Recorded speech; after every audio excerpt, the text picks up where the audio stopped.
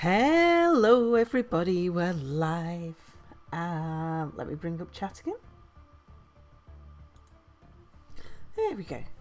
Let's see who's here. Ian Egg, hello. Sparrow, hello. Oak Tree, hello. Michael, hello. Did I miss anyone?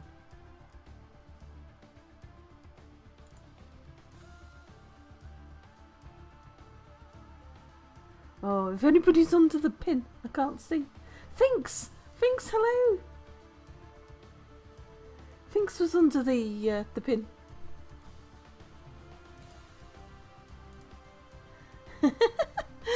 Bernie, hello. Audio's fine. Good. All right. Let's have a look at where we're up to.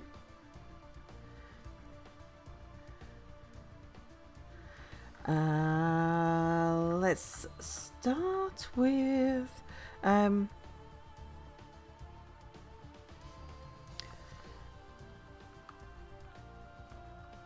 yeah, we've got unruly neighbours to the north.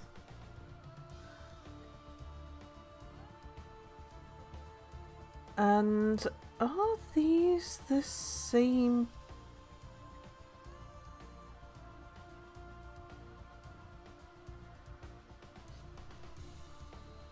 No, they're somebody different, aren't they? They're not connected at all either. Marinara and Menace, hello! Thank you so much for your resubscription. Billions must fall to wacky traps and spurious finds. Indeed.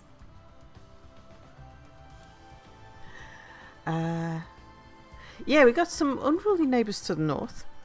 And then we have these guys to the south. The Glirran Alliance of Suns.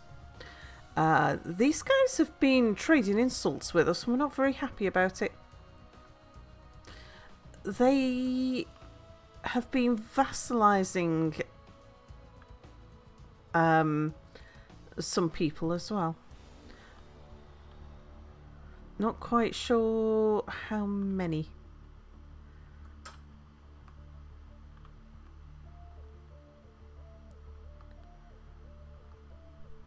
But yes, I think we would like to have a word with our southern neighbours and our northern neighbours. Right, so Wanderer is wandering, going around and exploring places. Ooh, Oak Tree! Today's menace from the darkest nebula punja menu is deep fried surf and turf flambe, broiled eel vindaloo, meat soup and apple strudel, which is a trap. Today's clubhouse bar offerings is turnip wine, Coca-Cola. Cocktails are rambutan wine and cranberry juice with maraschino cherry, fisherberry wine and squash with candied ginger. Do you know, that makes me want to have a sip of water. Only because my water's flavoured. Today's spicy water is orange and mango. It's a brand new bottle, so it's a bit fizzy.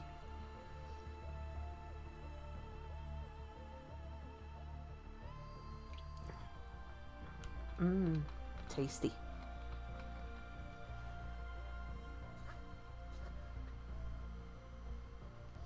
Oh, right. So yeah, we got the southern neighbours. I've also got a coffee on the go. Southern neighbours, northern neighbours. Let's have a look at how. Let's give the Mir mod a quick poke. With this AI's guidance, you will establish prosperous cities across the entire galaxy. Secret Cell did not see the under this counter menu, Pipwitch and Cherry Milk. No! I wanted to have a look at our contacts and just see how we're doing. What's somebody who's equivalent to us? Oh, Porterton. Yeah. Yeah, they're equivalent to us as well. So yeah, I spent so much in alloys on building my building our road system that we haven't been keeping up on the fleets.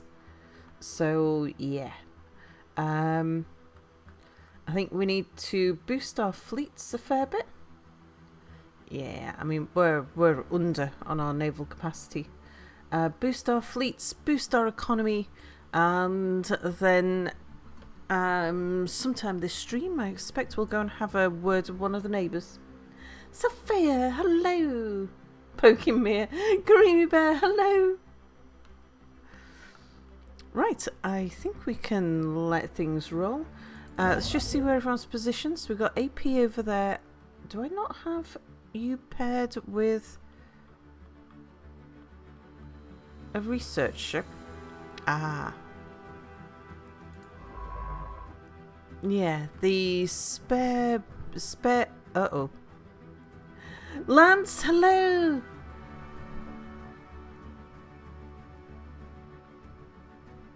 Oh no, it's okay. I just... I heard rumblings from the Mia room and I thought, uh-oh, I've poked him. I've poked the Mia.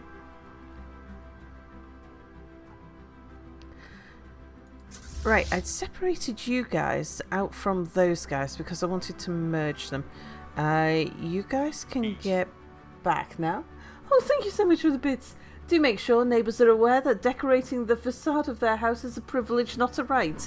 Indeed.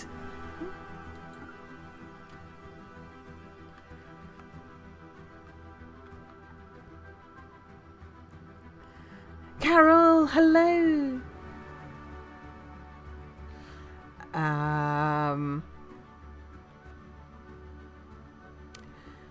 Yeah, you guys belong up there. TDC, where have we got you? You're at the Eastern Gate. Where did I actually want you? Down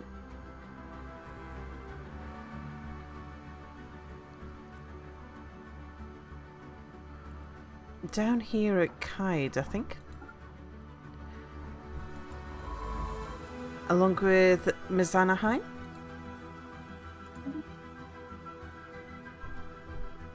And Pelanova, where have we got you? Yeah, you're up at Carol, along with Vedafona. Good, good, good. So you can't paint a giant pip on the side of your shuttle?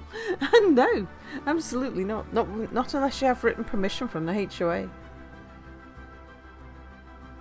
Okay, and then Wanderer is off exploring.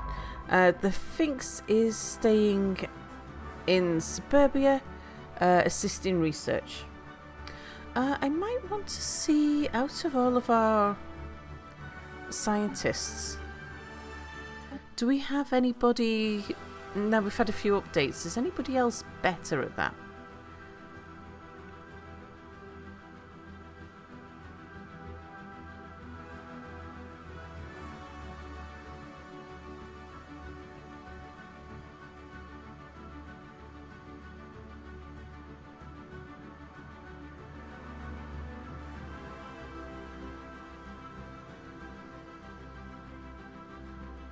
Oh, Miss Anaheim is our current head of research. Oh, you... Actually, Miss Anaheim should be the one who is assisting research by the looks of it.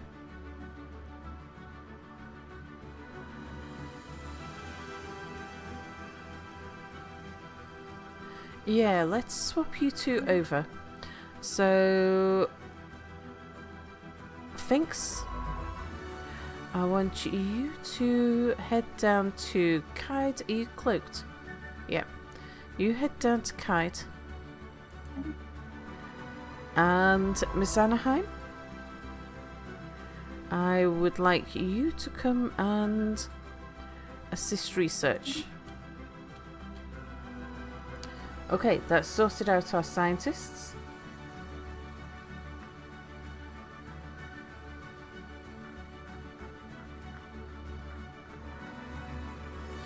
How are we doing on alloys? Right, Suburbia. Eat. Do make sure to write Proposition 65 on the side of all spacecraft, though, as HOA regulations demand. Warning, this vessel contains chemicals known to the state of California to cause cancer and birth defects and other reproductive harm. Ethics changes somewhere. A couple of Karens, couple of popsicles. Yes, we want to get the smuggling galactics up to strength.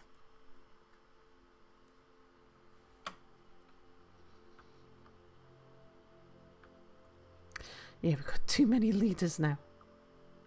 Because I accidentally told Fedafalna to go and abduct somebody when I thought we were just looking for strange life forms.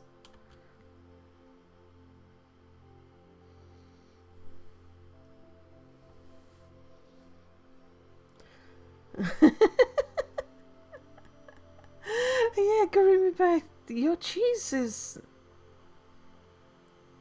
having problems.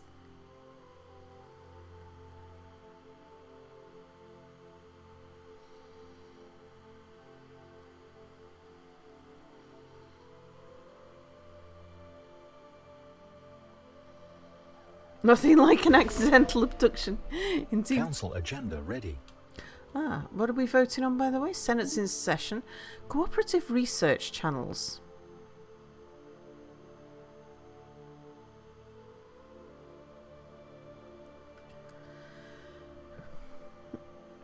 What's our thoughts on what the HOA would think about establishing protocols that permit the scientists of the galactic community to share and review discoveries more easily? Is that something that the HOA would be up for or not? What do you reckon, chat?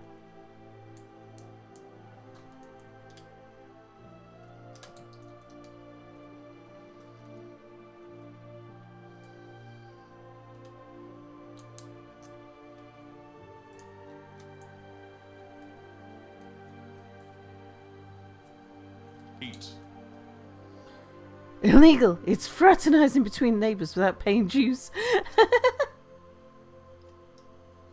Thank you so much for the bits. Okay, in that case we shall oppose.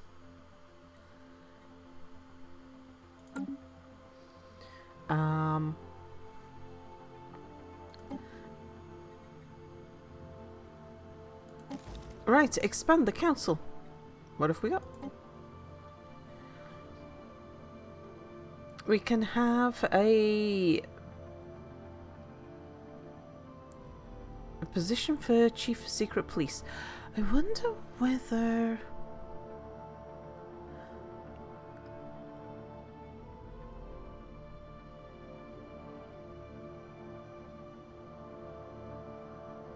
Oh, that's probably okay. Yeah.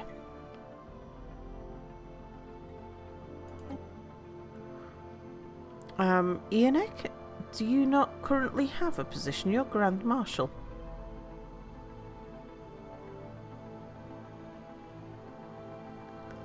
Yeah, we don't want anybody in that position.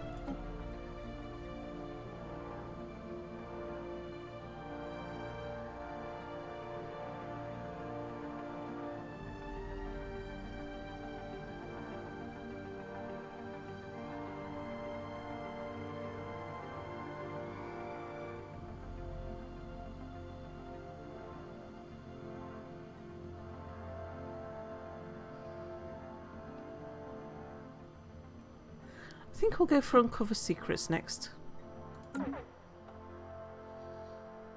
Yeah, we know we've got an open council position. We've got nobody to fill it.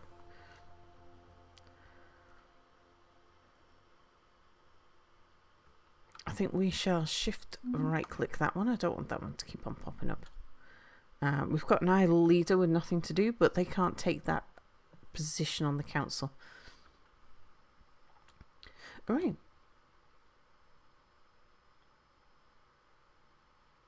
And Lennox, hello.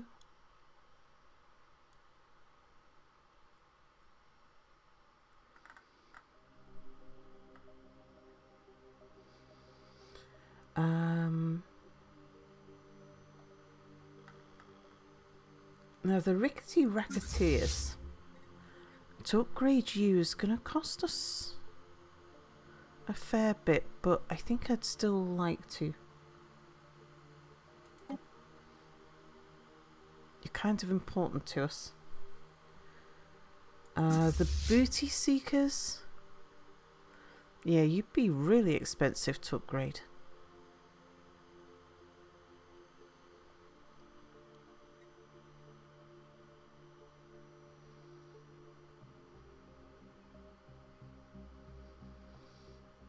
And the smuggling galactics, actually, can we? Yeah, we can upgrade you. You only need a little upgrade. Oh, we're full on food. Okay, let's do some selling then. Our design library grows. Oh no! Slippery Oak Tree has died. Okay, we'll sort you out in a second. Death of a great leader. Our great governor, Slippery Oak Tree, has passed away at the age of 112 while in service to our empire. The people clamour for a memorial service to honour this leader's contribution to the Homeowners Association. A grand event will give everyone closure and bolster our ideals. Oh. A private procession, let the masses mourn, or donate the body to science. We haven't had that option before. The hair whip emote. Yes, I believe it was helicoptering. Oak Tree says science. Okay, Oak Tree would like his body to be donated to science. After a brief commemoration, the governor's body has been donated to science to contribute towards essential medical research and education. What is left from these procedures will in the end be water cremated and turned into a mineral-rich fertilizer, ensuring no part of the body goes to waste. Such is the cycle of life. Ooh, researcher output +5. Monthly physics research +15 for 5 years. Nice. Right, we want to sell...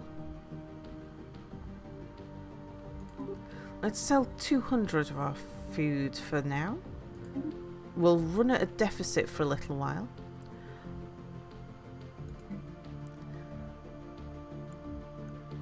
And we'll just take 100 off the top.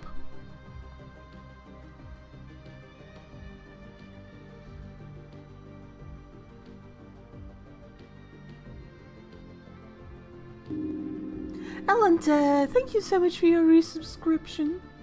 Silent Oak Tree appearing on a pungent menu near you soon.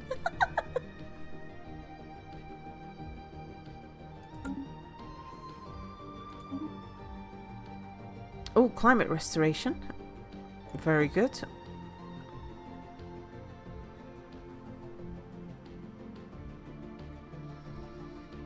I think more habitability. We'd like to start seeing some of these worlds become habitable.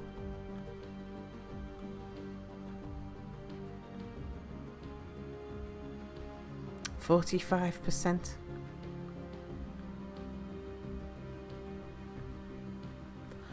Let's have a look at how our 2 worlds are doing at the moment.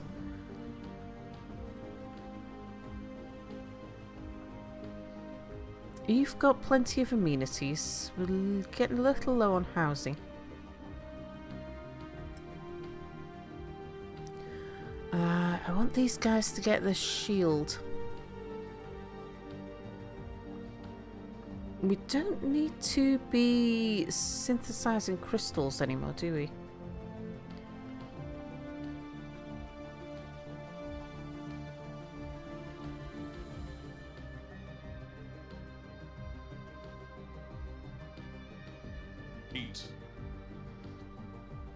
A commemorative dish would be perfect. So the first 5,000 contains a bit of your favorite, leader. Oak Tree, consider yourself noticed. Passes the baton of leadership to Ian Eck. Oh, I need to check that. As Bernie snatches the baton and runs off giggling. Right, let's replace you with the shield.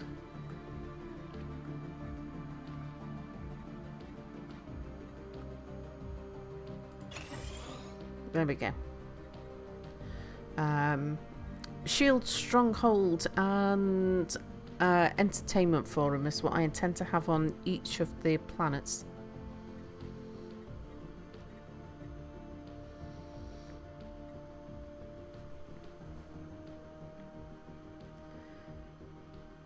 Oh, Yarrow's currently our governor.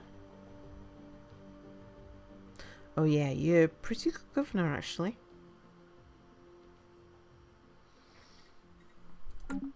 Let's have a look at who our new heir is then. Hang on, wait, here we go.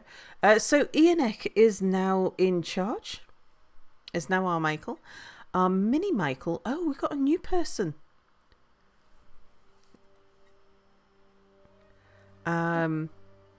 Right, who's going to be our next heir?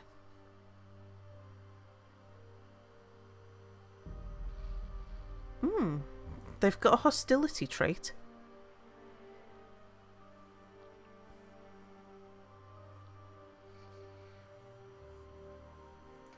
Shall we raffle?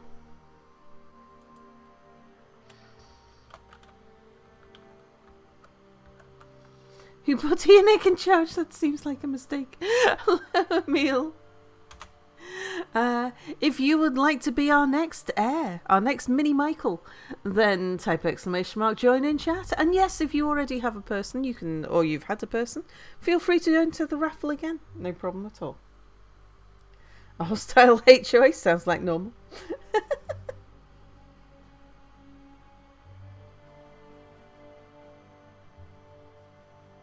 Zoctri wants to be reincarnated.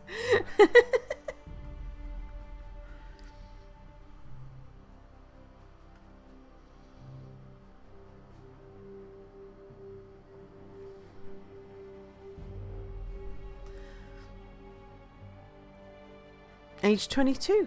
Okay. And Ianek is age 71.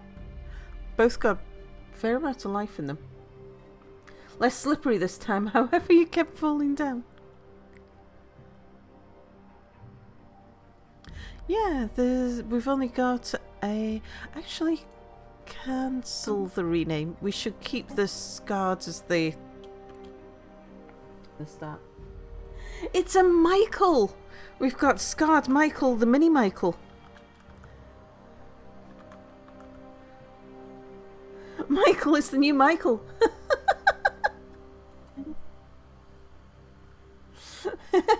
Woohoo! Michael, indeed.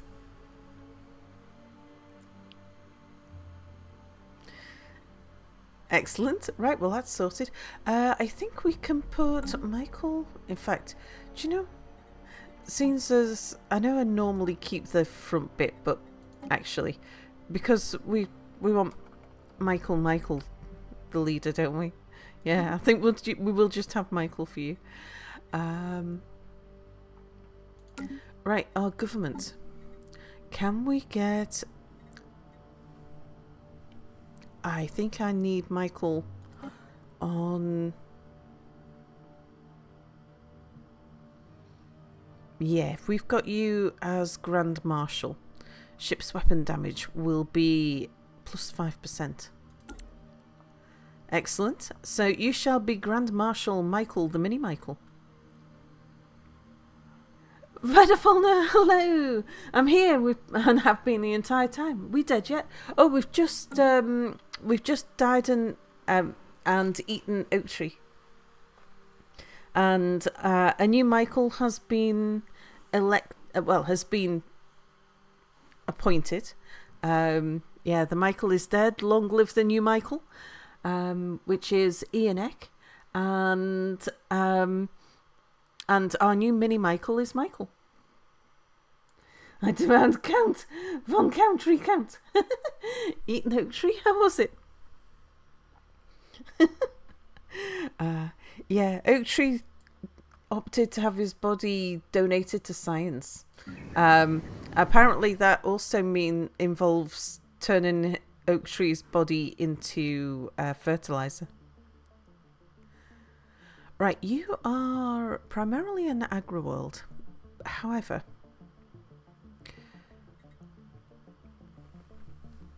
we are going to have... Well, we've got so many jobs. I don't think we need to worry about you for the moment, do we?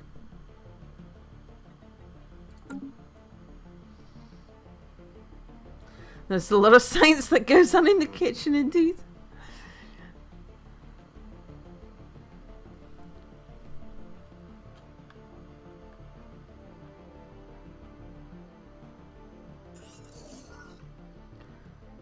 The Star Nation, formerly known as the Mechazoran Network, has been destroyed. Okay.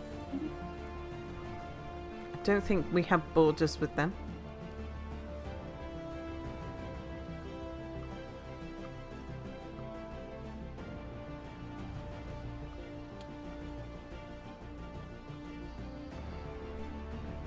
Stellar traffic improved.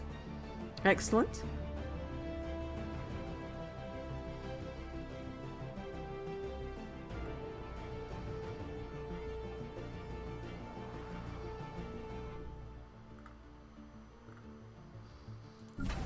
More ships, please.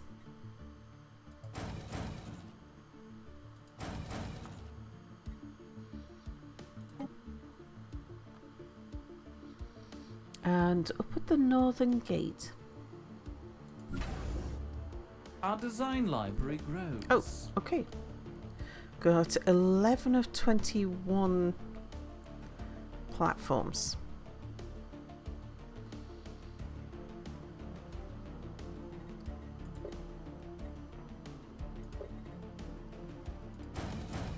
Let's get another 2 in place.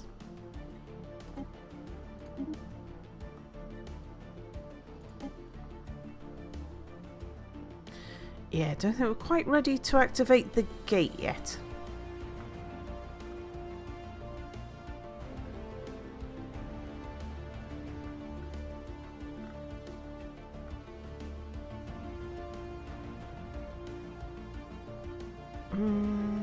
Let's get the proton launcher. I think there's none of these I'm especially interested in.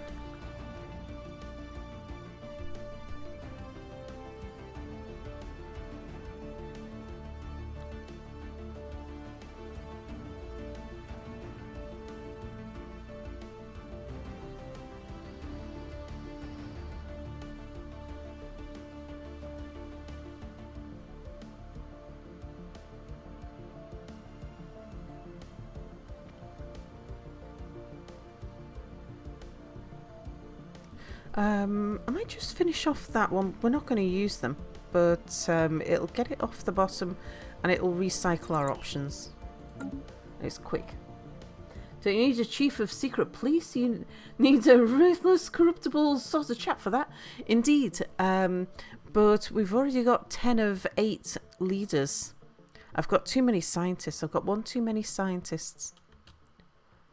Because I accidentally abducted somebody that I didn't mean to abduct.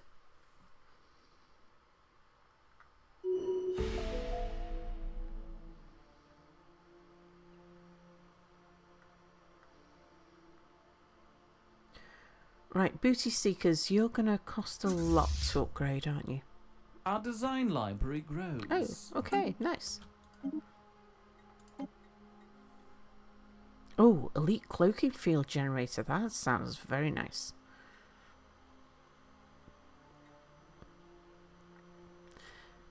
Yeah, that'll that's a better option for us to invest our time in. What's with you and scientists, Sal? Hoping progress will save us? Very foolish. Oh, Wanderer. While you're passing, how about you go and...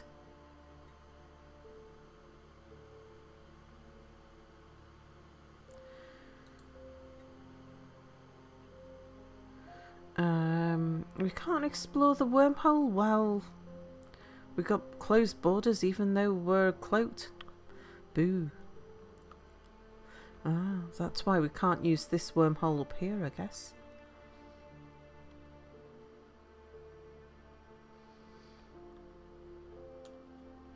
Yeah, I had to wonder and move up here because there's unknown areas I'd like explored.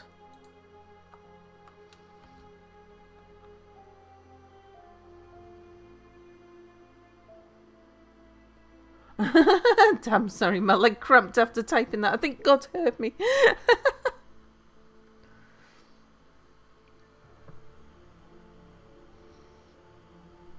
Stellar traffic improved. Excellent. Booty seekers, can we afford to do you? Yeah, just.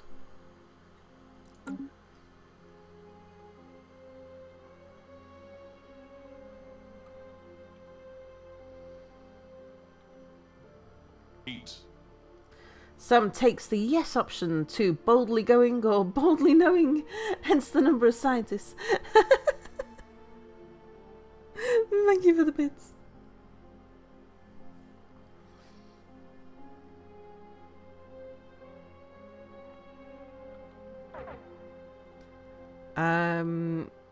Space amoeba? Where's that?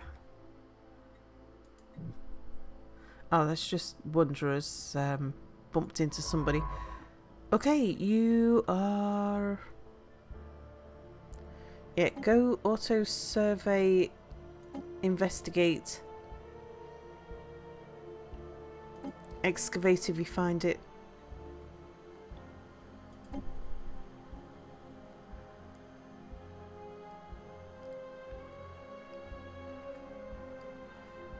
The enemy's tachyon detector grids are too strong. You need to disable them with the concentrated gravitation pulse before crossing the border while cloaked.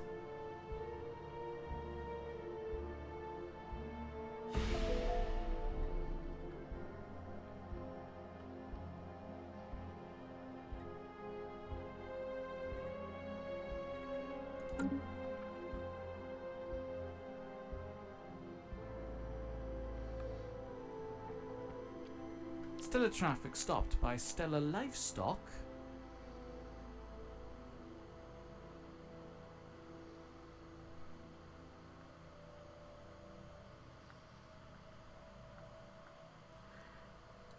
Alright, suburbia.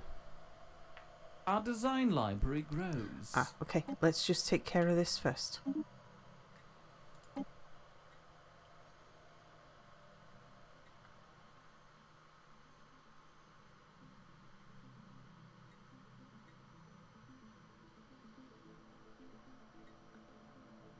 Are we using railguns? No, I don't think we are.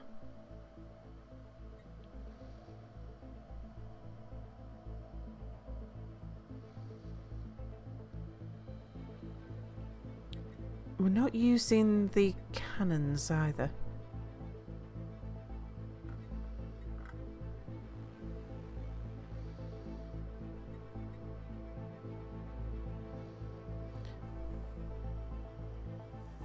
Let's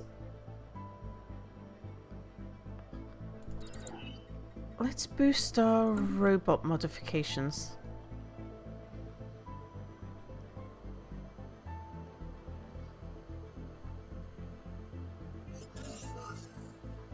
Oh, the end of the Darhesh Pact. They've been destroyed by its enemies. They went to war with our enemy neighbours. Can we do an insult, by the way? Oh, good. They're inferior to us now.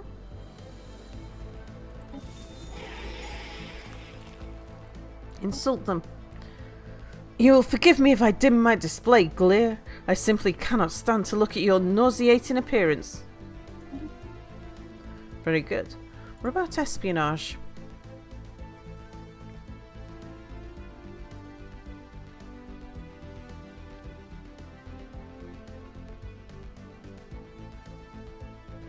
Yeah, let's spark a diplomatic incident.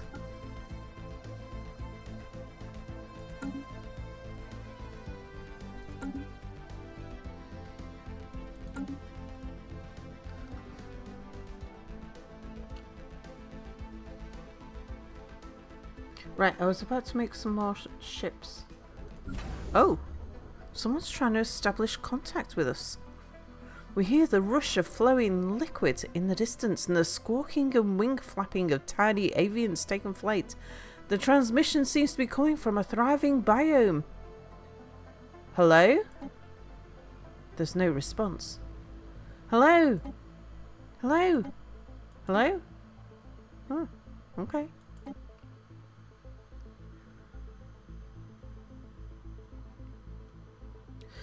Can we have one of our new platforms there? We'll disband that one.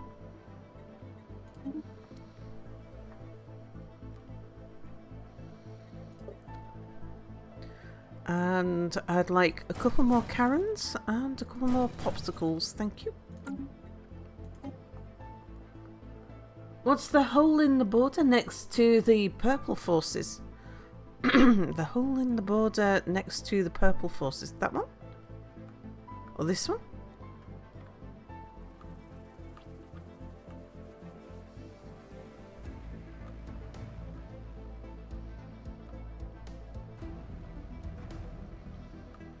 Yeah, it's just where there's a gap between the galaxies.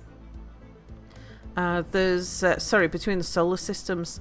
There's no solar system close enough to make the boundaries stretch far enough.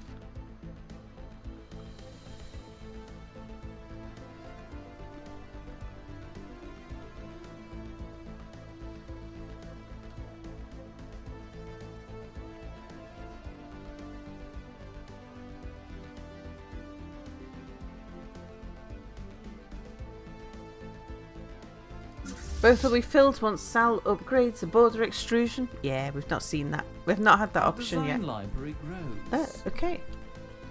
Upgrade the rickety racketeers.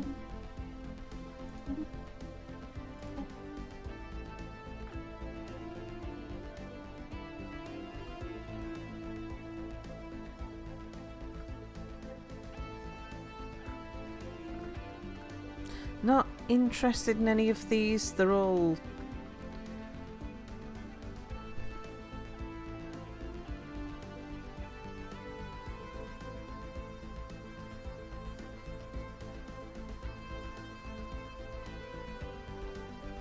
I wonder if you're better than our strike craft, actually. Because I do have a hanger on some of my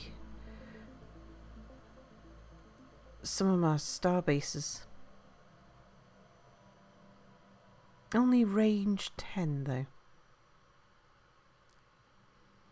But average damage 40 is pretty good.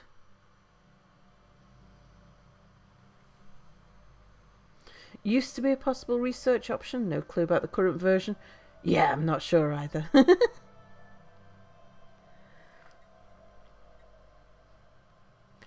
Ministry of Production sounds good.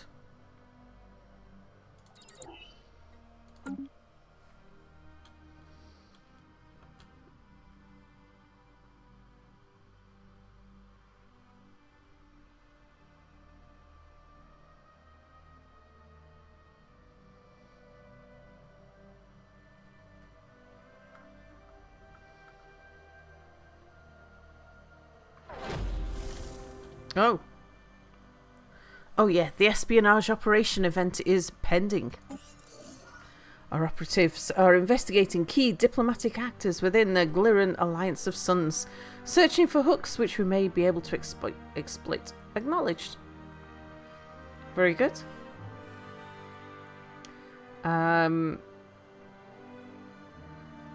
Yep, commence when ready.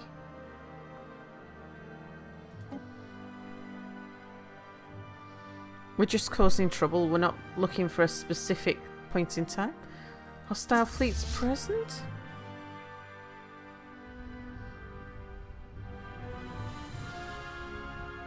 An ancestral glory cloud. Oh, that's the Sathwarine Raiders. Yeah.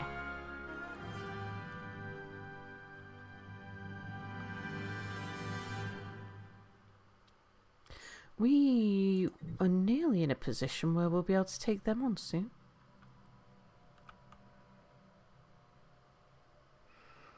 Let's have a look. 13 plus 8 is like 21-ish. Oh, I haven't got a calculator to do the sums. So that's another 21 up there. So that's like 42. 42 plus 8 is 50. So that's 62. 70.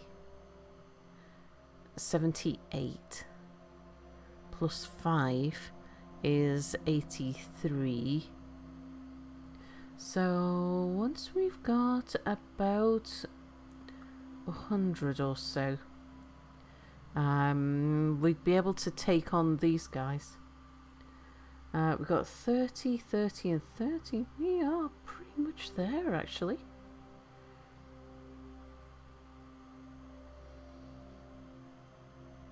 Incoming diplomatic message. Dear HOA, is your refrigerator running? It better be, you got meats and ice cream in there.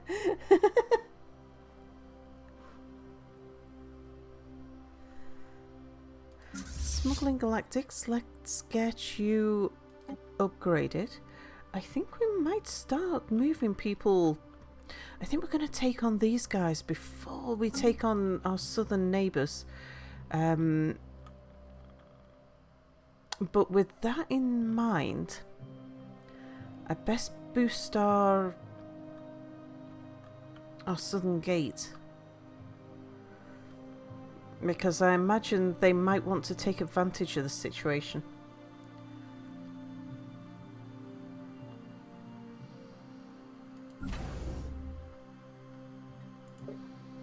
Let's get you upgraded to a fortress.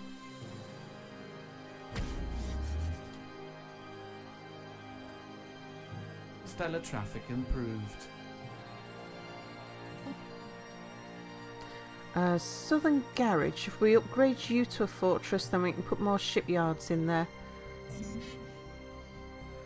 Or are we maxed out on? Just influence.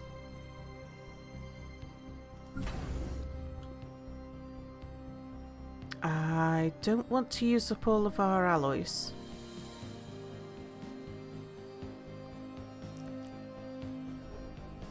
Oh, someone's attempting to contact us again. We hear the sounds of the biome from earlier, still nobody is present. Trace the source of the transmission. Yeah, we want to know. Situation log updated. We'll have a look at that in just a second.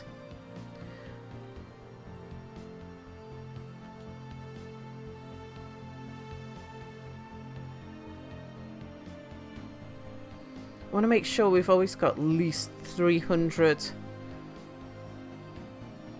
alloys in stock. Just in case we need to repair. Our design library grows. Oh, nice. Oh, we found an archaeological site. Where's that then?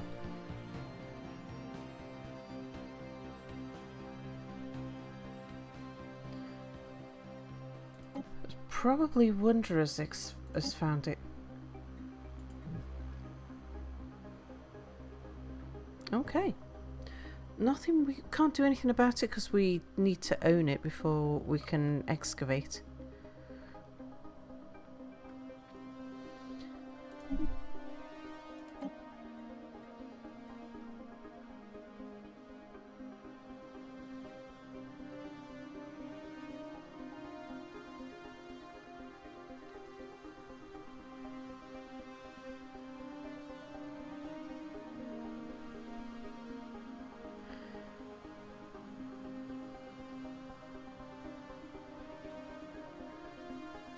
Let's get the planetary build speed because we're hopefully going to start building on planets soon.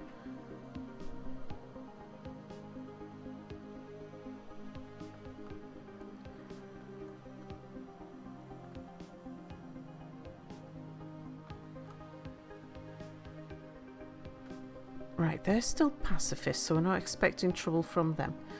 And let's have a look at the... Trace the source? Yeah, research What kind of research? Well, research. I don't know who's researching that.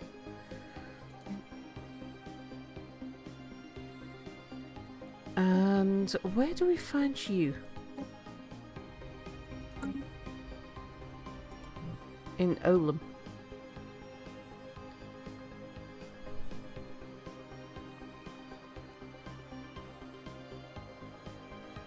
We'll get Wanderer over there eventually.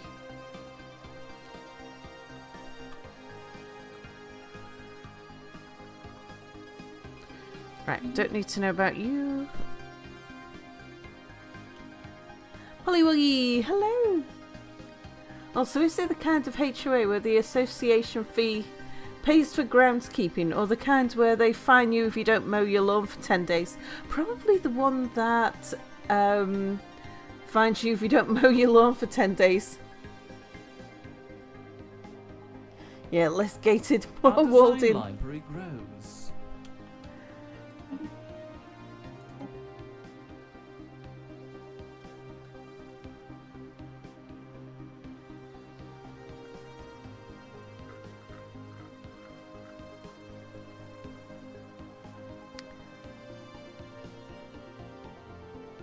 Fleet command limits, I think.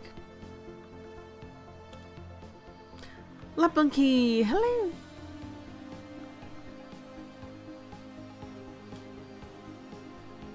Right, Southern Gate, we're working on that.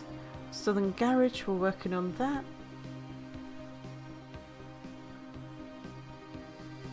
Country Club, how are you doing? Clubhouse, how are you doing?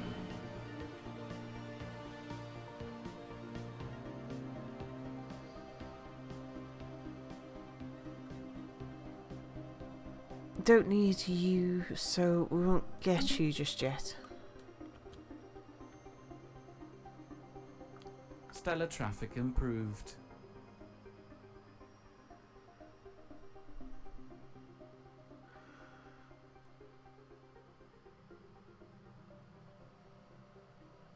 Right, Rickety Racketeers. I think we'll move you up to the Northern Garage.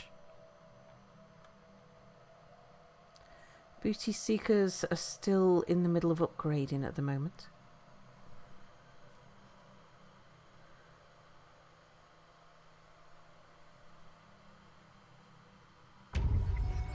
Oh, a scandal of our making. Excellent. Our agents in the Glirran Alliance of Suns report that the Operation Spark diplomatic incident was a resounding success. It sounds like something the name had to come up with. What do we want to do? We want to spark a diplomatic incident. Okay, call it Operation Spark Diplomatic Incident. The matter was resolved by bringing to light one of their envoys' substance abuse, which had allowed malevolent drug lords undue influence over their decisions. Their diplomatic standing is weakened as a result. Excellent. That's what we like to know. That's what we like to hear. This HOA puts a line on your property to make a point. They leave nasty notes at 5 days, but they actually fine you at 10. Like put a lien on your property, indeed. With a proper application of Oak Tree brand fertiliser, you'll need to mow your lawn about every 3rd day to remain compliant with HOA decrees.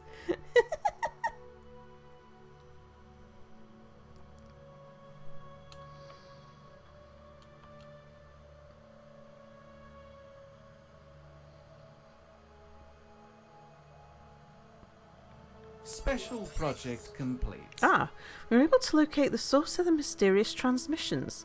On tracing the signals to multiple points of origin, we've ascertained they must be coming from a moving object.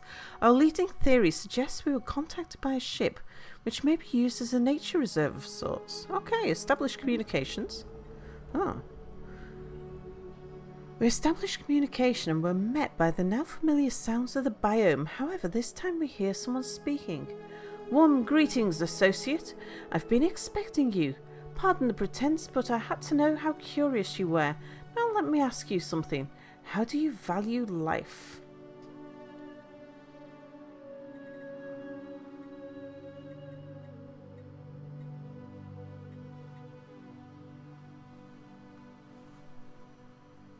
I can imagine them saying, is this a trick question? What do you think the HOA would say? Would they say, who are you? Would they say, that depends, life comes in many forms? Would they say, is this a trick question? Would they say, explain yourself? Yeah, the HOA values life highly if it's of proper uniformity.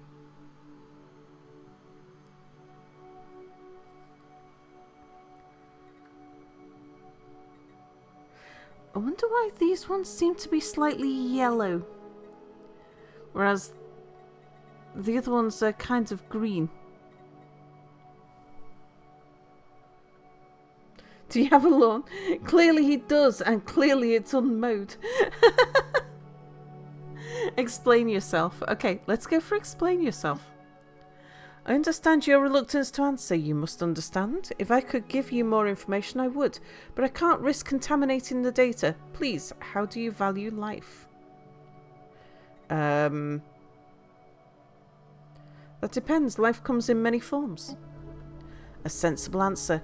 Few would hesitate to remove something that would threaten life, yet it bears remembering that all life holds infinite potential. Now, I will shed some light on my reason for contacting you. Go on. I am Azarin, a former astrobiologist from Azathia, turned scholar of astro-creation. I seek the materials needed to create new life. Astro-creation requires more energy than I can generate on my own. Azarin pauses before continuing. I assure you this is a worthwhile pursuit. But first, a challenge. I would like to send you a gift of sorts. See if you are able to neutralize it.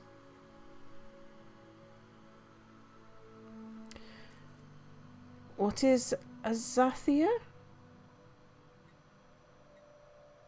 Okay, either of these will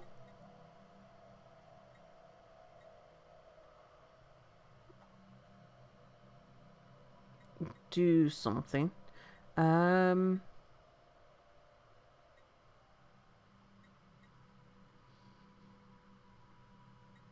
Which one do we most want to know about? Azathia?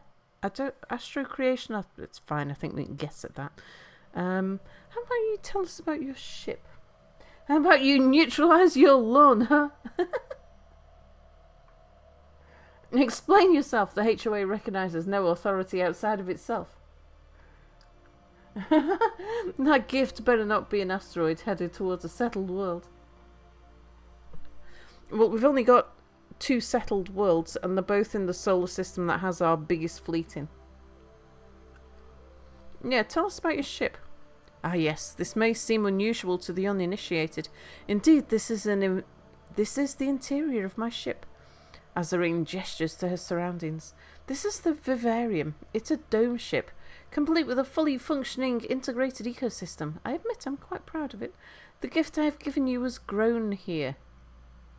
Oh, okay, we can ask more. And what's Azathia? Azathia was my home.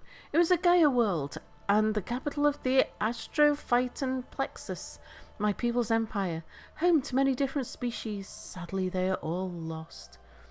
Azarin's gaze drifts. As its pinnacle, our world was a wonder to behold, teeming with life and natural beauty. I imagine such biological diversity has scarcely existed since, but it all fell apart. Now treat my gift with care. Okay, and what's astro-creation? An excellent question. Astro-creation is the advanced variant of terraformation. It's incredibly powerful. By seeding a planet with one of my terraformation nuclei, Azarin indicates the buds on her back, we will be able to transform almost any planet into a thriving Gaia world. The process requires a great deal of energy, but the results are nothing short of spectacular. Amazing, yes. The gift I send you is a first step towards that end. Okay. Until next time. Situation log updated.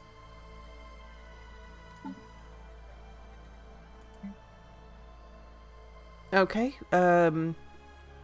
The supposed gift we received from Azarin is in fact a plant-based bacteria, unlike anything we've ever seen. Neutralizing it will provide a dangerous challenge. However, if we're successful, it will further our understanding of science and medicine. Do it.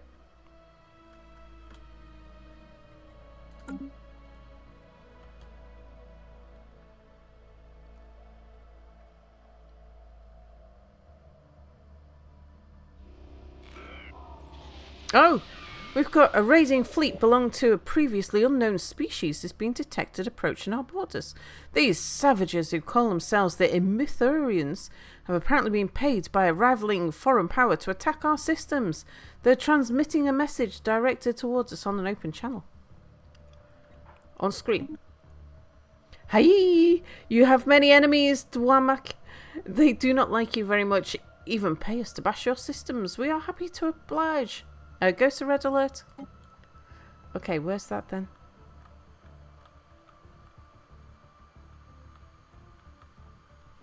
Galactic, hello.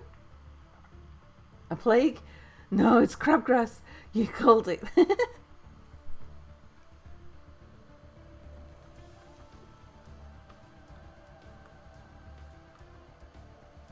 Okay, where are these raiders?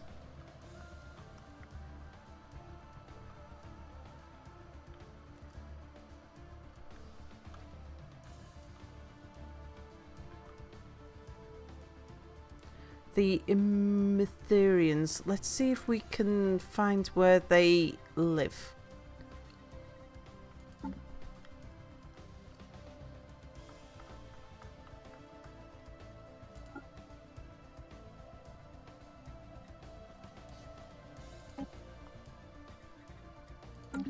Okay, up to the north. So I guess...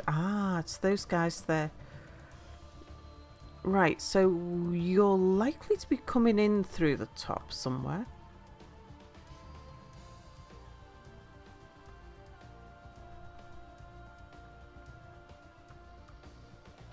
The booty seekers are still being upgraded at the moment.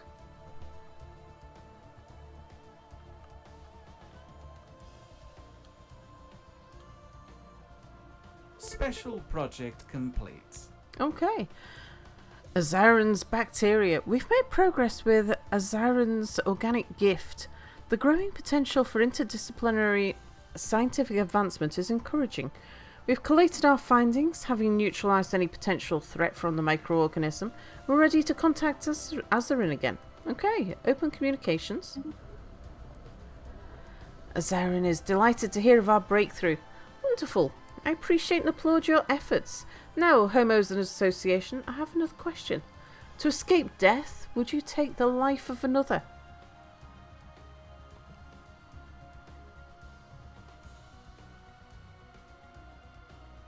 You will regret stepping on our lawns. And Galactic says, "Hi Sal, sleeping in the aquarium mirror and chat."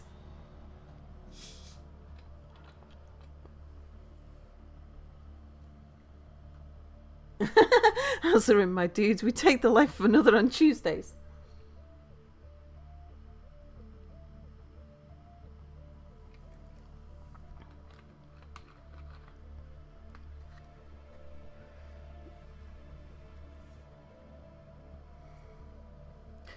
I mean, we take the life of another just to eat.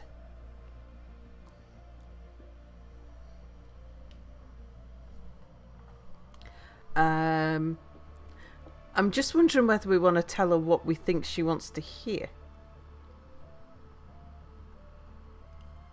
Dinodods, hello. Hi Sal, what's new with the house? Got more pics? Oh, were you here yesterday? I was showing new pictures yesterday. And you keep the lawns green if you don't fertilise the grass with fresh corpses. Winterman, hello. Poll. Let's do a poll.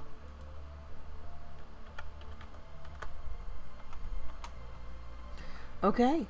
So it is yes or no. Yes. No. And... Right, 2-minute poll. Give time for people on mobile to vote. Get your votes in, yes or no? You missed them. Everything coming together.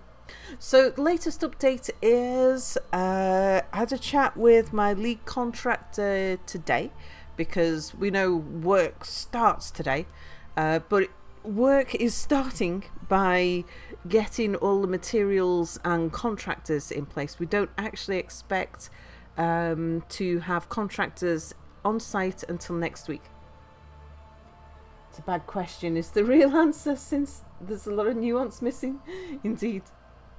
But yes, I can show pictures that we showed yesterday. Let's get them up. Hang on, if I bring up... That's the...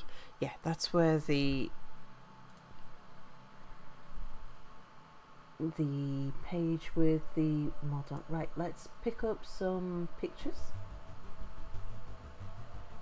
So Mia took some photographs for us yesterday.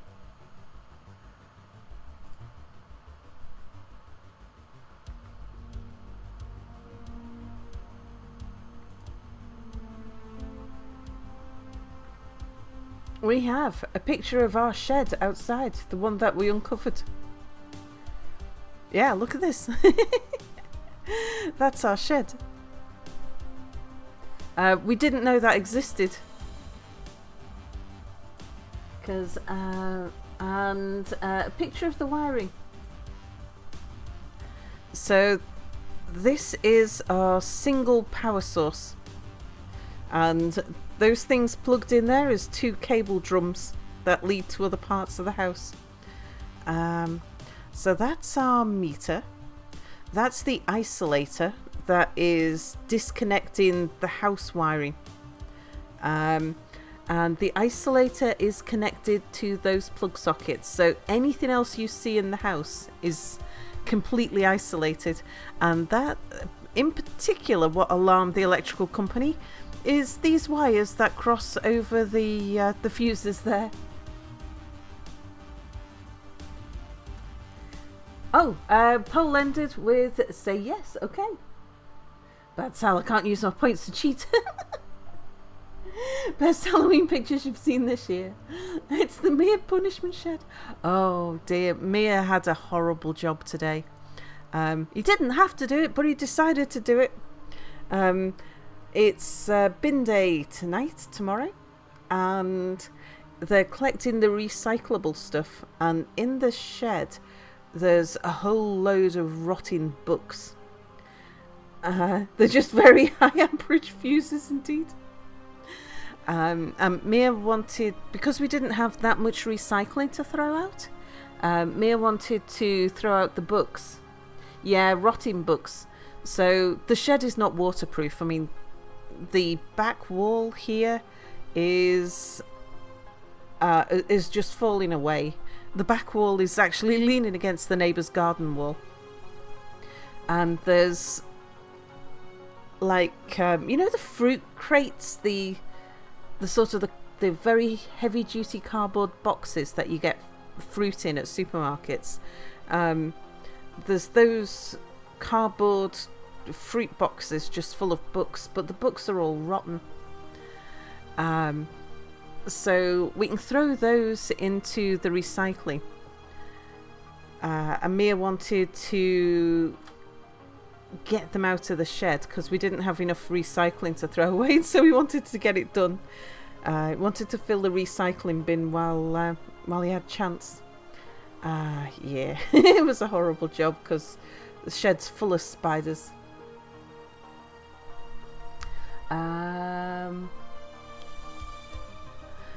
Did you see the other picture that we shared recently? Which is a couple of days after we moved in. This is the view out of the terrarium window, which you can see the area that Mia has gone over with the industrial brush cutter, and you can see the area where he hasn't. And the shed is behind this. It's just completely buried. This is how high the overgrowth was. And like why we couldn't move in for the first 2 days because we just couldn't get the furniture out of the van into the house until we cut a swathe through it. And we found Mia's lowered the ground level by about 6 inches, so that's about 15 centimeters. Where the path is, he dug through the rubble and the weed roots. So this is not the proper ground level. Underneath this is all kinds of rubble, like loose rubble and old pallets that are rotting through and stuff. Where we've got the hardboard here, that's where the biggest ditch is, where something's rotted out, and now there's a big hole. Yeah, but Mia cleared. There is a garden path that runs from. See where that big tree is? It's the other side of the trunk of that tree. Is that halfway? Yeah, it is. It's halfway along the garden wall. So you're only getting a little bit of a snapshot of the front garden here, front yard. And the photograph really doesn't do justice to how long this is.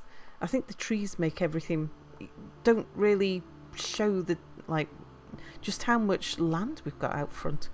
Yeah, that tree there is less than half of the width. So the path is the other side of this tree. And it's halfway along the garden wall. And the path comes from here somewhere, down here somewhere. Yeah, but Mia cut away all of this brush, and that's when we found the shed.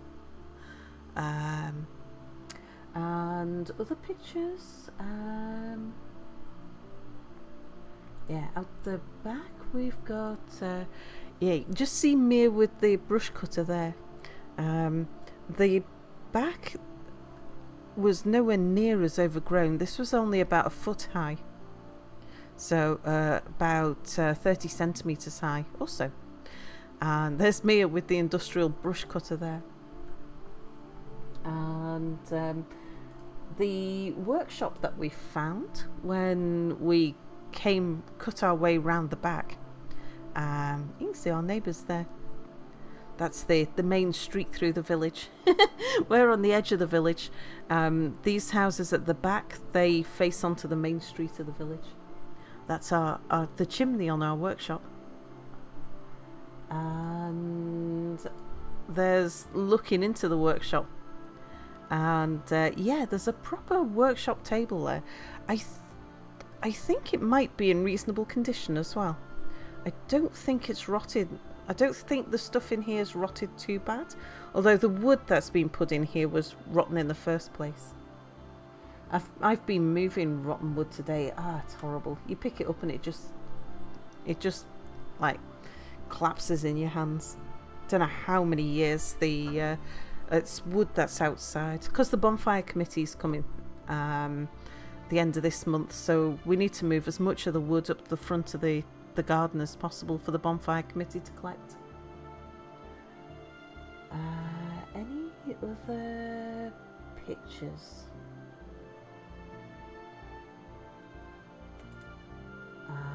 This is the one that shows you just see beyond. This is the birds' nests in the bedroom, top right bedroom. And yeah, you can just see straight out into the garden. Now, especially now we've cleaned out all the birds' nests, you can just see straight down there. So inside and outside's a bit theoretical at the moment. This is the left-hand bedroom. See the birds' nests there. And yeah, so some work that we have had done is the water tank. This hardboard's not up here anymore. Water tank's been removed. None of this lath is there anymore. And the rubble's all been moved as well. So it's all back to stone now. And looks like this. So yeah, all back to its bare stone and wood. We need to get rid of the battens and all of the old wiring, but we'll do that once the roof's off and it's a bit cleaner up there. We'll let the fresh air blow all of the cobwebs and things out. A quick reminder what our cottage actually looks like. This is somebody else's cottage that's very similar to our cottage. But they've got sheeps and we don't have sheeps. And our upstairs windows are a little larger. And we don't have this style of porch on the front. We've got a big glass box with a roof that slopes down. Yeah. So that's where we're up to with the cottage at the moment. So a little later this week we'll get the confirmed plan of who's on site, which day, what we're doing, so we'll know for sure like what the interruptions to the stream are going to be. It seems like an intense renovation. You struggle to bring yourself to live in somewhere without functioning modern comforts like that. Sheep, hello! And rainforest. Yeah, it's going to be a cold winter without that insulation. Yeah, the only... are we keeping the nests? No, we've cleaned the nests out. You mean the chimney of the crematorium? All that work and next year's taxes will skyrocket. It doesn't work like that in the UK. So it doesn't matter the condition of the house. It just matters if we doubled the size of our house, that might do something.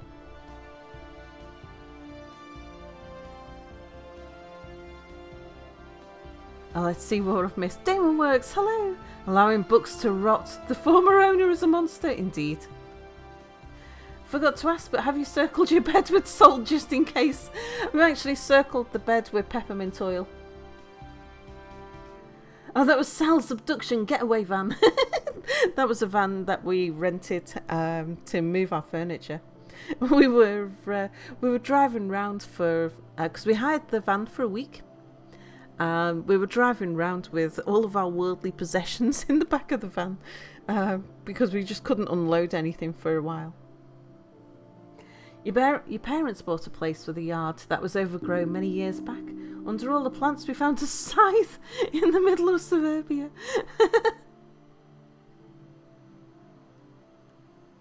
The workshop seems to need some work. Yeah, indeed. Needs clearing out, indeed. Yeah, it's going to be a cold winter unless we do some stuff. As someone whose father is a contractor, this sort of thing is always simultaneously amazing and terrifying. Is this our first owned home or not first? Yes and no. So, years ago, an area of Salford that I knew pretty well. The house came up for sale that was like pocket money because nobody was buying houses in that area. But I knew that because there was so much trouble in that particular area of Salford that the houses had no value. They could barely give them away. But I knew that there was two streets in particular that were on the other side of the river and the other side of a main road that were not troubled streets in the same way as the rest. And there was a house that, was going for almost nothing. It wasn't habitable. But I bought it. Because I figured that, well, it was somewhere to store my stuff because I was renting an apartment that was really small. And I just needed some more room. So, I bought a house. Made it watertight and left it at that. And so when Mia and I, Mia was not happy with this job. And we were talking about how Mia could, because I was bringing in enough money with sponsorships and things that I felt we could take the gamble of Mia leaving his job and joining me in the streaming business. And we'd be able to just about scrape by. Mia really wanted to do it, but he was nervous. He was nervous about, like, with him not contributing to the rent, what happened if we had a bad month or something. It was like, oh, you know, like the time that I came down with COVID and I couldn't stream for a fortnight. That meant, like, the income of that month was really bad. And yeah, it was going to be close. We were cutting ourselves really close. So we had to think about it. And the apartment that we were renting at the time, the landlord had decided to sell up. So we had, like, we were getting the streams were being interrupted by people coming and viewing the apartment, and we were thinking about buying the apartment. Because I was saying, if I sold my Salford house, the Salford, that area of Salford has had a bit of a renaissance since, and it was worth way more than how much I bought it for. Like 3 times the amount that I bought it for. At least that's what I was thinking. And that would cover a fair amount. And then we could go with a small mortgage and buy the apartment. And as long as Mia secured the mortgage on his job, because I can't get a mortgage based on my streaming income because it's too insecure. And anyway, we talked about maybe buying the apartment we were renting, and then we thought, why are we paying to live in Manchester city centre when, like, if I sold my Salford house, we could move somewhere else in the country that's cheaper and just buy somewhere outright. And as long as we've got, like, my Salford house wasn't suitable for streaming, even if we brought it up to, like, habitable standards. Didn't have a kitchen in it. Had a nice bathroom, but no kitchen. But every single room shared a wall with a neighbour, and the walls were paper thin. It's like an old Victorian slum terrace. And the walls between the neighbouring houses were just 1 brick thick. So I discovered this when I was adding an extension onto my wiring. I wanted some extra sockets, and I chopped out some of the brickwork to set in the socket and just knocked straight through to the neighbours. It was like, oops. So it wasn't suitable for streaming because you could hear the neighbours, like, even if they were just talking at a low voice, you could hear what they were saying. And so me streaming in the middle of the night was impossible there. So yeah, we were saying if we sold the Salford house, we could, because we were having a look at house prices around the country. If we went somewhere cheap, we could probably buy somewhere. Like, and if it was an end of terrace, as long as we made sure there was a room that didn't connect to a neighbour, we'd be fine. Quick reminder of what our cottage actually looks like. This is somebody else's cottage.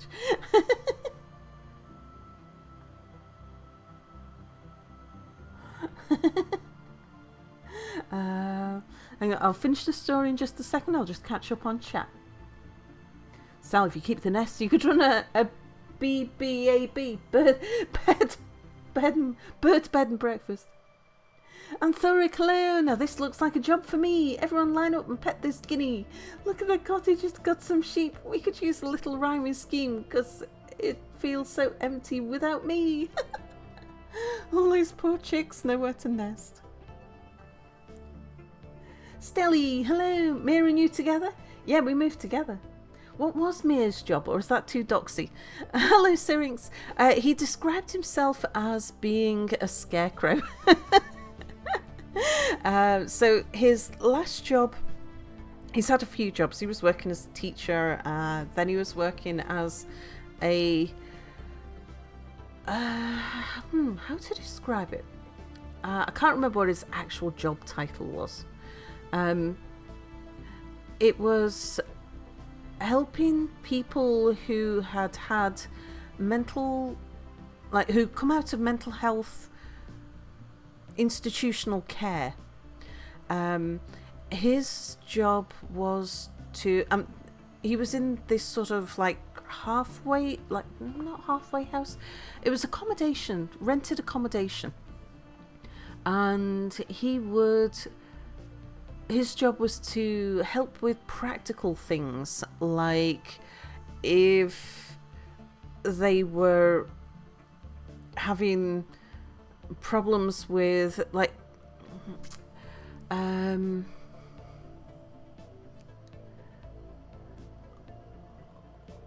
finance. No, what if? His job was to find out what their problems were and put them in touch with the people who could actually help. So if they had financial problems, then he would put them in touch with the people who they needed to pay their rent with, so that they'd know who to talk to deal with the issue, and he'd act as a sort of mediator. If they were having problems paying their electricity bills, then he would like coordinate dealing with and put them in touch with the people who they needed to speak to get the help they needed. And if they couldn't change a light bulb or something, then he'd coordinate. He'd had some things he'd just go do himself, and other things he would coordinate with plumbers and electricians and stuff. But then he got offered a job with the same company, which was just being a night concierge. And because it was night work and a lot less stressful, because it wasn't dealing with people in crisis. He took that job. It paid more, and he described it as being like being a scarecrow. His job was to mostly make sure that the fire regulations were being met, but also to stand like to sit on reception and scare away the drunkards. Can't Mia and I get a job there? Well, if I get a job, I can't stream. Of course, Sal got Mia a job at her own place of work at one point, so he was a spy. So the village that we're living in, there's no jobs in the village where we live. It's a commuter village, but we don't have a vehicle. So, but that we didn't. The whole idea was if we bought somewhere cheap enough from like I run a business. My business is streaming, and I make enough to pay the bills from streaming.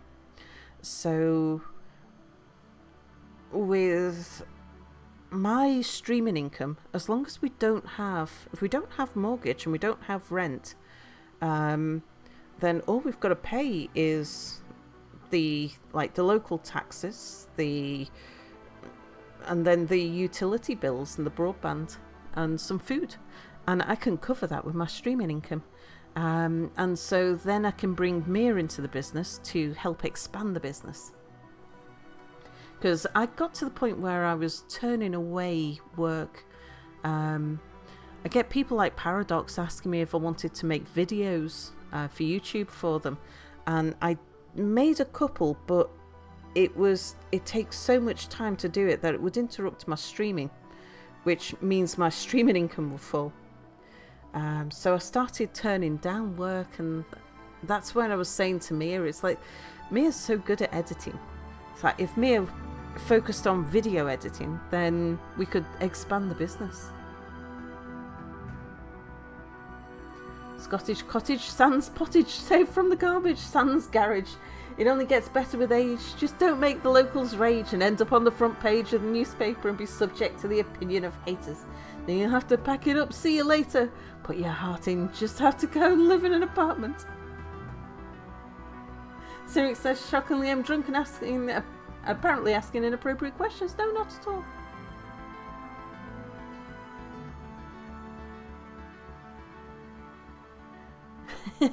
Yeah, bricks on their own might as well be a fence as far as sound is concerned, indeed. Sold the Salford house, even well-meaning. It was unsuitable for streaming. Paper walls and too many neighbours, too much noise. Kids playing with toys, a party of frat boys. Noise so much that you hit the clutch and sell it off, just scoff and go to work on that cottage you bought, indeed.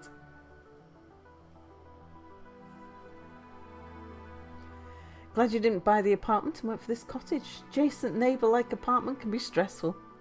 The apartment wasn't bad.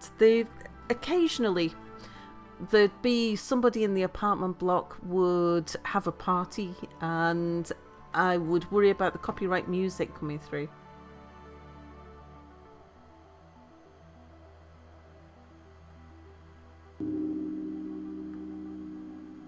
Oh, come on, we couldn't even get Mia to file a complaint about the bike and the fire escape. Oh, a tip. Hang on a second. I need to go look at this thing to see this. Wanderer, thank you so much for the tip. Oh my gosh. For the renovation fund, that's huge. Thank you so much, Wanderer. The music right now, it's perfect. So the streaming from the apartment was actually really nice. The apartment was well soundproofed. Apart from the noise from the trains, the fact that the road at the end of the street was on a hospital route, so we'd hear ambulances every so now and then. Yeah, the no sheep tax and the no coo tax. But yeah, we figured if we sold my Salford house, because they'd gone up in value quite a bit, like far more than, because they were so low, the jump in value, and I paid off the mortgage. I'd got a little mortgage to buy it, but I'd paid it off long ago.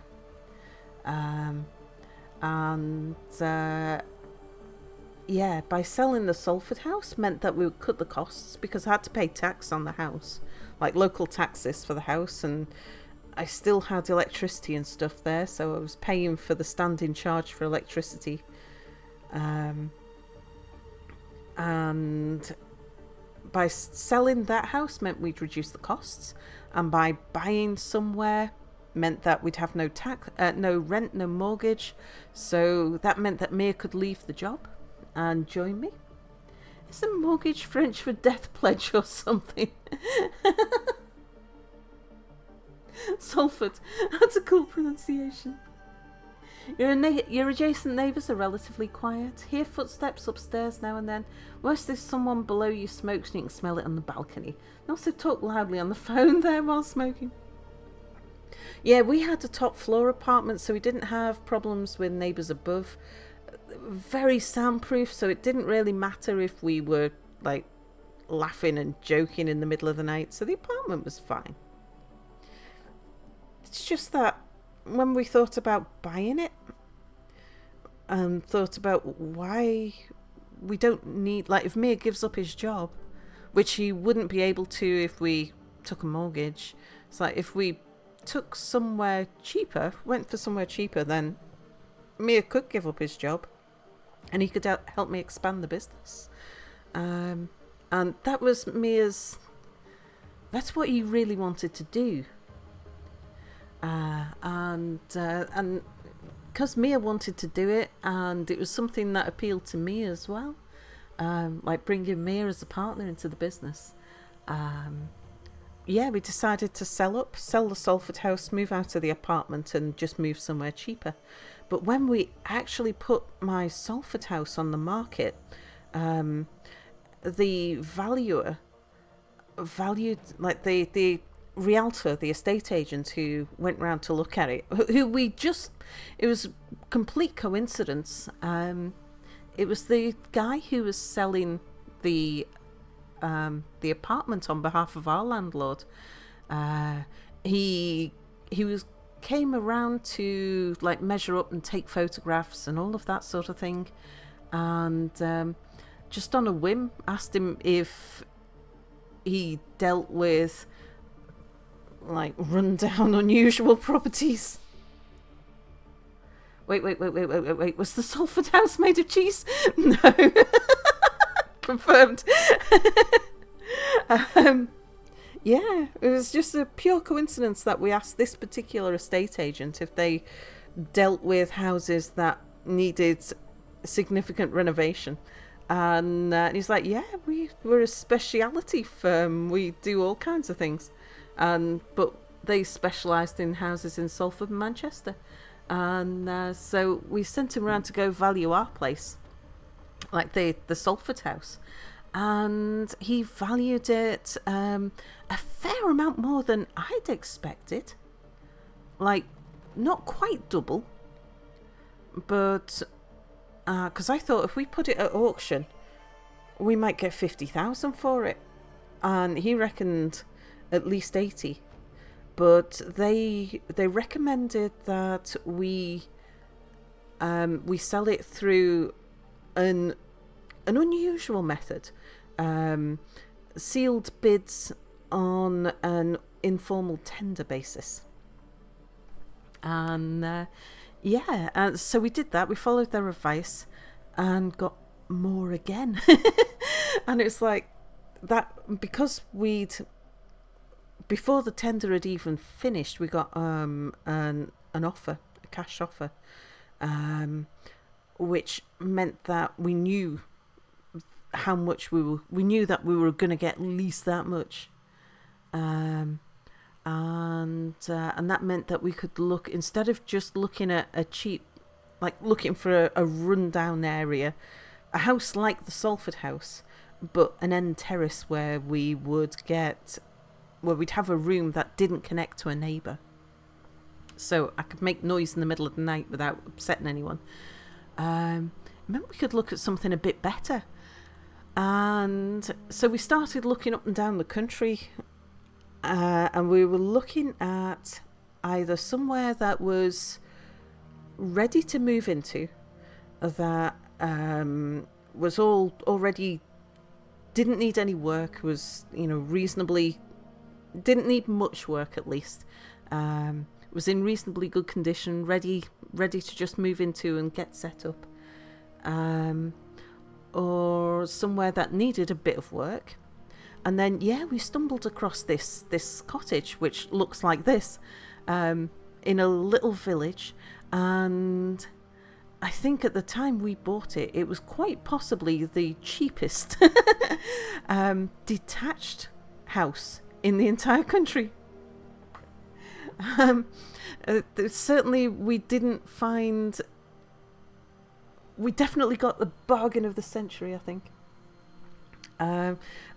Because it was just on the verge of being, well, I mean, it probably shouldn't have been classed as habitable, because like the wiring was dangerous, and it had been abandoned for 3 years, and the guy before that had been a hoarder,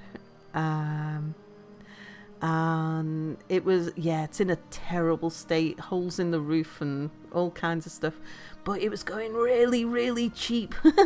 But it had, like, habitable with some repairs indeed. Like, our main sort of criteria that we were looking for is it needed to be mostly watertight. Like, there's some places that were cheaper, but they literally had no roof, or like that were actually derelict, that needed refurbishment, but from total dereliction. You could pick up somewhere in Scotland that was like a derelict cottage like ours. You could buy for like 30,000, but it didn't have a roof. Or didn't have windows. This one had electricity to it, water to it. The bathroom worked. Wait. So you bloody well mean to tell me you sold a solid house for near double what was paid?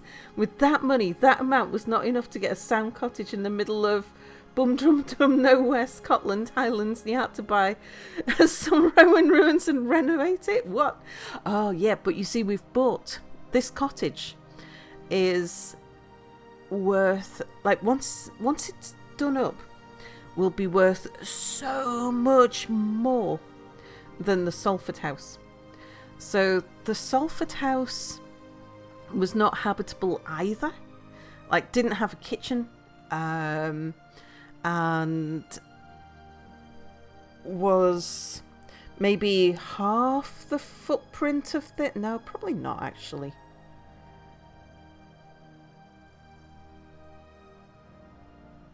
It's definitely smaller, but with no land, no parking, all of that sort of thing. Xenocide, man, who needs a roof? Just sleep under the stars. It's not like it rains much over there. Yeah, the Salford house was a closet. Mia lived in the closet. What I'm hearing is Sal likes to buy ruins. The big thing, the thing that is so valuable about our house, because this is unusual in the UK, is that it doesn't share any house walls. Like, it's a standalone detached house. And they are expensive here. Old sad one, thank you so much for your Prime subscription. I've seen these sheep. Now I need to get a triplet of sheep too. God, sheep. May I can train them to be attack sheep. Yeah, that's the main thing. The fact that we don't share any walls. A standalone detached house. Oh, hello. There's also the problem that I'm not qualified to train sheep. I'm not a qualified shepherd. Mary's... Sheep are out of question. Also, they don't fit in the chicken coop. Hello. Did you hear that? Ian's giving you some salt. And then he's gone. While Mia in the background saying that he's not a qualified shepherd. A wild Mia did appear indeed. Mia will train attack spiders and keep them in the coop. A wild Mia disappeared indeed. He's doing what to sheep? Training the sheep. Only he's not training the sheep. You hear amateur shepherdry is a growing trend. Hello, Dan of Dans. So you were living in a cupboard under the stairs before, which for some reason in the UK qualifies as a house. So yeah, in the UK, the vast majority of houses share at least one wall with a neighbour. So yeah, they're almost all are either semi-detached or they are terraced houses, or row houses I think they're called in the States. Maple Jen, hello. So yeah, we did not expect to be able to buy a detached house, a standalone house that doesn't share walls with anybody. Ever played Pacifist in Stellaris? Oh yeah, that's actually my favourite way to go. But yeah, the only way we were going to be able... The fact that we could afford to buy a cottage just like this one, it was just at that sweet spot where it wasn't so derelict that we couldn't live in it while we did it up. And the work that it needed was substantial enough to knock the price right down, but was still affordable to do. I guess you can cross off the UK from places you should try and live. Yeah, almost every house in the UK is either a terraced or a detached house. Terraced or semi-detached. We've got small amounts of space and everybody crams in. So to give you some context, we've got 60 million people, something like that, in the UK. And the size of the UK, someone said it's about 3/4 of the size of California, I think. You've tried it, but you always end up the pragmatic pacifist route, where you believe all wars should be ended quickly and with overwhelming force. Indeed. Yeah, just bad enough to actively lower the cost of the land it's sitting on. Not bad enough to be entirely unlivable. Yeah. I think we were so lucky to get this cottage at just that price. The Roman ruin is worth so much because it has no neighbours or people, because everywhere else people are basically live packed in like Tetris pieces. Yeah.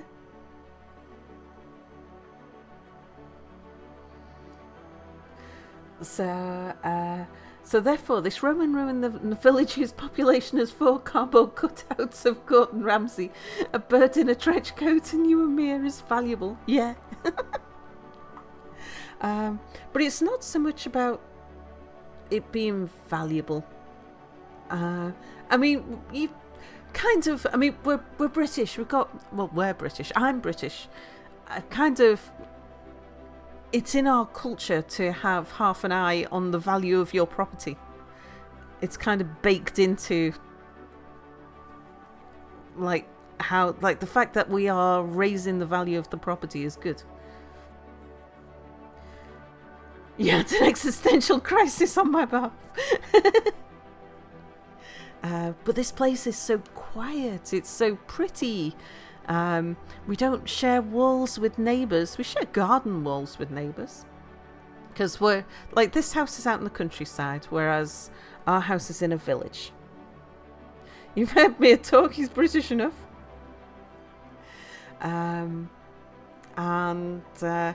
Yeah, there's no way that we could have afforded it if it was in like a nice condition like this one appears to be. But we could afford to buy it and do the work on it as long as we lived in it while that was happening. Half an eye. That still leaves 1.5 eyes for streaming, indeed. But yeah, our main consideration is that this is just the perfect place to live. A lovely place to live. Yeah, it used to be even more Britishish. Yeah, if you hear Mia's accent from like back in, I don't know, 2015, 2016, some of the old YouTube videos that we did together, his British accent was far more British. Then he moved to Manchester and started to pick up a Manchester accent. His British accent, his Britishness softened.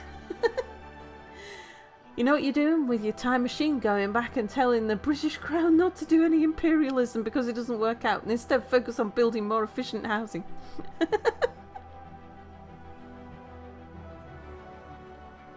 Well, it's all about space because people all want to live in the same place. Which is mostly the cities. Anyway, yeah, the vote was yes, we would. We're going to get back to the game. Somehow Manchester scraped off his British. Well, instead of being like a BBC British accent, yeah, his Britishness softened because it became more of a Manchester accent, picked up more of a northern accent. Yeah, we would kill somebody. We'd take the life of another to escape death. Oh, indeed most would. Survival is the driving force of all living things. After all, understanding and accepting that fact might save you one day and your conscience. Before my next query, I have another gift for you. It is a Rafflesia azalthea, type of flower native to my ship. I challenge you to make it bloom. Farewell for now. Okay. Situation log updated. Yeah, go do that then. Azarin has tasked us with blooming a giant flower bud native to her dome ship's ecosystem. Based on initial observations, this flower may be a great astrobiological significance. Sure. You know, you think you've had enough internet for today, you have to go ponder some things. Oh, God, have a lovely night, Anthoric. Manchester or man named Chester. Yeah, I toned down the ESL formal proper thing a bit. Yeah, indeed. Mostly British people packed in like Tetris pieces. Let me show you a picture of what a typical British house looks like. Let's say terraced house, Salford. We'll find something like what I used to live in. Yeah, these are the kinds of boarded up terraced houses in Salford. This looks very much like the street where I bought, except they weren't boarded up. Yeah. See, there's some houses for sale there. This is fairly typical. Obviously, the ones that are coming up top are the news stories about rundown houses. But yeah, these are fairly typical houses. Miners' housing? Well, some have been miners' houses, some are factory houses, some are... we still build... There's some new houses there. Still build them like this because there's not much space. Because everybody wants to live in the city. Because that's where all the jobs are. So there's not that much space, so we all crowd in together. And it's to fly and live in the sky.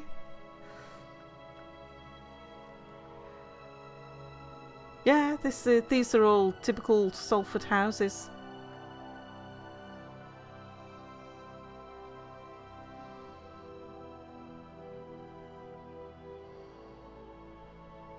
I wonder where's all boarded up though. Because Salford's really shot up in property. It's shot up in value.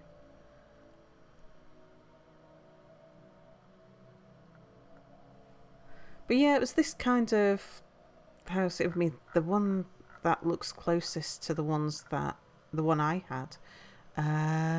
Where's that one? Yeah, very much like these, with a little bay window, quite a narrow street, another street crossed in at the end. Only not boarded up. The house was there. The street was full of people living in it, like these. That looks like that. Apart from the front door that I had was, I can't remember if it was red or blue. But yeah, could have been that house there. The Salford house. But yeah, what they did back in 1902, my old Salford house was built. What the factory owners would do is they would build a block. Like there's probably a gap there. This is probably 2 blocks of row houses. They build a block as a sort of solid structure and then use a single brick thick wall to separate off each of the individual houses. So yeah, the sound insulation between these houses was nothing. Just in time for more house updates. Shinya, hello. And when there were some pushes to build a lot more houses, well, that's the styles relative to build in bulk, indeed. Yeah, we're very crowded in. Yeah, you see, this is Manchester or Salford. This is how we live in Manchester and Salford.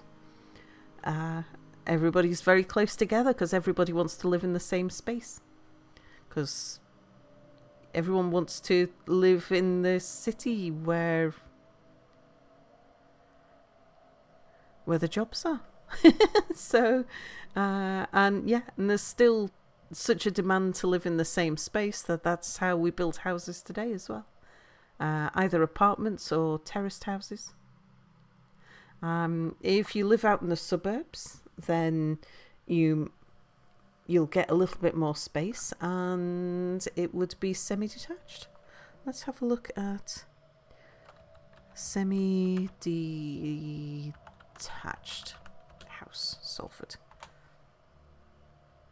Okay. So there's a typical semi-detached house. You only share one wall with a neighbour. So most of the houses in the UK are either terraced houses or semi-detached houses.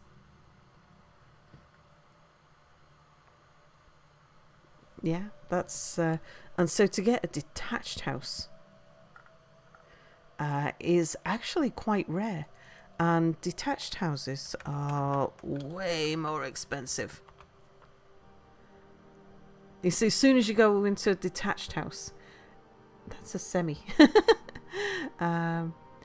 immediately the houses are bigger, they're posher, they're going to be more expensive. They're immediately fancier. And so, yeah, us buying a detached house with a lot of garden and a drive, like off-road parking, that's valuable stuff. That's expensive and not what we were expecting to be able to buy at all. So well worth the fact that we could get somewhere that's so nice, or at least that, well, even in its current state, it's still nice. Just needs a bit of work to make it nice to live in, as well as being nice in its own right. So yeah, but hot running water is going to be amazing. One day we'll get hot running water, but after we've made it waterproof. Oh right. Anyway, oh,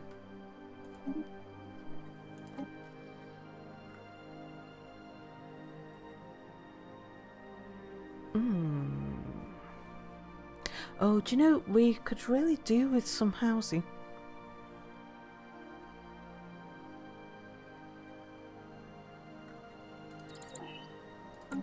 Right. Now, we're apparently about to be attacked.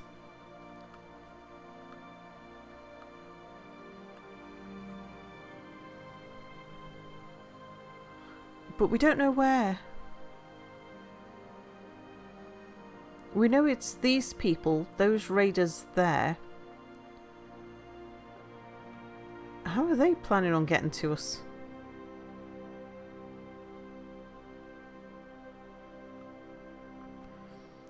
I imagine it's these people down here who've sent them.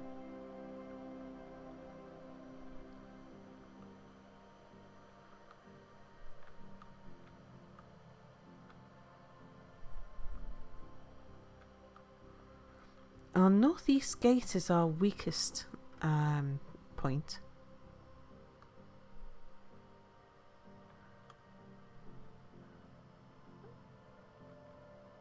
We've got the rickety racketeers were heading up to the northern garage anyway, so that'd be pretty close if it turns out that's where the neighbours are. That's where the attack's coming from.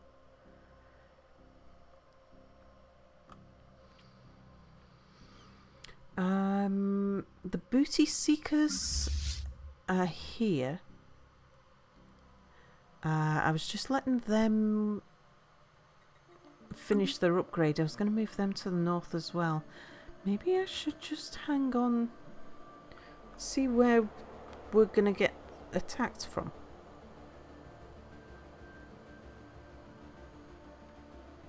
Finks, hello! Excuse me, but do you see that sword next to my name? You guessed it, I'm part of the Twitch Police. I couldn't help but notice that your title does not comply with our HOA's regulations. I'll let you know, I'm Bezos' own plaything. This shall not go unpunished. Surrender your mare immediately. Yeah, housing both in and out of the game. Raiders can go through any non-fallen awakened empire peacefully to raid someone. Ah. Wouldn't they appear as red on ours, though?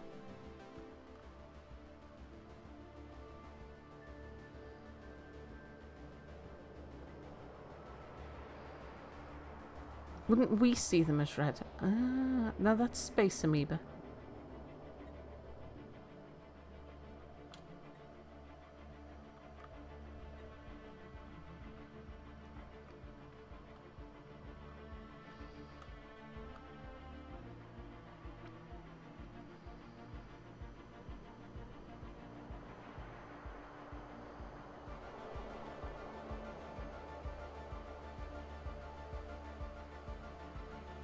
Well, we'll see. We've got some sort of defences on all of our borders. So the northeast gate is our weakest point. As long as these guys As long as Porterton don't try and attack us.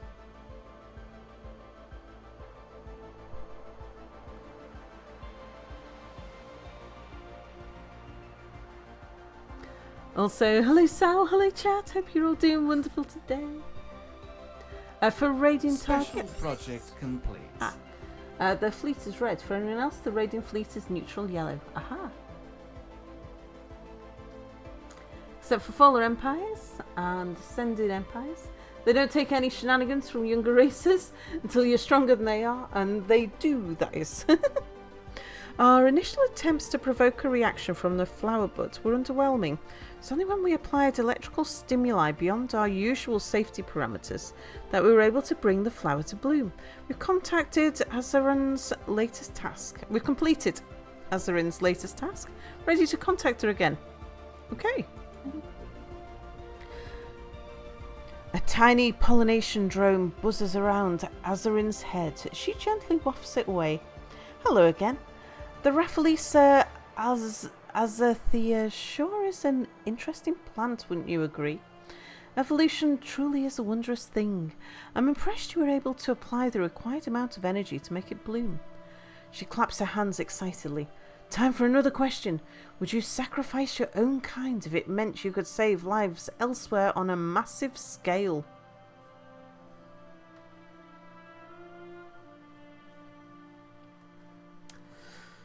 So the flower tested our electrical power generation capability indeed.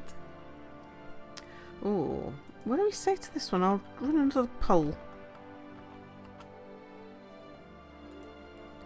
Yes or no? Yes. No. Okay, another 2-minute poll. What do we say? Would we sacrifice our own kind if it meant we could save lives elsewhere on a massive scale? Don't know what kinds of hippie HOA you think you've got here, Azarin. I know.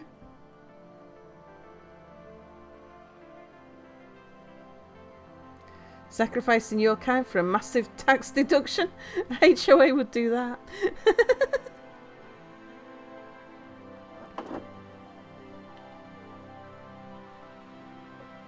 Just giving another blast with a heater.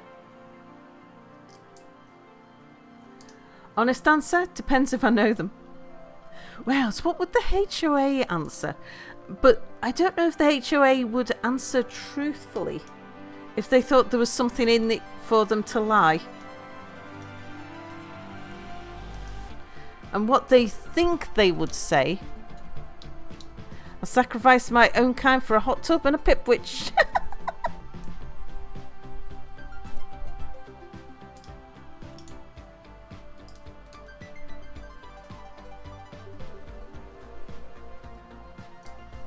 HOAs would always save themselves. Yeah, but is that what they would say they would do? So there's a difference between what they would do and what they would say they would do. Although that might still be the same answer.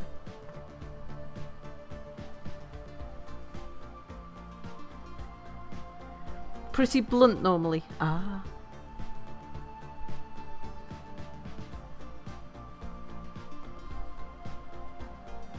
Would they say that? Depends if they're running for election.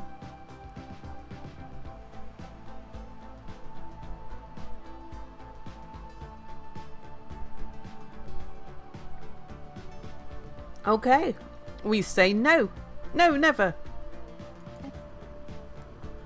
Azarin nods sympathetically. Indeed, it is not an easy thing to do. I appreciate your honesty.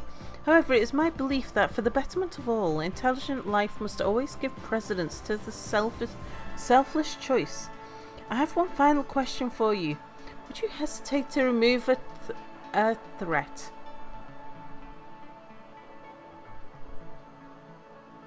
Decisive actions require consideration, or no, hesitation gets you killed. I think given these options, I'm pretty sure a HOA would say that they would consider before taking lethal force. Yes, decisive actions require consideration. Ah, you like having time to think. Unfortunately, one does not always have the privilege of extra time. Decisions must be made, and a moment of deliberation could be the difference between success and failure. Azarin's quiet for a moment, then concludes, "Well, I've asked you enough questions. You possess admirable patience. I will take some time to collate this information. We shall speak again soon." Okay. Lethal force? No. Lethal force? Oh, yes.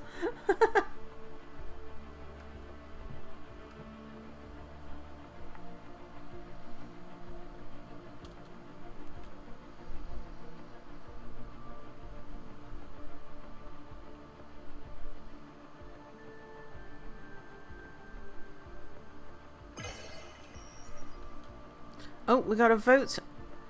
Ah, it was passed. I think we didn't like that, did we?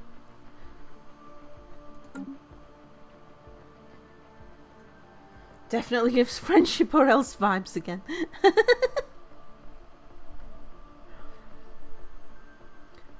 Smuggling Galactics, you're all upgraded. Right, Suburbia. Make me some more ships. Couple of Karens, couple of Popsicles.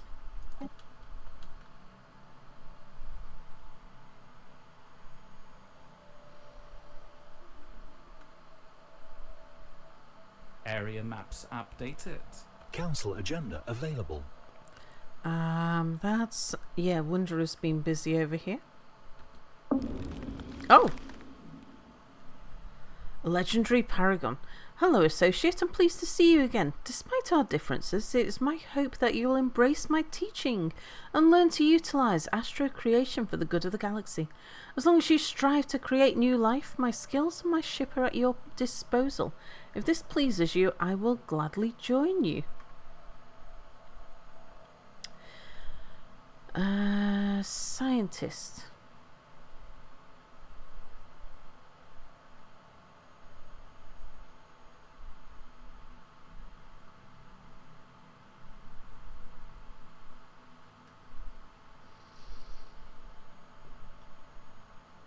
I mean... Oh, that's nice though.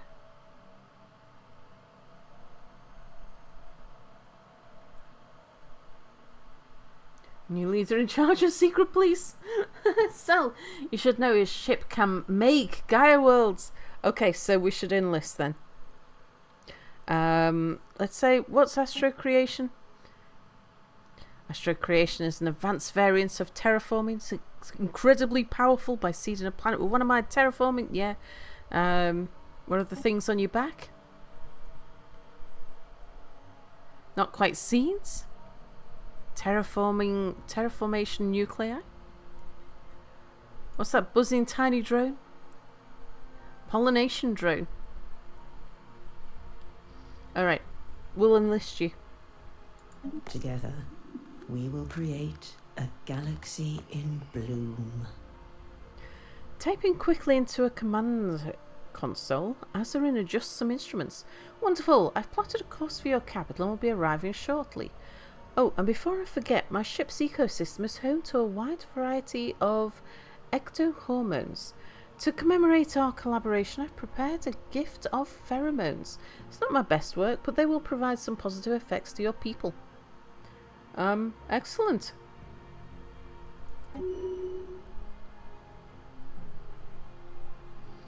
Okay. So, where are you? Did you come with your own ship?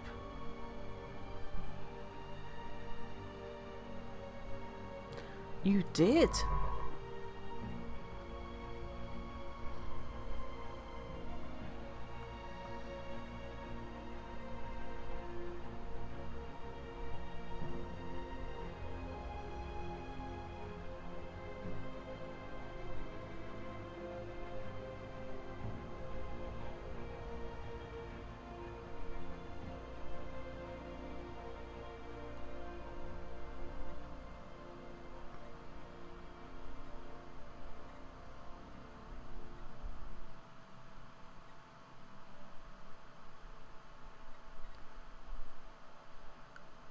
So do we need to keep at least 10,000 credits in stock, I wonder?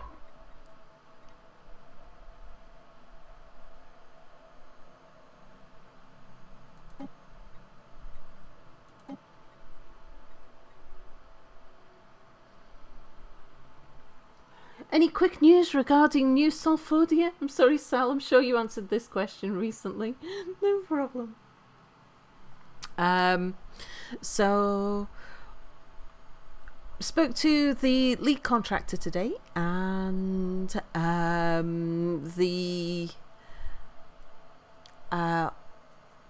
all of the things are being put in place, but we're not expecting any. We're not expecting to have people on site until next week. So all the materials and stuff are being sorted at the moment. So if I move you over to Cake.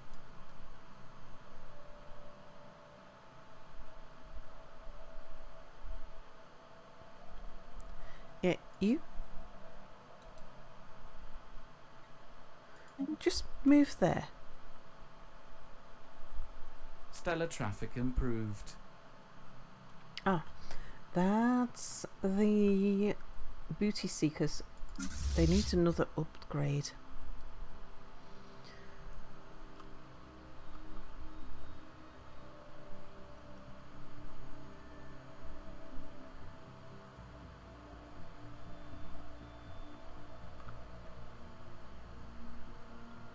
What's the lead contractor's job?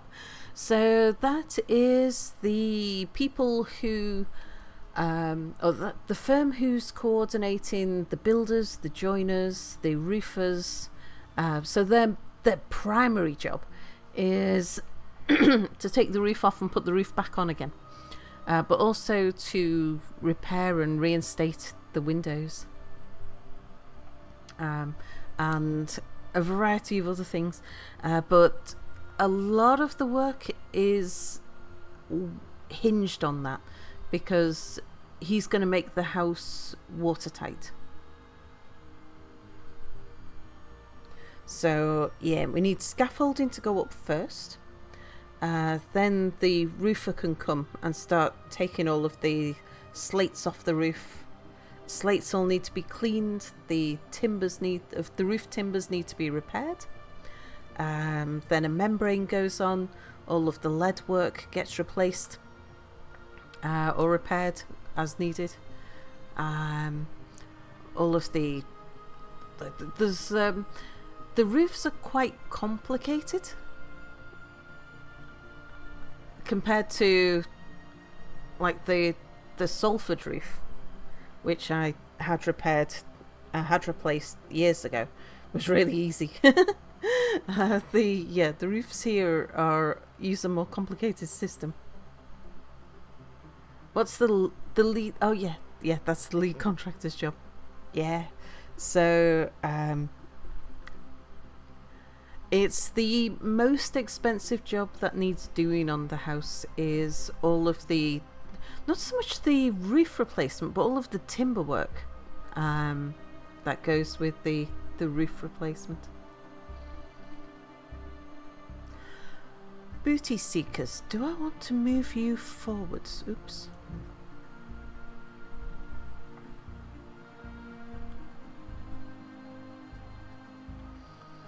Maybe I move you forwards to the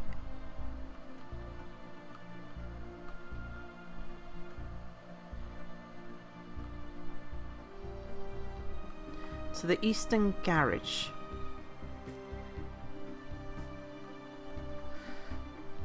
What's the likelihood that the raiders are going to come through the south?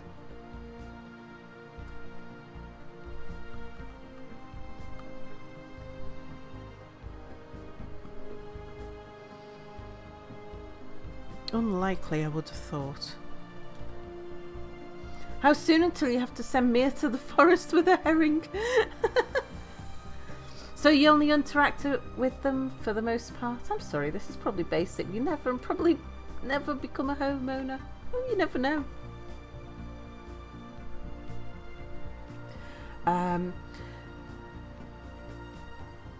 So yeah, there's two ways to do something like getting a roof like ours to get a roof like ours fixed. The roofer usually does minor timber works and focuses on the slate work. Maybe might do some lead work, like the lead flashing. For if you need to replace structural timbers or repair structural timbers, you usually have to get a joiner in to do that. But the firm that we're using usually does bigger jobs than just our job, than our sort of thing. And usually just works for like the council and commercial businesses and things. Yeah, we only came across this guy because our electrician put us in touch. Because our electrician usually is a subcontractor to this lead contractor.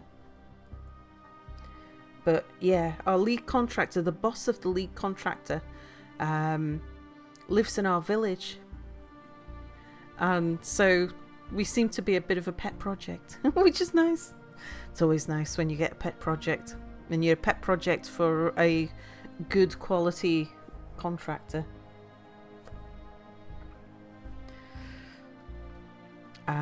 So yeah, instead of us arranging for a structural joiner to come and fix the thing, the lead contractor coordinates all of those individual trades, and we just pay the lead contractor. But yeah, like with the last time I replaced the roof on the Salford house, I had to arrange for scaffolding, and so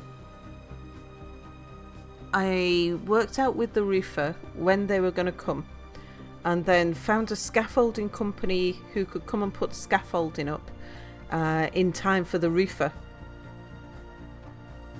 And so I had to pay the scaffolders separately to the roofer, and there was no timber works required for the Salford house. It was just new slates. And then I ordered the slates and had the slates delivered. I had to source the slates.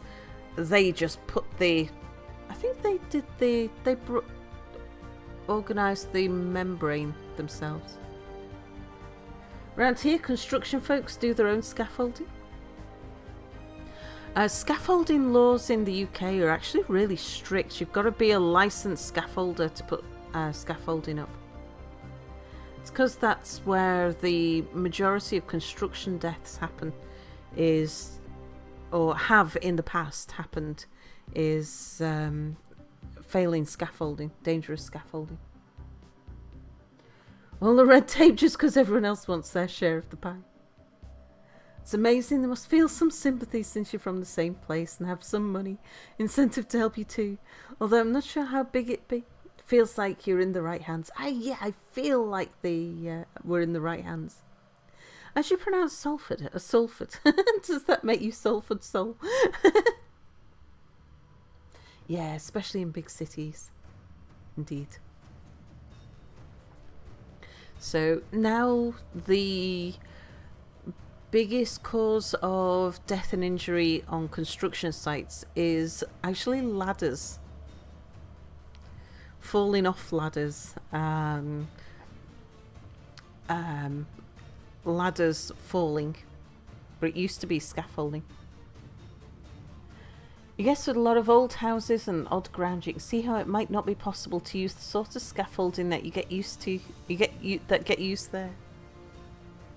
Also, just lots of like construction work in the UK. It's lots and lots of small businesses. Lots of like 1-man, 2-man companies. It's not the ladders, it's the gravity, indeed. It's a viable reason, but still, they really do create a lot of rules just because someone complains about someone else taking their business. No, that really isn't it. The scaffolding laws, because I've worked in the construction industry. The scaffolding laws came about because of safety issues, because the people who get injured by faulty scaffolding, the people falling off the scaffolding and injured by scaffolding collapsing were not the owners of the businesses, they were the cheap workers. So to protect the site workers, the regulations were brought in to force the business owners to either license themselves to become responsible scaffolders. So they could either get themselves trained and licensed in scaffolding erection, or they could hire a firm of scaffolders to do it for them. And it's only if it's over a certain height. Like if you're putting up, the scaffolding for our house might not need a licensed scaffolder because it's the scaffolding's only single story high. Bamboo's supposed to be really strong scaffolding? Yeah. Wouldn't you have to do some groundwork? Not pun not intended, before they put up scaffolds? Yeah, we've done that. We had to clear a lot of the rubbish and rubble from the front of the house so that there was solid ground for the scaffolding to go up.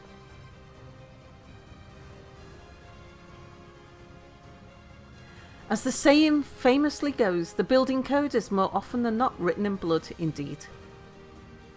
Yeah.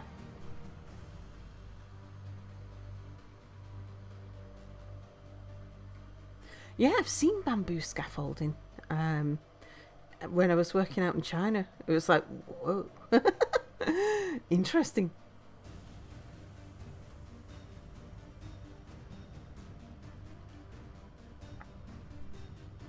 Yeah, if you get a lot of people dying or being injured in an industry, then the government starts paying attention here. One of the most dangerous jobs now is being a farmer. You've seen some interesting scaffolding in China. So some really high scaffolding for refurbishing, it's crazy. Bamboo is getting to be a famously useful product considering how fast it grows and how many other things you can make with it. Yeah, just like how dynamite increased production but dramatically increased deaths. Vodafone has just taken the managerial food safety course. Their code is written in some other bodily fluids.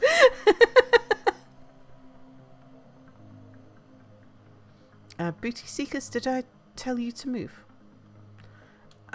Yeah, I think.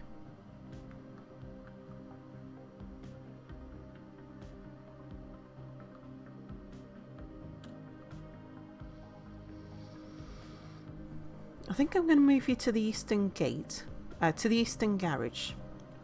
You're closer to the north, which is where I think the attack will come from. And also where we want to concentrate our first attack.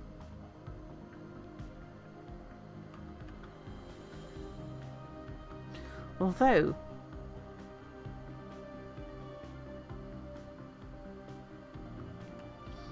there is this wormhole down here.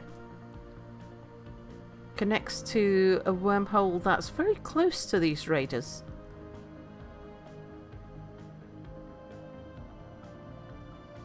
So they might come in to the south.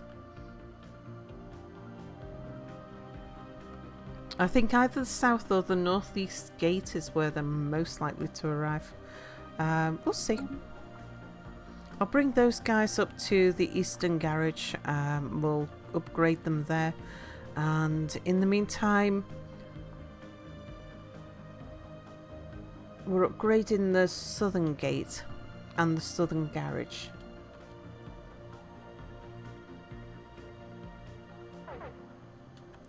Oh, hostile fleet.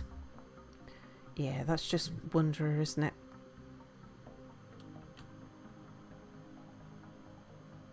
So that's the Sathwerian Void Raiders. That's nothing to do with us. Stellar traffic stopped by Stellar livestock.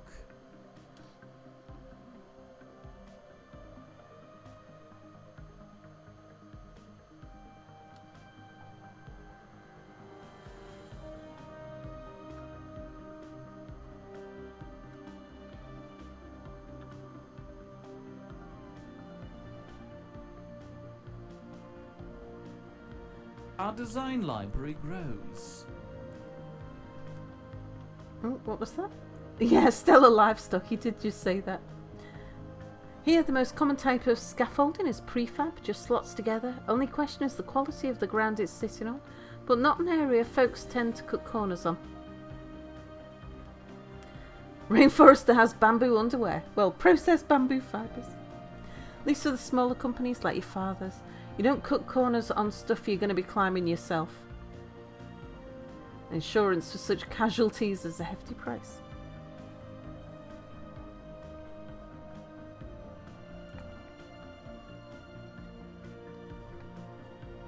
Yeah, because I guess because our a lot of our construction is small businesses. There's a huge industry of subcontractors working for the larger contractors. And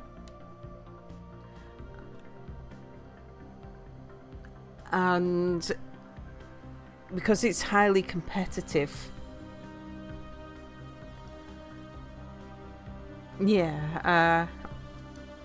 cutting corners on safety is a thing.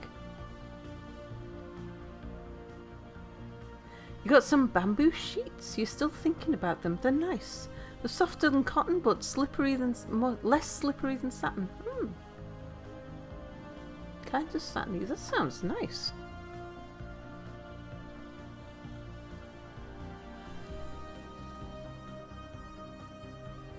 Right. First of all, let's sort out a few things. We're making more food than we can use at the moment, so I'm going to sell an extra 100.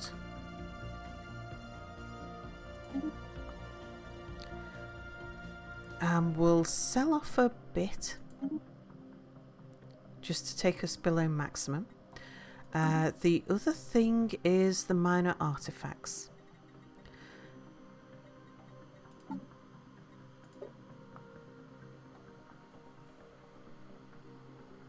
Let's reverse engineer some arcane technology. We've advanced some research, very good. Oh, I might have wanted to make sure that I had stuff on the go. Out of this stuff, I think it's the Research Institute.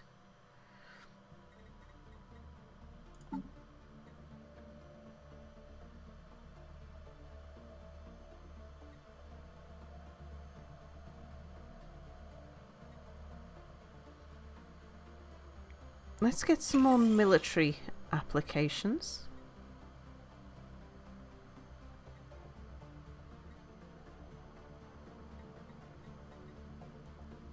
We'll go for harmonic isolation, shield damage, because that's where we are weak.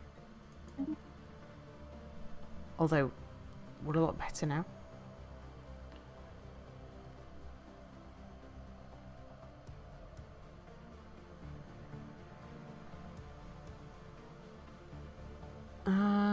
We don't need the influence just yet. I think I'll save that one. We'll sell some to private collectors.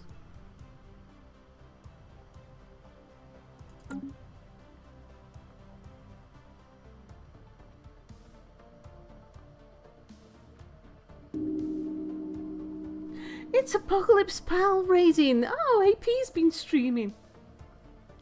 recommend them to yourself. I think you're going to need to get actual sheep to sleep with this winter for warmth. It's a pal raid, indeed. AP was playing Foundry. How was your stream, AP?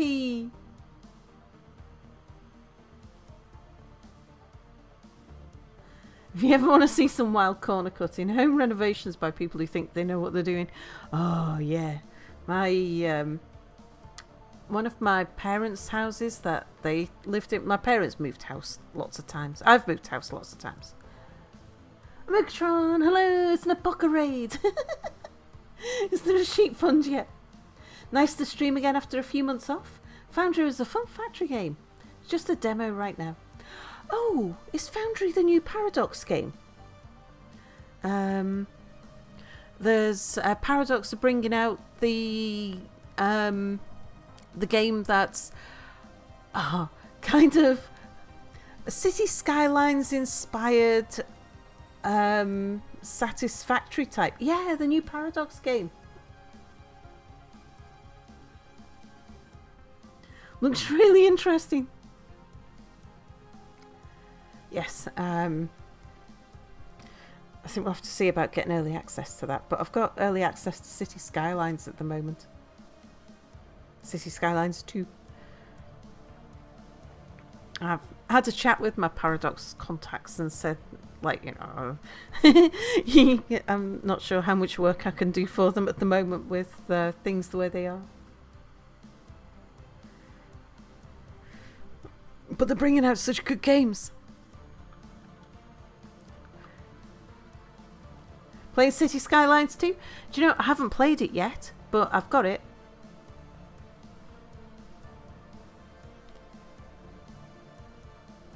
Can't wait to see that. Yeah, as soon as we'll start playing City Skylines 2 as soon as the embargo's lifted. Can't remember the date the embargo's lifted. It's not long off. But yeah, we'll be playing City Skylines 2. I think it's the day of release. 10 more days?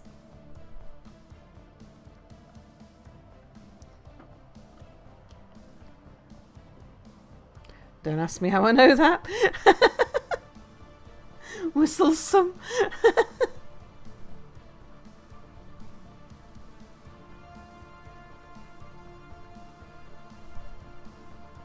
Oh, the day of release is 9 days after. Oh, okay.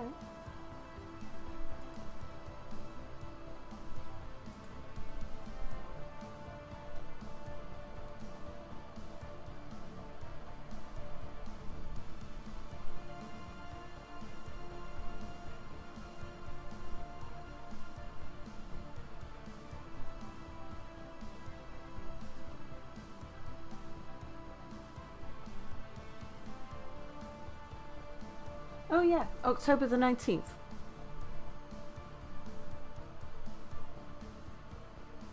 Although, oh no, after October the 12th, I can announce my upcoming content. Okay, can't announce it yet. That's like putting teaser videos out and things.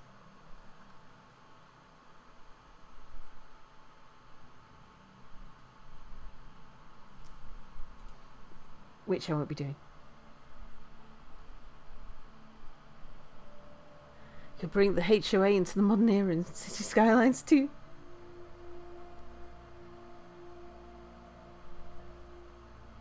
Operator Vic, hello. Never want to play another underbaked game ever. Hear you, but what game has come out done, honestly? When I first came across early access games, my initial response to that was, whoa, this is amazing. Because it used to be that we had to wait until games were completely finished, and for a game to be completely finished, that might take an awful lot of money, which meant that it was harder for small devs to produce a finished game. Like back before you could just download an update on the internet.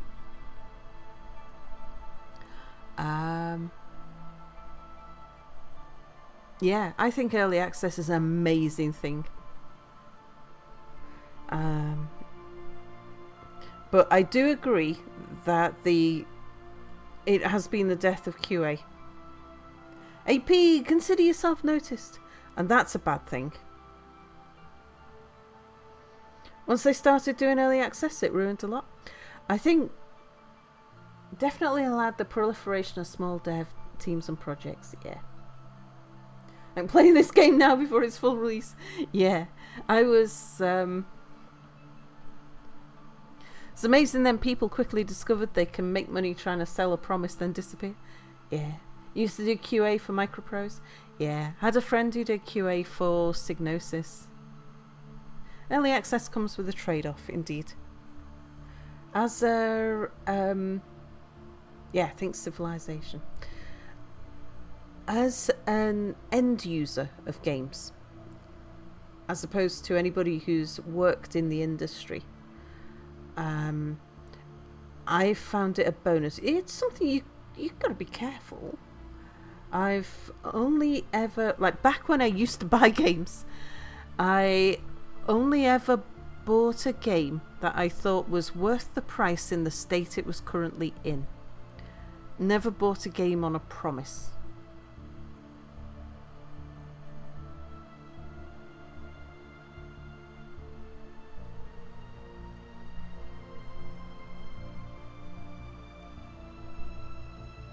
Yeah. Brains tend to think that negative outliers are more common than they really are. Yeah, that's our nature, isn't it? We're bred like that to survive. There are some amazing results and some bad results. So, yeah, the fact that... Because I would rather play an incomplete game than wait for it. Wait for it to be completed.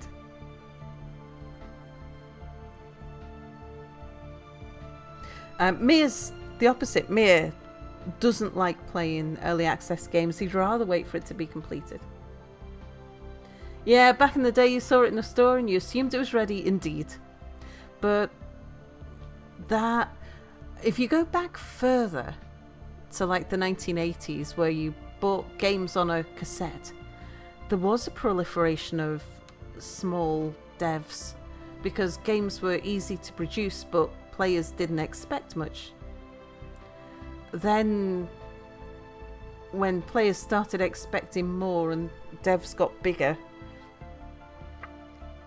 it would take longer and cost so much more to be able to produce a game that all the small devs disappeared. Yeah, both stances on EA games are valid and have fair reasoning behind them. I totally agree.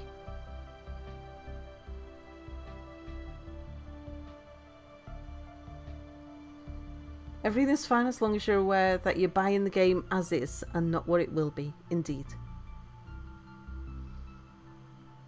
But I like to think of myself as, like when I'm dealing with contractors, I like to become an informed client.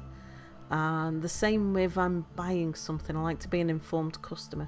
Case in point, Stardeus, where Sal played it for 36 hours straight.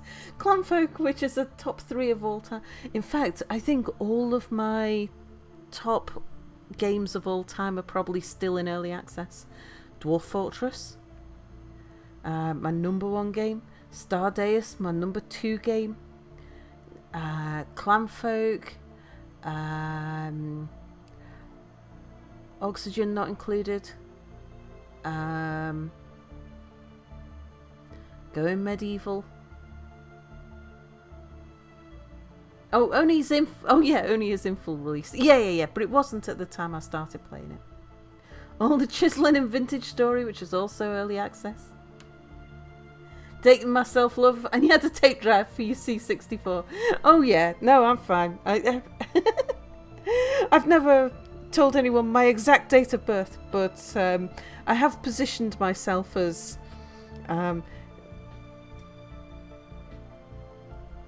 cogent? Is that the right word? I certainly fit in with our average age here.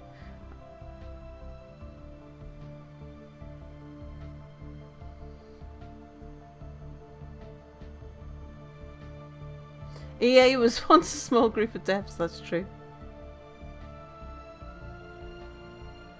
Congruent? Yeah, maybe. Sally's not old, nor young. She is exactly the age she should be. Like a good wizard. Indeed.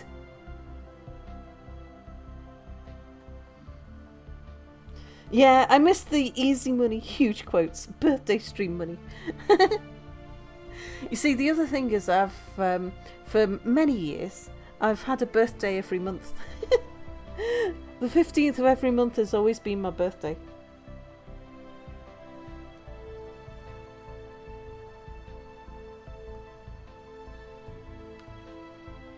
Sulfuric, hello!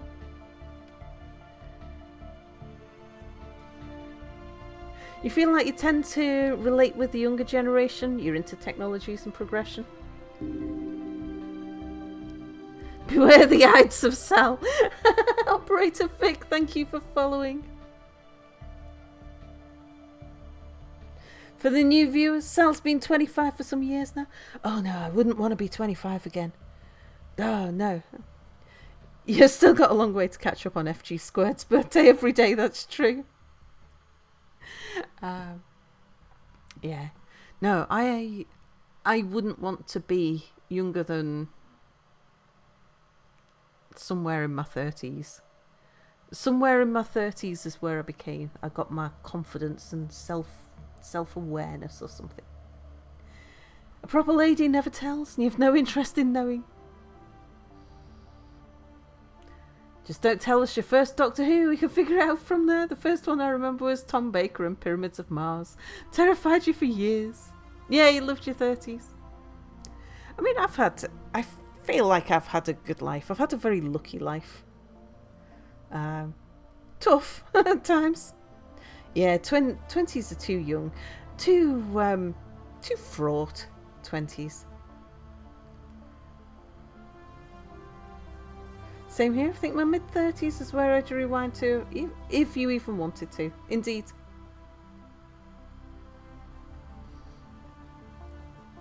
Somewhere around about my mid-30s was where I settled in... My mind settled. I started realising what was really important to me, who I really was, that sort of thing. My life's boring, Sal never. Do you know, I used to think it was when I was a little kid, all the way through to my teens maybe. Everybody else seemed to be doing things that were far more exciting than me. I'm just too poor to do things. Had a lucky life because of all the dumb stuff you've done? Yeah. Based on your backstory and what pop culture you like, recognise you within a few years of me, I'm pretty sure, says Emma. Yeah, I think I'm probably... Emma says I'm 32. And then it took up spying. For the young people in chat, don't worry if your 20s are hard. It gets better, seriously. Yeah, it does. It really does. Stuff that seems so important. I mean, this is the same like in your teens. You fret about things that are just like by the time you get into your 20s, just don't seem important anymore.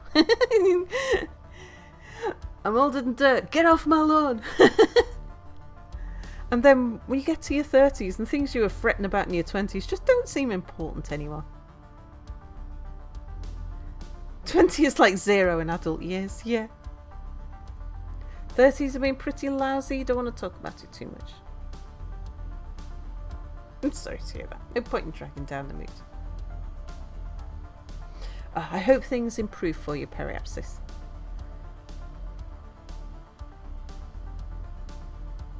Then in the US, this group sends you a letter. It's called ARAP. I don't know who ARAP is.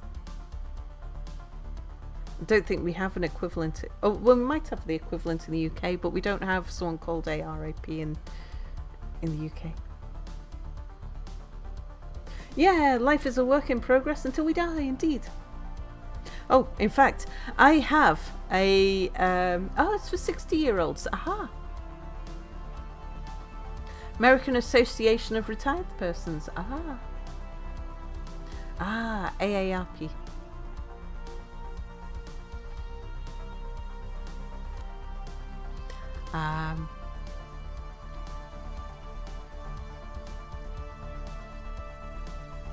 Yeah, I've got a Sal Explains session coming up sometime just as soon as I'm a little bit more settled.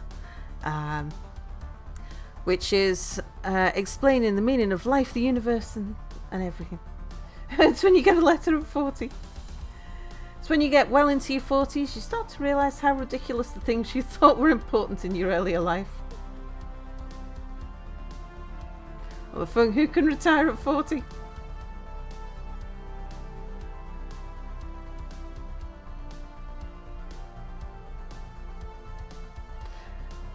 Arab did not work out due to retired persons getting joint injuries at mosh pits and trying to break dance.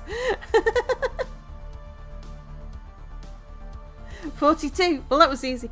Ah, yes, but Vedafalna phrased it very well. I have to explain the meaning to the answer. Yeah, Wanderer was retired at 38. Wasn't that ill health? Yeah, people get retired due to ill health at a younger age, as well as people who are able to retire due to wealth creation.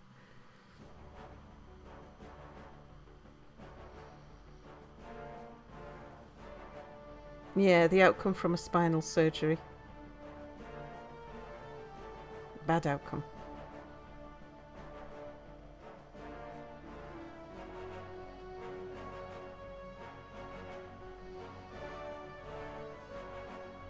Yeah, my dad was early retired from his job due to his eyesight deteriorating.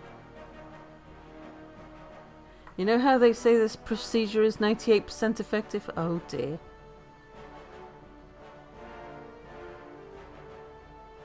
Work in the nuclear energy industry, get to retire many years earlier than average. Terrific fact, you also get less irradiated than the average person because of the radiation shielding of the regular offices. Wow. You get to accumulate the points for that, Sal explains. I've got a few I've got 3 Sal explains all queued up.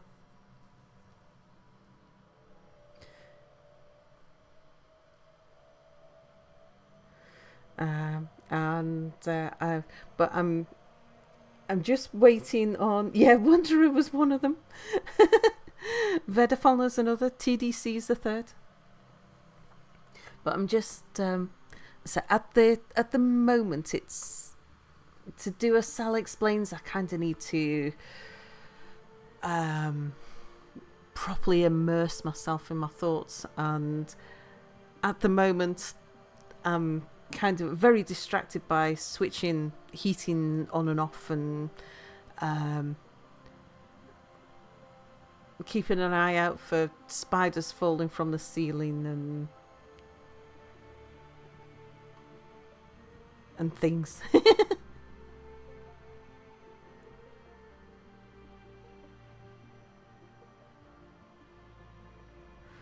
But yeah, anyway, let's... Sal needs peace and quiet for Sal Explains.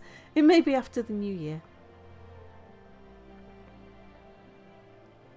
I don't know if it'll be that long.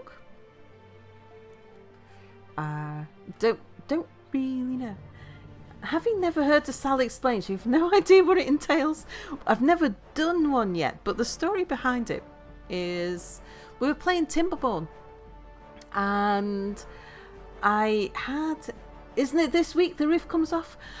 So work has theoretically begun. However, the work that has begun is the acquisition of all the materials and the gathering of the contractors by my lead contractor. We're not expecting anybody actually on site until next week. Yeah, I did the first one where I explained differential gearing. That's it. We were playing Timberborn and somebody had asked me about whether or not the arrangement of the windmills could work in real life. And so I explained how a differential gearbox worked. And chat was saying that I should have a Sal Explains available as a channel points thing. And my first thoughts was I didn't really want to do that because it interrupts the flow of the game.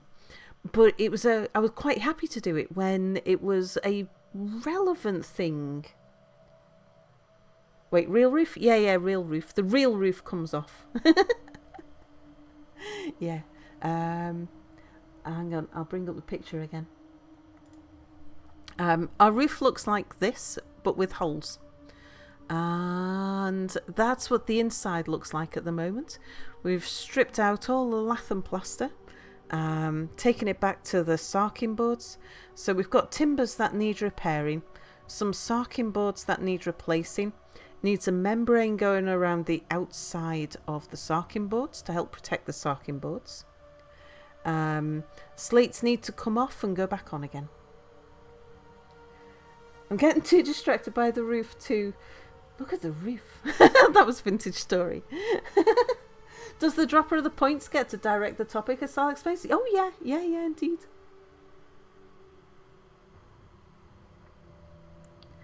Yeah. Once we've got a dual stream set up again, like that is once we've got our proper setup and we can dual stream, we're going to go back to Vintage Story and make our cottage. Is there a VOD for the original Sal Explains? I don't think there is. But yeah, so chat suggesting there should be a channel points, and I was like, no, I don't want to, because it's good when it comes up as part of the natural game. But then when it... But like if it was channel points, then it's going to interrupt, and chat said we'll make it really expensive, so we did and made it $1 million.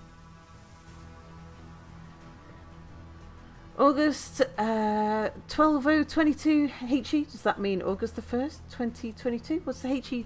So that's Human Era.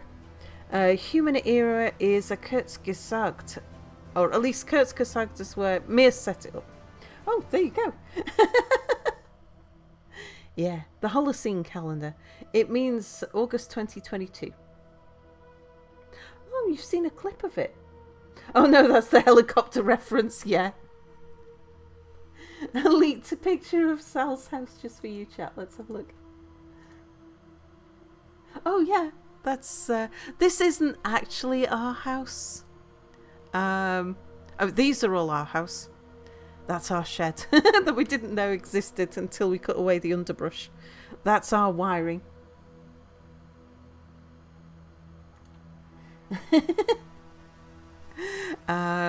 This is why, so that's where our power comes from. We've got those two emergency plug sockets. No lights. All of the lights that we've got are either battery powered or are plugged into the cable drum. Yes, the calendar equivalent of Kelvin. Yeah, this is the height of the overgrowth. Before Mia got an industrial brush cutter and cut down all of this overgrowth. Didn't know you had a shed. Yeah. I mean, you can see how. Imagine this overgrowth here, all of this brush. It came up to this sort of height on the windows, all the way back to the garden wall back there. The whole width of the garden, or yard for Americans. We couldn't see there was a shed. We couldn't get round the back of the house. And yeah, when Mia cut away all of this brush here, turns out we had a shed in the garden. You can see the path now as well. Yeah, Mia lowered the ground level about 6 inches. Just there. I thought HE was Her Excellency. Yeah, this shed was hidden behind it, but the overgrowth was just hiding it all. Yeah, the wiring with this is why the mains has been cut off from all of the house wiring, because it's so dangerous. It kept on blowing fuses, and the original, like the last owner, well actually the last occupier, because it's been empty, the last owner didn't have anyone live here. It just deteriorated in their hands. But the old guy who used to live here was bridging across the fuses to stop the fuses from blowing. That's our chicken coop at the back. Yeah, so we didn't know this either. We didn't know that there was an extension, a tiny little extension on the back, like a stone-built shed. And then there's this workshop with the chimney. We didn't know about this until we got there. You think people would understand that fuses blow for a reason, not bridge them so they work. It is a beautiful little house indeed. Yeah. This is just the workshop at the back. This is before after we'd stripped off the plaster, we took all of the lath off the roof because the lead contractor needed to inspect the timber so that he knew how much work was needed.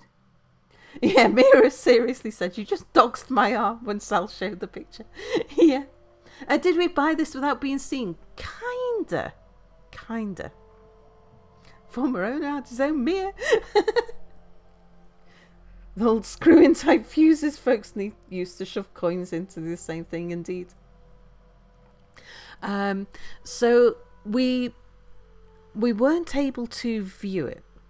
And even if we were, the cost for us to travel up here to view it would have been so much that it would have impacted on what we could have done. So we bought it from photographs and surveys. We did a lot of due diligence on it. But because of what we were buying and the price we were buying it at, and the fact that we had so much technical survey, how long ago? About a month. This is where we're living at the moment. Not in this room. This is immediately above me, except all the lath's gone now, and the birds' nests have gone as well. Yeah, about a month ago. Very end of August when we moved in.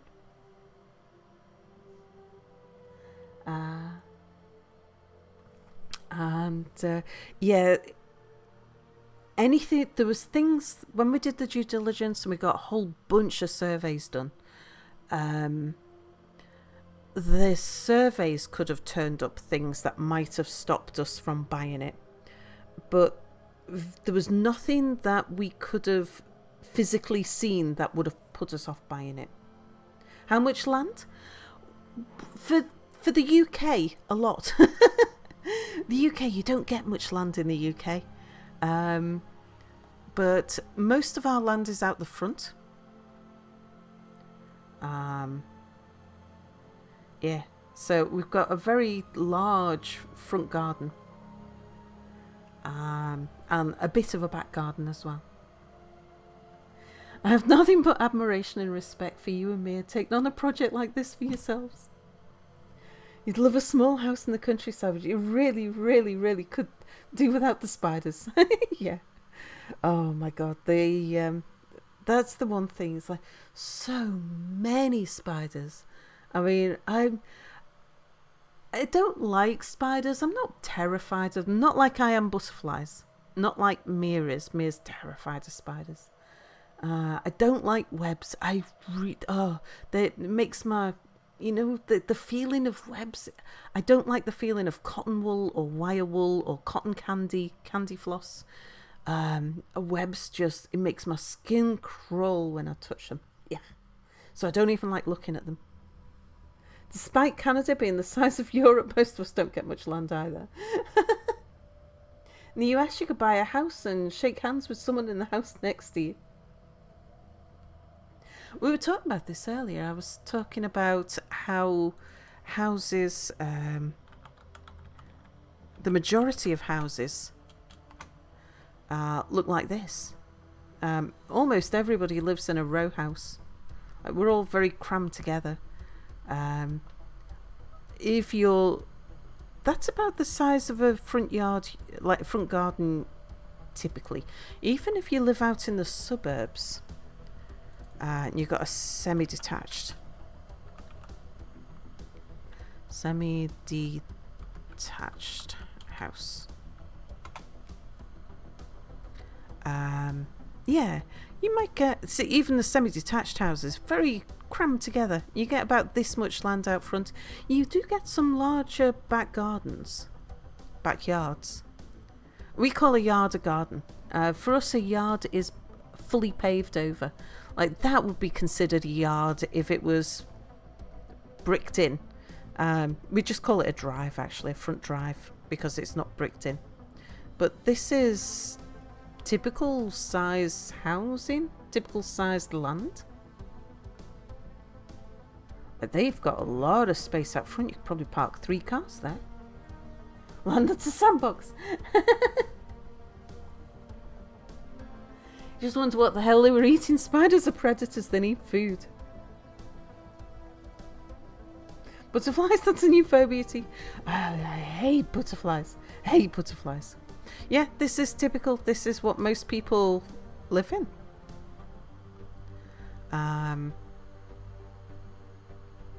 The semi-detached houses didn't... Like, getting this much house and this much land, only having one connected wall for the average person only came around in sort of the 1920s. That's not just... I mean, most people live in the city, though. Cities, towns. Let's pick a smaller town rather than Salford.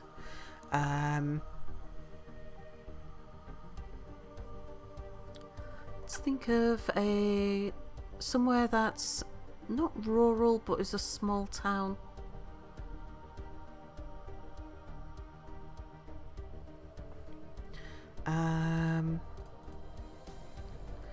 We'll just go house. Smallish town. Term yard comes from the fact that UK yards are 1 square yard. Just joking. Bath, Devon, Dorchester. I was thinking somewhere in the industrial coffin. Let's show you where the industrial coffin is. It's where the vast majority of people in the UK live. No, not that kind of thing. Geography. Industrial coffin. Geography. The geographic industrial coffin. Oh, come on, you can do better than that. How come Google doesn't know what the industrial coffin is? It's an area that stretches from here down here, and it's coffin shaped. That's why it's called the industrial coffin. It's where everyone in the UK lives, almost everybody.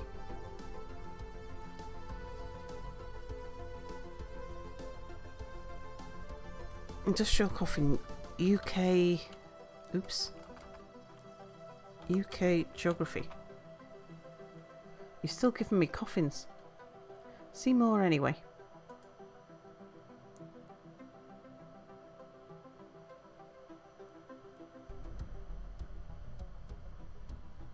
I'm surprised that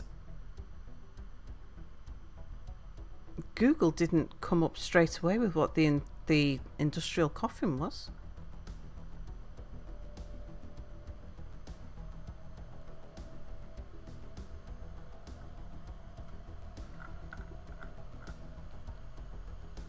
Maybe I'm just asking it the wrong question.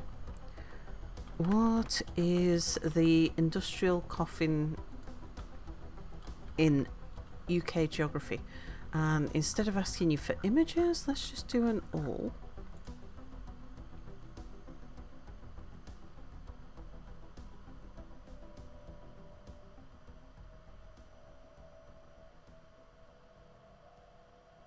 Huh, I'm surprised.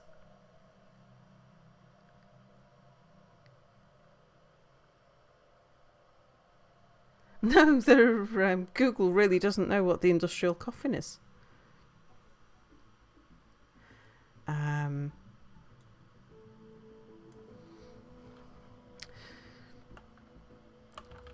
Population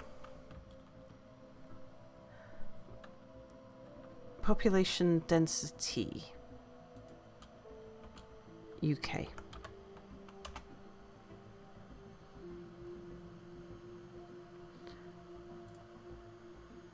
Let's see if we've got an image.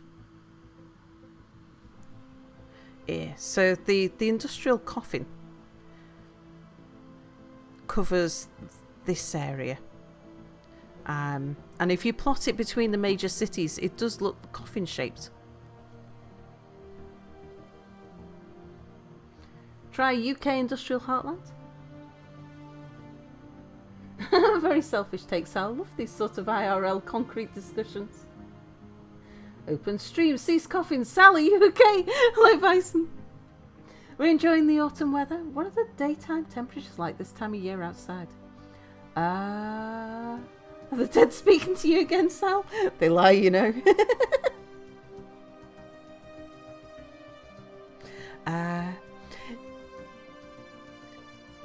Yeah, it's not been bad. It's been very wet recently up here. And there's been heat waves down in the south. It's not been terribly cold.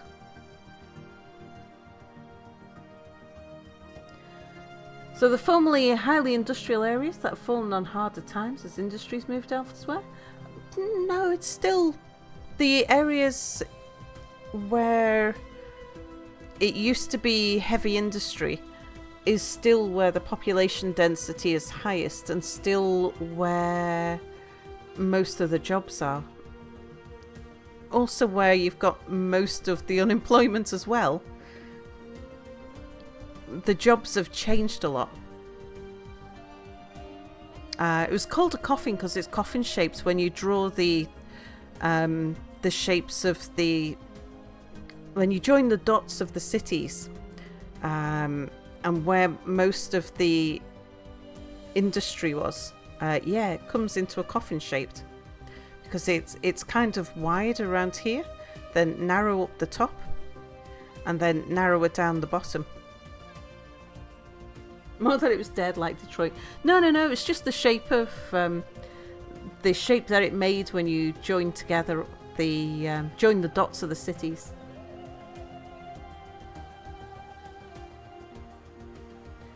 Oh, I was getting negative C next week. You're not ready for it.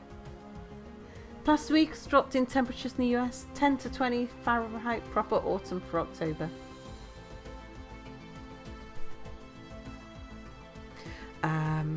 So yeah, I was trying to think of a smallish town that's in a densely...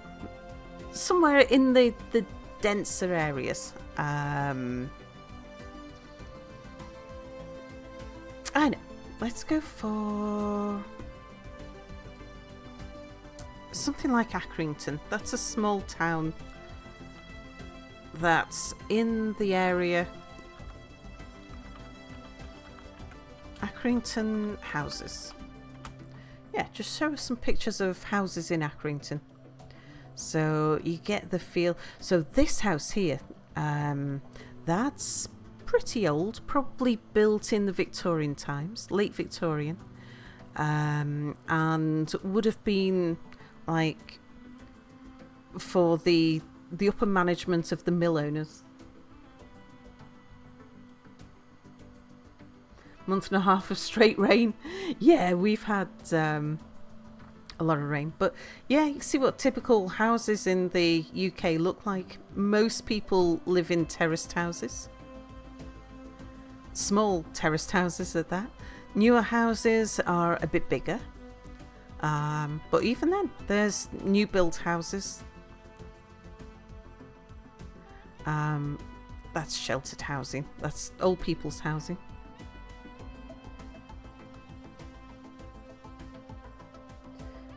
You do get some...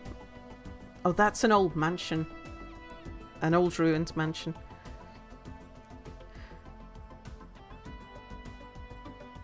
Yeah, this is sort of... and depending on where you live, what materials houses are built out of. Modern houses are almost always built out of brick. But anything kind of pre-1920-ish, I suppose.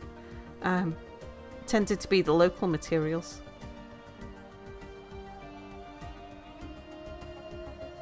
But yeah, these are just typical houses in the UK.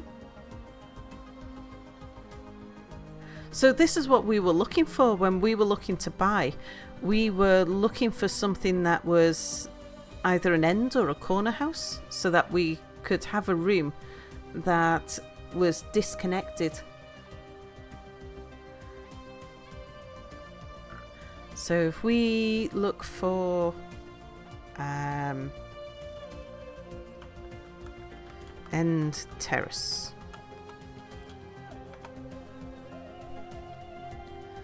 Yeah, we were looking for something like this because that room would make a good streaming room, or that room would make a good streaming room.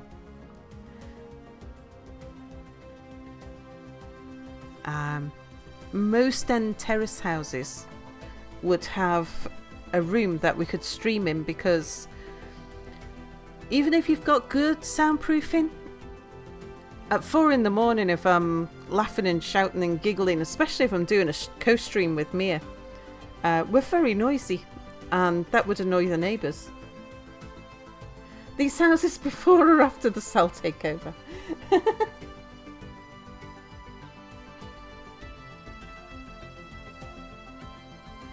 Yeah, we overdid it a bit on the disconnected. Didn't even have power connected in your new place. Yeah, that was the one thing that caught us out, actually. We knew it needed rewiring. We didn't know that it didn't have power. So that did fox us a little. Will Mia's room be within earshot of the orange room? Will the Stream HQ move to another room? Do you know, we haven't decided exactly which room we're going to use for what thing yet. I've no doubt it's going to migrate around the house a little bit as work's done and completed in different places. Over the next few months, we'll probably move a little.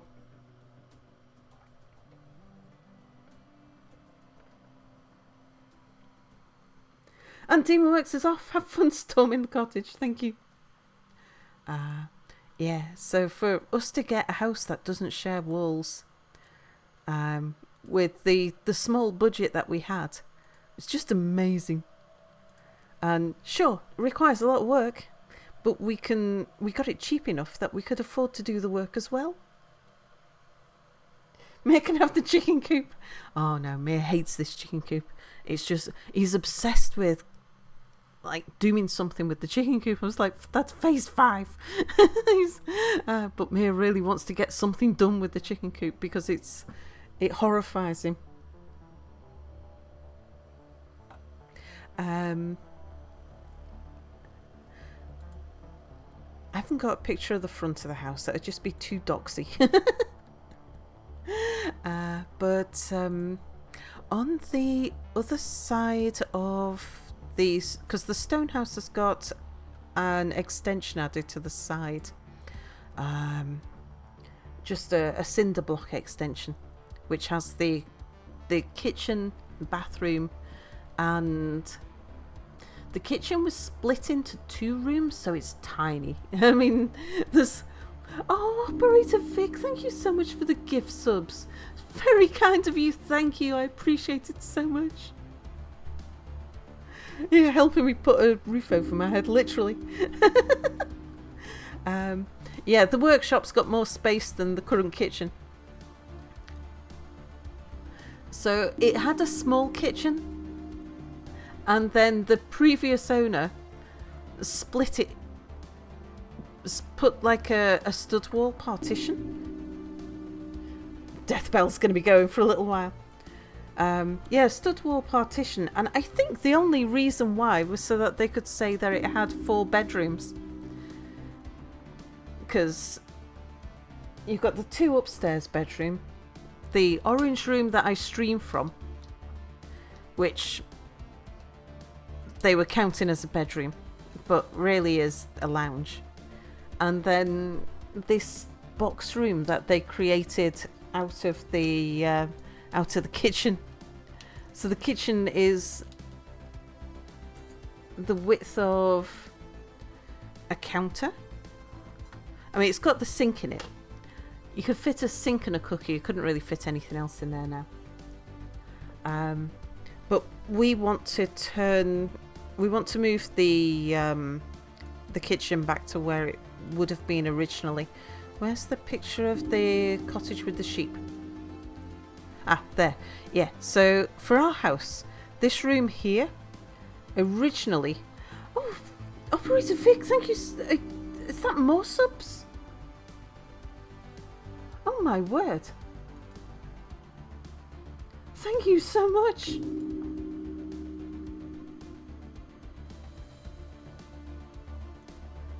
Oh, that's very kind of you. Thank you. But yeah, if you imagine out here, there's a little cinderbox extension that has a tiny little, what they called kitchen on the end.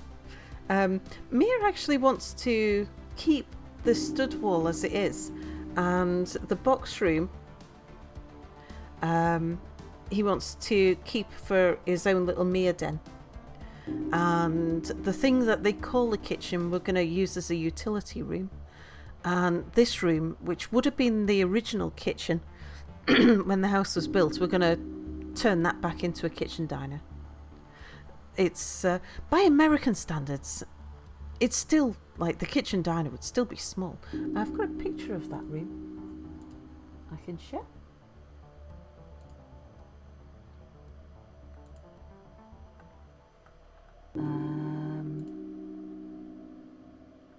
You've seen this picture before. Some people have seen this picture before.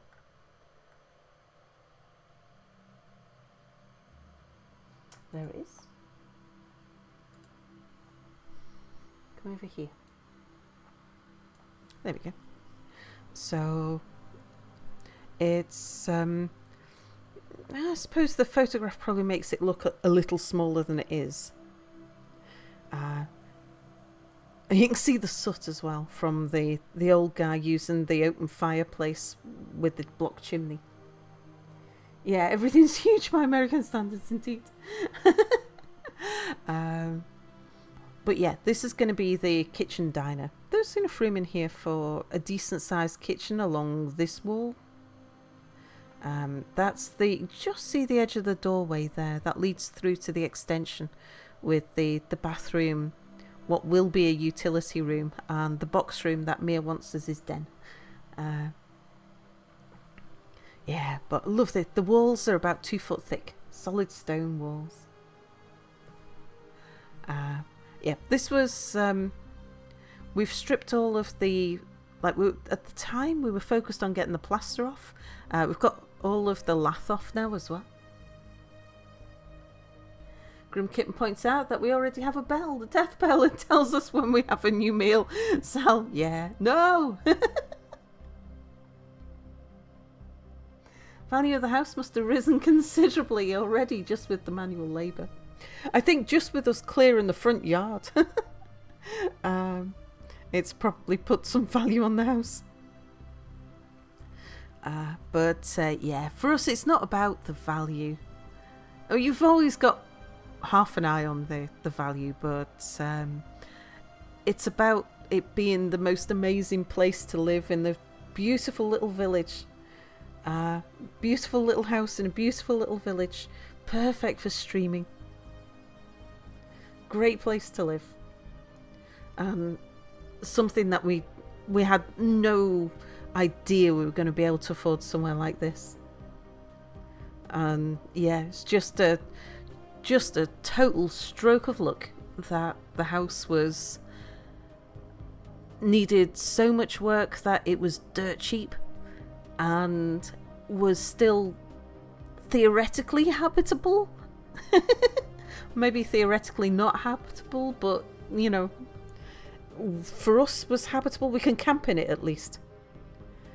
It's got a working bathroom. We've got a working toilet and kind of working electricity. Like with men, once you clear the brush, you see how tall the house is.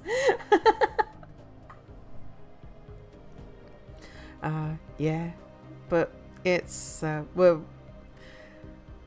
It's not exactly what we call pleasant living. I dream of hot water. I can't wait to get my first hot water shower. Because at the moment we to wash, we boil a kettle, mix the hot boiled water with some cold water. So we got running cold water. You got to, because they've got leaky pipes all over the place. You've got to switch the water off all the time. Keep the water switched off, and then just switch it on when we need to run a tap or flush the toilet or something.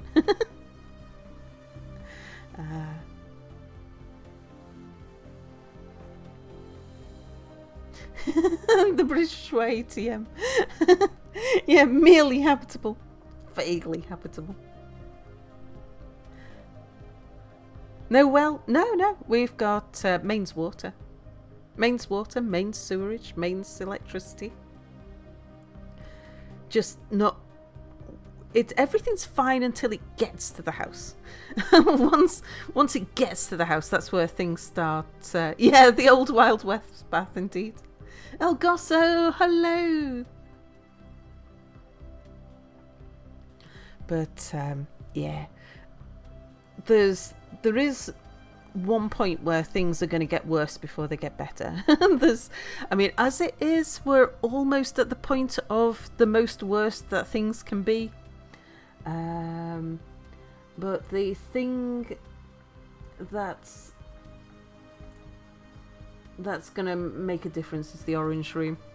So the orange room, which is where I'm streaming from at the moment, apart from we've got boxes all piled up in the corner here, we've left the plaster on the walls, and it's not exactly sealed. This is what the door looks like. There isn't a door. We've made a door out of plastic sheeting, overlapping plastic sheeting, but because the upstairs, you've got the holes in the roof and the gaps at the bottom of the rafters. Where's the picture of that? Yeah, here. We did get a bird in. Bird flew in. Mia had to do his Disney princess thing and help the bird out. There's a lot more access to the outside up here now that we've removed all of these birds' nests. The outside, the line between the outside and the inside is very theoretical.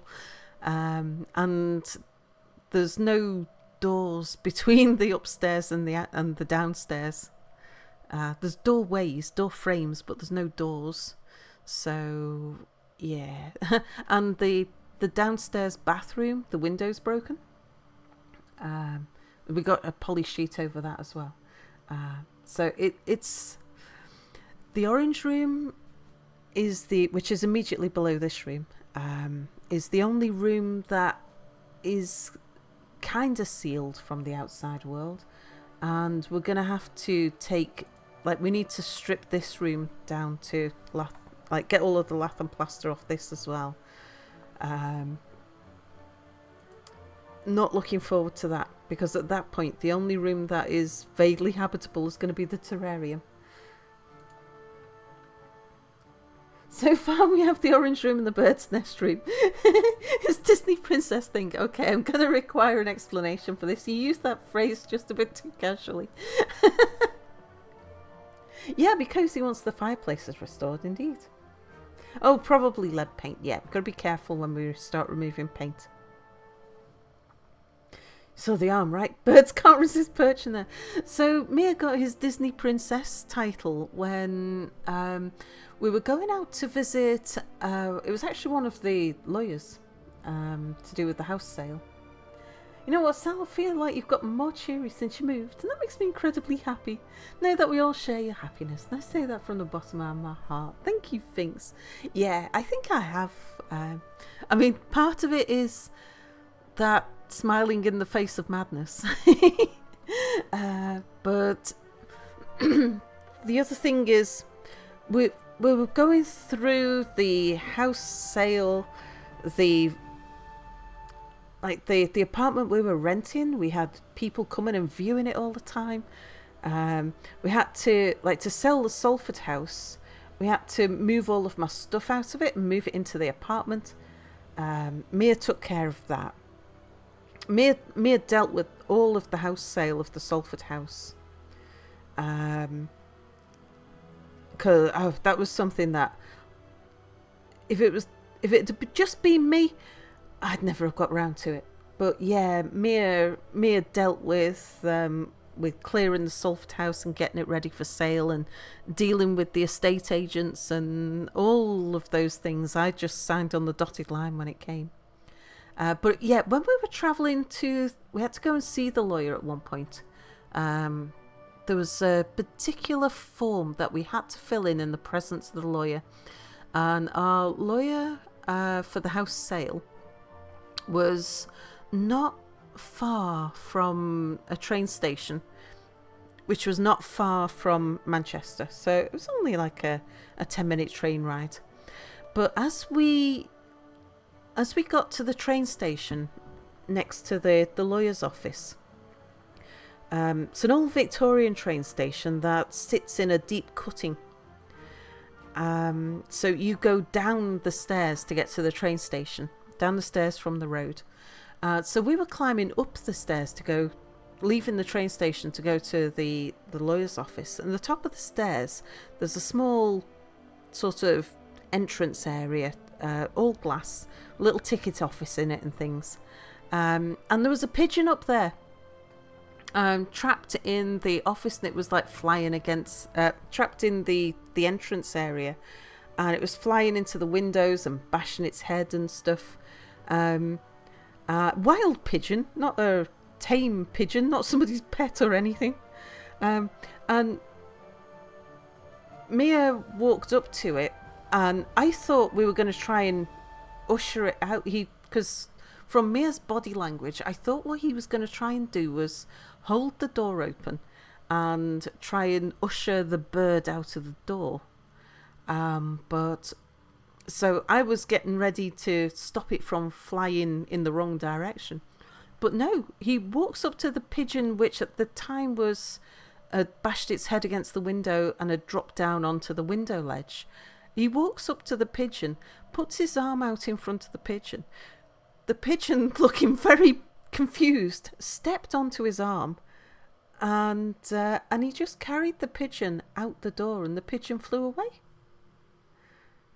Yeah, there's something about birds and Mia. Birds, just like wild birds, they seem to trust Mia in the way that only a Disney princess would. They only would with a Disney princess.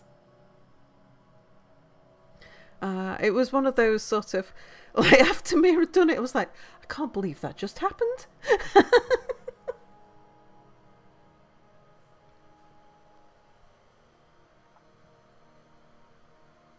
Looking forward to seeing the progress on the house. Yeah, birds are Mia indeed. Looks interesting, it's gonna suck a time sweat in the end. I think you're gonna have something great here once you're done. Yeah. Eat. Oh, thank you very much for the bits. If you look closely at a bunch of geese wearing tuxedos while aggressively spouting bad faith political rhetoric, you're taking a propaganda at a propaganda spreading propaganda. That's very good.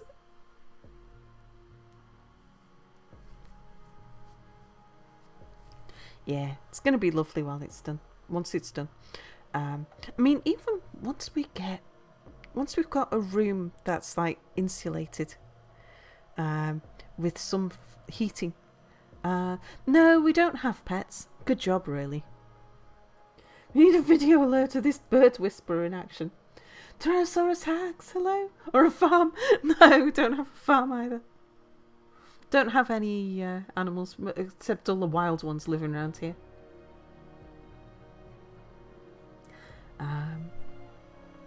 No pets, indeed. We did see dolphins.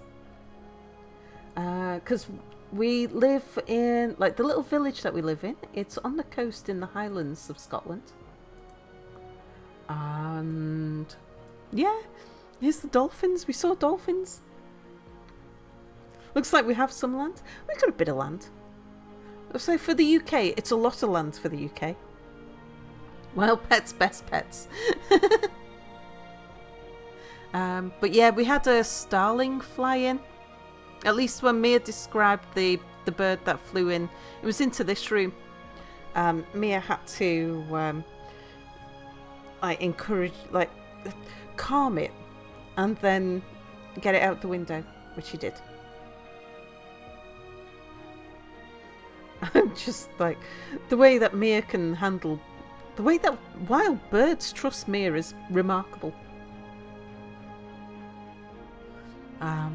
Next door neighbours got cats on one side. Let's just pull up the... Where's the... Yeah, okay. So that side, they've got a husky, which is lovely. And this side, she's got 2 cats. Mia calls them Morris. Up both of them. Tell Mia not to kiss the pigeons. You wouldn't want to catch cooties. Oh dear. Looks like a fire happened. No, what it was, the... Where's the picture? Yeah, this is the old guy who lived here before it was abandoned. He was using these fireplaces to burn wood for heating. And the chimney's blocked. All the chimneys are blocked. So, yeah, a hoarder happened. A hoarder not so bro happened. So, yeah, the smoke just came into the house. So it's covered, the whole house is covered in soot and wood soot in particular. But yeah, it wasn't, the fire happened in the fireplace, but there was no burning. Nothing in the house is burnt. It's just all covered with this soot. But we've cleaned most of it out of the orange room. Still a bit sooty in the orange room, but not terribly bad now.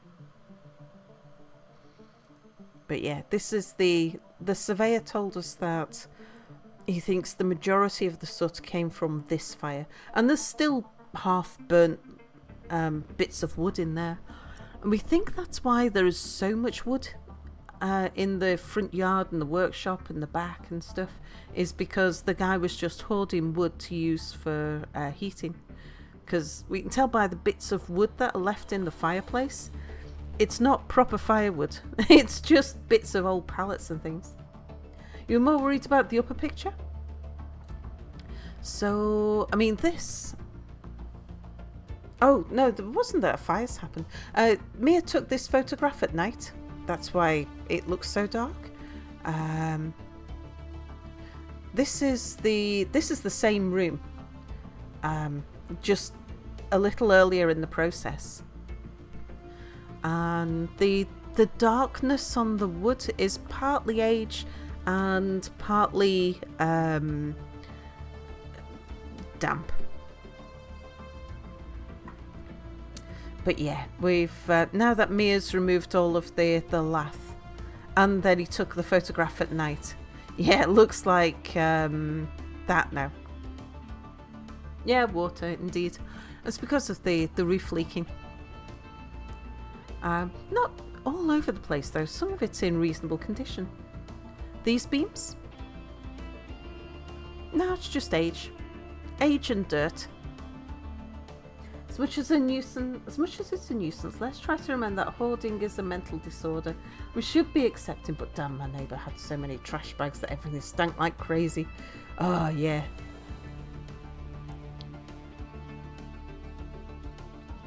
On the edge? Do you mean on the front? I mean, this all had lath nailed to it, like this.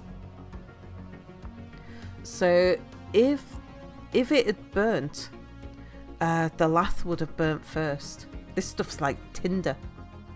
But yeah, we needed to expose all of the timbers so that the joiner could check the condition of the wood and see how much work was required. But yeah, a lot of it's just dirt because the airflow there's down the back of these birds' nests, it's just open to the outside. So yeah, this is all it's just old dirt. Because the house was built in the 1870s, And so it's had 150 years of like behind the lath being exposed to the outside world. But yeah, there's no sign of it ever having been burnt. And thankfully, these timbers, even though they look pretty bad, they're in pretty good condition. They're solid. And most of the sarking boards are also okay. Dirty, but okay. Like not rotten. So quite pleased with that. I was expecting a lot worse. And the floor joists are in reasonable condition as well. I was expecting to have to replace or repair floor joists, but yeah. What the problem we've got with the rafters is the ends. All of the ends of the rafters are all shot. So all of the rafters need repairing at the ends, and not on this side, but on the south facing side, which is where we've got more holes in the roof. There are rotten sarking boards that need to be replaced as well. So there's a lot of timber work to be done, but most of the timbers are okay.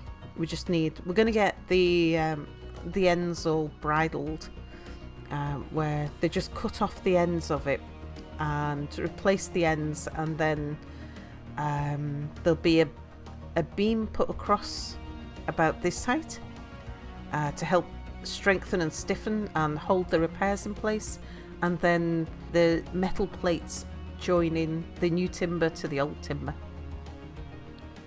But yeah, it's not too bad, especially for the age of the house and the condition it being left in. But we reckon it's on. If we hadn't have taken it over when we did, it's probably only got another 1, maybe 2 winters left before the roof would have caved. Because yeah, the amount of water coming through, it's had a hole in the roof for 3 years. In the US, you could sell good old beams for good money. One thing we are hoping to sell is the old fireplace. Can't see it there. Have we got a picture of the old fireplace in any of these?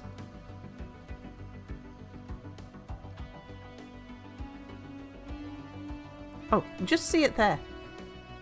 Yeah, it's not fixed to the wall, it just comes out. It's an old Victorian fireplace. HGJR, hello. To what? You heard wits.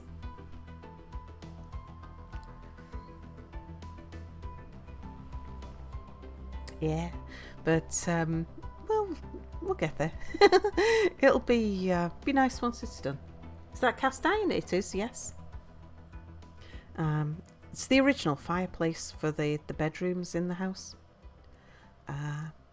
So the 2 upstairs fireplaces will definitely be selling. I mean, the 2 downstairs, the actual fire pit itself will be getting rid of, possibly selling if we can get something for it. Like this one here, the fire surround is not original, because we can see just there's the old stone lintel that holds the boulders up that form the wall above it. It's been bricked in and lowered, and this has been put in, but we want to reinstate the old fireplace here and have a kitchen stove, preferably a bread oven.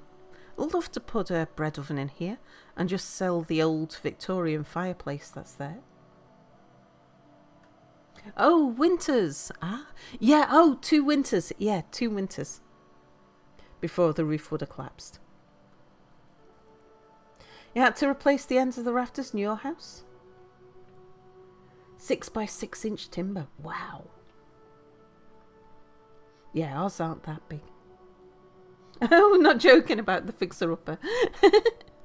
Indeed. Yeah, it's a fixer-upper underestimates the amount of work that's involved. But it's a small enough house that we can afford to do it. If it was much bigger, Yeah. Even just getting the roof done. You had to replace the end. Oh, yeah. Sorry, I've read that already. And hello, Observer. I haven't said hello to you. And Pokey Pineapple, I haven't said. How was that house not condemned? Well, it wasn't. I mean, it didn't look this bad when we moved. Like, when we got it. We wanted to strip it back to the bare stone.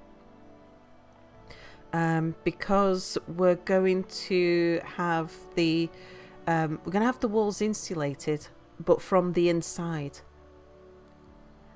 We looked into the wall above that fireplace. Yeah. Because we've stripped off all of the lath, upstairs and downstairs. So we've been able to see, like, is it structurally sound? But that you could see it from the outside anyway.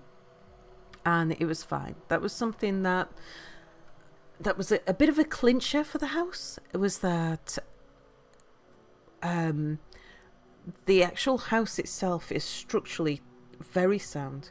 Like, there's no sign of any movement at all, which is unusual for a house this age. You expect it to have at least settled, but I think because the soil is really thin here. Well, except in our front yard where it's just full of rotten wood and stuff. We're very close to the bedrock. Because, highlands. We've got mountains just in front of us and to the side of us and stuff. I'm not sure if they count as mountains. I don't think they're high enough just here. We're on the edge of the mountain range. But, yeah, there's... you don't have to walk very... In fact, out of our front window, we can see an outcropping of rock. Because the hills rise to the south of us. Like, our house is north-south. And, yeah, we've got the coast is to our north. And the hills are to the south of us. Actually, we've got hills... further back we got hills all around. Pretty good. It means that we're a bit sheltered from the rain compared to others. When did we look up the history? Soon as I was interested in buying it, I started looking into how old was it really. When was it built? Started looking into the history of the village and everything. Because the first thing that caught my attention was that it was a house that was within our price range, like well within our price range. And the initial survey suggested that it was work we could afford to do. And the picture, like the village it was in, looked lovely. So I started doing research immediately. How many Viking raids were there? Probably lots. Because we're in the northern part of Scotland. We're kind of further north than the Scots. So it's like Picts and Norse up here. Was it a murder house? Not as far as we know. It's a fishing village. So when I was looking into the history of the village, what I found, there's... a lot of the houses were owned by women here because a huge number of the men were lost at sea. How much are you not looking forward to winter? Yeah. Oh, yeah. We're hoping to get enough work done by winter that it won't be as uncomfortable as it looks now.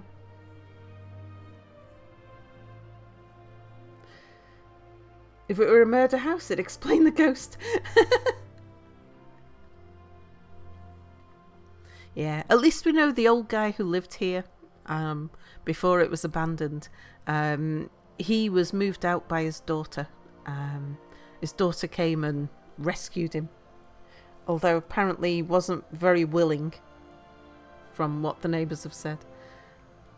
I don't know who lived here before that, but I've found some censuses back to like the 1911 census and the 1921 census. Found the owners who owned it then. Be unblocking those chimneys, Stat, but you're kind of a pyromaniac. Yeah, the old ones never want to leave. But, I mean, It's a good job he did. He was going to kill himself in the house. Angel Mart, hello. Like burning old, and like treated wood as well. It would have been carcinogenic. It wasn't suitable wood for burning, and the chimneys are blocked. But yeah, we need to get the chimneys unblocked anyway, and the chimney pots cowled, like little umbrellas, put them on it. They never are willing, but it's mine. And like what he was doing with bridging the electrics. Yeah, the house was in a terrible state. It just needed someone to look after it. Hope he knows that the next owners have big dreams for the house. From what I gather, he was a really nasty old guy. The neighbours didn't like him. Said he was a nasty piece of work. But I don't know how much of that was they didn't like him because of the amount of hoarding he did. Apparently he moved in something like 2014, I think it was. Prior to that, whoever had it before, one of the people who've lived here for a long time was telling us that it used to have a beautiful garden full of flowers, and then this old guy moved in and filled it full of wood. Yeah, always nice to have a low bar for impressing the neighbours. Yeah, that's it. The villagers welcomed us with open arms because we're... I mean, it seems to be a friendly village anyway, but the fact that we're taking on this old house and living in it, not just turning it into an Airbnb or trying to flip it or something. One of the houses she almost bought had a deed from the 20s stating that the widow's seller was entitled to live in one of the rooms until her demise. Imagine buying a house and sharing it with the previous tenant. Yeah, the old crabby type, more likely regrets in old age. Yeah, you're well on your way. Did they all immediately assume we were married? Don't know. We haven't corrected anybody about anything. We haven't gone about explaining that we're a business partner couple. It always seems like a friendly village until the murders begin. Yeah, that's none of anybody else's business.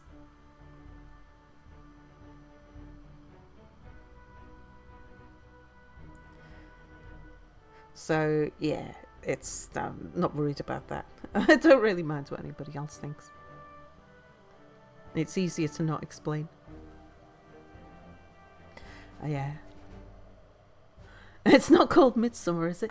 It is very, very Wicker Man, our village. Yeah. There's still a lot about the village I've yet to uncover. Like, I know there's some sort of shadow government here. Local government.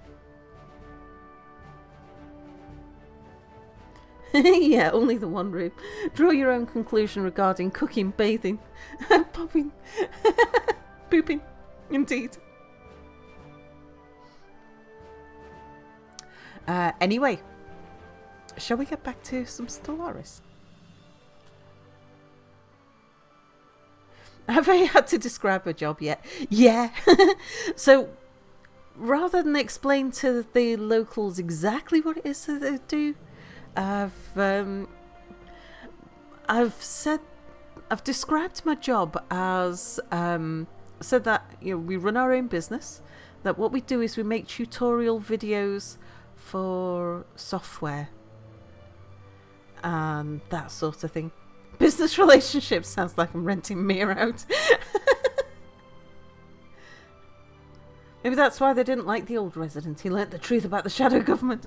By shadow government, I mean we know that there's various things that go on in the village. There's some sort of organisation, local organisation that is informal. Yeah, very well phrased. Yeah. It was one of those things like, yeah, no, I just don't want to start having to explain who Twitch is. It's an elderly population in the village. Informal local organisation doing things. Yeah, like, for example, the bonfire committee. Every November we have a bonfire on the beach, and we're arranging for the bonfire committee to come and collect a lot of the wood from our house to add to the bonfire. But the fact that it's a bonfire committee, and we know that the village did a fundraiser for some things to do with the harbour. You supplied the wood or the beach? The wood. Yeah, and they might look into you then. Oh, Elizabeth III, so happy to see your real stream.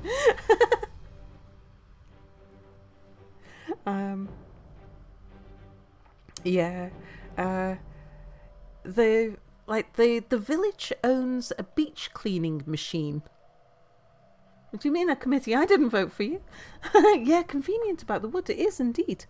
It's like bonfire committee. That's very convenient.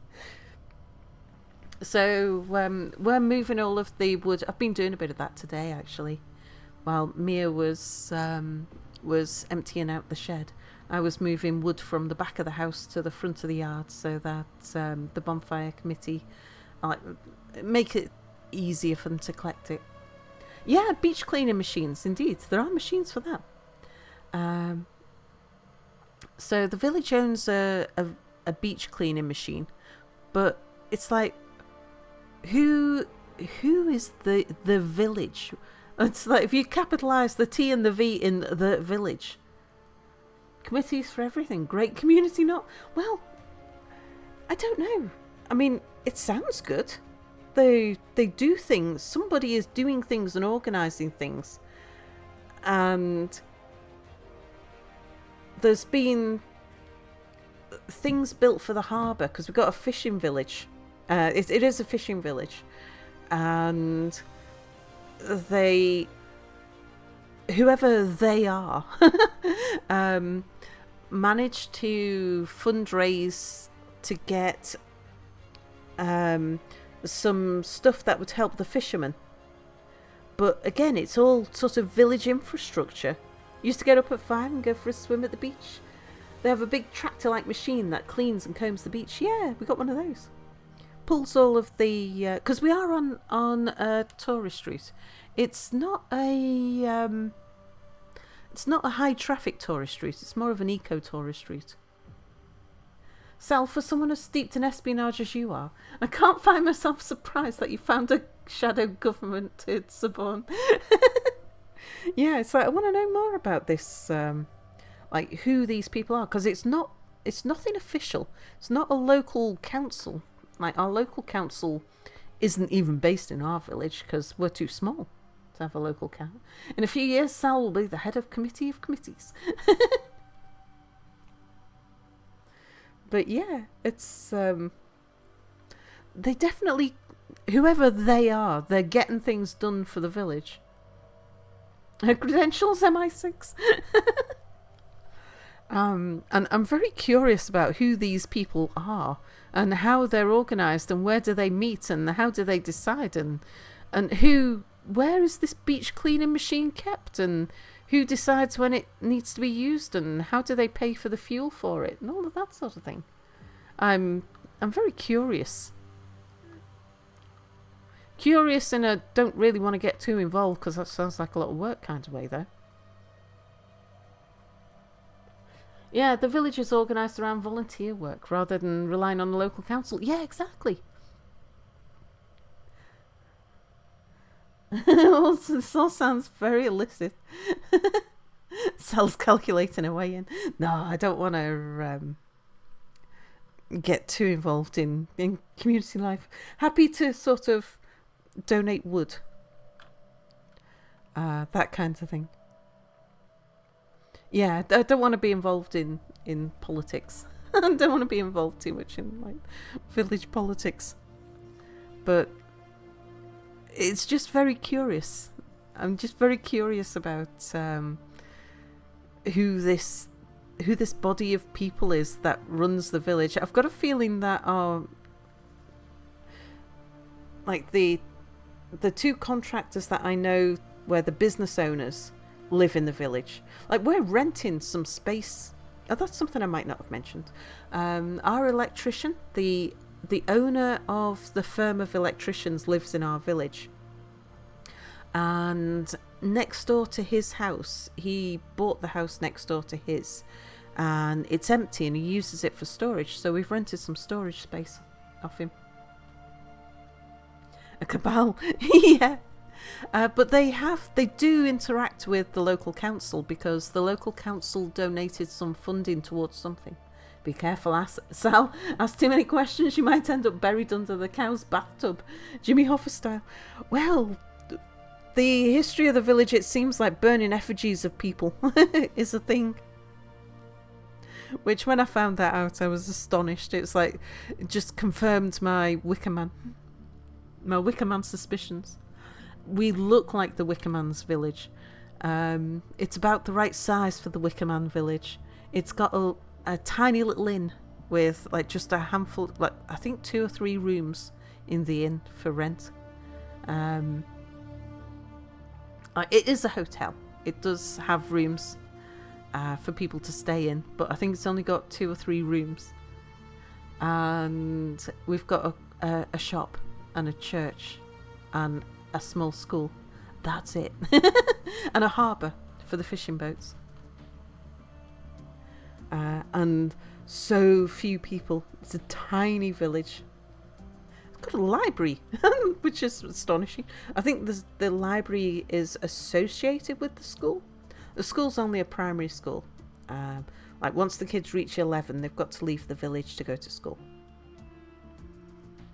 But I think it's a village where the business owners of the businesses that are in the nearby town, about 5 miles down the road, there is a small town. And a lot of the local businesses are based there, but the owners live here. Be some sort of association, yeah. No, like, say, homeowners or something. There's an old mansion thing on the coast near you. That's something of a B&B. Yeah, something about that I love about our village. We've got so many ruins here. Like, within walking distance of our house, there is 3 ruined castles, 2 ancient forts, all kinds of like prehistoric burial mounds, loads of prehistoric burial mounds.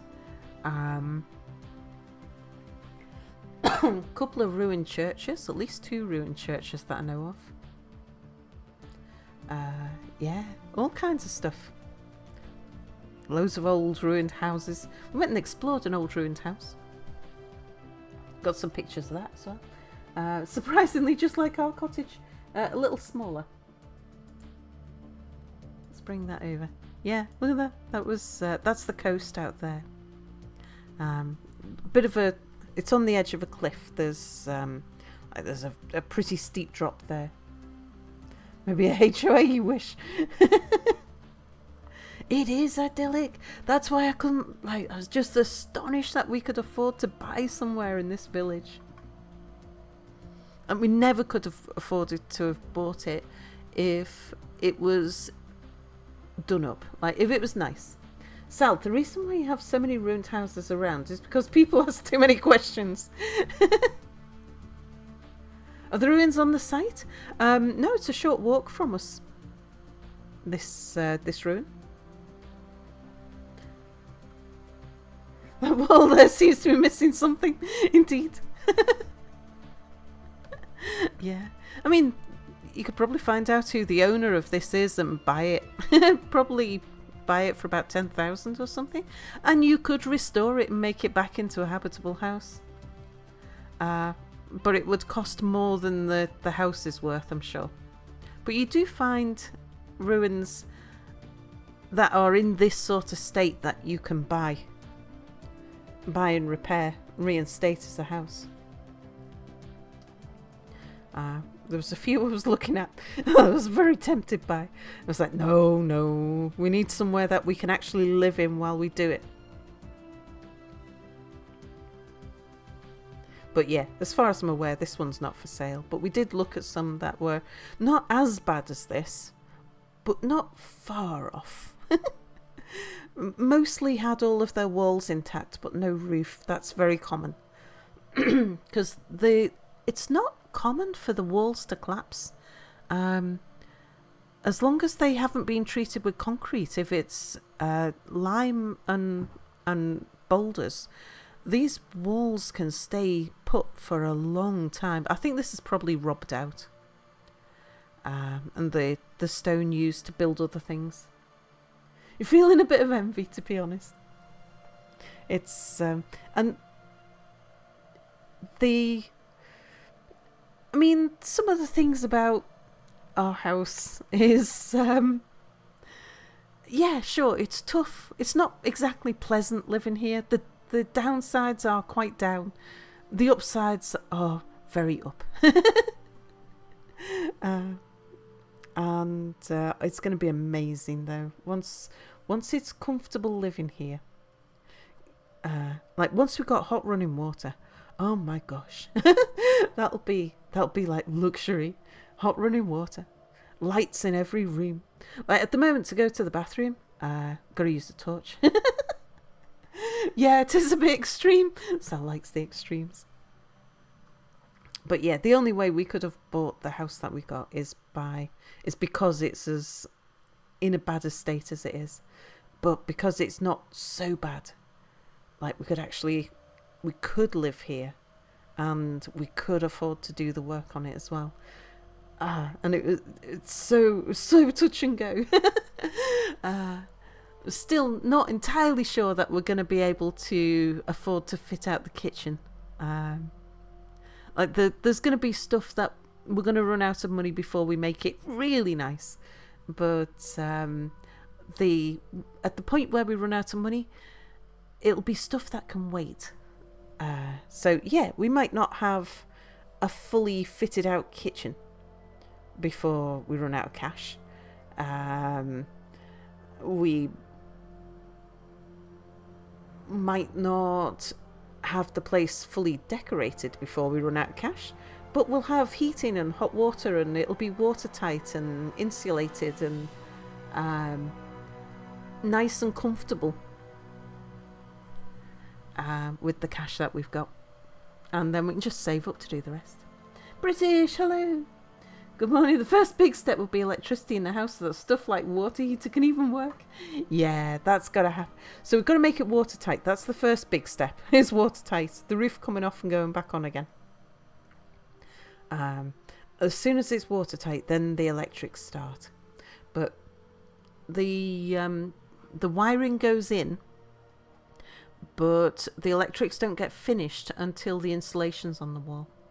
Because the walls have got to be reinstated. The internals of the walls have got to be reinstated so that there's somewhere for the sockets and switches to go.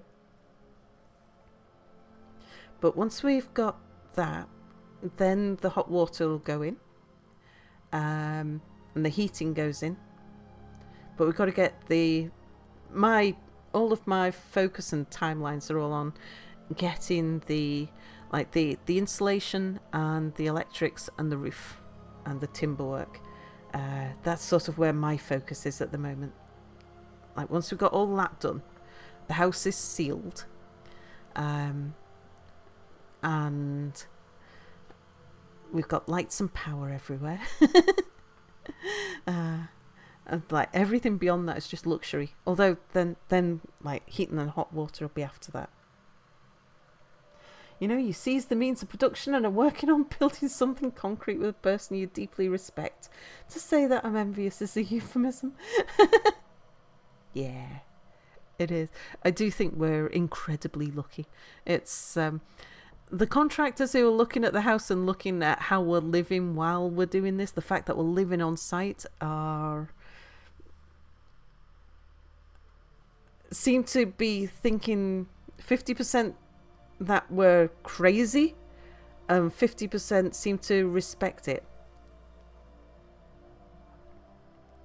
But I think it helps that because we so enthusiastically love the village and so enthusiastically love the house, and the contractors are people who live in the village and are happy to see the house coming back to life. Yeah, those ideas are not mutually exclusive. But yeah, let's take that picture away. And yeah, let's do a bit more Stellaris. How are we doing? We've got some alloys to spend. Are we... What are you doing? Are you making ships? You are. How are... Southern Garages still upgrading? Southern Gate still upgrading. Right, let's just let things run for a minute. Is this Iron Man mode indeed? Am I or Mia gonna stream the Stellaris derivative Star Trek Infinity? Yes, I imagine so. Hostile stellar traffic reported. Oh, raiding fleet from the Imetherian pulse has been detected on a direct course towards the Phonox system. Okay, where's the Phonox system?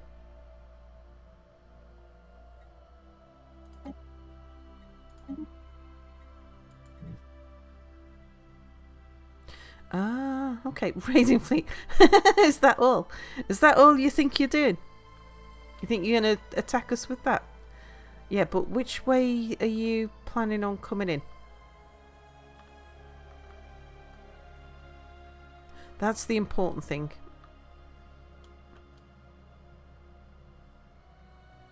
Because if I know which way they're coming to us, we can prepare for it. Construction complete. Right, that's the southeast south gate.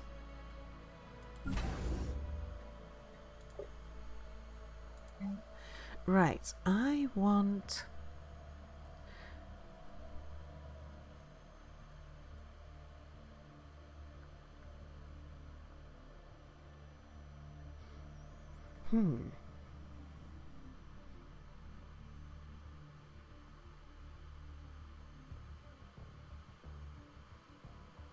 Not you.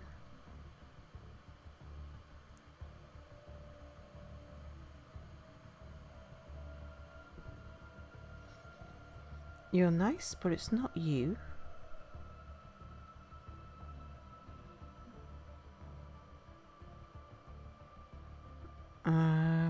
You weren't what I was thinking of either. I didn't think. What have we got already? Oh, actually, is it on this side? Ah, ancient rampart.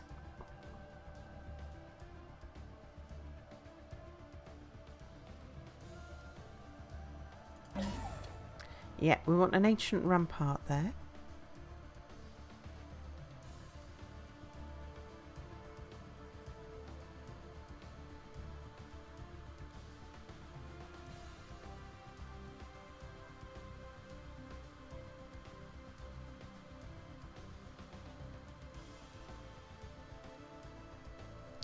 Do I want another hangar bay or another torpedo?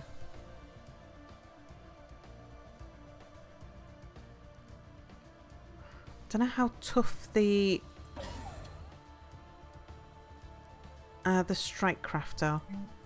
Right, so what do we want here? Yeah, it looks like they're heading for the northern gate. I'd expect so. I've got fleets up there. The reason why I'm reinforcing my southern gate is I don't have fleets down here.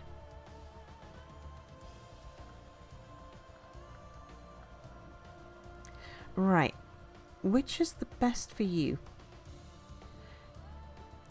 8 more platforms.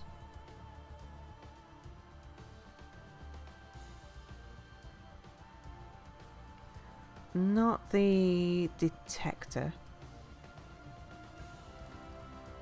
Reduction in shields. Allied ships.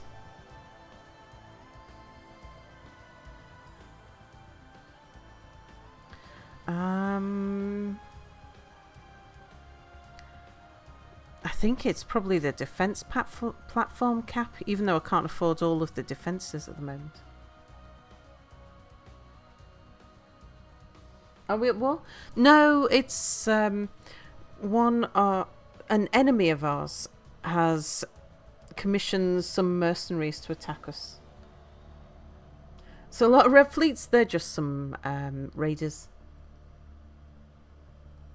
Get off my yard, hello! And Tristram, hello! Prezio, hello!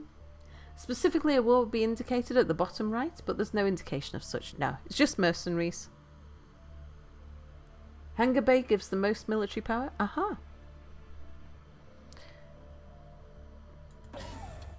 Right, we'll get those built there. Can we upgrade you? Did we buy Citadel? If we can, I will.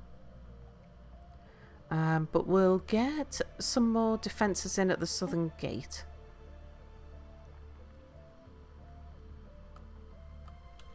But yeah, we've got strong fleets from the east up to the north. Our design library grows. Excellent.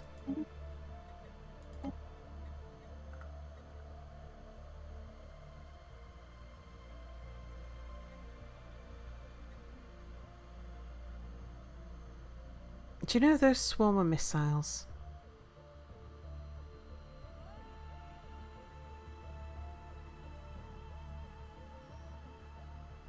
Oh, do you know, they've got a lot of range.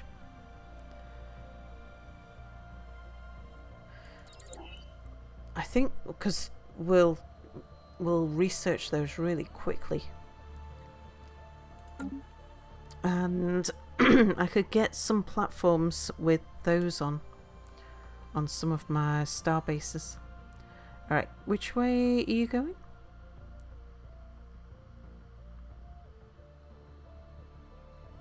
Our design library grows. You went up that way.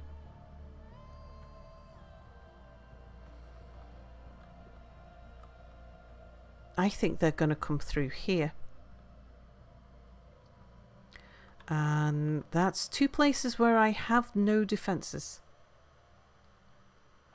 Right, first of all. We're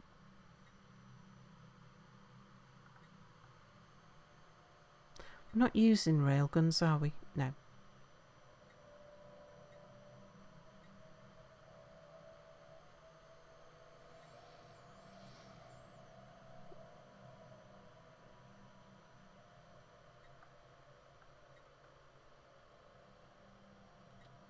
I don't know that we need the afterburners.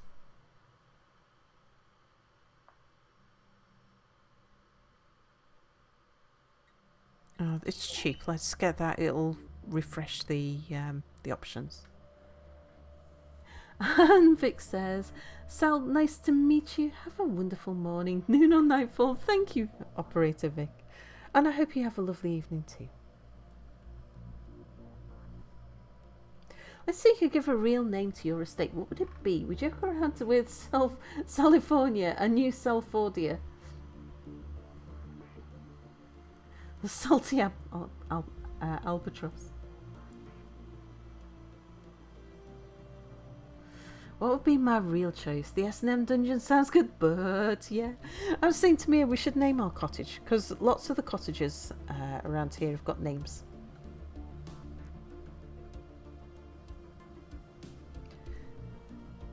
Operator Vic says, bye, chat.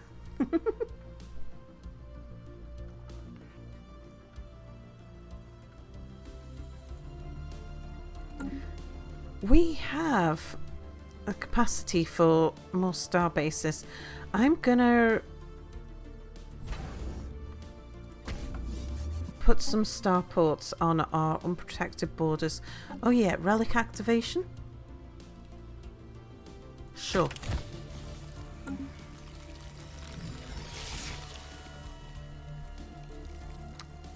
You are on Northwest Gate.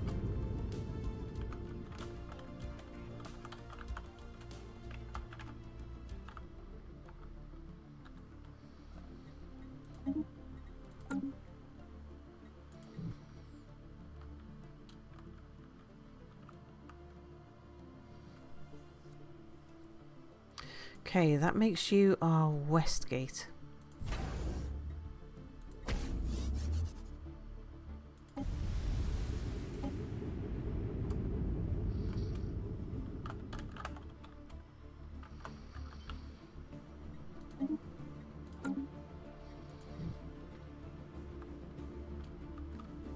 And what does that make you then? Okay, maybe you're our southwest gate? I guess so. We haven't got anywhere.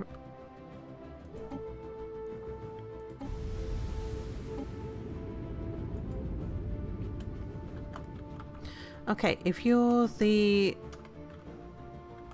southwest gate.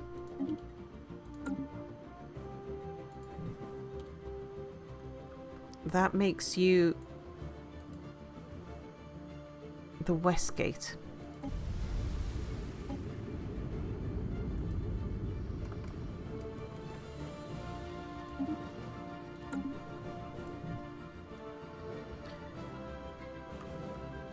Which makes you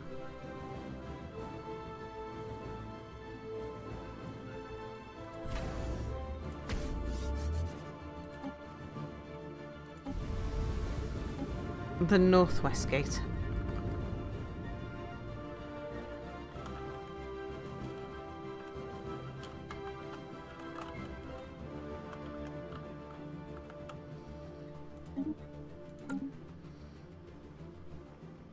Lab Monkey's bag.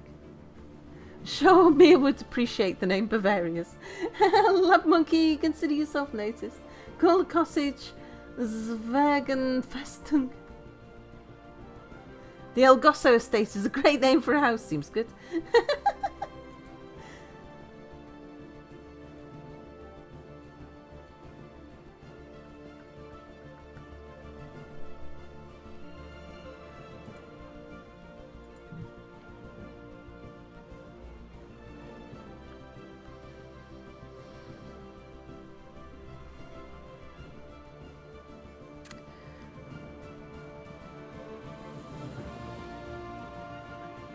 Right, I think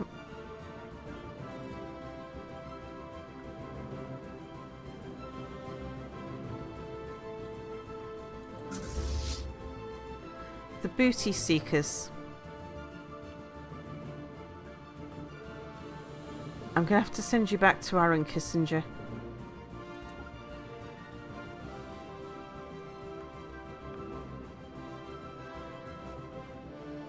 I was moving them up here because I was going to go cause some trouble with these unruly neighbours to the north. But yeah, our western flank is completely undefended. Our design library grows. Nice, thank you, Mia.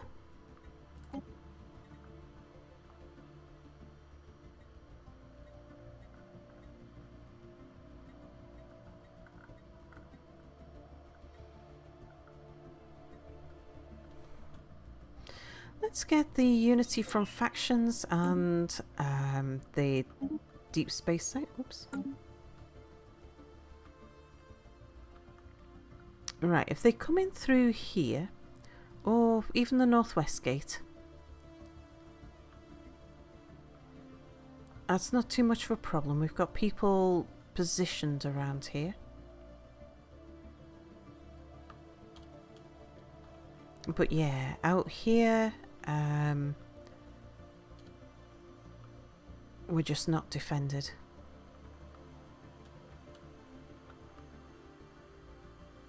Construction complete. Okay, which one was that? Southern Garage Starbase.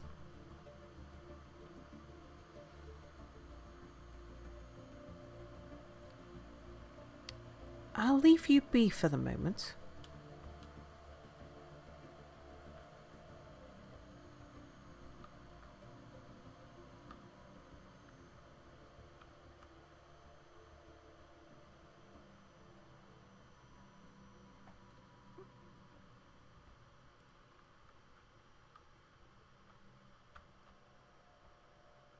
Area maps updated. Oh, that's Wanderer.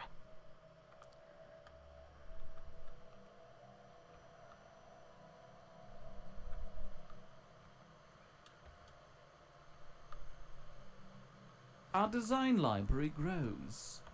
Thank you, Mitt.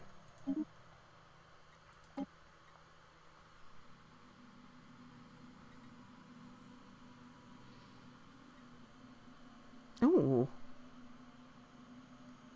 Ooh, that would be good. Seems as we're going to be putting lots of modules in.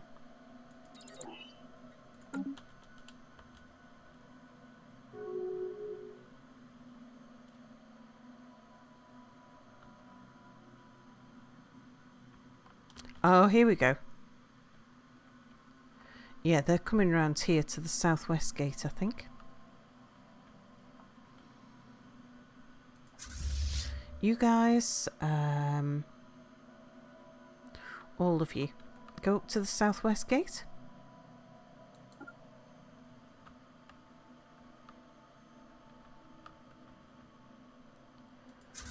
Rickety Racketeers, come up there just in case.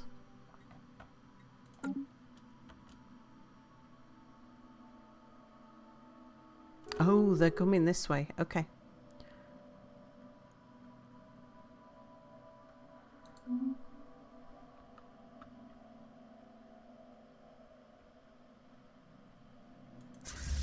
Smuggling Galactics. Let's have you up there as well. No, you stay where you are, actually. We don't need more.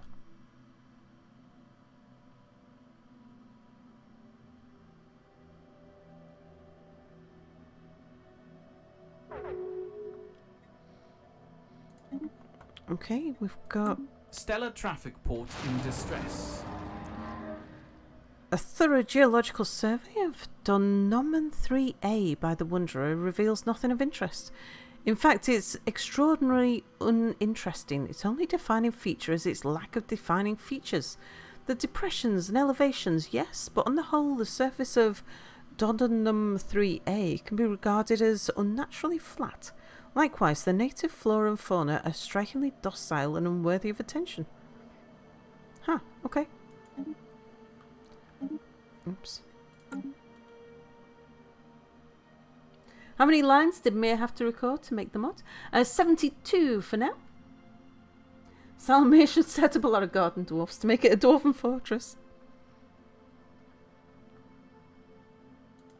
Right, you guys get back to the eastern garage. You're not going to be needed up there. Yeah, it's just the booty seekers. You guys stay at the Aaron Kessinger.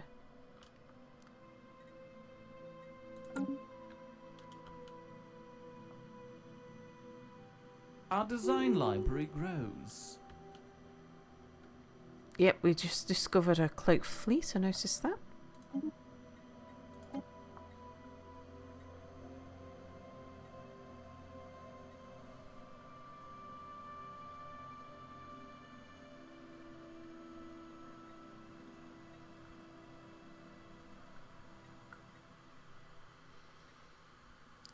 I think we'll go for you.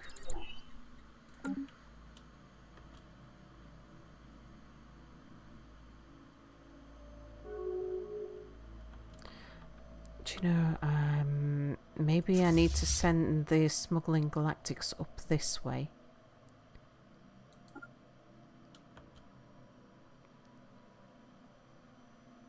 Our design library grows. Thank you, mate.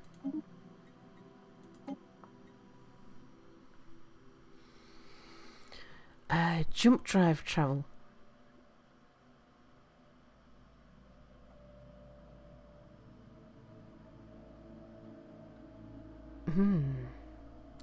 Oh, no. Dark matter, yes. I've been waiting on you. Construction complete.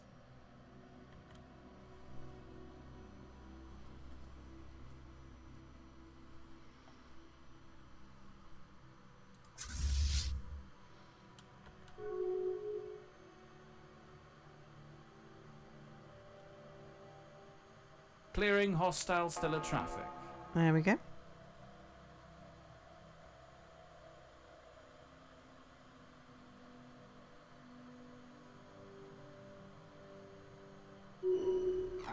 Nice. You're expecting several hundred lines? Yeah, there are more lines that Mia needs to record, but because we don't have the audio quality to do it at the moment, just needs to wait until we've got proper audio set up.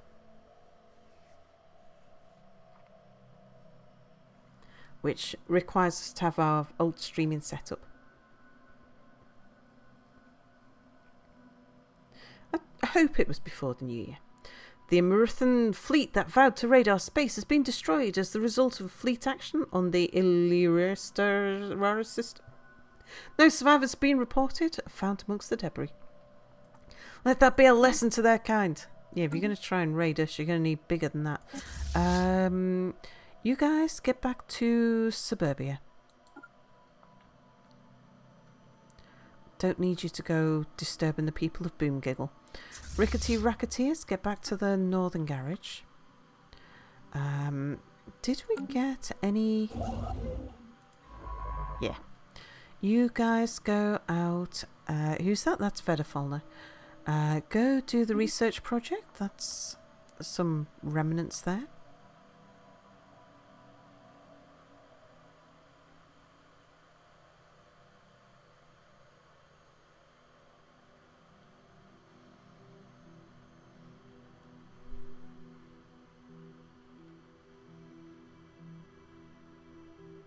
Our design library grows. Okie dokie.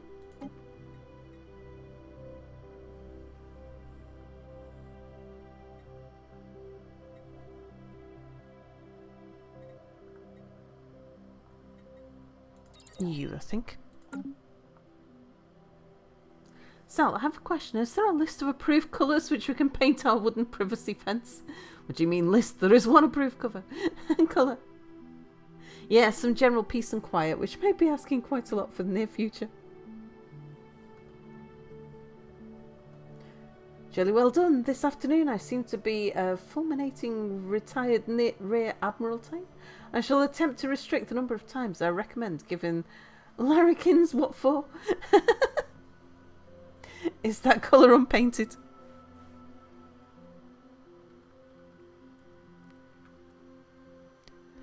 They've... Pelanova, can you get up here and come and repair that mining station?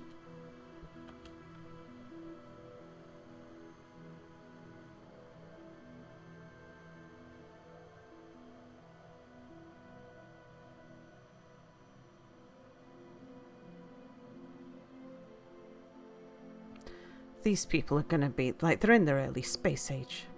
I didn't want to... Our design library grows. Oh, I'm voting on something. Let's have a look. Reverence for life.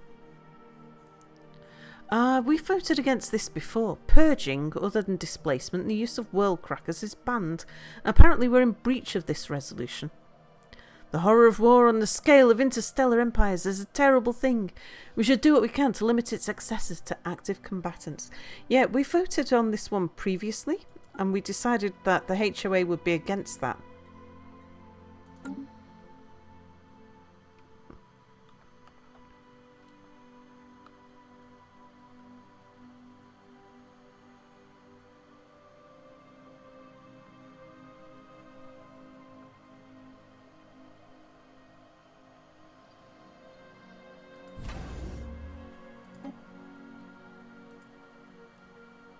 You are the...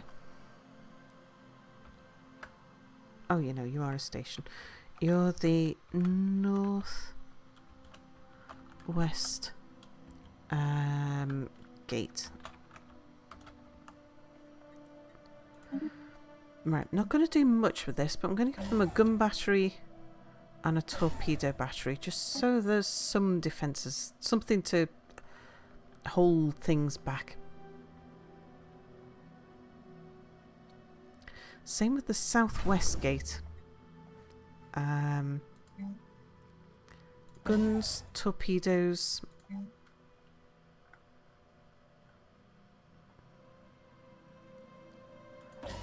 And target uplink.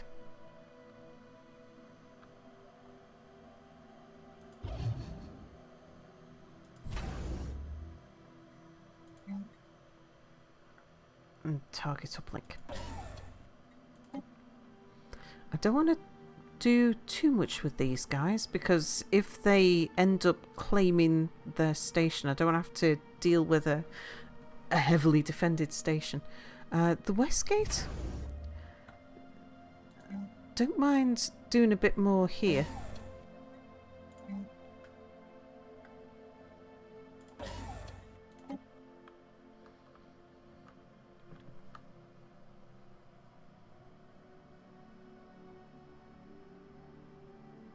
HOA approves of purging them? Good lord, we should be able to purge who we like, how we like.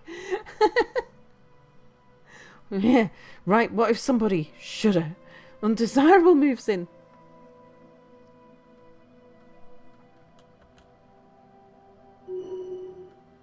Oh, Black Vedafalner has got arrested development. Oh dear.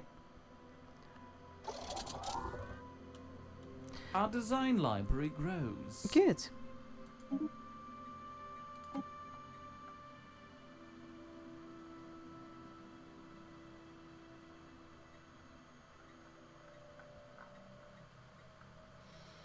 More naval capacity. Yep, repairs completed.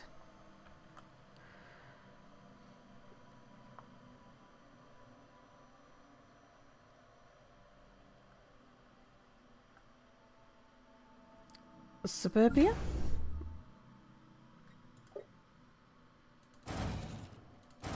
Couple more ships.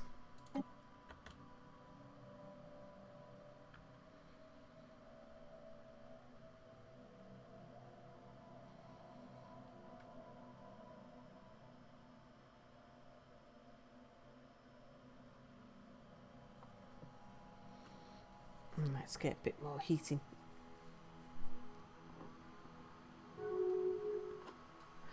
Oh, are we being insulted? We are. Even for a loathsome Xeno, your species is particularly vile, lizard. Yeah, we should return the favour.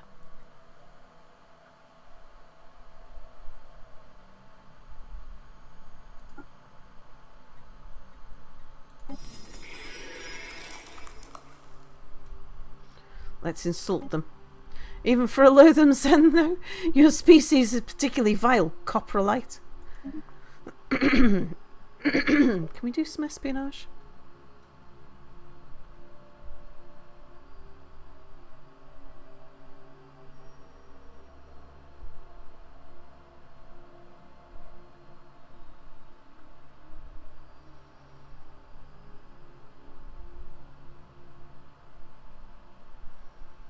Should we steal some of their technology?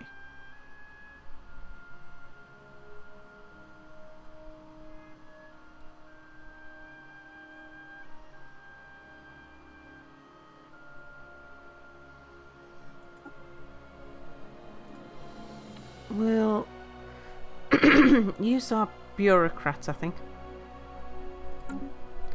Yep, just do it when you're ready.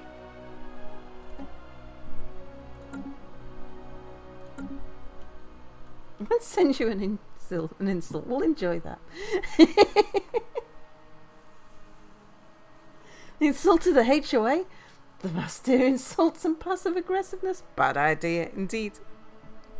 As soon as we've got these guys dealt with, we're going to go take issue with our southern neighbours.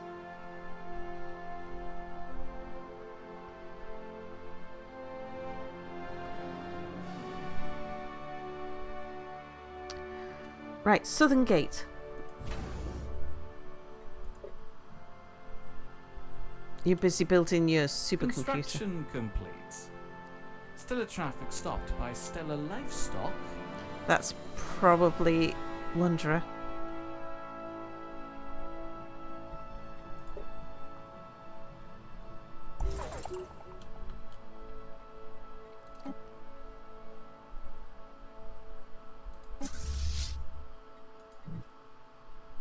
Yeah, that's Wanderer coming and exploring the raiders.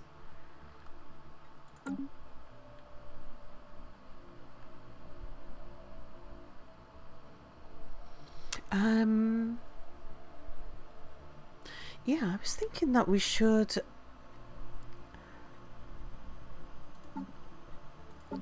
look at our defense platforms. I don't want the prize taker anymore.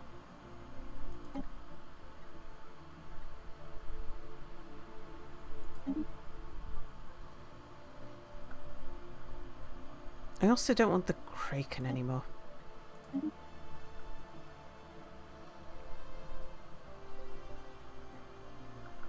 I want a new design of defense platform.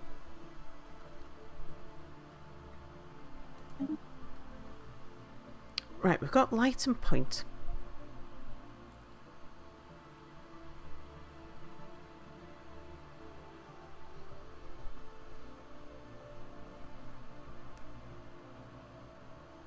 I think we'll have some medium and missile as well.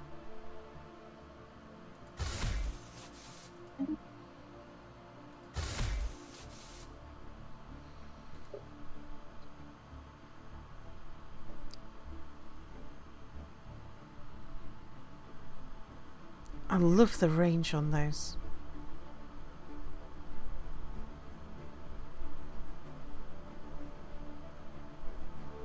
They don't do as much damage, but we're only on level 1 at the moment.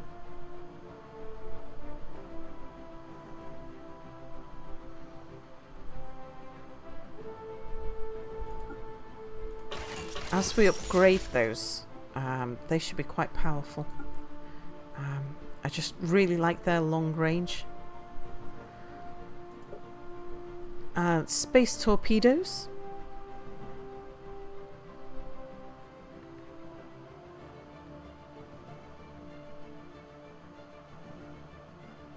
Short range.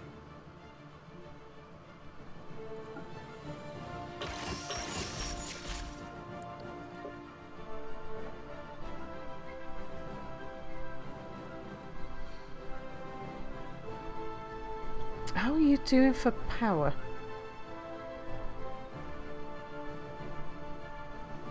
You got plenty of power. You don't need reactor boosters.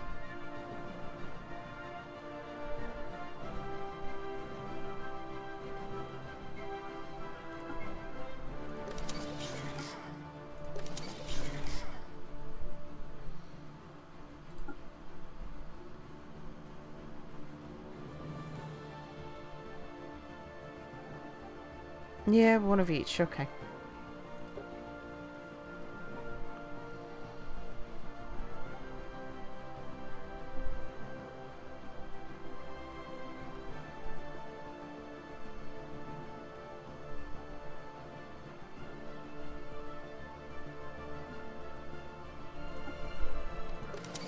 Advanced shields and an ancient suspension field. Now, do we go for increasing the hull points or armor hit points? I think we'll go for armor.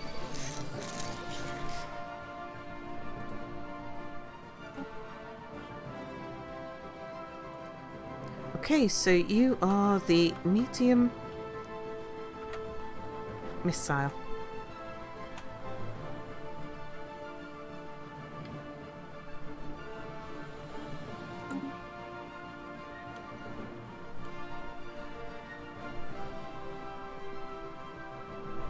New archaeological site, not much we can do about that.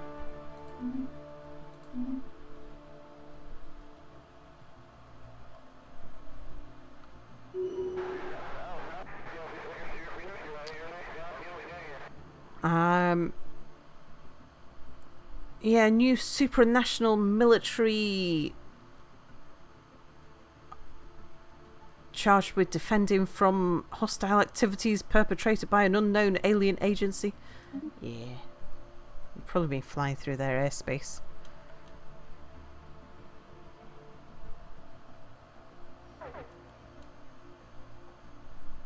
Oh, someone can level up.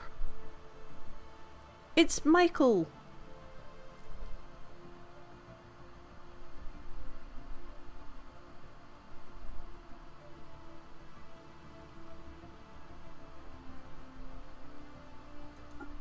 Hostility, please. Hostility 2. There's a lot of ships moving around here.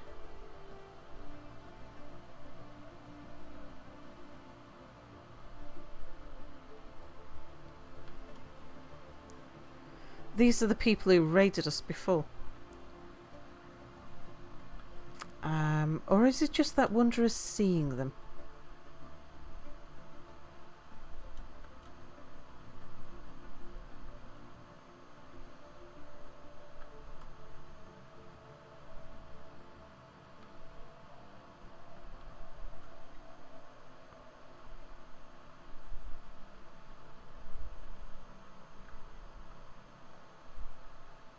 Construction complete. Okay, that's the southern gate down here. How tough are you at the moment? 43 is pretty good.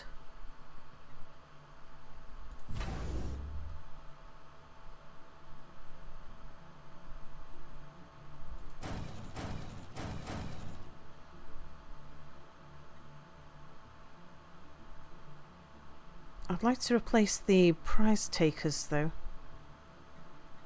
so that I can upgrade their defences. Yep, something to keep in mind. Oops.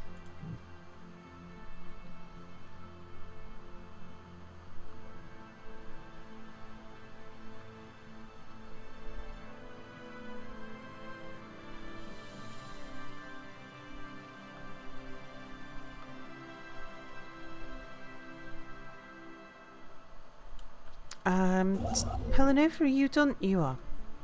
Okay, can you move back to Carol? Vedafalne, you're done? Come move back to Carol.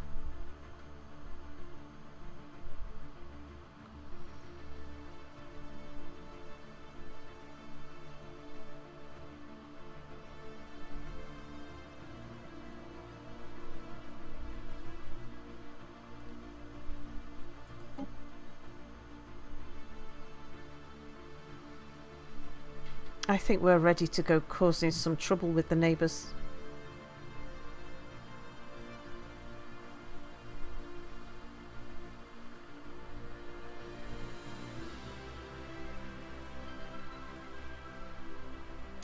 Booty Seeker still hasn't been upgraded though. Not much to do, it shouldn't take long. Smuggling Galactics, I want you up at the Northern Garage as well. You can cloak, so Our design cloak. library grows.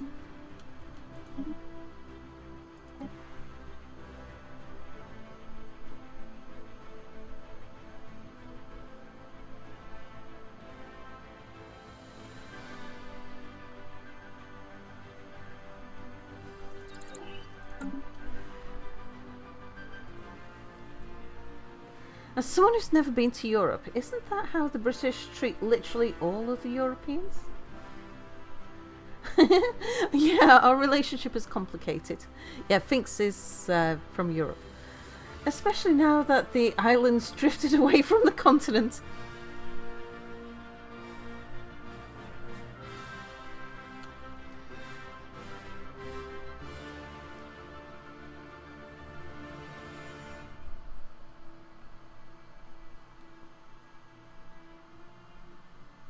Stellar traffic improved. Good, good. Right, Booty Seekers, I want you up at the Northern Garage as well.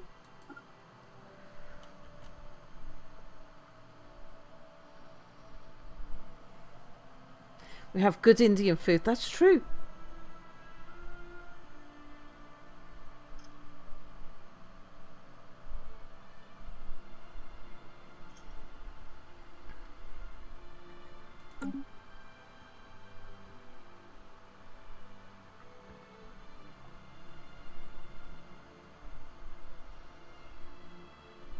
Our design library grows. Oh, and we've got a tradition. Oh, we can select a new one. Okay.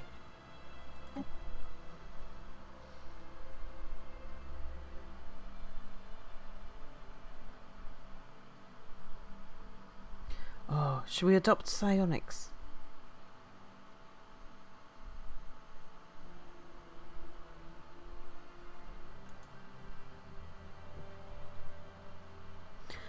We can't adopt psionics until we've got psionic theory. Yeah, okay.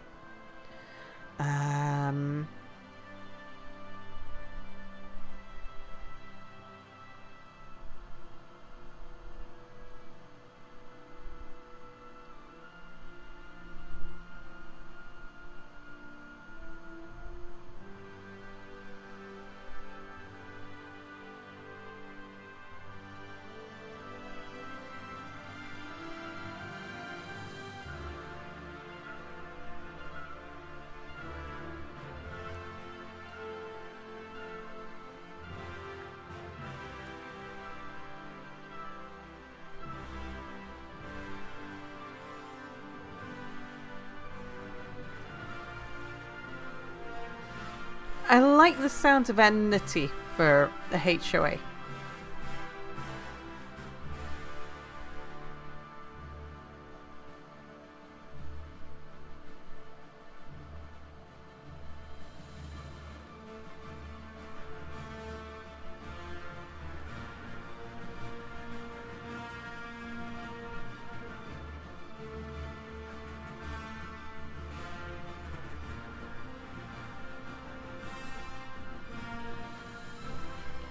Supremacy's alright.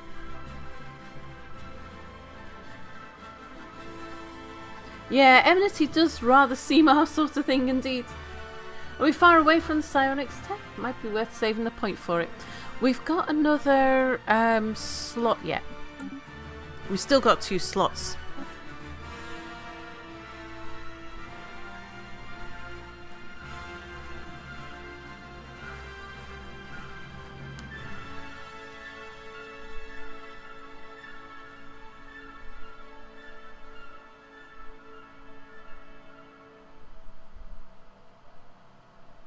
Yeah, I think we're more an enmity type of people. Council agenda available. Did I... Oh, excellent.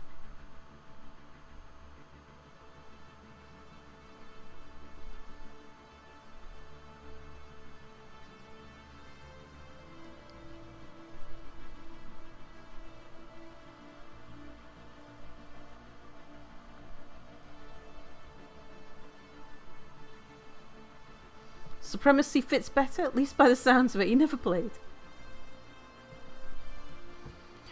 Enmity is about picking fights with your neighbours, whereas supremacy is about taking over the galaxy.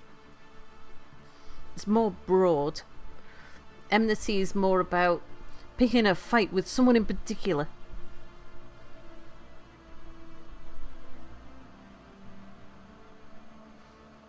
Drops out of character.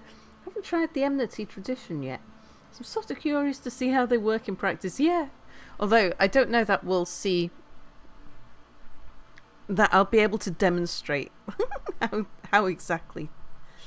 Do you know, I think I'm going to unlock the special project to activate the L gate.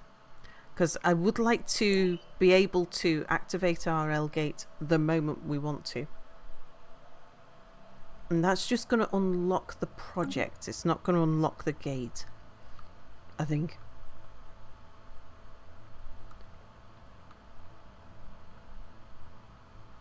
Might want to boost... Oh, yeah, hang on. We've got a whole load of dark matter things to go build.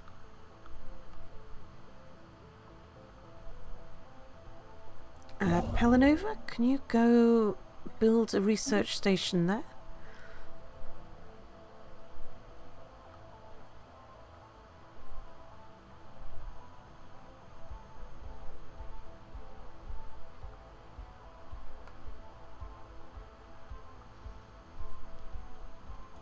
TDC, go build the research station there.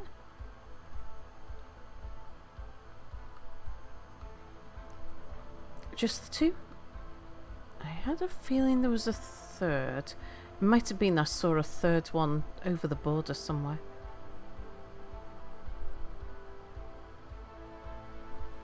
got the northern garage. Just make sure there's not one under Utah.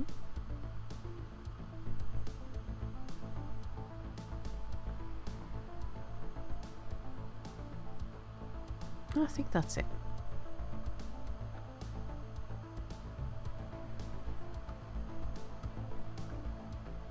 There wasn't one under California? Nope.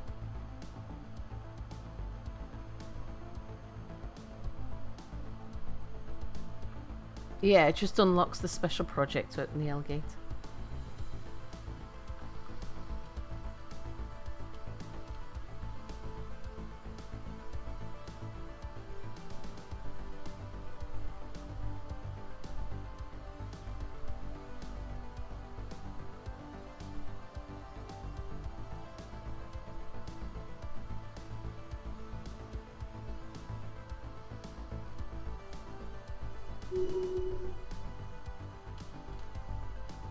Oh, we can do another insult. Oh, while we're here, how are you guys doing?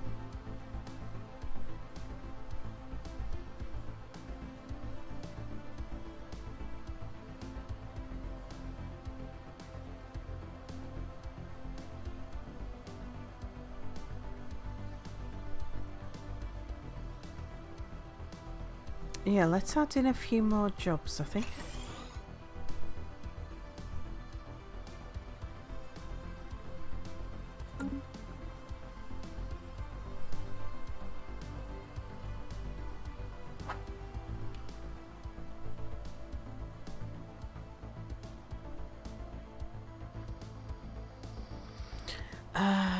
Yeah, I was just thinking we might want to boost our maintenance station a bit.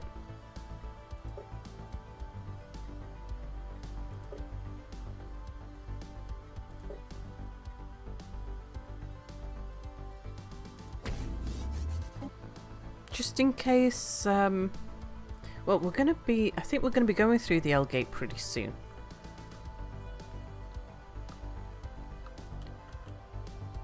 Depending on how bad a beating we take.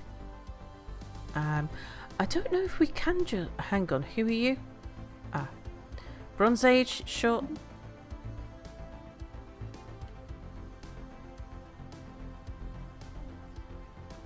Rickety Racketeers.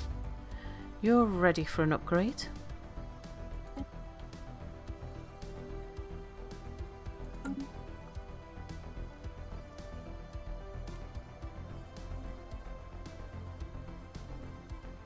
Area maps updated. Thank you, Andre.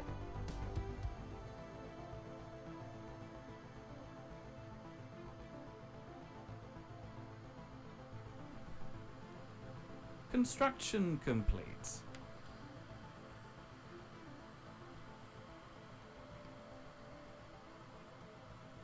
Construction complete. Booty Seekers, are you here now?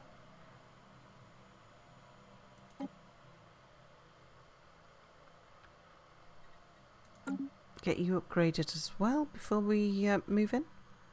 I actually don't know, do I need to declare war on the Void Raiders to go attack them? I don't think I do.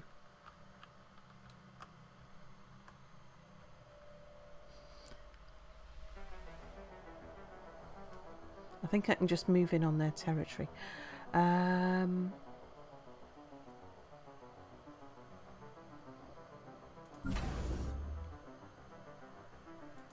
Northeast Gate, I'd like you to have Torpedo and Ancient Rampart. And you've already got your uplink.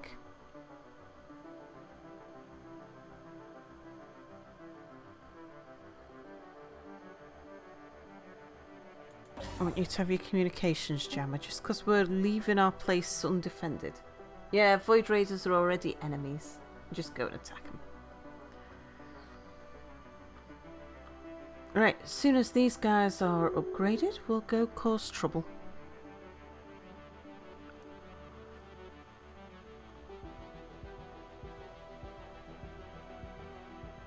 I think we've got what we need to do it.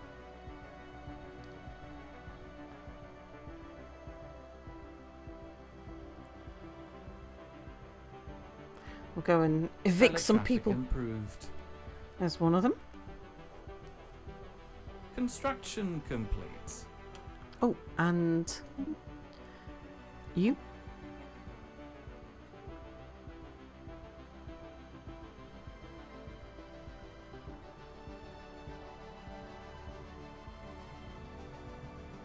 No need for a formal declaration, though we might drop a note through their letterbox just to keep it seemly. Indeed.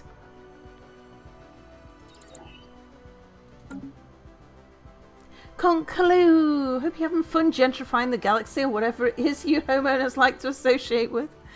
We are just about to go doing some gentrifying, actually. We just need to upgrade our booty seekers. The Smuggling Galactics. You move a little bit slower because you're cloaked. Let's have you move forwards.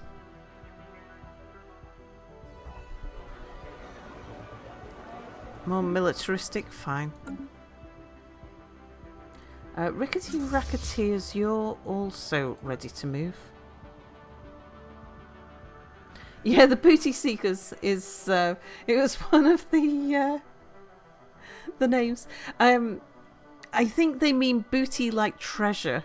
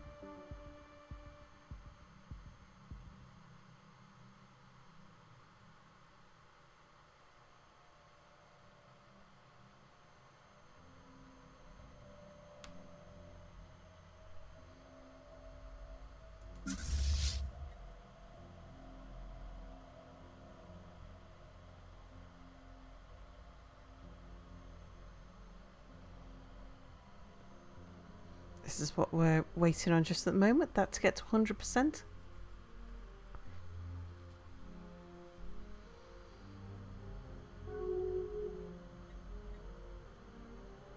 Yeah, whatever. Neighbours are doing things. I'm not really that bothered what the neighbours are up to.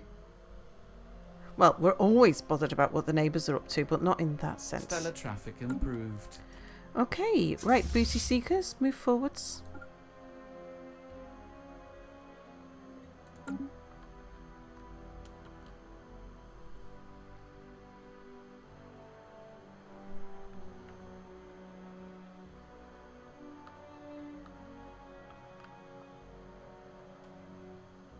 I'm seeing glimpses of a cloaked ship moving through here.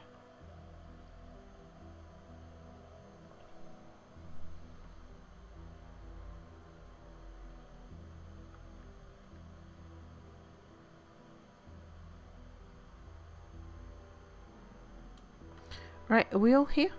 We're all here. Right, Smuggling Galactics. I want you to move in first.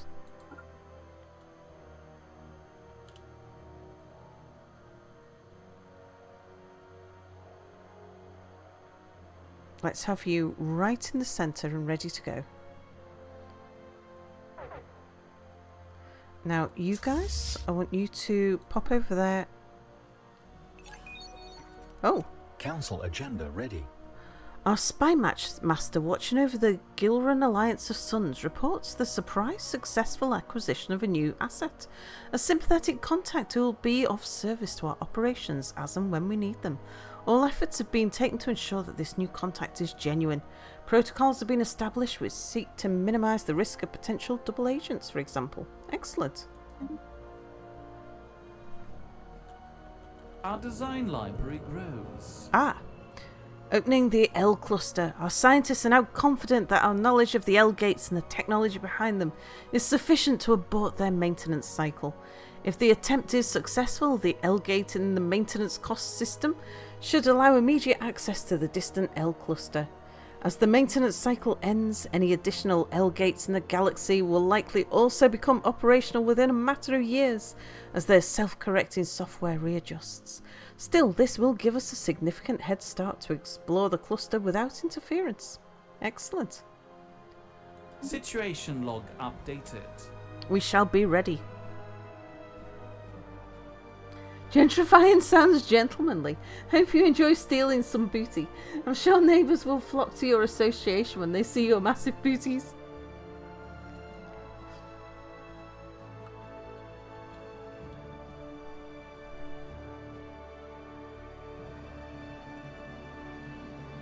Decommissioning foreign stellar traffic port. Hang on, pause a second. Because we want to go in on it. Did I do the new research? I didn't.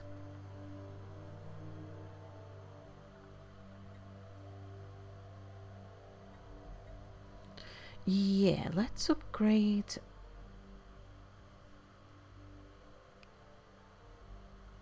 those. I think we're using those. Council agenda. Yeah, uncover secrets.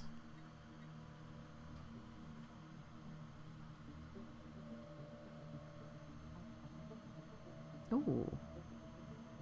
Yes, that could be quite handy actually. Seems as we're in the midst of battle. Right, here. Where's our cloaked fleet?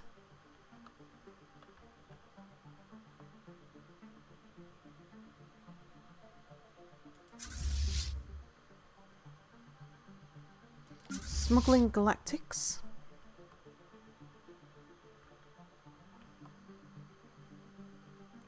Yeah, you're over here.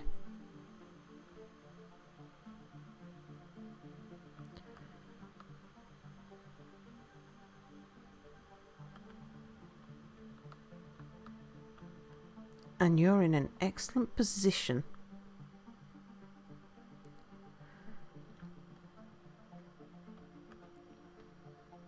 to uncloak and start by going and get that station, take that station out. Or whatever it is you fancy attacking, sure.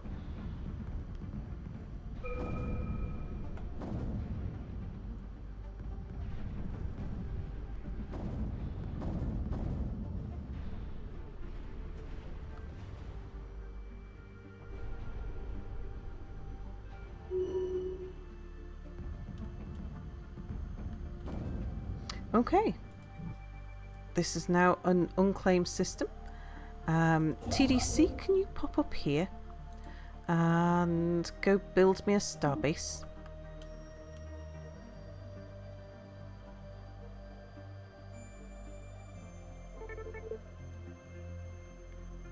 The Lavan Stellar Cooperative's been destroyed. Okay.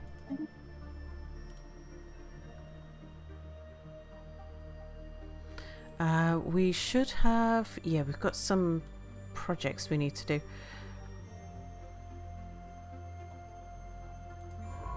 Let's get Fedafalna. Come and scavenge around there. Run, the HOA's expanding. Someday I will be shaking your fist at people who call me a bad parent and saying, nobody stopped me from watching Sal and I turned out fine. Construction complete.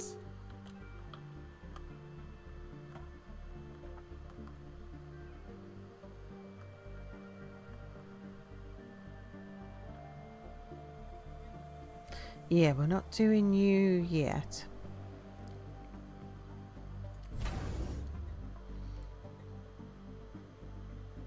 Oh, we've almost upgraded to a star fortress there.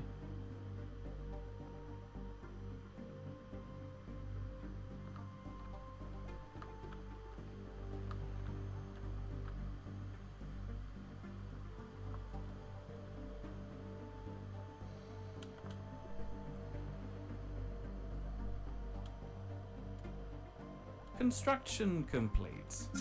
Rickety Racketeers, let's have you pop back to the northern garage. We'll take you one at a time so that we're keeping the majority of our fleets forwards.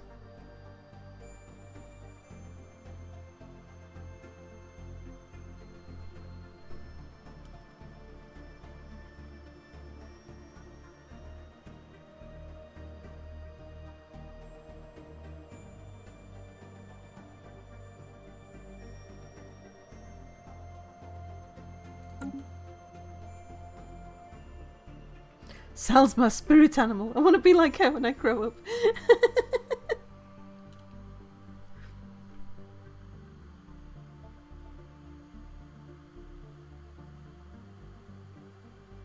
Our design library grows. Excellent.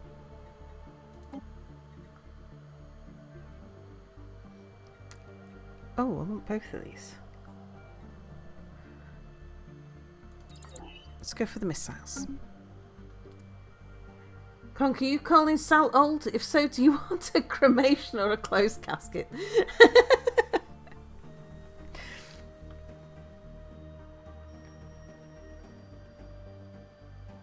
Right, rickety racketeers are being repaired.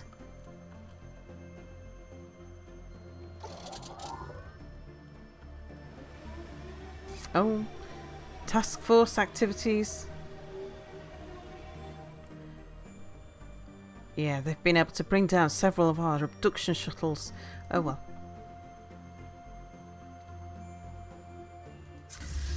Rickety Racketeers, I want you to head forwards.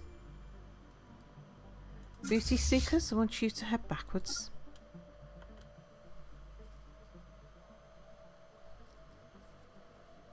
Construction complete. Excellent. Seems as there's good stuff there.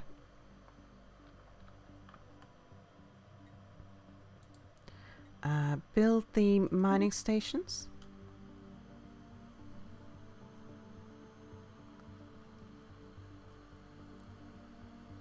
I'm not scared of Sal, soon to be disappeared viewers. No, not Debris at all. analysed. Okay, thank you. What did we get?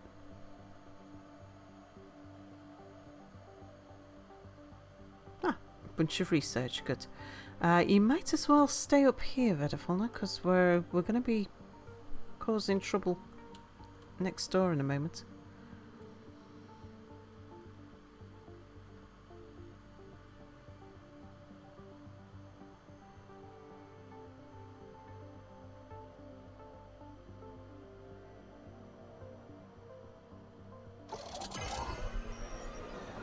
Reverence for life. Oh. What do we need to do? Purge to displacement only. If we don't submit?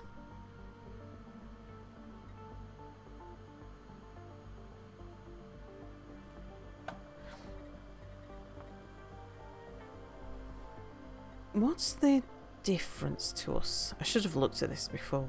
I'm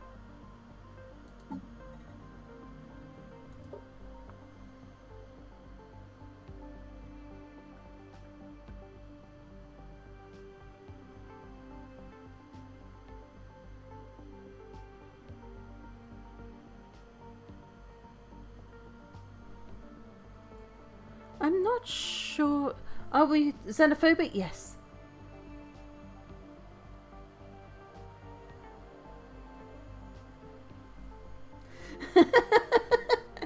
And Conk says, I'm not calling anyone old. I'm just saying that this chat is bad for a good Christian boy like me. The taint of sin has been rubbed all over me, and that taint is sweaty and greasy and nasty. Yeah, our people would be upset if I change it.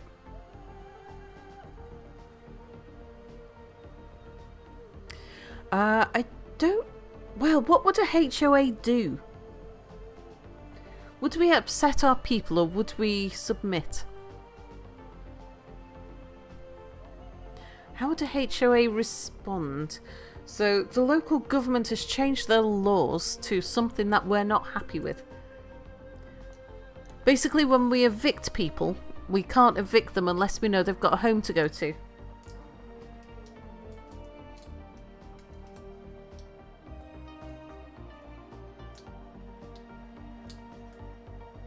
Xenophobia? Yes.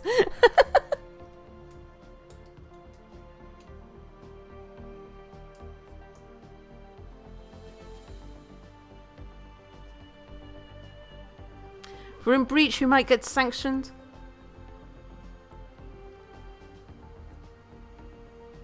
Have you posted your silly cannibal joke before? I remember a silly cannibal joke, but I don't remember what it was.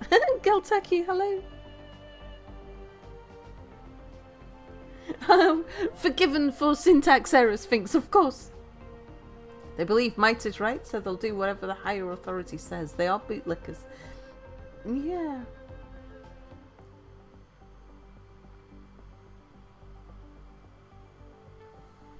So, sanctions might not affect me, so we'll know to change it later as well. Well, that's true, Galtaki, but it's all about the role play. What would a homeowners association do?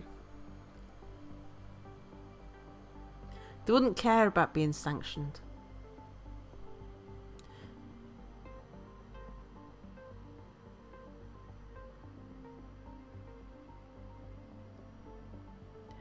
Yeah, I'm really not sure on this one what the right answer is. I think we're going to have to do a poll.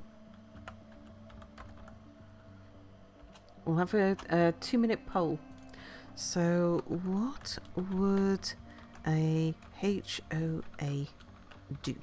So this is not about what's winning the game or anything. It's just about what would a HOA do? Comply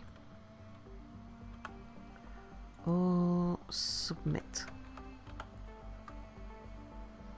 Okay, 2-minute poll available now. So, local government has changed the law that says that we are not allowed to evict anybody unless we know they've got somewhere to go to. What would we do? Would we comply or would we submit?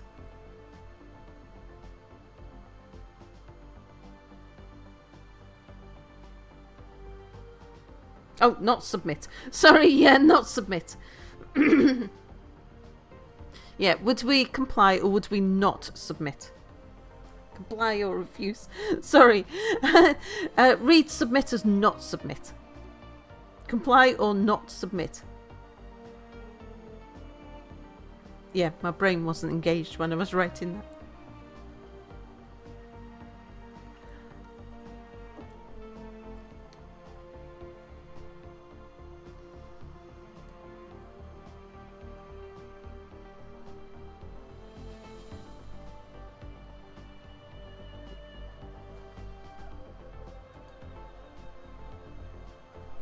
The not submits have the lead at the moment.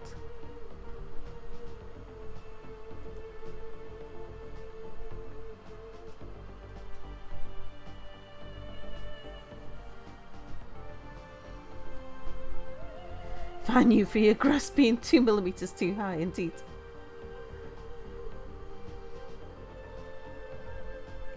This is one of those times I imagine a homeowners association would embrace malicious compliance. Yeah.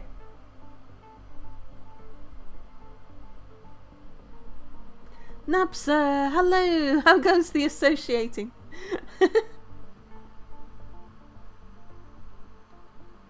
Probably like flying them off to Martha's Vineyard or something.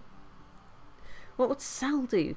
You can say that that's not not market manipulation. Okay, we're not going to submit. That's what the vote said, wasn't it? The vote did say not submit. Yeah. The vote said not submit. Okay, we refuse to submit. What would I do? I would well.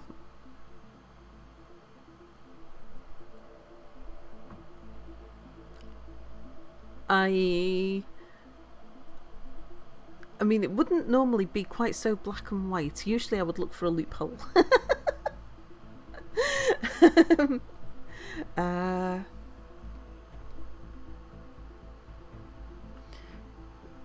While I'm here, is there any...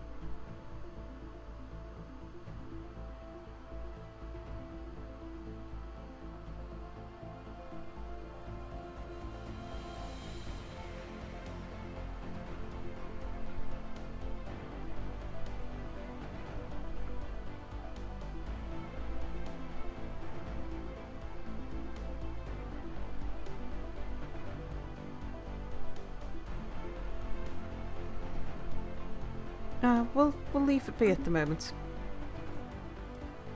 So, Sampa, hello. They're ordering you to stop killing people. You should comply.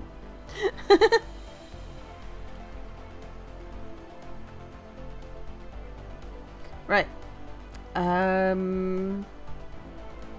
Who was down here?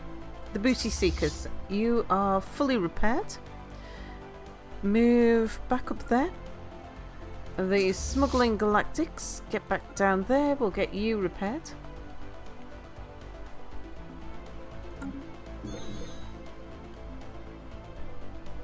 Yep, we're in breach. Don't think that's a problem.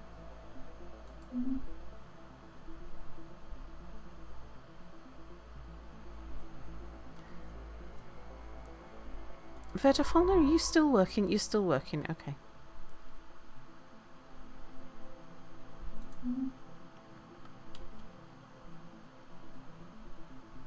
Yeah, we can leave the galactic community and won't be in breach anymore.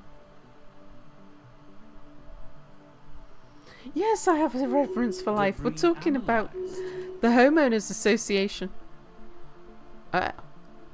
They've claimed to our northeast system and our southeast garage. Well, you've got more than one of you laying claim to our garage. Who's that? United Zelvan.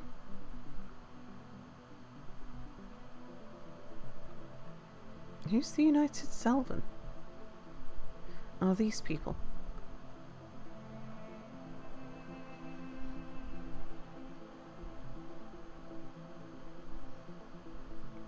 I don't think we have to worry too much about you guys. You might come in and cause a bit of havoc, but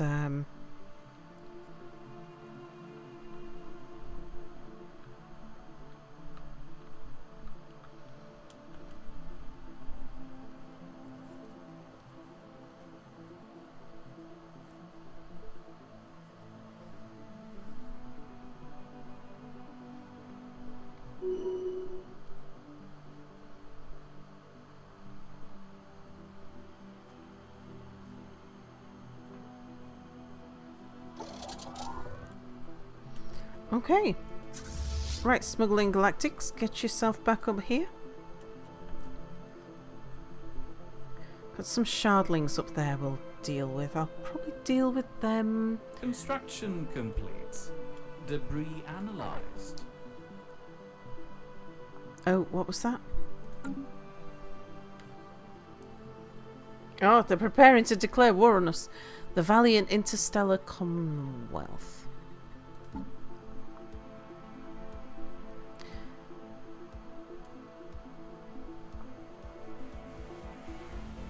Are you sure? I wonder if they... Are you vassals of anybody? And are you going to...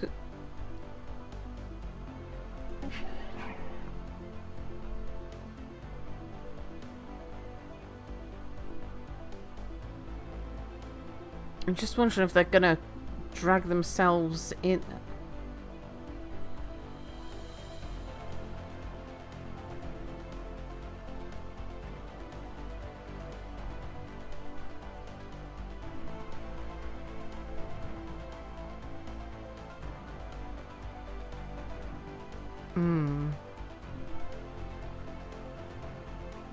Oh no, that's your rivals. I don't think we need to worry about you.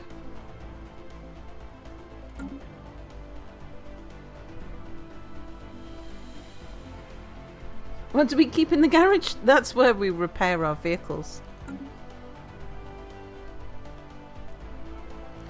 Right, TDC, would you mind going forwards and building an outpost there for us?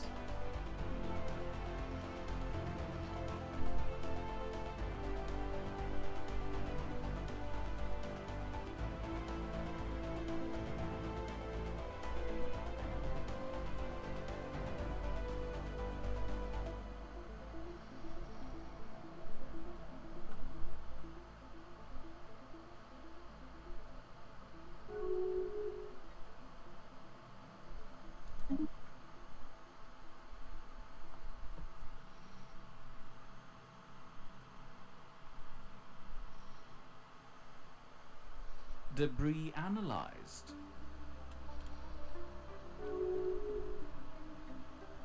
Our design library grows. Fine.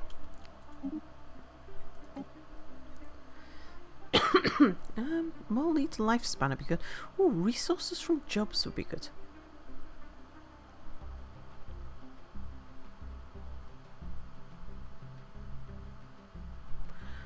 Gonna need that eventually, but not for a while.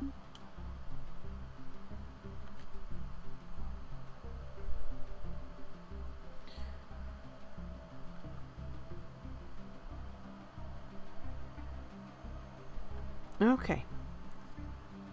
How many are we dealing with here? Not too many.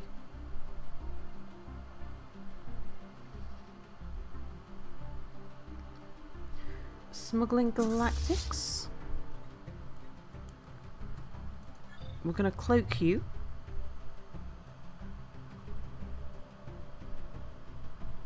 And move you forwards.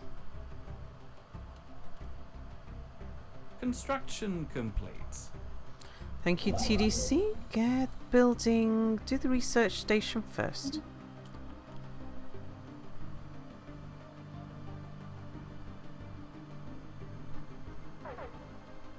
Okay, right, everybody else, come and move in. Ah, I should have got the hyperlane done. Our design library grows. Decommissioning foreign stellar traffic port. Okay, right, Smuggling Galactics. Decloak and jump into the battle.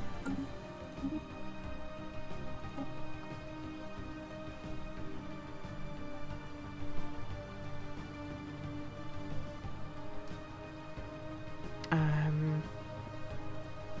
think armored torpedoes was something I was using. Oh.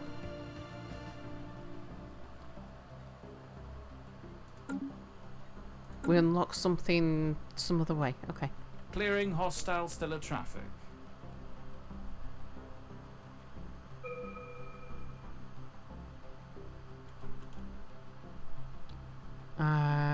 That's these guys, isn't it? Yeah.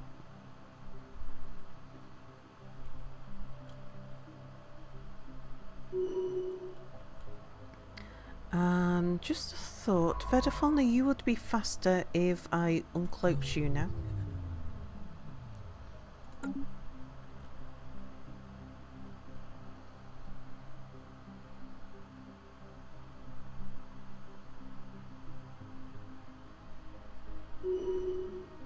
A promising officer. Captain Starfarer and Jack, the commanding officer of the Mir Alcyon, served with distinction during the recent engagement that took place on the Linsar system. The Admiralty on the clubhouse recognised the qualities of a promising flag officer, has decided to promote the captain to the rank of full admiral. Excellent. That's another leader pool. Another leader in the pool. Construction complete. Okay, TDC, get the mining stations in.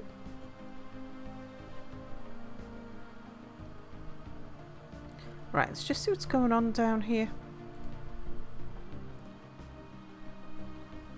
Oops, nope, that's not what I meant to do.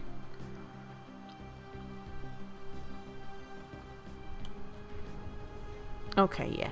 Oh, Captain Slippery John has also served with distinction.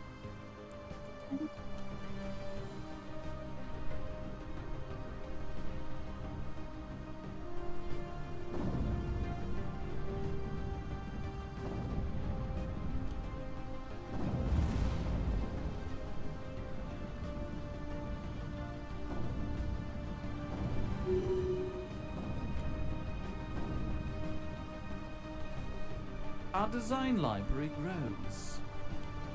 Good, good.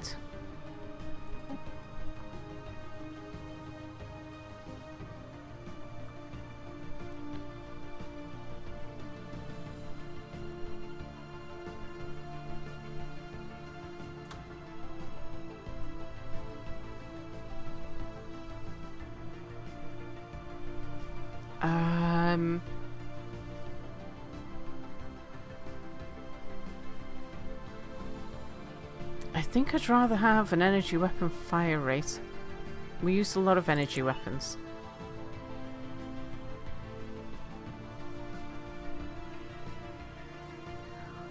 Or the next fest on Steam? Any demo over there that I'll stream? Maybe? I'm not sure at the moment. I haven't really had the chance to go and investigate what's going on.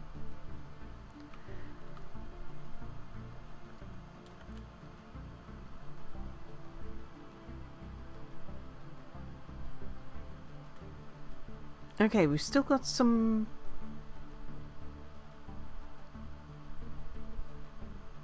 things around here which appear to be somebody else's.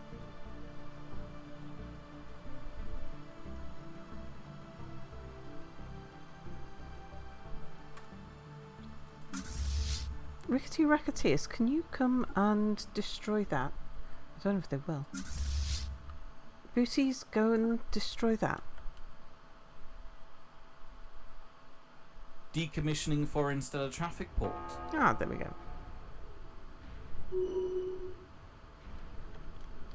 Okay, Booties, go destroy that.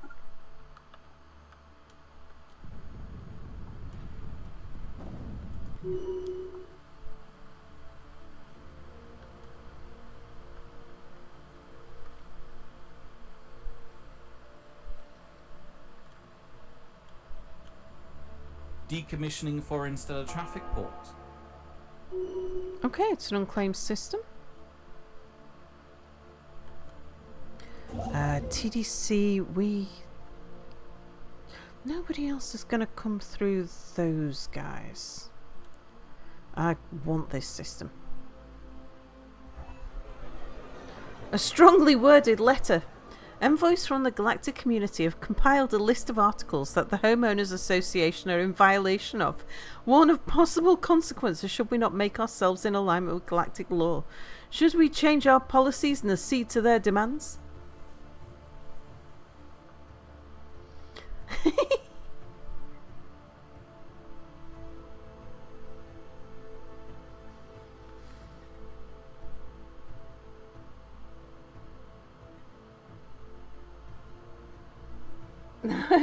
This association has been homeowners associationed.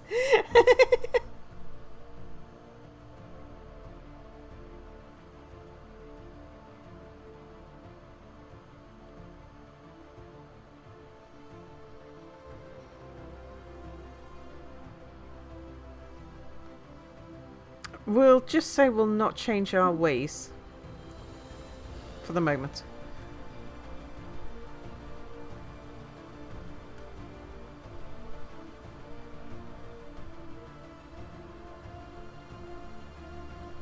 Oh, Vedafalna? There's stuff up there to do. Go do those research projects.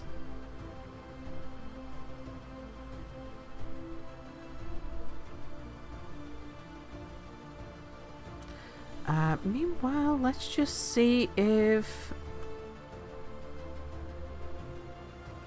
anybody's looking at all uppity around here.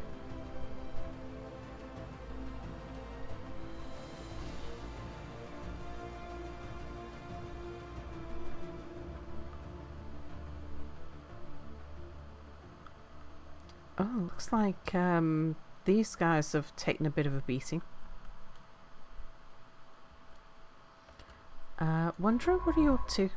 Oh, you're investigating that anomaly. Nice. You carry on doing your thing.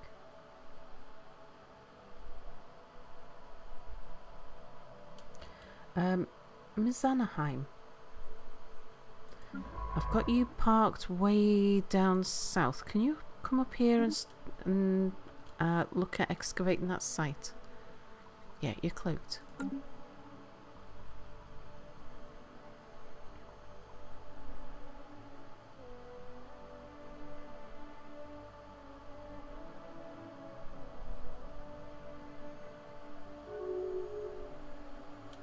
What are we voting on now? Security contractors. We don't have any mercenary enclaves.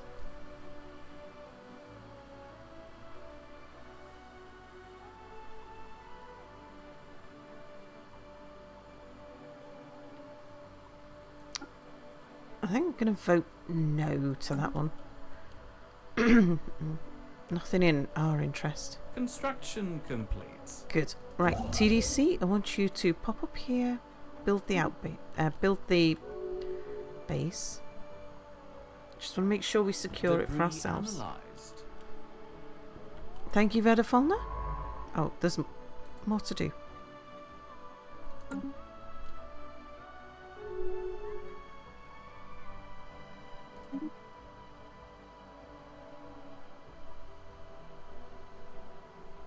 Strongly worded letter.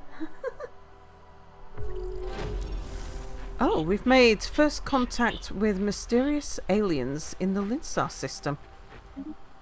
Okay, well, we had best Indigo Mark.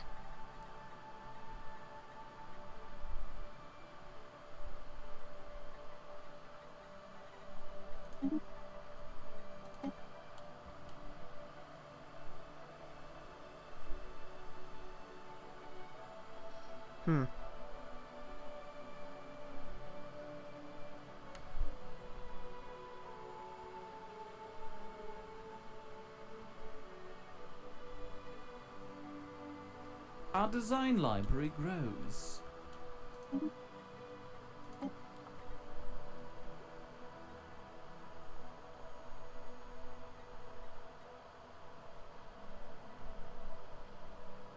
We'll get that just in case they're better. We're all up on minor artifacts.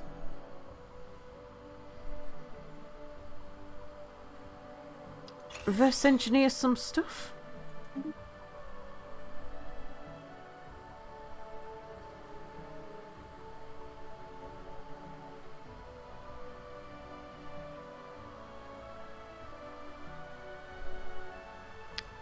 We're up on energy credits as well. Okay.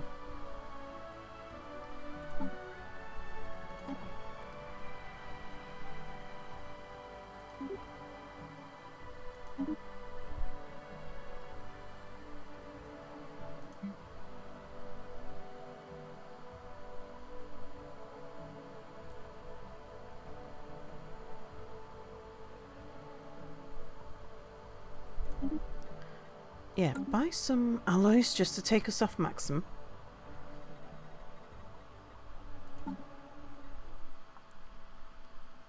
And then let's have some military applications.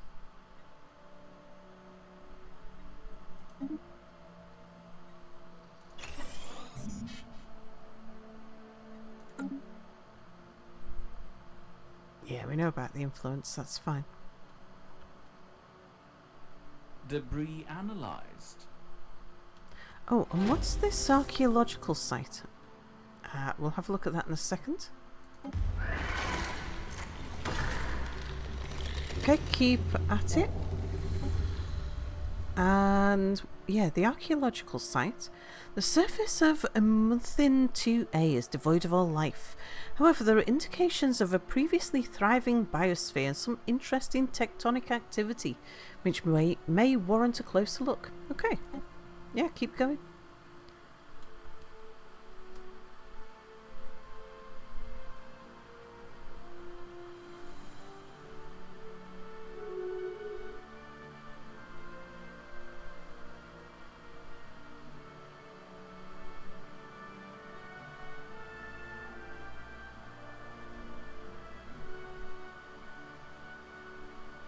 Construction complete.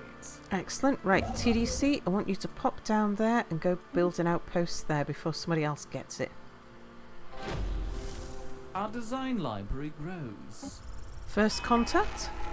The noises, a mixture of threatening booming noises and what sounds like the grinding of metal on metal, continue unbated for several minutes, punctuated occasionally by a howling noise that sent a chill through everyone who heard it.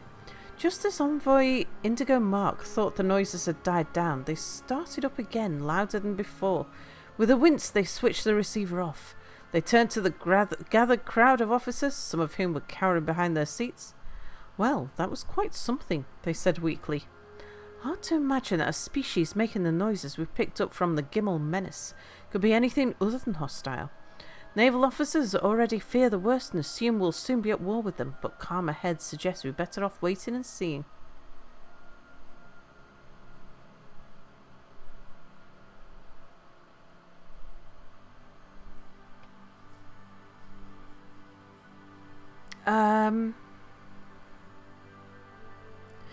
We can withstand some population unhappiness.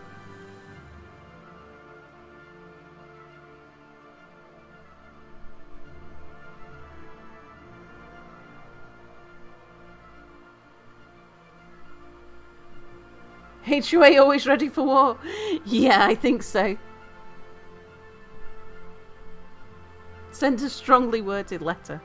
Well, that's the strongly worded letter. Should we send some threatening noises back? Strongly worded letter.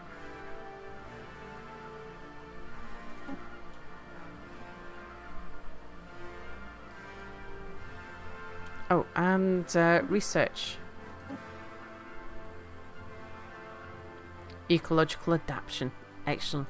Excellent. We've maxed out our food again.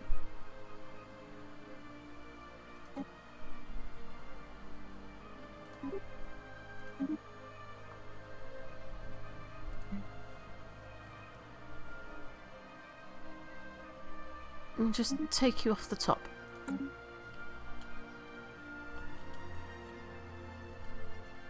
Time to go to work. Goodbye, people. Goodbye, Napsa. Have a lovely day at work. Debris analysed. Our population is under threat. Oh. Okay. Pause. Foul newt, you better prepare your fleets, for this is war. Our flesh harvesters are coming for your hatchlings. They're attacking the southeast gate.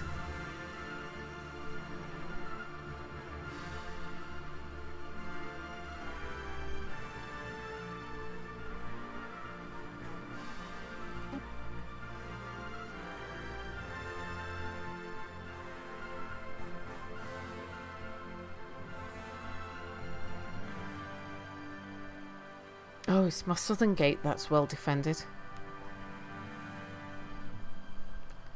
How tough are you? 22.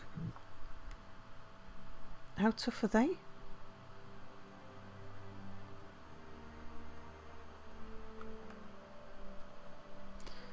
Yeah, see if you can go bash yourself against my our defences. We've got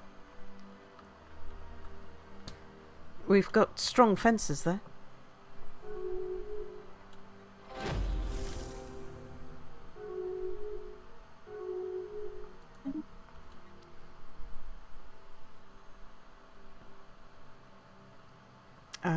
Bunch of stuff going on. The Gimel Menace responded to our challenge by significantly increasing the intensity of their transmissions. They're now too loud for Timpana to tolerate, but by turning the volume down considerably, our linguists are able to gather a large amount of data that they believe may hold the key to translating the alien's language, assuming that somewhere in the noise there is a language to be found.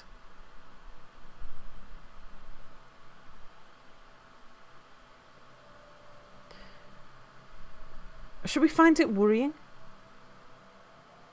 War is it? Bring it on. Your planets are now forfeit. Glory to the HOA. Indeed.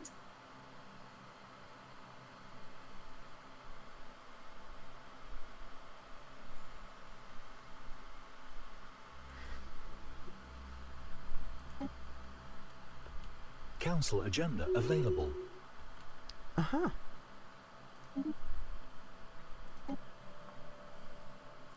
Oh, defense platform hub. Yes, please. Someone can level up Miss Anaheim.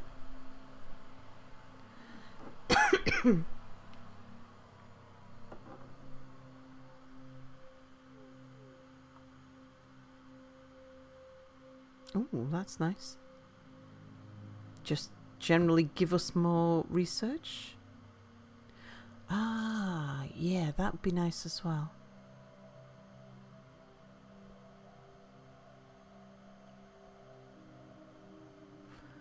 You are a counsellor, though. New World's research options. Sure, actually, we'll go for. Yeah, but you're usually assisting research, aren't you? Or you would be doing.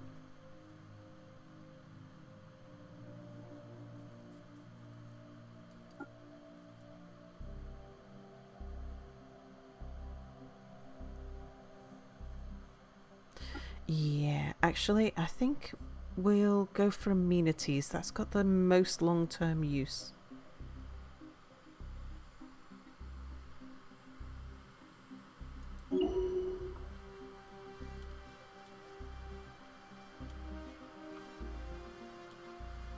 Right, Vedafon, are you still busy? Yep.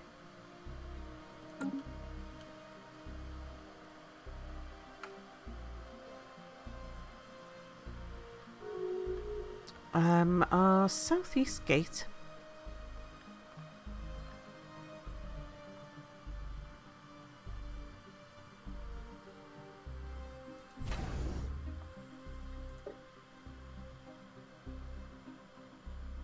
We've got plenty of stuff. Let's get some more platforms built.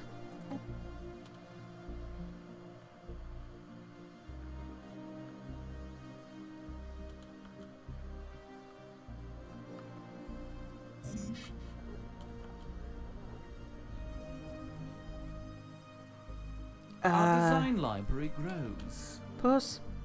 Okay, that's just some stuff going on at one of the pre-FTL peoples.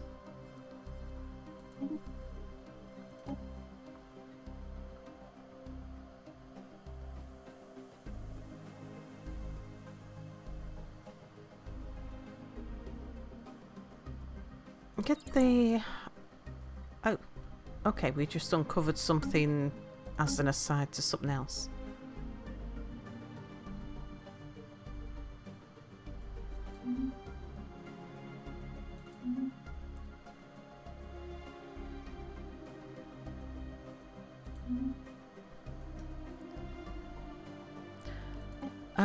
Our war goal.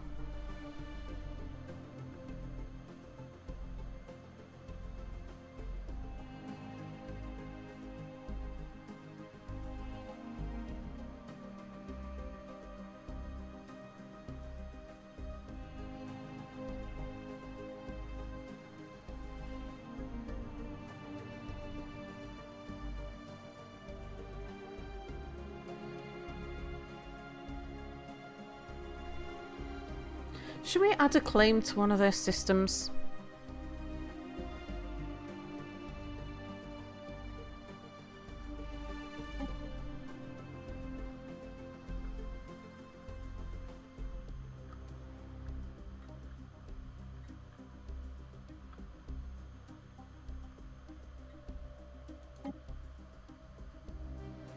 I mean, we can certainly afford the influence.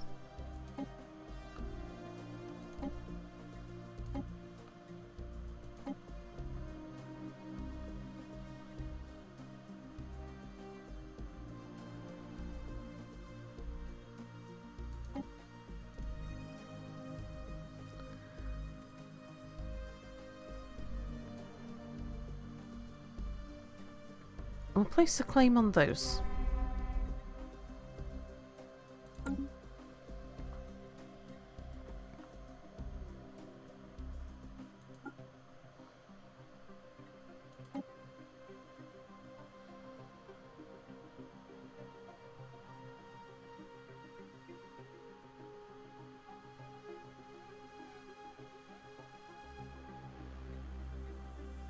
Okay, that'll do. We're a little bit busy just at the moment there. Construction. Yeah, now we need to go get them, indeed. Oh, finders keepers.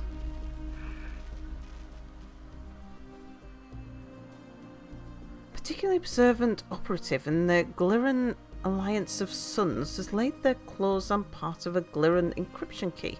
Some careless Glare politician mislaid their device while commuting. This bodes well enough for our operations in the Glirran Alliance of Suns, but our study of the device's unique design has revealed novel insights for our general approach in code breaking. Excellent.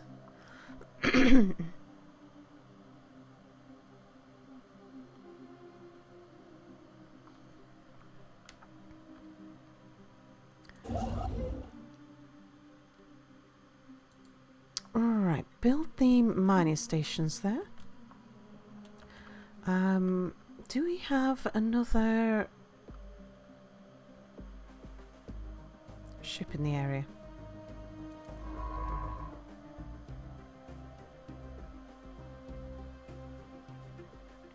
I should really try do something with you, shouldn't I?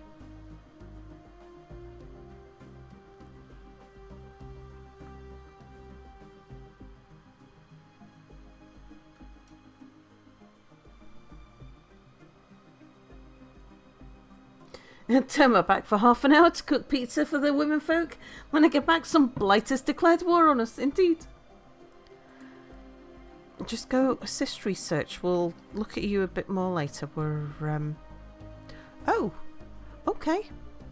These guys are all our enemies now as well. That's a little bit more of a problem.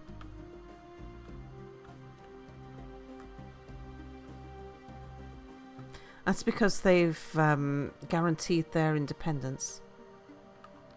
Well, that kind of helps us because these guys were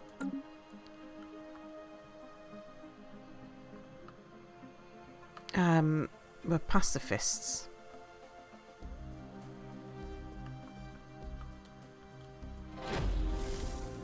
Oh, and they're coming in. All right. We're going to have to get you guys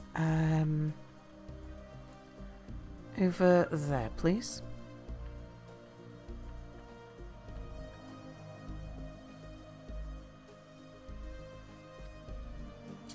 Yeah, our southwest gate's not up to that.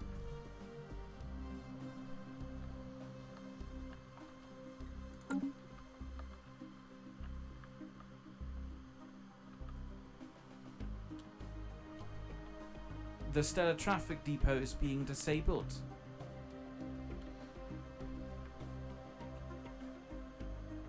Stellar Traffic Depot out of commission. The Stellar Traffic Depot is being disabled. That's the one to the south.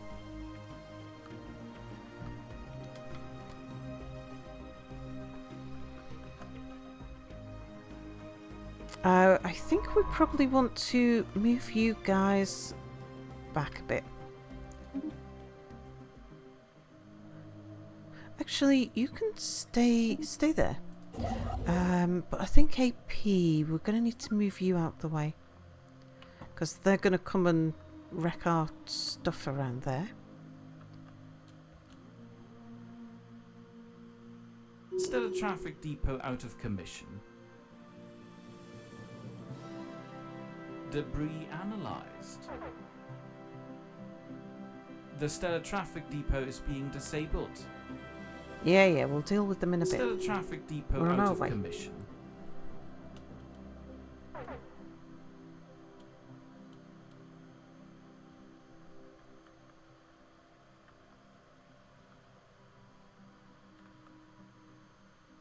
The Stellar Traffic Depot is being disabled.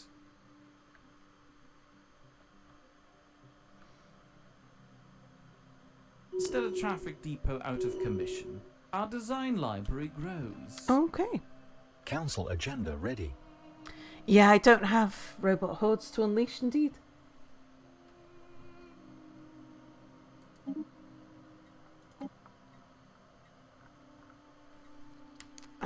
It's not too... It's going to cost us cash, but it's not going to cost us much more than that.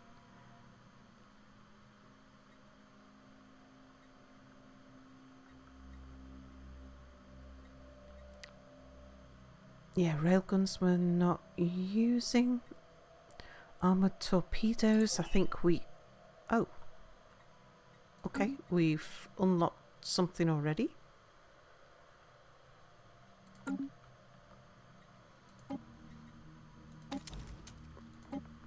Right, council agenda. You return with coffee, ice cream, and happy thoughts. Welcome back, Lanix.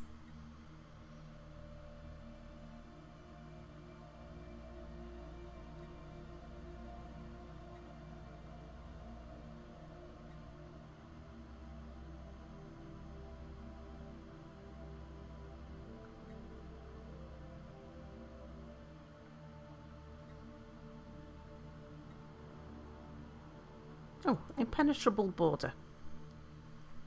Yes, that's going to come in handy.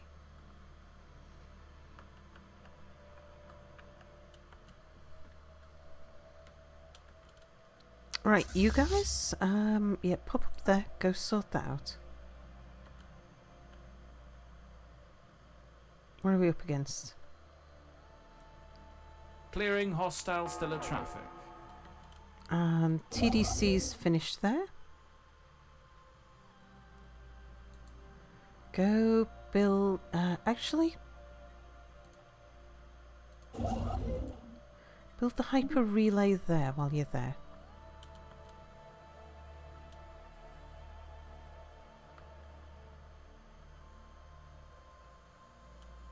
The stellar traffic depot is being disabled. Right, you guys.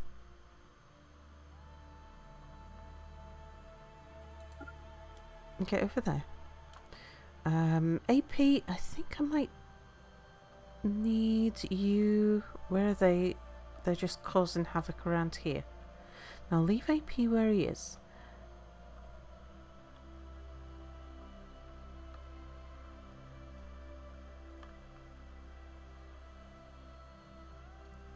Although I've got TDC there.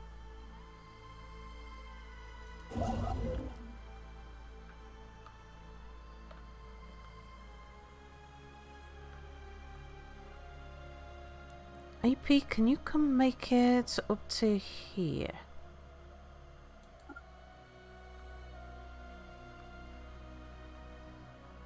TDC will get you over there.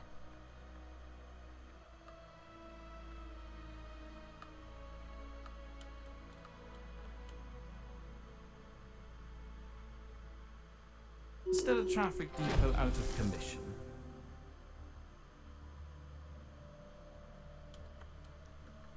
I think we should probably start building some backup fleets. Oh, hang on, we've got a whole bunch of things going on here. The Gimel menace has been explained. Managed to decipher enough of the language used by the civilization we now know to be the Chosen to open communications with them to make sense of their earlier broadcasts. The explanation, it turns out, is simple and horrifying. We're not yet sure what caused this development in their society. It turns out the Charanoi are single-mindedly determined to exterminate all sentient non-Charanoi life forms, considering them to be an affront to all that is right and good in the universe. This is why, when they caught sight of us, they began to broadcast their standard greetings, a war cry.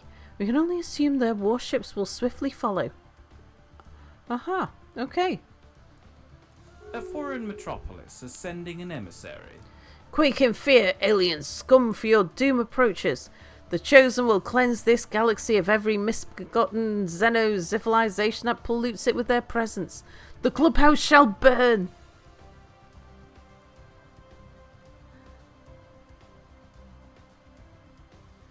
We do not take kindly to your sort.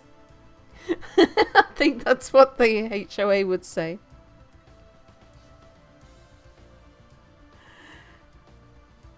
Yeah. Right, the archaeological site. What have you found? There's clear evidence that Imathan 2A was at some point inhabited by a sapient species. Ruins that have been found on an industrial age civilization on the cusp of pre-FTL spaceflight. At some point, however, this civilization was struck with a planet-wide calamity and totally extinguished. Little more than rubble remains, and there are no signs that any protective measures were taken by the afflicted population. The event was not violent or destructive. Everything just seemed to stop. Whatever hit them came as a complete surprise, or perhaps they chose not to resist it.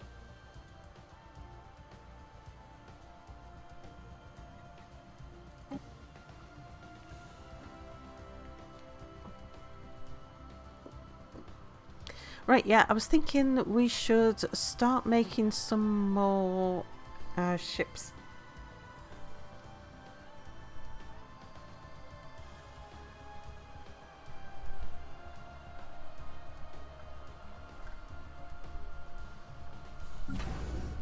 Northern Garage.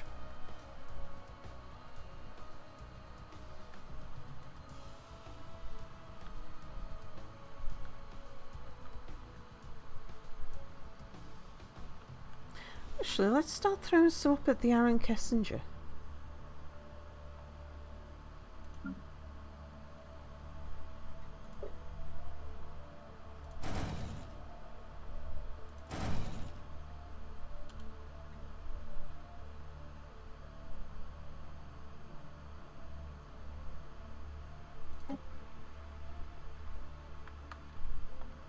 Start building a bit of a fleet there. And Suburbia.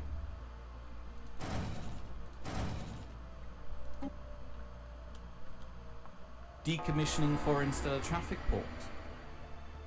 The Wanderers made an incredible discovery in the orbit of Fulaz 3. The planet possesses a hitherto thought impossible number of superimposed quantum states per unit of space. Science Officer Plundering Wanderer 3.0 suggests Fulaz 3, which they codenamed the Veil, exists simultaneously in two dimensions, our own and an unknown other. What's more, the number of quantum states in the particle field surrounding the planet is increasing at a constant rate. As of yet, there's no confirmed theory that could account for this phenomenon. Plundering Wanderer 3.0 posits that the psionic energy The transmission crackles out to static. What's going on out there?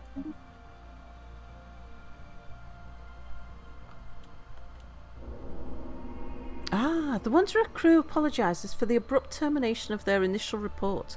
During transmission, the Veil experienced a complete dimensional phase shift. Its particle fields rotating out of one dimension and into another. The glittering jewel of a Gaia world has vanished, and in its place is now a swirling planet occluded by a shroud of psionic energy. Fascinatingly, the number of superimposed quantum states appear to have been reset as the planet shifted, and is now increasing at the same rate as when the planet was a Gaia world.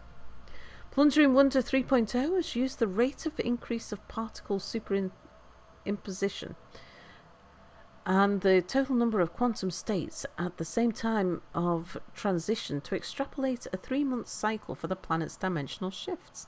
Perhaps we might develop a method to prevent the planet from shifting, but we should secure the system first. Okay, incredible.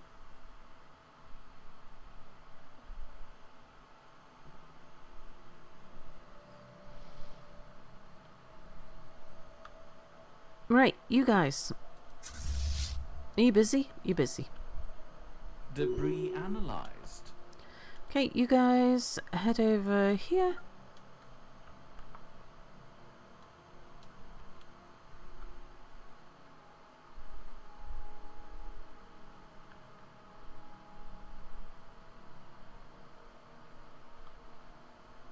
Our design library grows.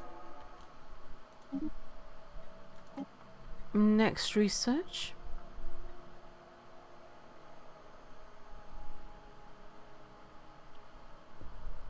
Yeah, strike craft fire rate, because we do have some hangars on some of our places. The stellar traffic depot is being disabled. Thank you, Mir. Was expected.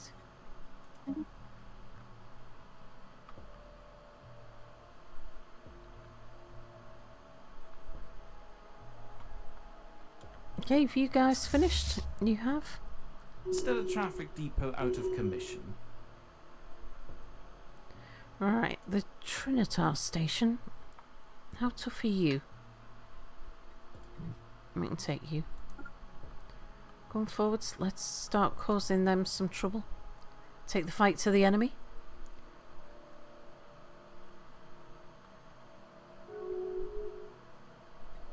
Debris analyzed.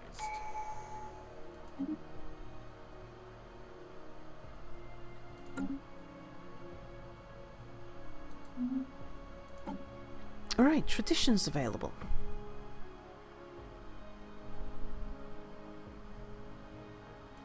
Yeah, that would be good. Speed up our shipbuilding.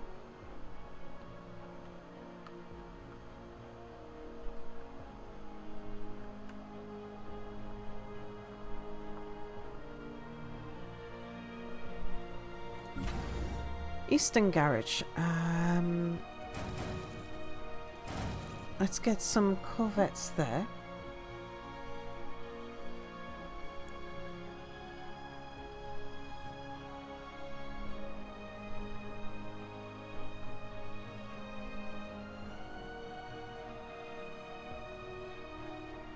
I don't really want to have to run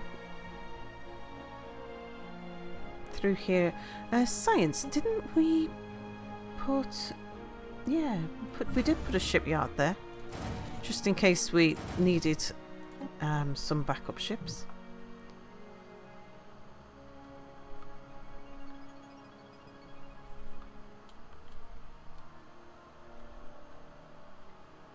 Decommissioning foreign stellar traffic port.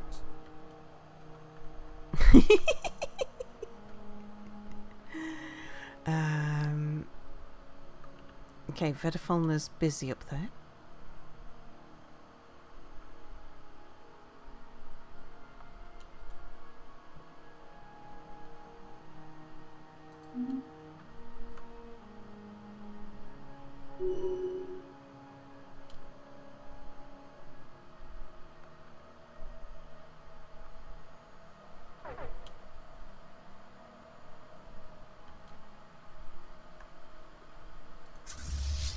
Right, have you guys finished?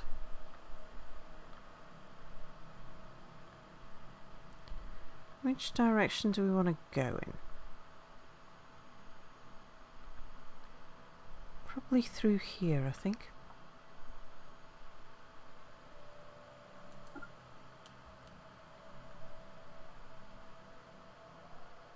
Debris analyzed. Right, is that Vedafalna free? Oh no, there's still more.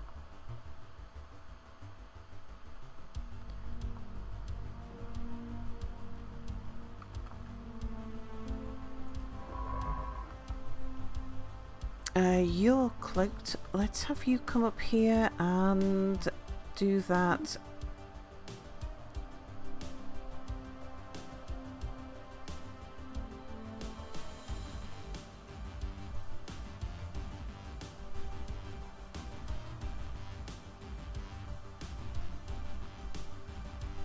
You're cloaked. How come you can't pass through?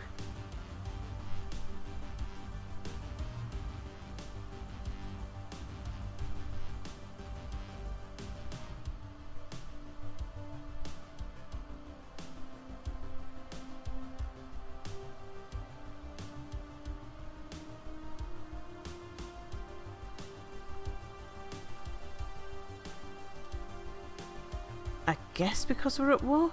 I thought we could still travel through while cloaked. Still a traffic depot out of commission.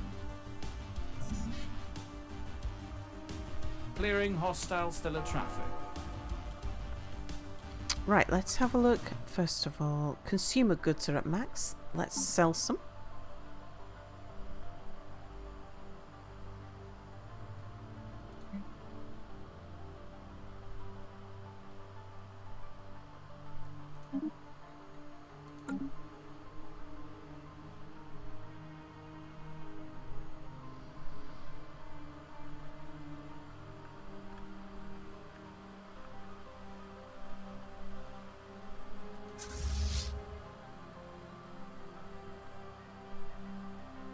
Okay, let's get you up there. And the Aaron Kissinger.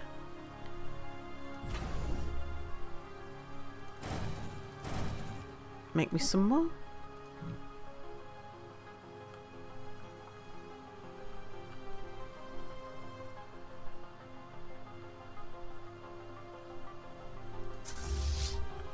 Eastern Garage, let's get you down there, and the salt buckets will get you down there.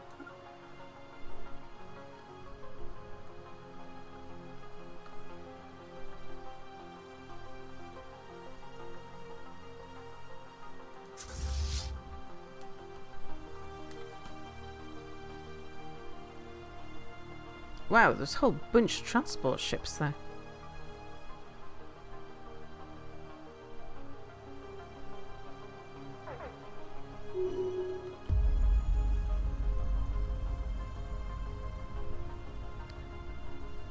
The Galaxy presents one less hurdle to us today as our cooperative effort with the Coalition of Porterton has reached a fruitful conclusion. The last link in our adjoining hyper relay network's been brought online. I think that's a bit delayed.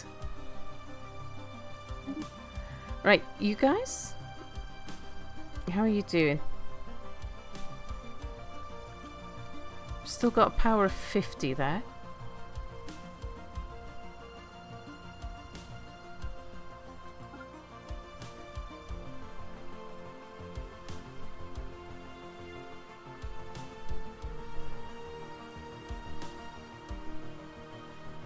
Space train! Awaken me, the space train's here!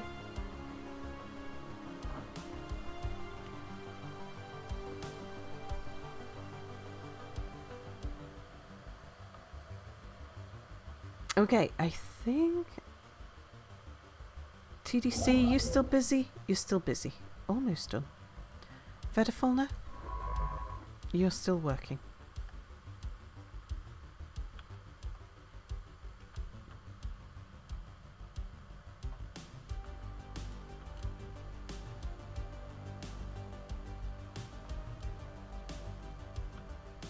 The Stellar Traffic Depot is being disabled.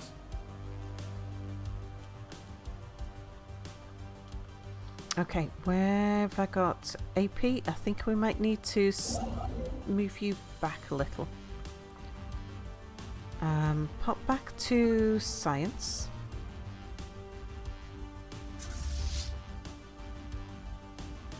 We'll get you forwards.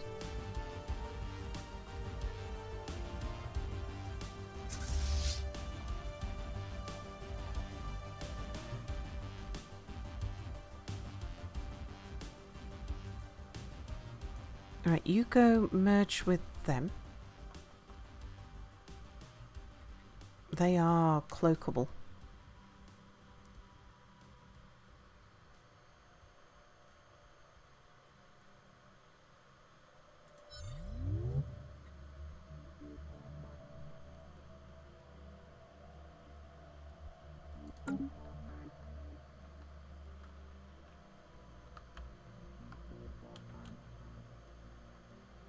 Stellar Traffic Depot out of commission. Debris analysed. Okay, Vedafulna, how are you doing?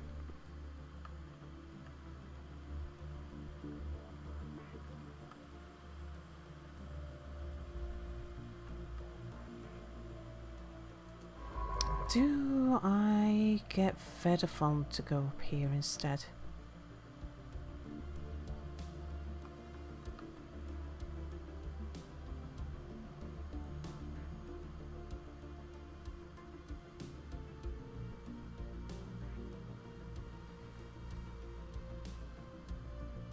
Yeah, it's probably going to be faster. You stay over there. I'm going to need someone over there. Vedafulna? Cloak yourself. First thing I want you to do, though, is go and explore that wormhole. Stellar Traffic Depot out of commission.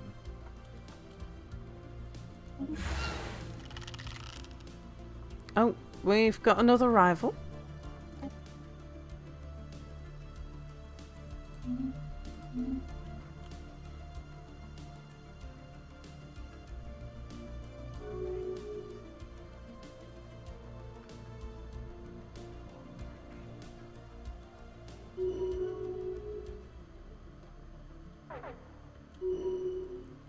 And another rival.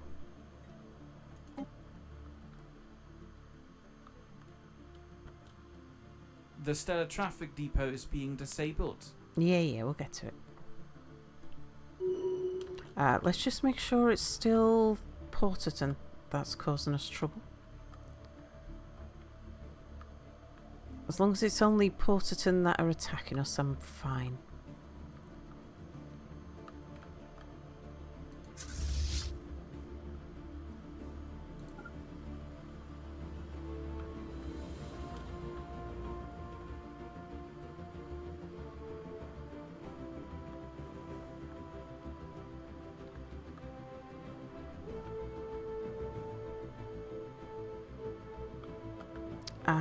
Let's make sure that...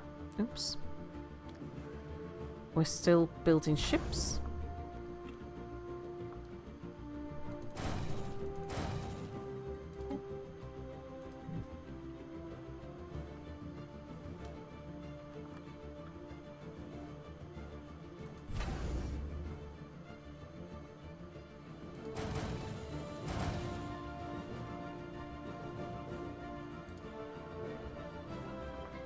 Oh, you're not a shipyard. The garages.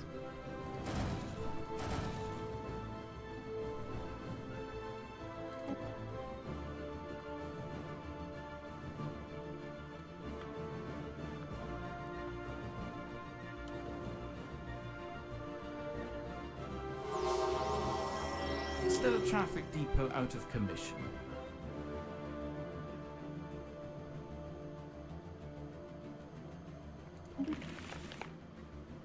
Yeah, sure.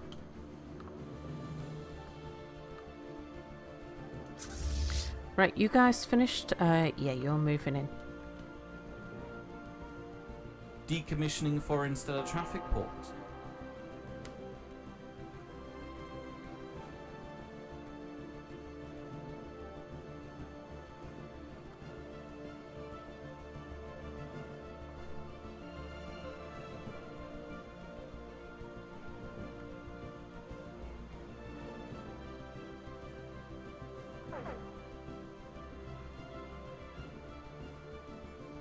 They are taking on a fortress there. The stellar traffic depot is being disabled. That might have been a bit more than we could handle.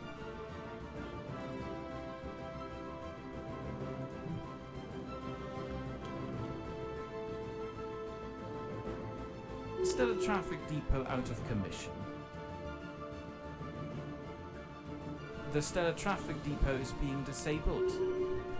Okay, they've survived it. Come on forwards. Stellar traffic depot out of commission.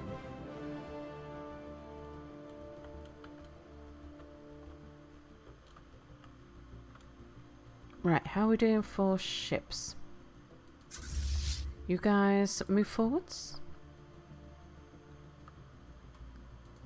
You guys move forwards.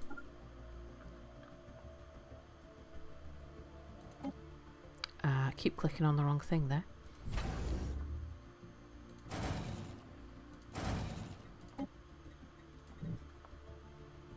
How's the HOA Galactic Takeover going? We kind of upset the neighbours quite a lot. So yeah, we're having a bit of a spat at the moment.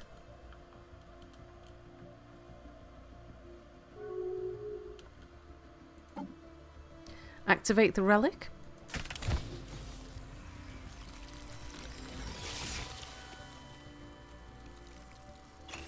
And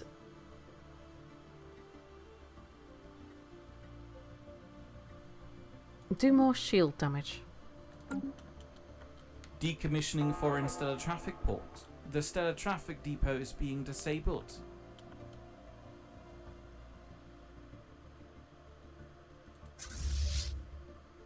Stellar traffic depot out of commission.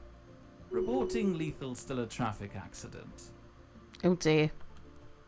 Oh dear.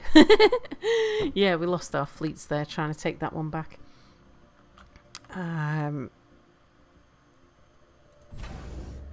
Yeah, you guys better keep making ships.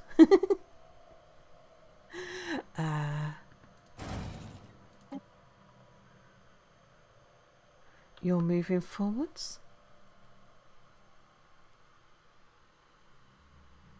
If you're not careful, you might have chat riots. Isn't that the purpose of the HOA? To cause riots? Indeed.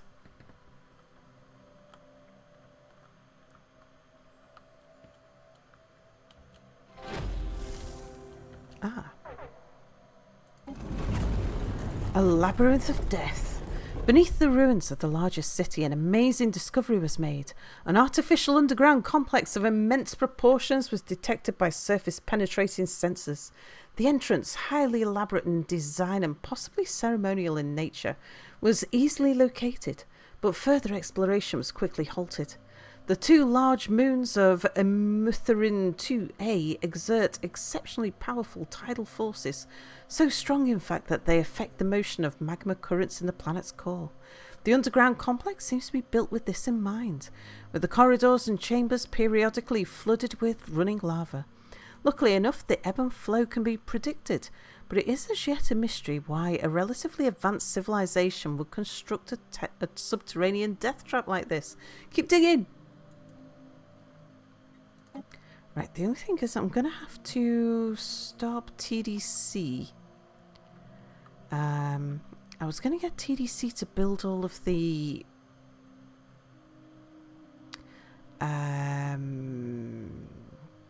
highways here. But yeah, we're going to need to use the alloys to rebuild the fleets.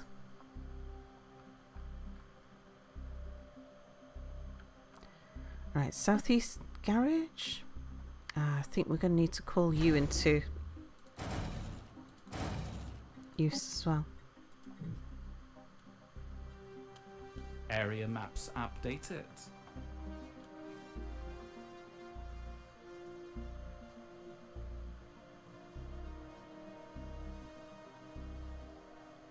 The Stellar Traffic Depot is being disabled.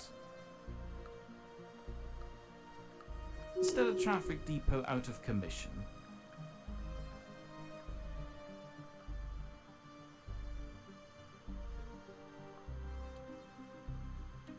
Right, let's see what we can merge around here.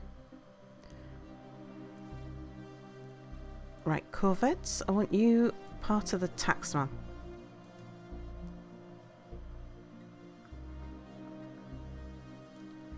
These Corvettes, part of the taxman.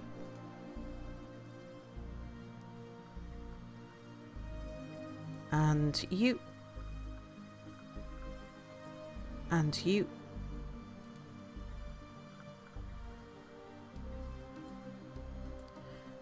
You. And you. Okay, right, you guys, stay cloaked.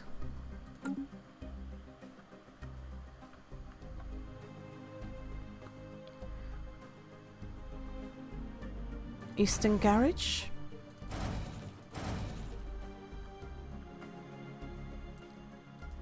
Science.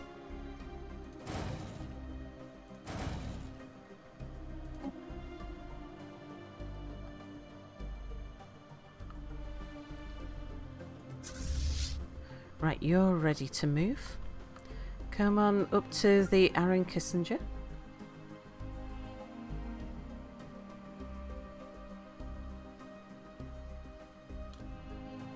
They added wind tunnels to Timberborn so your beavers can practice paragliding. So many questions.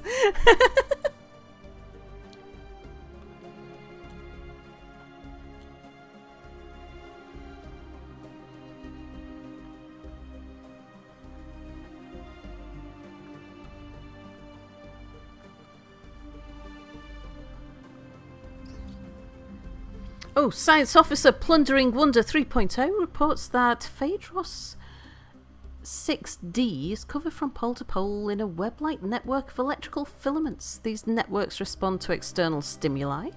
The Wonder experimented with sending a low-voltage pulse to the surface, which resulted in a wave of illumination that rippled through the network like a circuit board.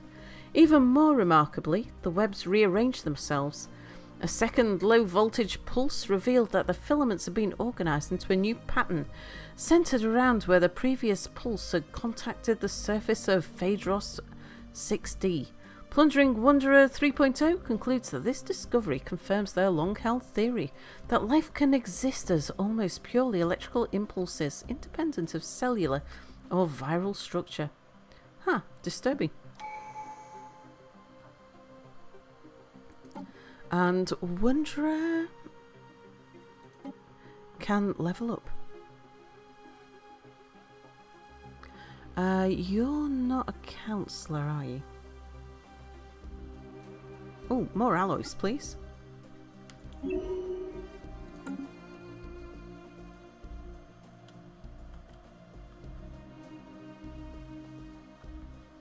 The stellar traffic depot is being disabled.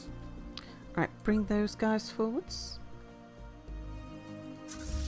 Stellar traffic depot Bring out those of guys commission. forwards.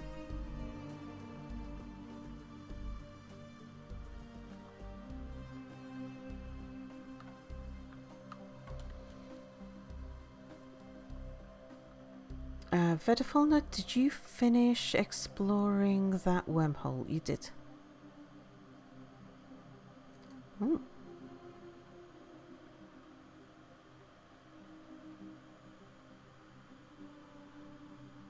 Oh, that's where the Chosen are. I see. Nice to know. I want you to come over here and do that special project.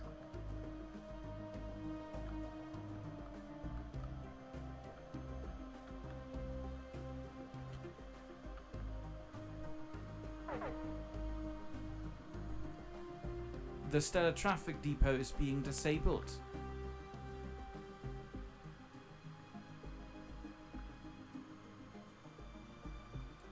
Right, got a bunch more to merge here.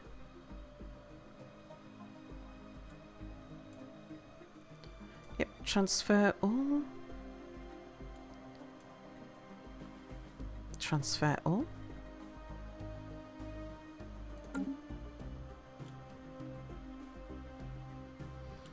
Okay, still not quite up to fighting the biggest of their fleets, but we're getting somewhere there. Right, you guys all come forwards.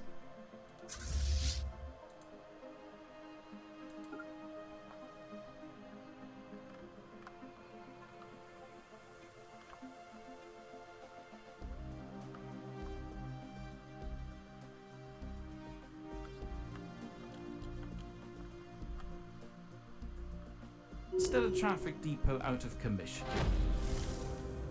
Strength from small pieces. Having probed the frozen landscapes of the moon of Phaedros 7b, we think we've struck something big. Science officer Plundering Wanderer speaks of a bacterial life form unlike any other. It bonds with other individuals to form large blankets that are durable yet light, also act like solar cells. They absorb solar energy with surprising efficiency, most likely a result of evolution favouring those who could gather more heat in the harsh climate. Our researchers back home could surely find some use for this information. Sure, find out if it can improve energy production.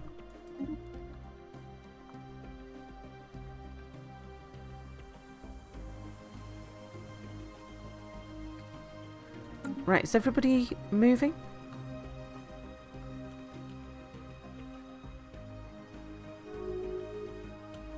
Let's make sure we're still building ships here.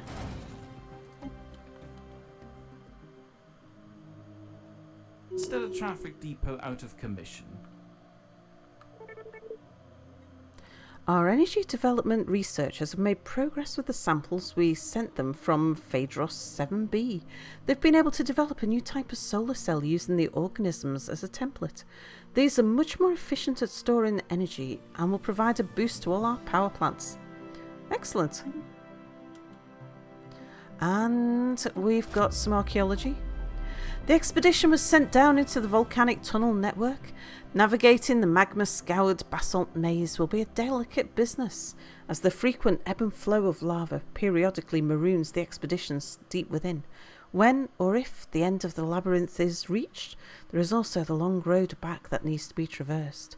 Once inside, there's no way of communicating with the expedition. We can only wait. Keep digging.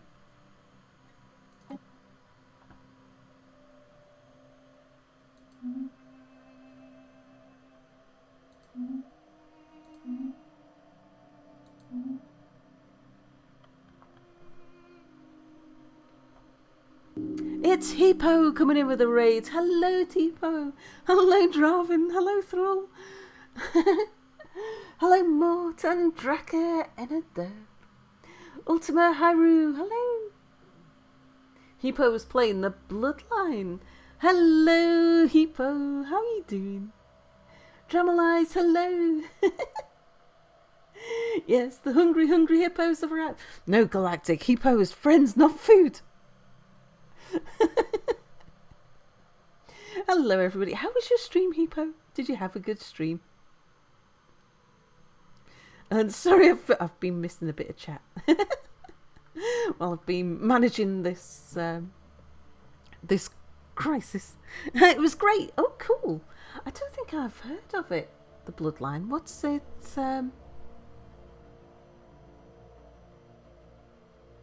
what's it about?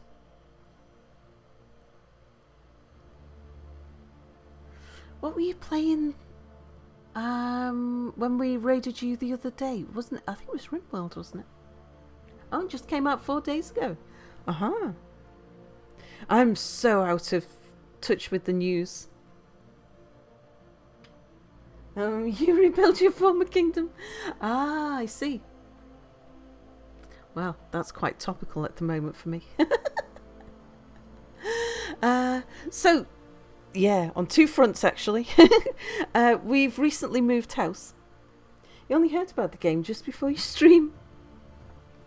Yeah, over the past few months, Mia and I, we have sold a house, bought a house. We've moved house twice in between all of that, or amongst all of that.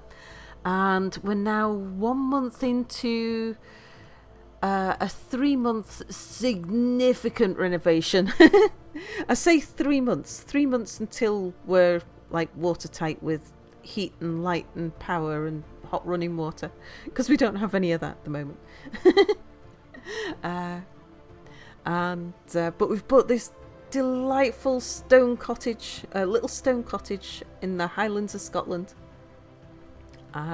which is gorgeous but a bit hard living at the moment. Yes, Stellaris, we also have a kingdom to rebuild. Sounds so nice. Oh, I can show you. I was showing pictures earlier. Yeah, this is the state of what will be the kitchen. I'll show you a picture of what our cottage... yeah, this is what our cottage will look like. It's Diligent Goo. Hello. Started on the cottagecore dream, indeed. Yeah. This is somebody else's cottage, but it looks just like our cottage on the outside. With a couple of exceptions. Our upstairs windows are a little bit bigger. And instead of having this porch on the front, we've got a sort of glass conservatory with a sloping roof where Mia's living. He calls it his terrarium. And we don't have sheep, unfortunately. Plus, we're in a tiny little village, whereas this appears to be out in the countryside. But otherwise, yeah, this is exactly what our cottage looks like. Oh, we've got an extension built on the side as well. And yeah, I was showing some pictures earlier. You can just see the village out there. We're on the edge of the village. It's only 3 roads. It's sort of behind us. You can't see, because it was dark when this picture was taken. You can't see the hills up the front. So, yeah, our house faces towards the mountains, and as it's back to the ocean. The internet's not bad at all, actually. We get 80 meg pretty consistently. It's nice to live in a small village, especially in Scotland. Yeah, indeed, Draven. Yes, Sal's pics can be a bit traumatizing to the major worker first. But yeah, we were showing this picture. This shed. When we bought the house, we didn't know we had a shed because it was so overgrown. We couldn't see the shed. Where's the... Yeah. Okay, so this is the picture out of the front conservatory, the terrarium. And we couldn't move in. This is the van that we hired with all our furniture in. We couldn't move in at first because we had to hire an industrial brush cutter because this was the height of the overgrowth. It's been abandoned for 3 years. And the overgrowth was up to like the tops of the windows on the ground floor. And yeah, we didn't even know we had a shed in the front garden. And so even basically falling apart cottage in a tiny village in the Scottish Highlands, running power off 2 power points, bypassing the switchboard, still getting better internet than anyone in Australia. Noted. And Draven lives in a very small coastal village in the north of Scotland and gets full fibre to the house. Yeah, our electrics. That box. So this is the mains power coming in, but that's an isolator, which has disconnected all of the power in the house because the wiring's dangerous. Aptly illustrated by the wires that have been put across the blown fuses. So we got an emergency electrician to connect those 2 sockets there, bypassing into the isolator. And this is that's our light and power is there. Yeah, this is what so all of this, none of it's connected. This is the only light and power that we've got in the house. Plus some torches. We've got torches. Yeah, if we need to go to the bathroom, you use a torch. At least at night. Yeah, but we've got a stone-built chicken coop at the back. And we've got a workshop that's got a chimney. Oh yeah, there's our neighbours behind. They're in the middle of the village. And yeah, the workshop's got like a proper workbench in it and everything. And this, I don't know whether it's just a stove or what, but we'll find out eventually. This is our upstairs bedroom. And these are all birds' nests. We're stripping it all back to the timbers and the stone, so that we can get anything that needs repairing repaired. So we've got 2 rooms in the house that are vaguely livable. The room below this one that I'm streaming from, and the front porch where Mia lives. But yeah, you can kind of see just that little bit of white there. That's just looking straight down into the garden. So we've got 150 years of worth of birds' nests built up there. And this is the room. So if that one was the left room, this one's the right room, or vice versa. And just had an open water tank that used to provide the hot water. Like an overflow tank for the cylinder. So we've had that removed. That's been done now. And this was taken at night. That's why it looks so spooky.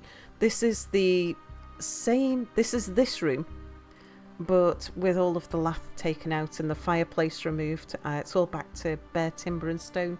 Because the roof's coming off soon. That's a lot of birds' nests indeed. Infinity Simplex, hello.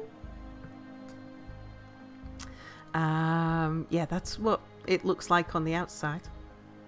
We were talking about what houses look like. So this is going to be the kitchen eventually. That's this room downstairs. Because this would have been the kitchen originally. And we're moving it back there. And this is the orange room that I'm streaming out of. I took a photograph of the fireplace, but yeah, this is the only room that's got any plaster, and it's the only room that is at all kind of isolated from the outside, apart from the terrarium on the front. But this is my door into my streaming room, because it doesn't have a door, so we put plastic sheets up. Well, the house continue to have tartan flooring. I haven't really thought so much about the flooring yet. That's a little bit far off. There's a bit of rock that sort of looked like a mirror. Yeah, it is a bit of a fixer-upper indeed. What was the other picture? Oh, the dolphins. Yeah, we saw dolphins. Only managed to get a photograph, didn't manage to get any decent photographs of them. The Scottish flooring must endure.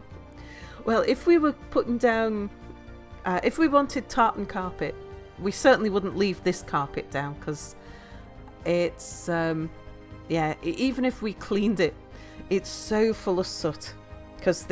So this house has been empty for 3 years. It was abandoned for 3 years.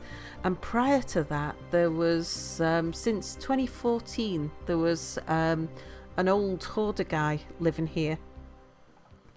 And, he was using the fireplaces to burn wood. That's why all the workshop and everything, all full of wood. And you can see these are like big containers that are just full of wood. The front yard is just full of wood. Most of it's just rotting. And all of this stuff, he was just chopping it up and sticking it in the fireplace. And that's why everything, all this brown stuff, it's soot from the fire, because the chimneys are all blocked and he was just burning wood. I mean, it looks brown here, but actually it's a grey colour. It's just because I'm taking a photograph with the flash. Where's the kitchen photo again? Yeah. That's the fireplace he was using. There's still lumps of old pallet and stuff in there now. Flooring be screaming like, freedom! Yeah, it's hard to do while living in it, indeed. This rate, it'd be easy to just level it to the ground and build it back up from the foundations upwards. But it's a beautiful cottage. The walls are 2 foot thick. And thankfully Mira's a bird whisperer. He is. Indeed. But no, it's not as much as it looks. It's certainly more spectacular looking. The lack of hot water is the thing that I'd really like. Hot water. Hot water would be great. The hot water that doesn't come from a kettle, that runs when you switch on a tap. But that'll be a little way off yet. Yeah. But it's going to be great when it's done. 2 foot thick protection from pip invasion. From the outside it looks really nice. Yeah, and I mean, this isn't our cottage. This is somebody else's cottage. But ours doesn't look that different from the outside. The pointing needs doing on ours. You can see the boulders a bit more clearly. Like this one, the lime mortar covers the boulders much more than ours. Ours, the mortar's gone back to the edge. I've got a picture of our walls. Yeah, so you can see with our boulders, the mortar has kind of receded to the edge of the boulders, and the mortar should cover most of the boulders, like how it does in that picture. Because that's how you deal with damp in these old houses, is you have lots of lime on the surface, and then the wind blows past the lime and it wicks the moisture out of the house. But yeah, we haven't got enough lime on the surface. I mean, it's not bad. We're not suffering from mould or anything. Kind of miss when your building only had lukewarm water. But it's Yeah, this is inside the terrarium, inside the conservatory where Mia lives. Which is why there's a light switch and stuff. But yeah, this is the old external wall. But yeah, this is the same. We've got some images of the back wall, haven't we? Yeah, there. Yeah, you can see the mortar's flaked off a lot. So Mia's been on a line pointing course so that he can repair all of the mortar. We'll just start doing it whichever bit's most important at the time. And that's a chicken coop, a stone-built chicken coop. But it's lovely. Not so nice to live in, but it will be soon. So next week, the roof comes off. And a new roof well, it'll actually be the old roof that goes back on. All the old slates go back on, but all of the timbers will be repaired and get modern breathable membrane put between the sarking boards and the slates and things. It's going to be gorgeous. And there's no way we could have afforded a house like this, little cottage like this, if it'd been in nice condition. But we can afford to buy it in bad condition and do the work and live in it. It's the only way we could afford to get something as nice as this. And it's the acoustics are amazing. Because I'm on a temporary setup, my microphone is not a good microphone. I'm on an old microphone. But yeah, when I've got my proper microphone set up, it's great. It's so soundproof. And yeah, it's just lovely. But it'd be nice to have running hot water.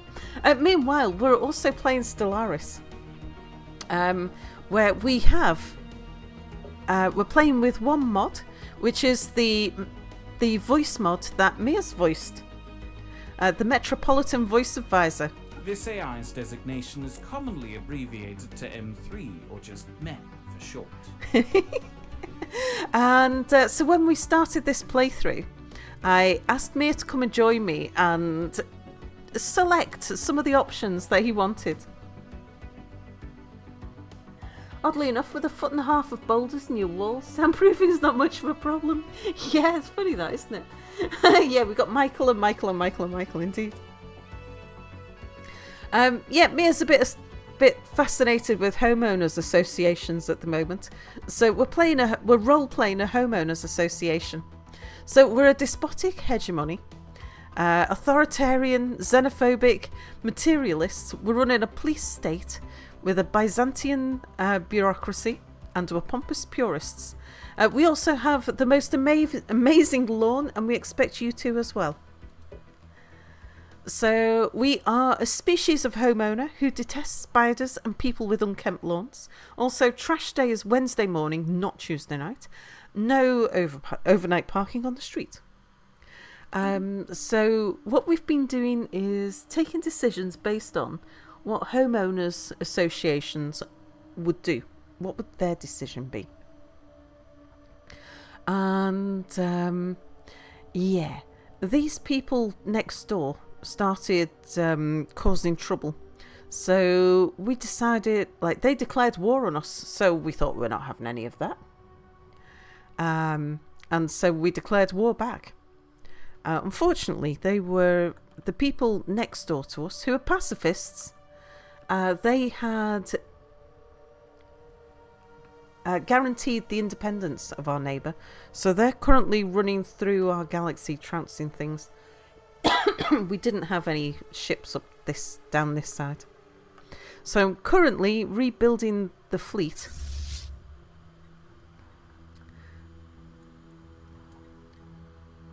Getting ready to deal with their ships. Somebody there's got ships they shouldn't have. Yes, you. I want all of the corvettes together because they're all capable of cloaking. So at the moment we're sending ships forwards to come and merge with that one. Because deal with some of these guys.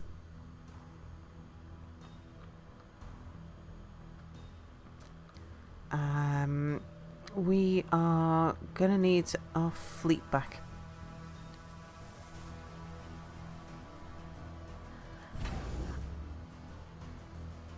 We might want to keep building up a reserve fleet as well.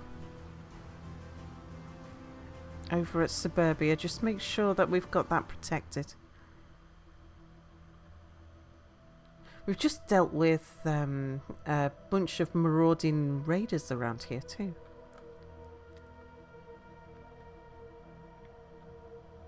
TDC, you still building...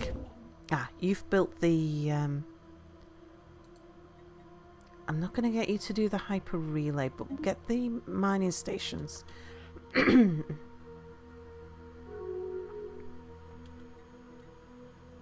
Stellar Traffic Depot out of commission. I think that's them reclaiming their own, actually.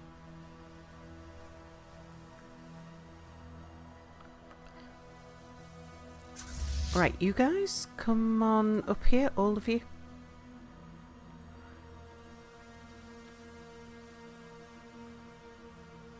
And are we still building? Yeah, we're still building there.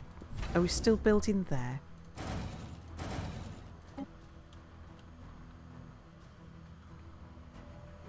Veru, hello, playing the HOA. Can I assume materialistic, xenophobic and authoritarian? You certainly can. Yeah, we don't care about we're not connected to our neighbours anymore.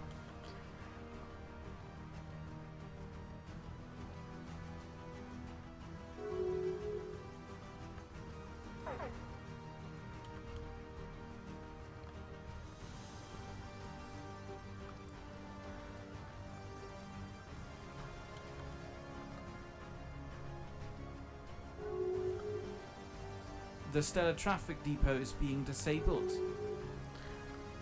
Let's see, you're Stellar running Traffic around Depot here. out of commission. The Stellar Traffic Depot is being disabled. Which goes to prove that the anti-HOA is just a loose affiliation of hippies. Indeed.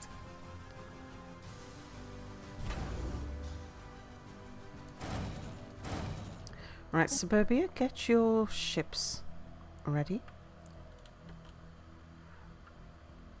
Kind of waiting for these guys to make their way forwards. Stellar Traffic Depot out of commission. New ship. I want you there. No, I don't. Stay where you are.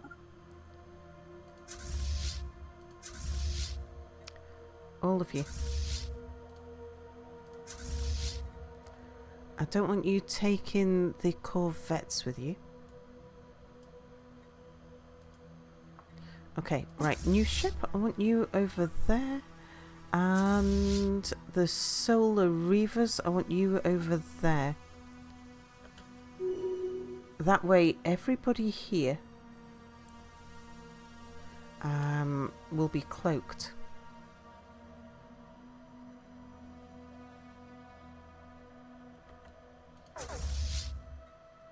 As long as I keep on merging them.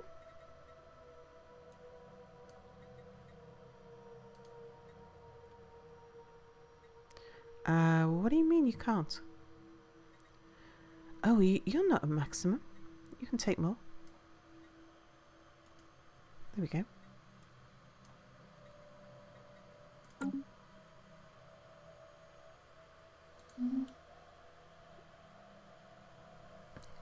Okay, 26,000.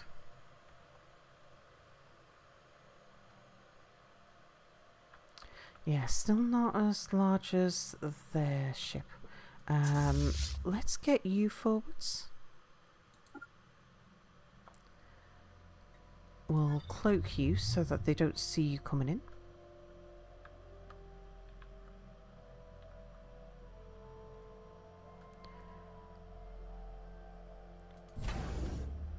You've still got ships being made.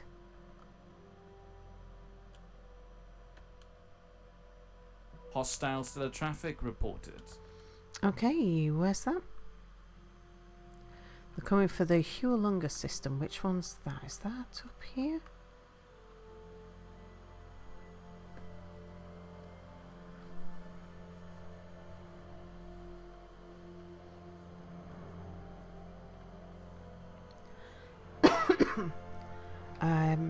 Maybe.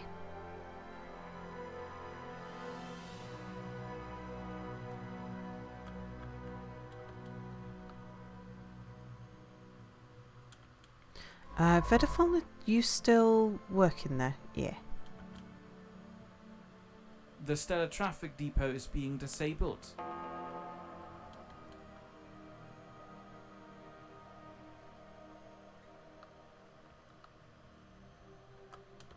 Stellar traffic depot out of commission.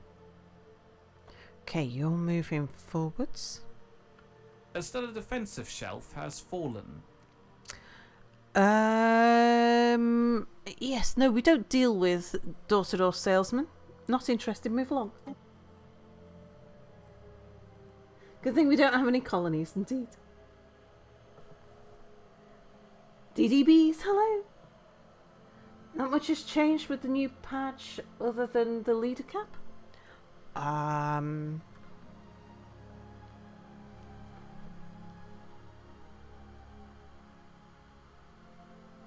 Just trying to think what I saw from the previous patch. I don't really play it every single patch, so I'm not too sure on that.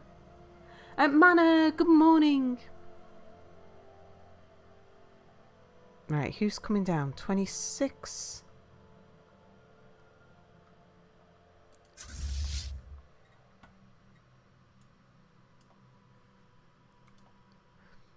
You're not full. Oh, you've not finished moving yet. Okay.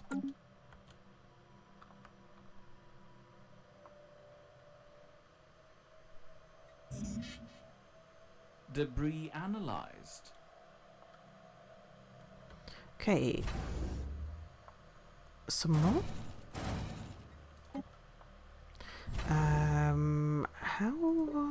How's your defensive? A bit. What about yours?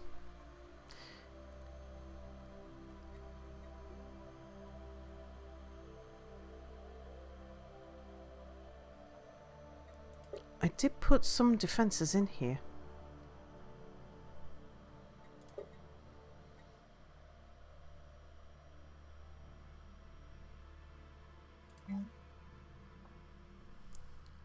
Have another hangar bay. And another gun battery. What have you got down there? Oh yeah, the Black Hole Observatory.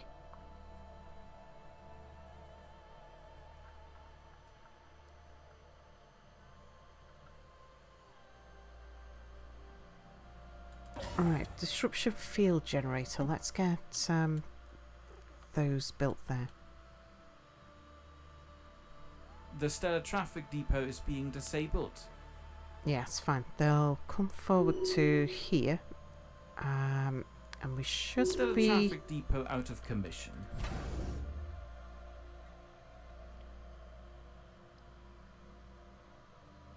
Yeah, I haven't got... Don't want to be spending any time upgrading you and be spitting out ships.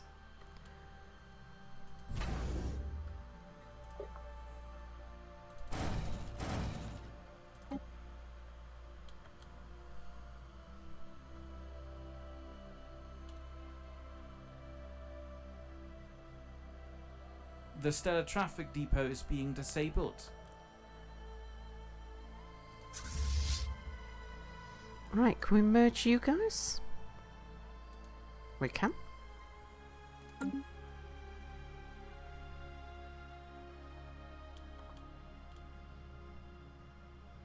Stellar traffic depot out of commission. Right, want to see what's going on up here? He's just hanging out there. Okay, right. Now, uncloak. Clearing hostile stellar traffic. The stellar traffic depot is being disabled.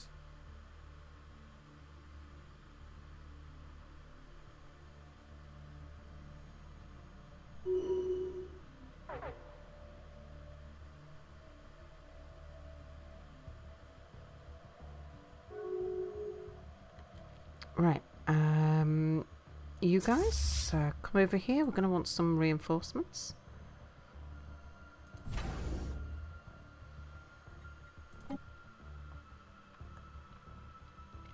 Suburbia. Keep going.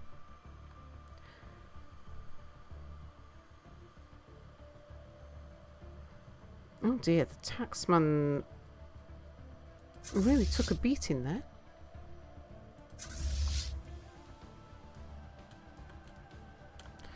You guys, can you move forwards? Stellar traffic depot out of commission.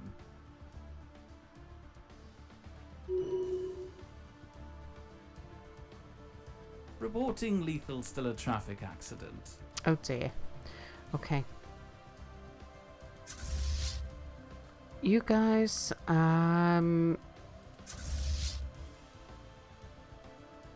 move back to here. Yeah, I'm surprised at just how much they managed to whip our ass there, actually.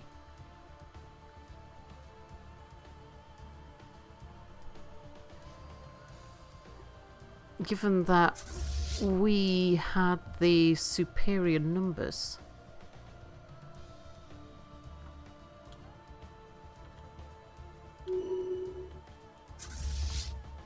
You guys, yeah, pull back to there. Let's,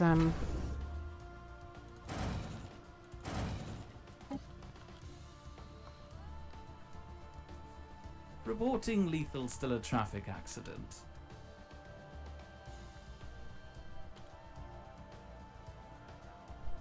we did not manage to take much off them at all.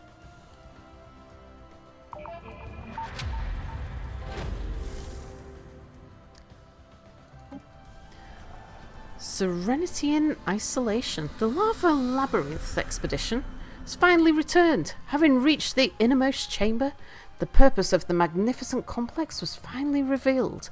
The labyrinth serves as a proving ground, not for the body as much as the mind. There is a phrase in the native language scrawled repeatedly in the inner sanctum. Translation reads the 4,444,444th turn of the tides will be the last. Nothing will withstand its rebirth. Whatever that means, it seems that few of those who survived this deadly pilgrimage chose to return to the surface after reading it, instead giving themselves to the rivers of fire. Okay.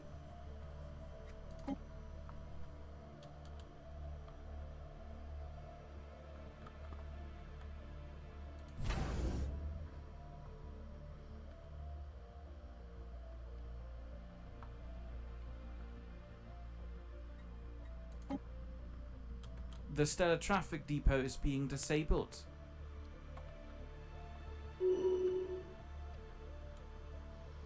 Stellar traffic depot out of commission. Which way are you going? Let's pull you back to the eastern garage. TDC, we best get you back there as well.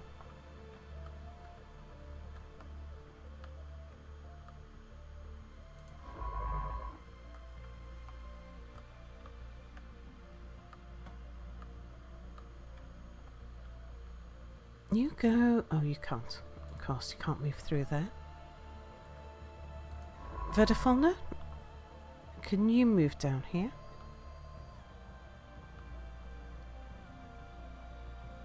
No, you're stuck where you are.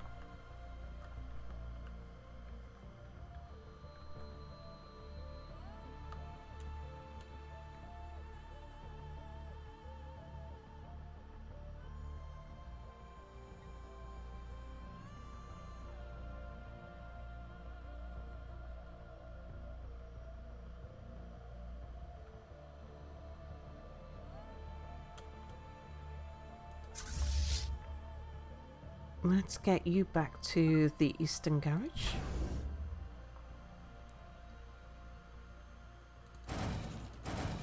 We'll get some reinforcements up there.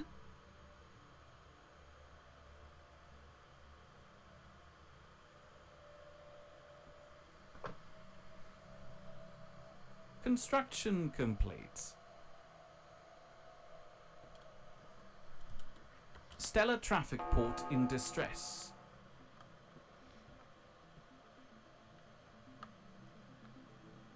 Okay, what's going on now? Oh, they're coming down here.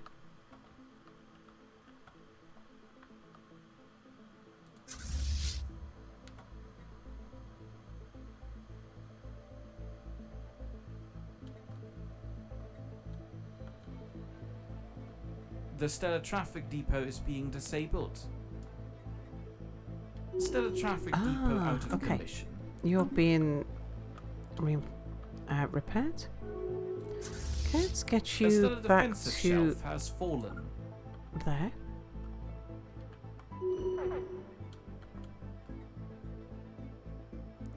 Oh, we've got someone else prepared to declare war on us.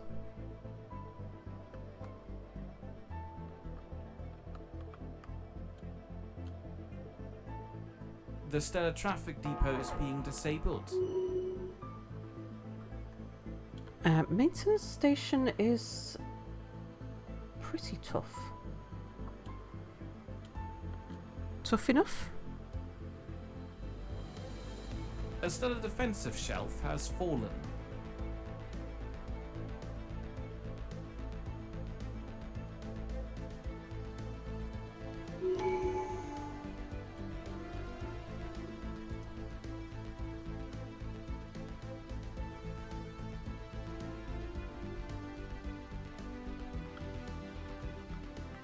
I'm curious if we can see what's going on.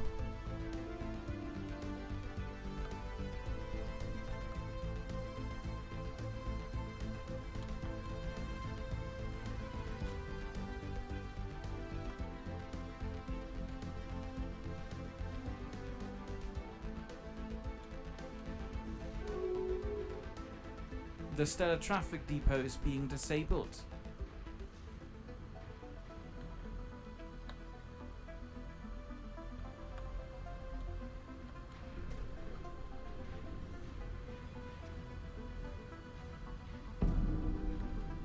Oh no, Vidafalner's died! Died after experimental de-aging effects.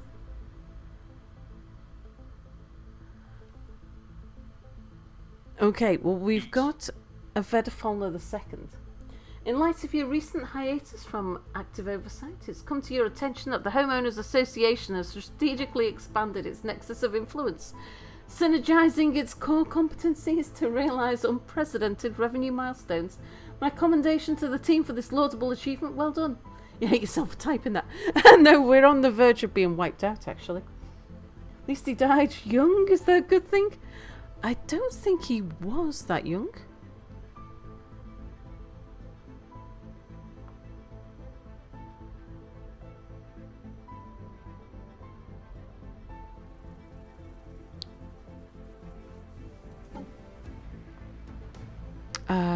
Warped can be upgraded.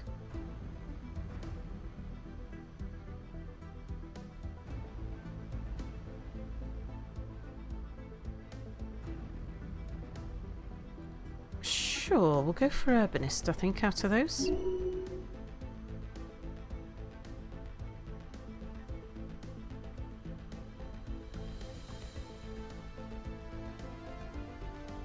We haven't been given the option of giving Warped a fancy burial.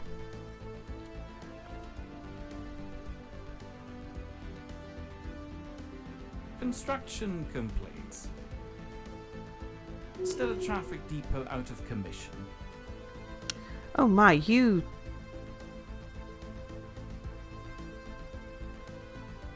converted very easily.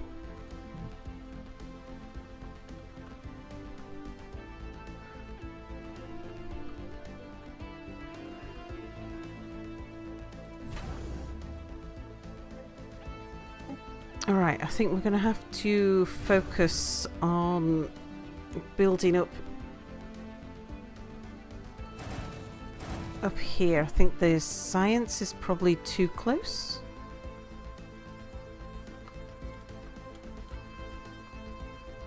Who bid for peace? Didn't the original person just want one system? No, wanted 3. No, we can't. It's like we die fighting. Are we losing? Are our war redux on? Oh, good point. There's probably something we can do. But I'm a little more... I should point out we were never playing to win. We were playing to role play the Homeowners Association. So we've never made the best of choices. Well, not always made the best of choices. Sometimes we have. But we should be able to... Whoops, wrong thing. Edicts. No, it was under government, isn't it?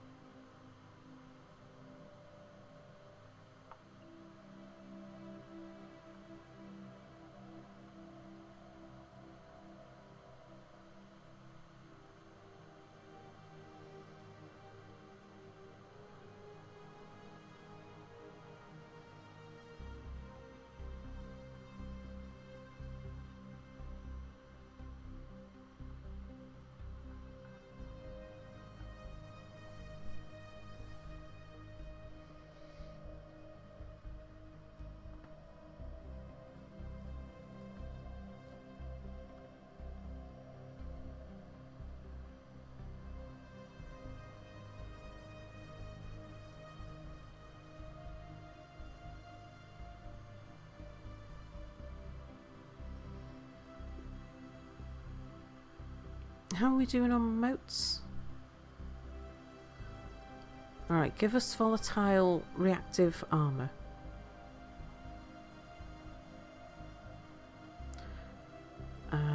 Crystals, give us focusing crystals.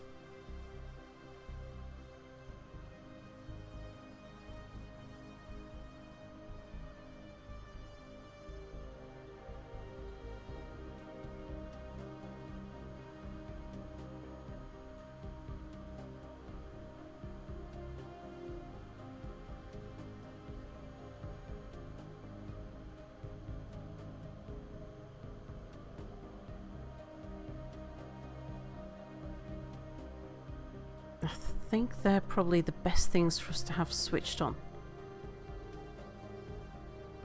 Oh yeah, this is all because we refuse to bend to the Galactic Council.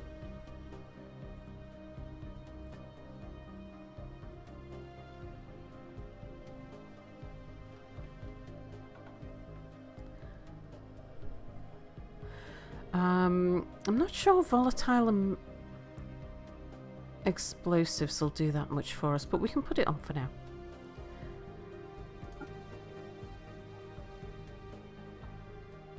I suppose our platforms have shields.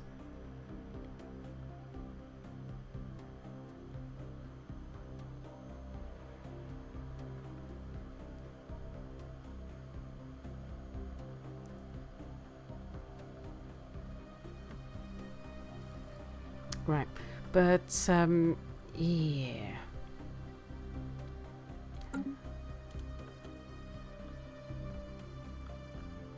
I'm mostly alarmed by the fact that I had a fleet stationed here that was bigger than their fleet and we barely bruised them.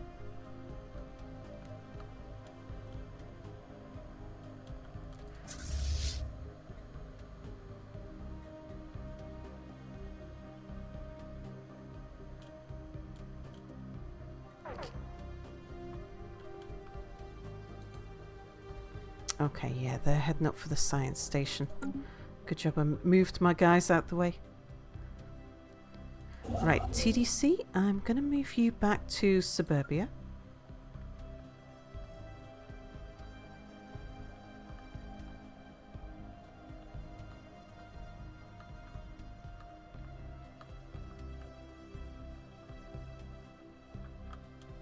Hostile stellar traffic reported.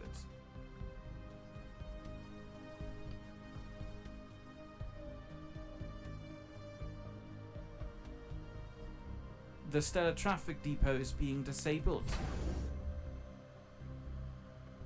How are your defences? So you're at 28,000, but I don't think you're going to be able to take out...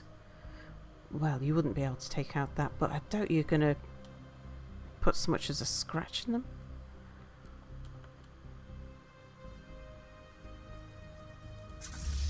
The stellar traffic depot is being disabled. Stellar traffic depot out of commission.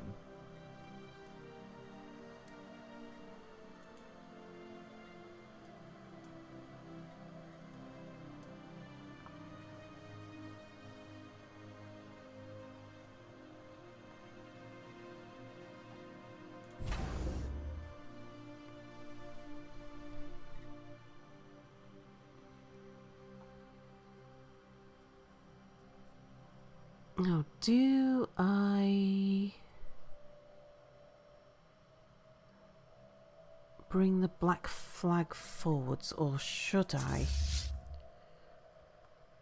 take you guys backwards so that we can at least defend suburbia?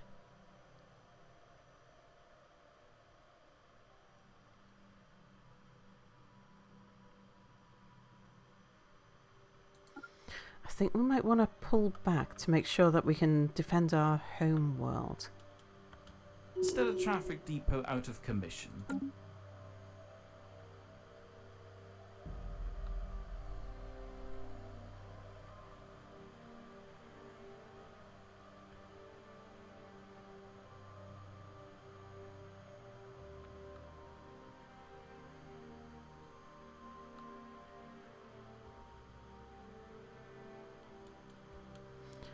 Right, where's the damaged ships?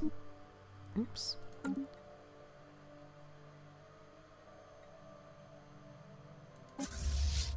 You guys.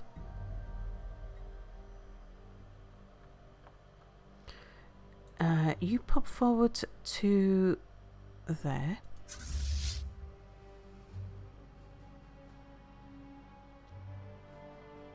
New ship, you can pop forward to there as well.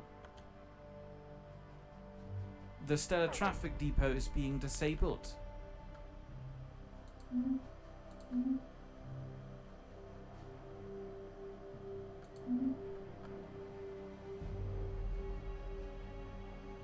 Minor artifacts. And on Giles, thank you so much for your resubscription.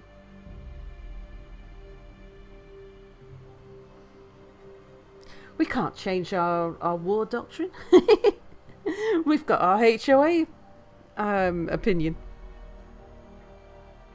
So it doesn't matter if we lose as long as we are true to the HOA the whole way down.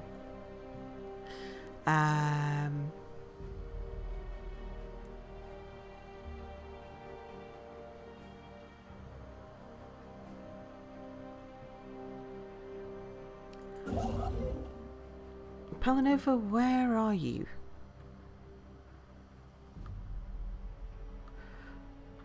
Ooh.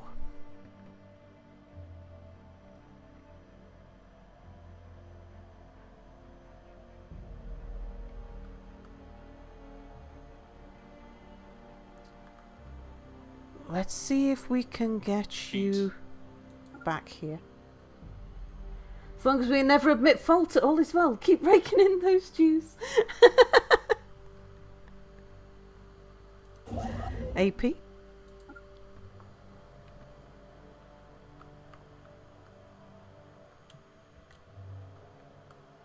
The stellar traffic depot is being disabled. Our design library grows. Okay.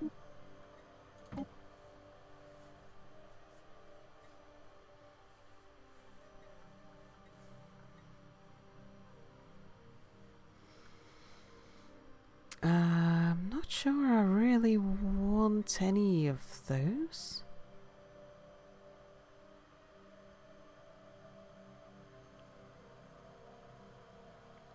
Colony development speed might come in useful if we survive this.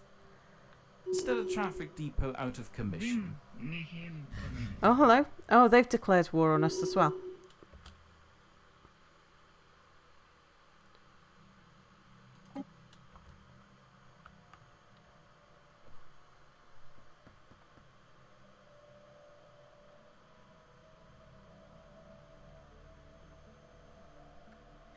No, we're not interested. Move along. We don't deal with door-to-door salesmen. The stellar traffic depot is being disabled. Okay, get repaired, get repaired.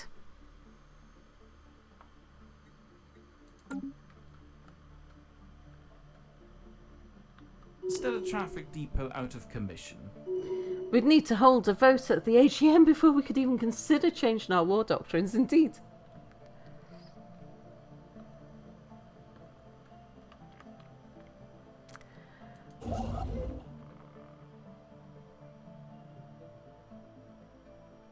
Okay, your safest place is going to be there now, I think.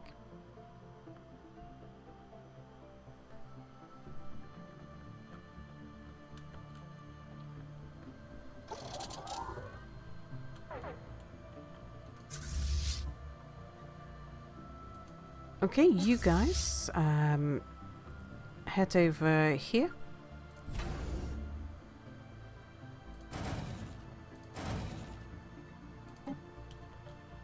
The stellar traffic depot is being disabled.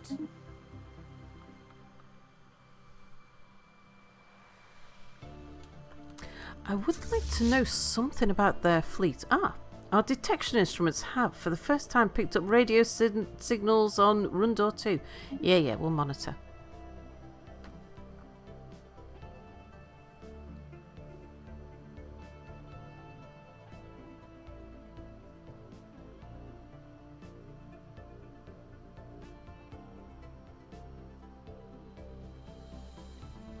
I'd like to know something about the ships that they're using.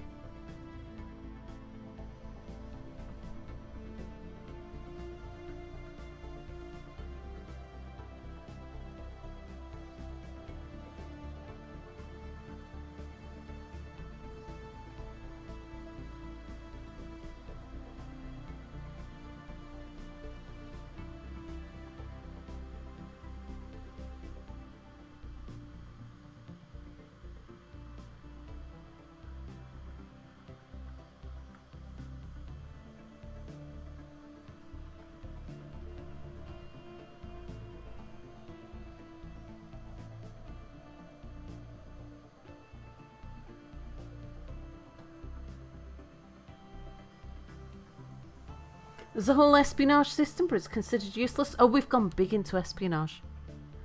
Yeah, because we figured that's what a HOA would do.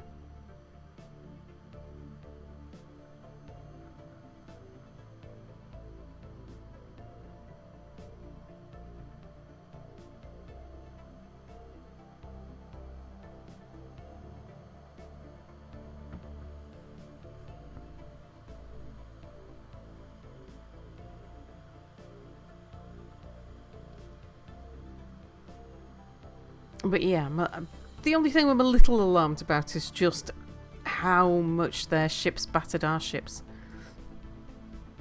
Like, we barely got a scratch on them.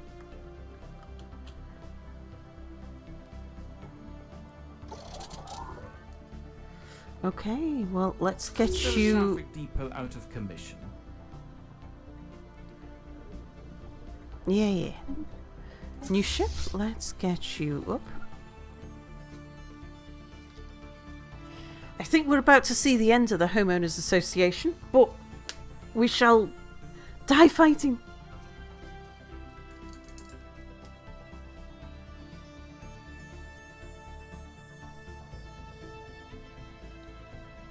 Oh, pause. The stellar traffic depot is being disabled. Stellar traffic depot out of commission. We probably won't die from this unless it's a total war.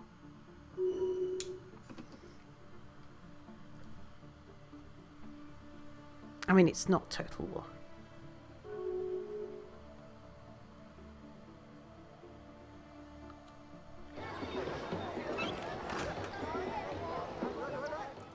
Yeah, sure. Don't think that's really our issue at the moment.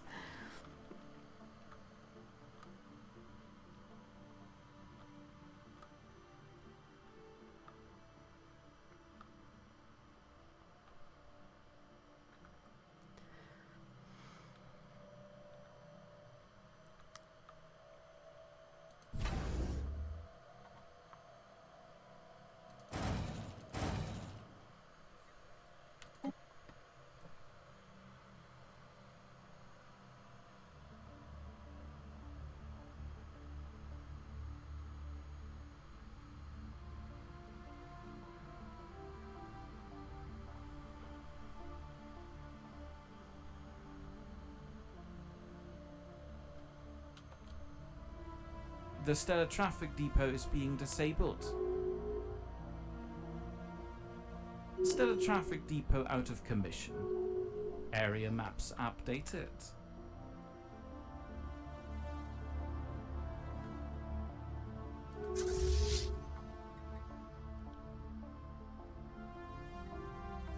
Okay, merge those guys.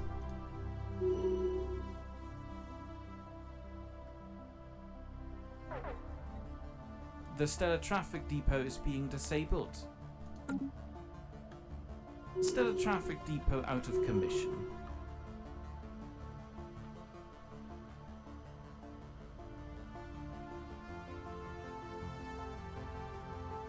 Northern Garage doesn't have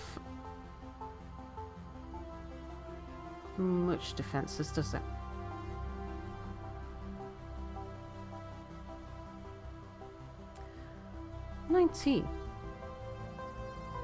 Our design library grows.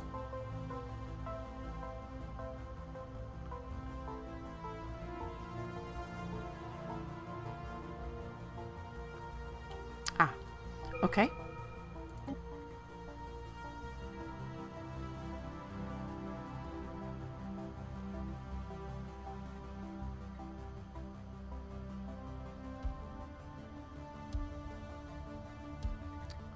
Well, actually, you're a bit too expensive at this point.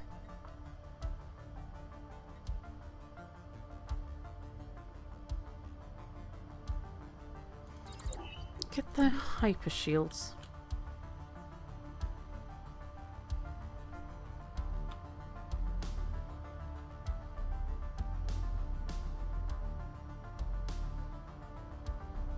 Hostiles to the traffic reported. Hostiles to the traffic reported.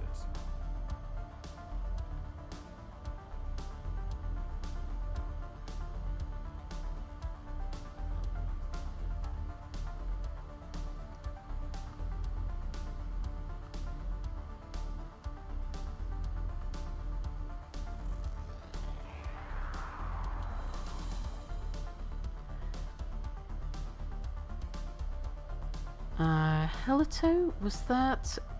Wasn't the Helito system? Oh no, that's these guys. Can't remember which one Helito was.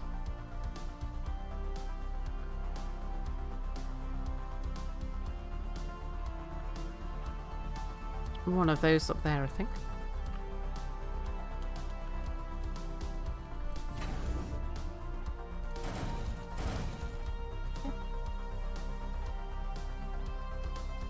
Which song is it? I think you can see the top right with the little music note.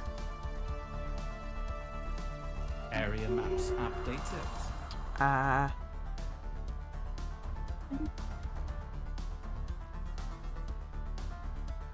Synthetic God.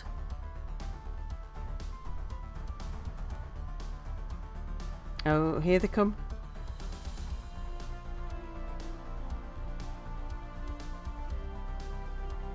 Yeah, Eastern Gate won't be able to survive against them.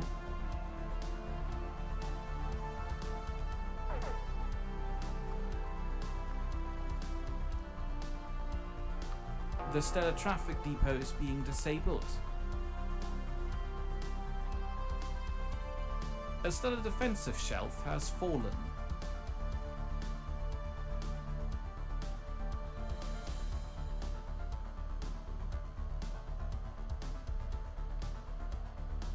The carriage has actually managed to do some damage against them. Stellar Traffic Depot out of commission. The Stellar Traffic Depot is being disabled. Ah, that's the gate, isn't it? Yeah. A stellar defensive shelf has fallen.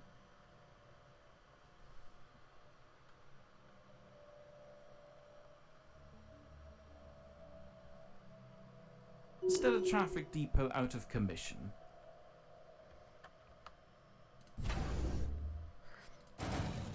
Right, well, we'll keep on churning out the... The Stellar Traffic Depot is being disabled. Might need to...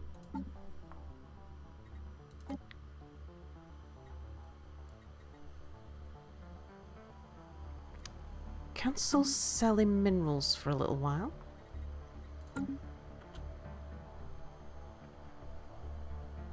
Stellar Traffic Depot out of commission.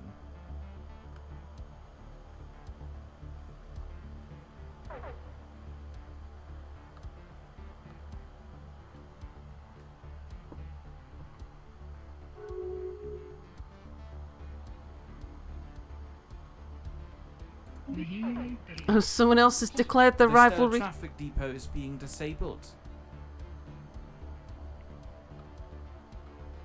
Stellar Traffic Depot out of commission.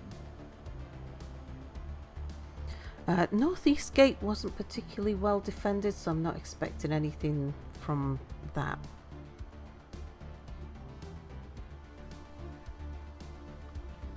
Oh, Boom Giggle has fallen. The Stellar Traffic Depot is being disabled.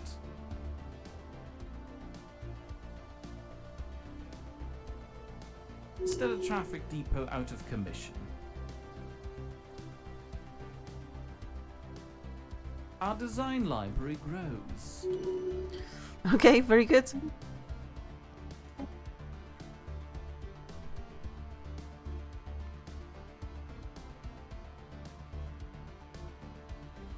Ah, do you know, we haven't seen that for ages.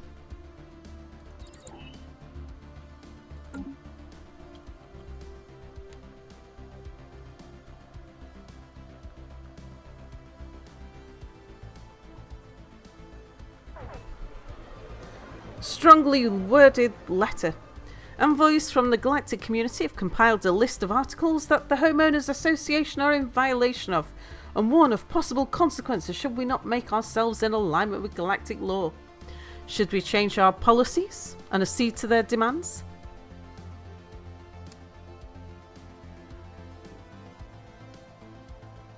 No, we should dispose of it and any future correspondence, I think. Drakaina Derb, thank you for following.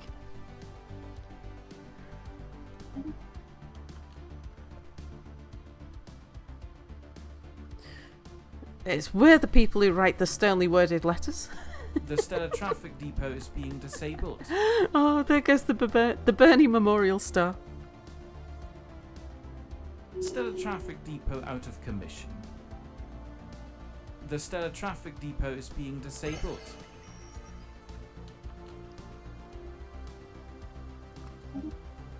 Oh, was the they've passed minor military sanctions on us now? I imagine.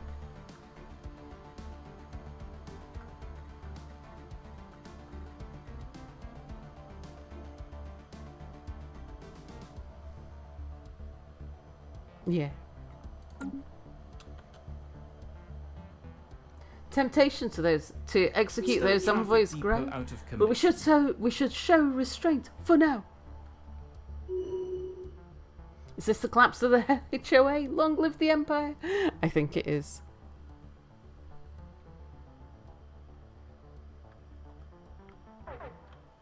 The Stellar Traffic Depot is being disabled. Yeah, if Suburbia falls, I feel as though that's it.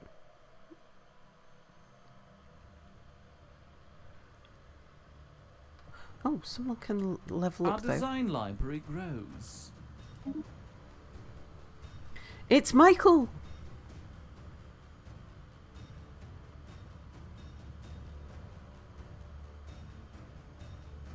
Consumer goods, I think.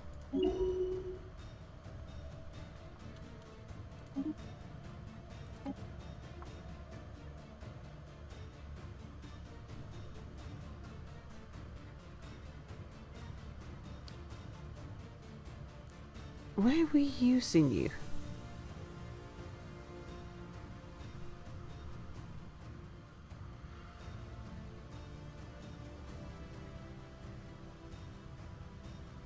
I don't think we were. Go for mining station output.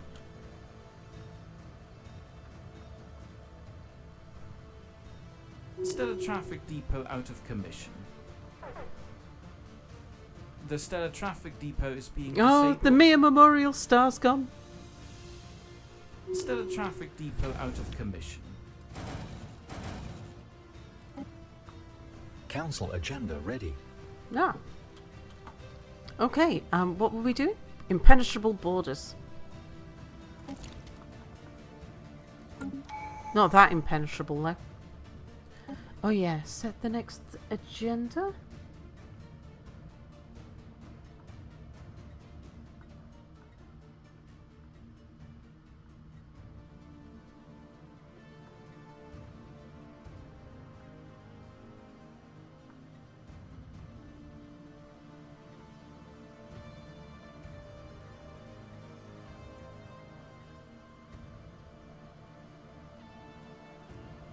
I think at the expense of crime.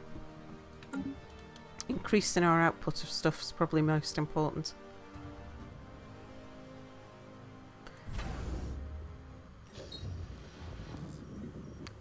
Psychic powers. Oh, the chosen.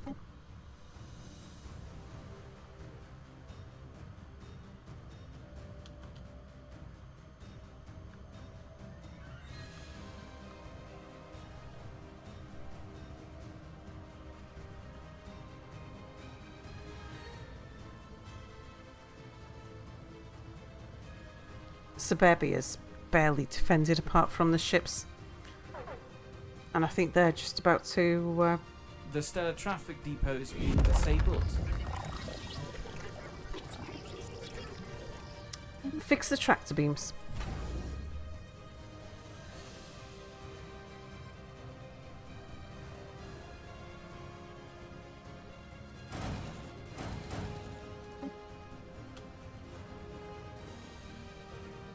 Stellar Traffic Depot out of commission.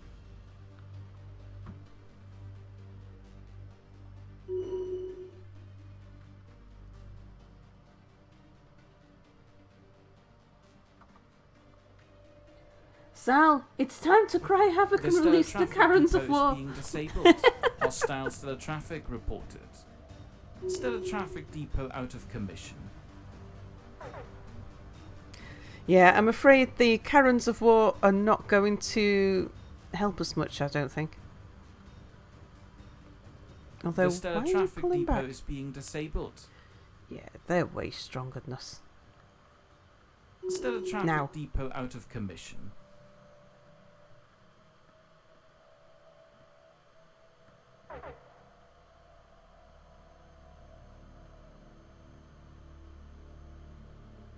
I wonder The where they're Stellar going now. Traffic Depot is being disabled.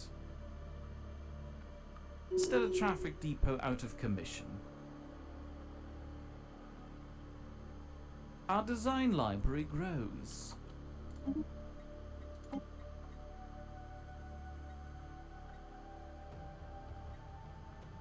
I'm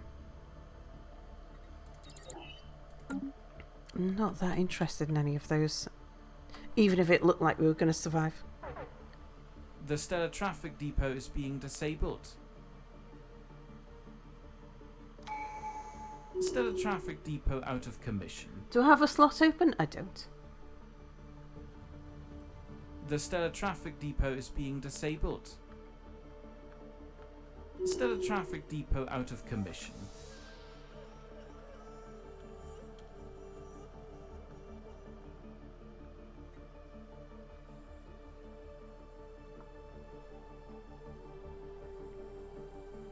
Hostile stellar traffic reported. We do have traditions available.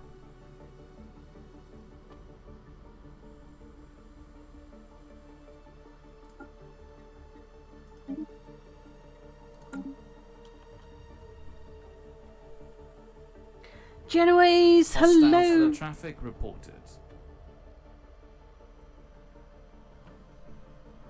Stellar traffic Oh, there we go. diverted.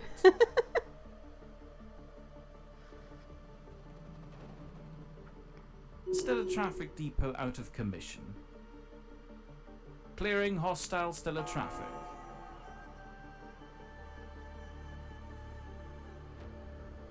Suburbia's about to fall. Reporting lethal stellar traffic accident.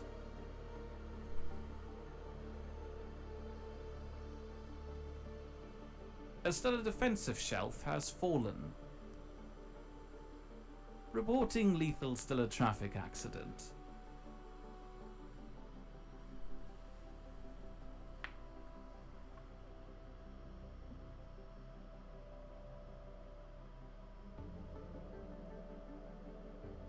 Such catharsis. Take that petty passive Incoming aggressiveness, transmission. people in our lives.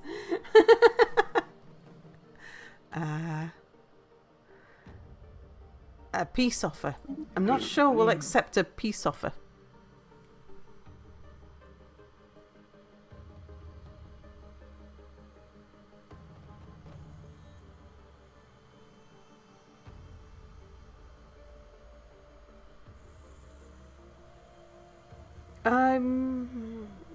Yeah, okay.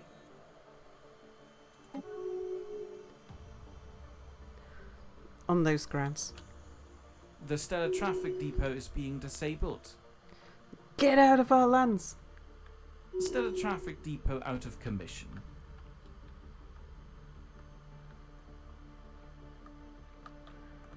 That was close. Because like, we've got no ships and they had a transport fleet in on Suburbia. I didn't notice, but I suspect that the reason why we survived that just then was they ran out of war exhaustion. Now, problem is we've got another bunch of enemies coming through. I don't think we'll survive this next bunch. Stellar traffic diverted. The stellar traffic depot is being disabled. Stellar traffic planning unit lost. What are we voting on? Astral Studies Network.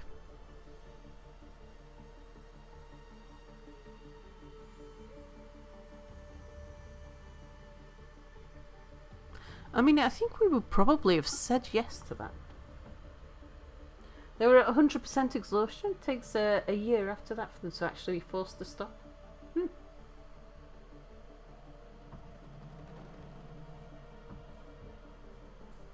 You think they would? HOA have to recognise the bigger powers bullies in the world? Like the government and the courts?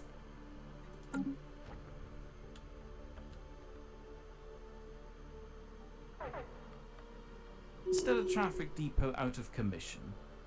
Yeah, these are the problem, because we've got no defences at Suburbia anymore.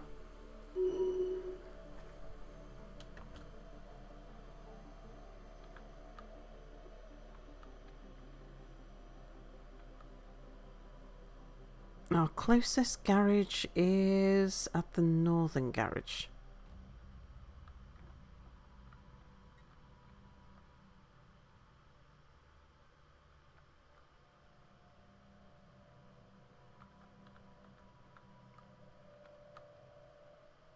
So we're not going to be able to get... Yeah, we're not going to be able to make any ships in time. I mean, I suppose... we should try and churn... Yeah, there we go.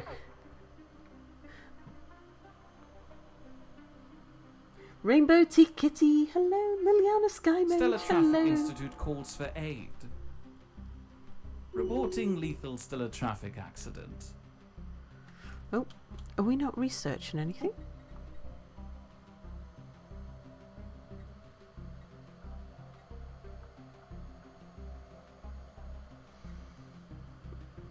I think we were using the level 1 torpedoes. Stellar Traffic Depot out of commission.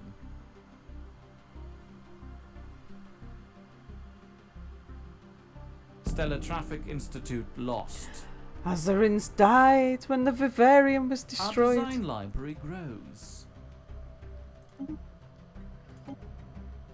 Yeah, pick something. Hostile stellar traffic reported.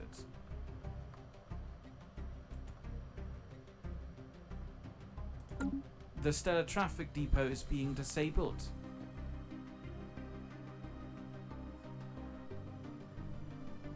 Stellar traffic depot out of commission.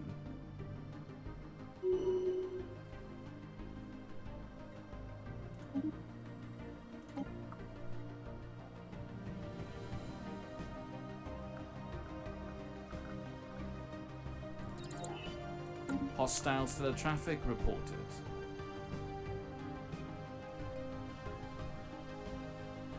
Hostile stellar traffic reported. Yep, they're coming in and they're landing on suburbia now. The stellar traffic depot is being disabled. Our design library grows. Stellar traffic depot out of commission. Danger of depth, hello! You played your first real game of this over the last couple of days. Went well, and then it very didn't.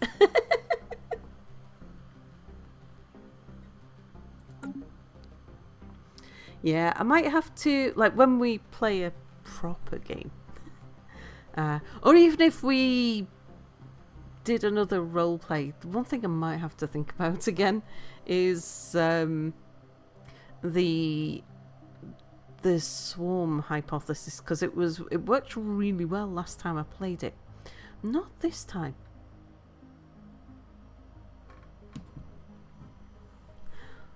Like, our ships were just battered. We didn't. Incoming transmission. Oh, you after another piece?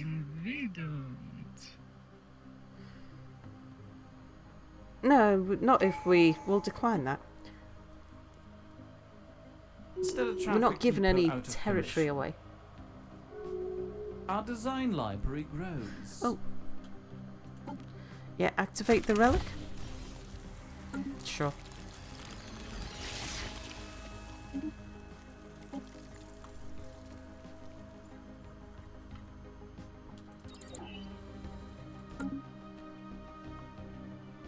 The stellar traffic depot is being disabled. Stellar traffic depot out of commission. Hostile stellar traffic reported.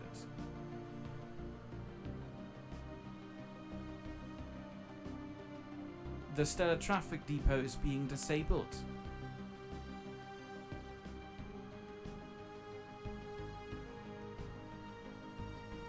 Stellar traffic depot out of commission.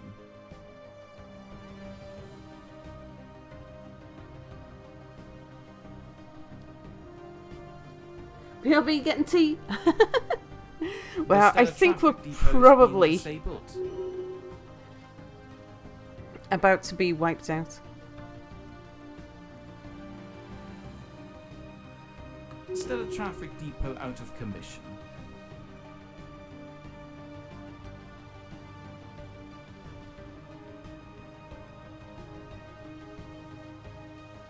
Stellar traffic depot out of commission.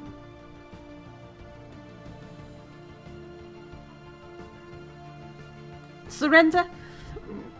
Kind of sitting back and watching the fun, really.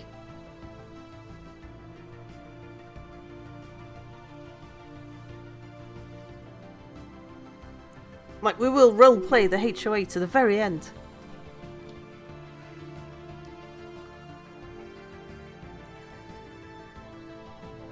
We come visit your system, we save you from growing too rich and fat, yes. Unless you think of reasons why you not make good Dwamak stew. You're getting nothing from us. Absolutely not.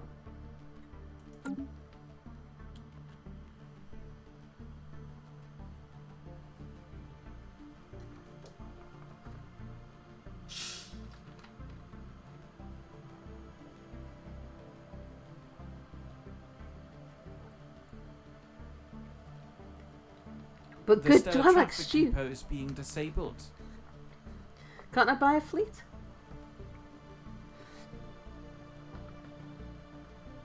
The Stellar traffic depot is being disabled. Stellar traffic depot out of commission. I don't think there's anything we could do. We've made too many enemies. No pip Dwellax stew.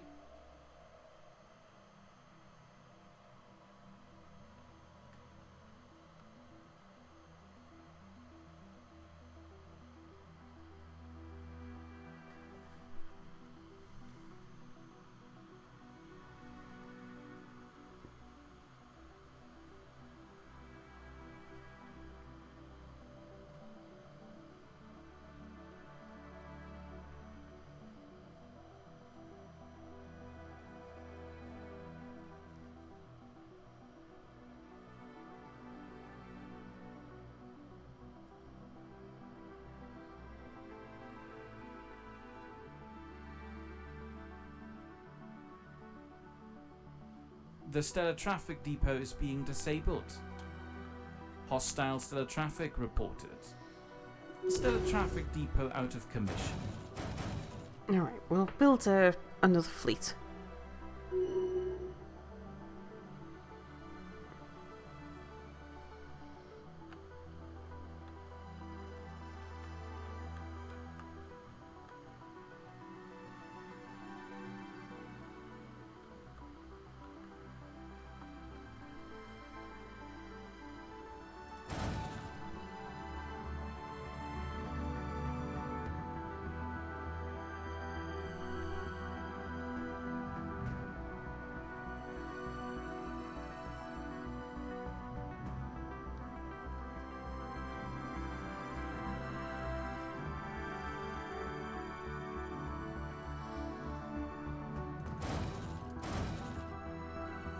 No, I'll leave them. Incoming transmission.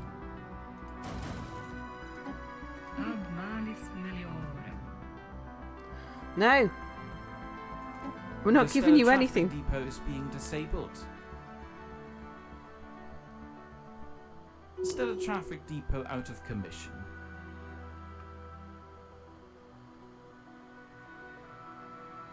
The Stellar traffic depot is being disabled.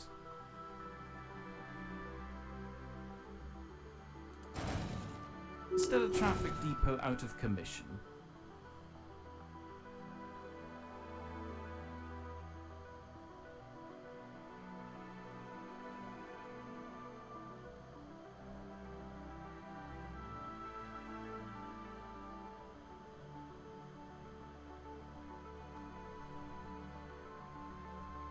The Stellar traffic depot is being disabled.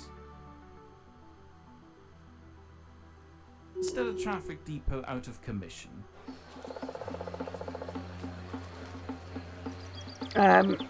Mold them in our image.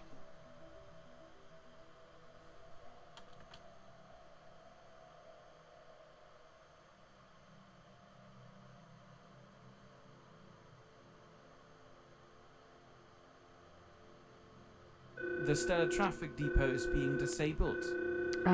Yes, difficult situation. I'm not sure. We can't do anything if the station can't do something for us. That's here.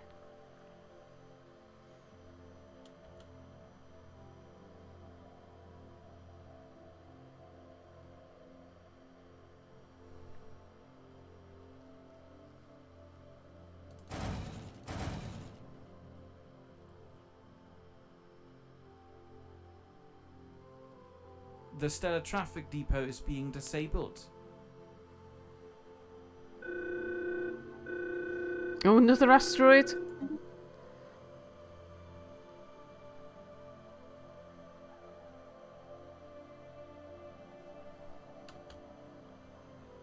Stellar traffic depot out of commission.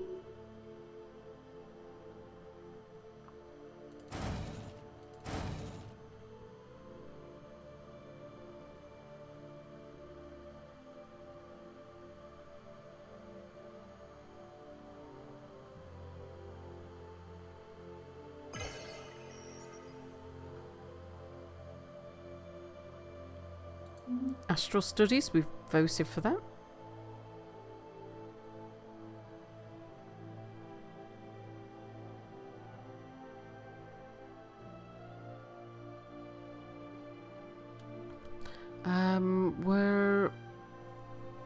There's a bunch of stuff we can sell.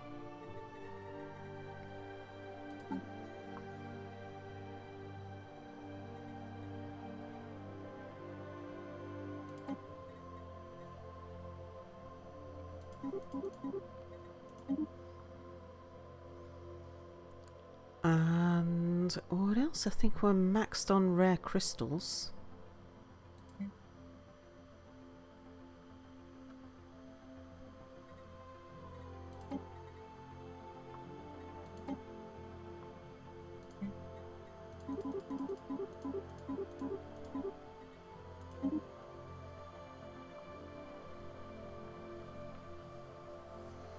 What else are we maxing out on?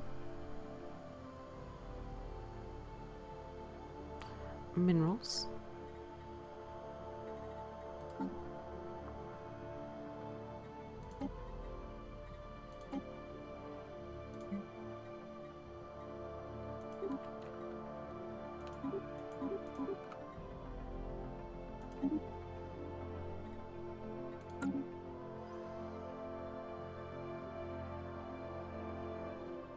Right, that should have sorted everything out there. The stellar traffic depot is being disabled. Okay, asteroids was destroyed. Good.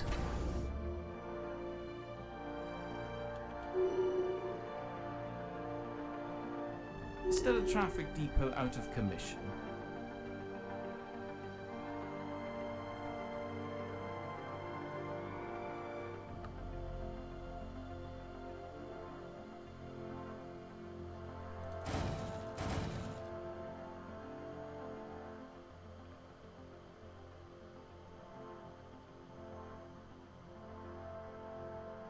Incoming transmission. No. we're not giving up any of our territory. A HOA would never give up its territory.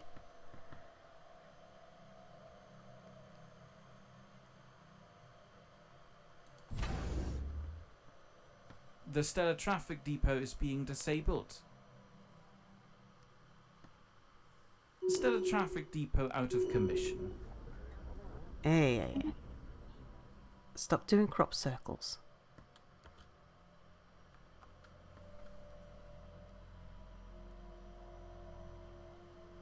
The stellar traffic depot is being disabled.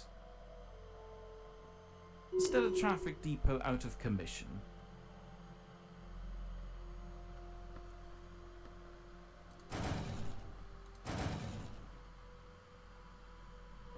The stellar traffic depot is being disabled.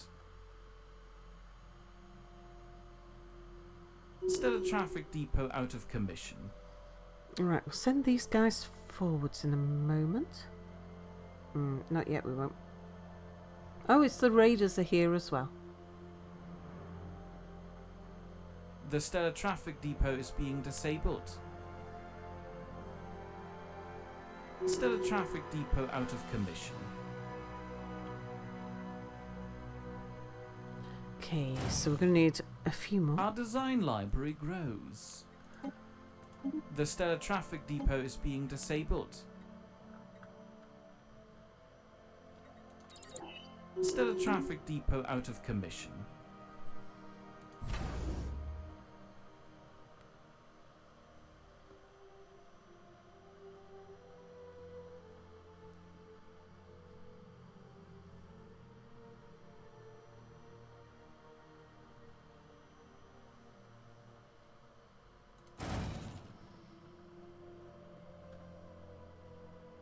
Okay, we need you up to about 30.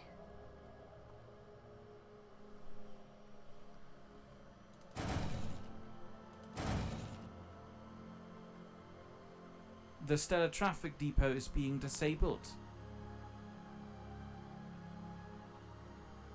Stellar traffic depot out of commission.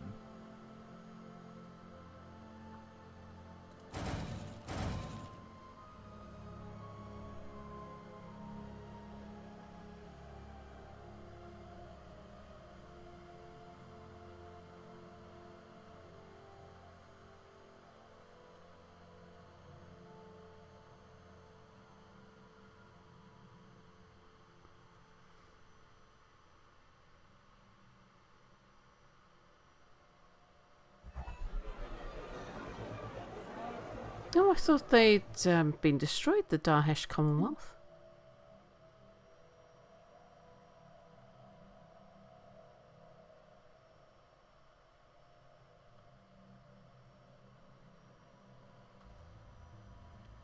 Alright, let's take you guys as you are down here.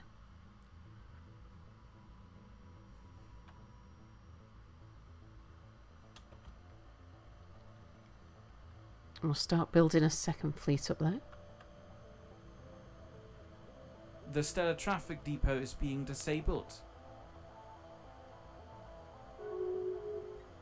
Stellar Traffic Depot out of commission.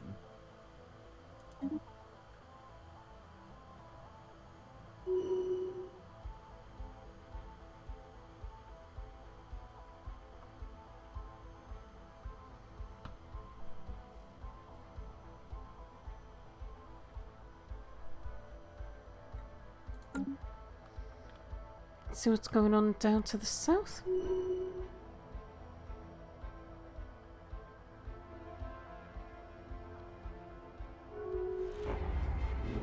Rising unemployment.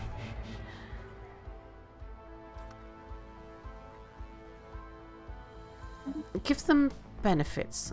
What are we voting on? Equal standing. Non-interference and aggressive interference policies are banned. Of course, we're in breach of that resolution. So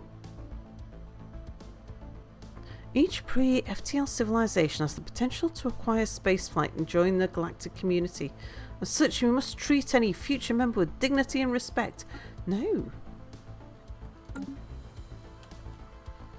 Oops. The Stellar Traffic Depot is being disabled. Stellar Traffic Depot out of commission. Right, let's make sure we are building The Stellar Traffic replacement Depot ships. is being disabled. Stellar Traffic Depot out of commission.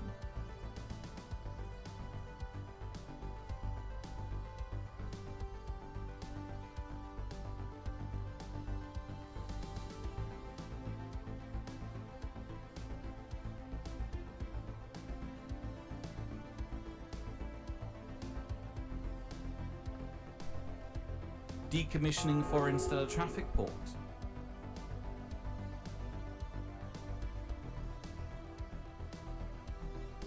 The Stellar Traffic Depot is being disabled.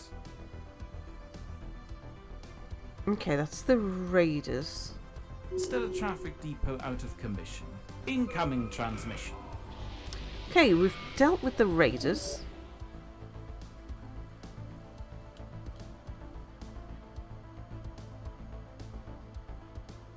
Stellar Traffic Depot out of commission.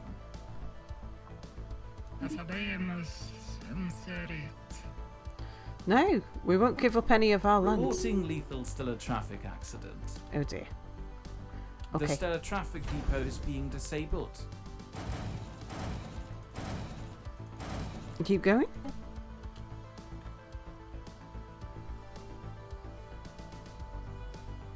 Stellar Traffic Depot out of commission.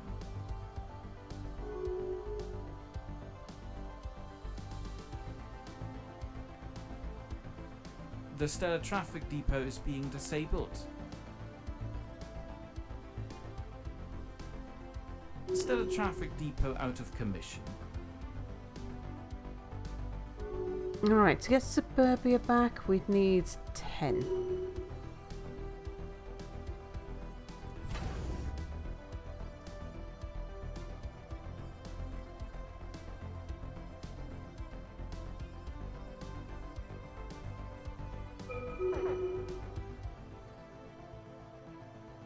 Whoops, now passive has now gained The passivity. Stellar Traffic Depot is being disabled.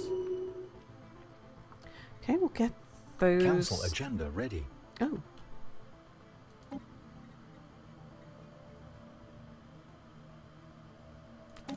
Sure. Next council agenda.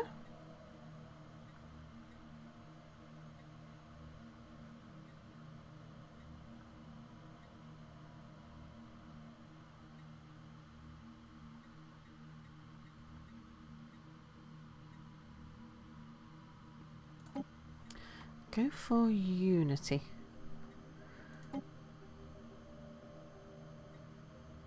Yeah, still got nobody for that. Galactic, you're around somewhere.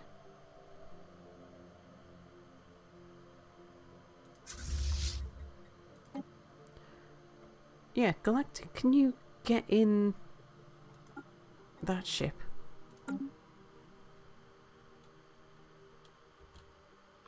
Stellar Traffic Depot out of commission. I thought Galactic had been killed when the ships were destroyed. Right. Another 2 destroyers and we'll head down and see if we can get Suburbia back, and then we'll start building up another fleet. Hostile stellar traffic reported. We're changing the council agenda. We should make sure to tell everyone the new council's pronouns after.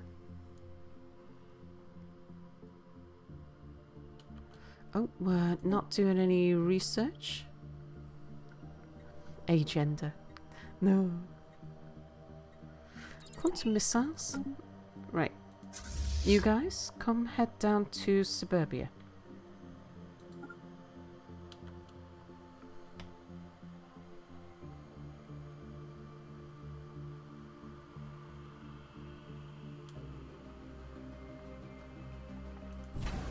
Meanwhile, Northern Garage.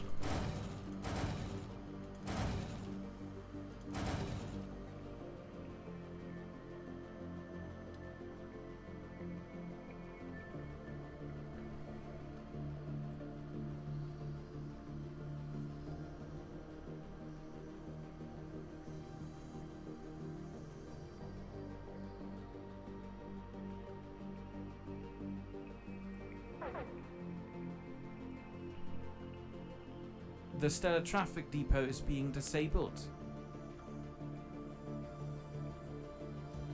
Stellar traffic depot out of commission.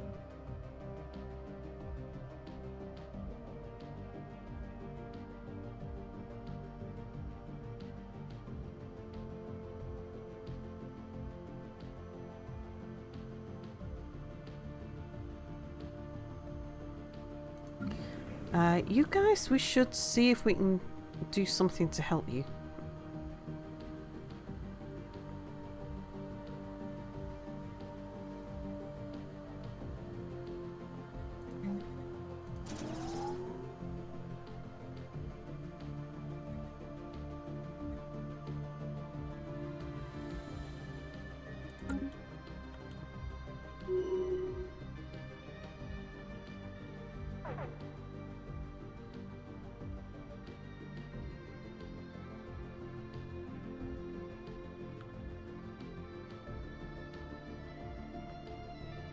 The stellar traffic depot is being disabled.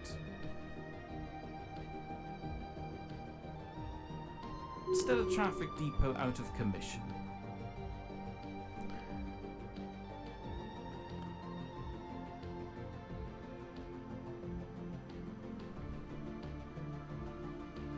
Decommissioning foreign stellar traffic port.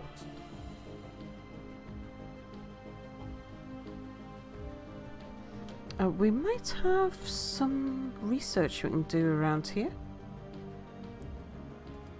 Was Anaheim? Yeah. Come do research projects there.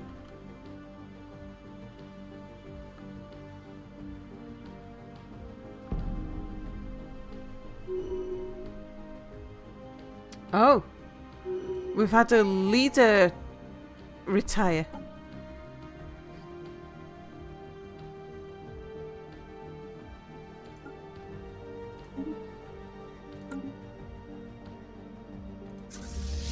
Okay, we've got Suburbia back.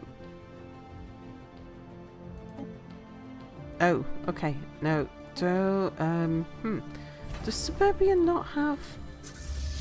You guys, stay there.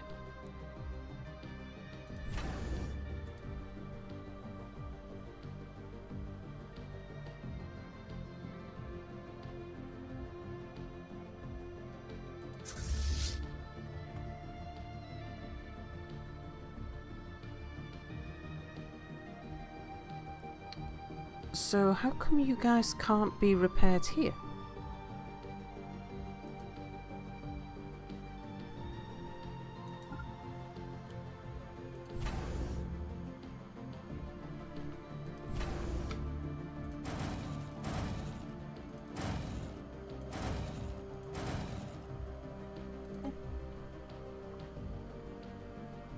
Decommissioning foreign stellar traffic port.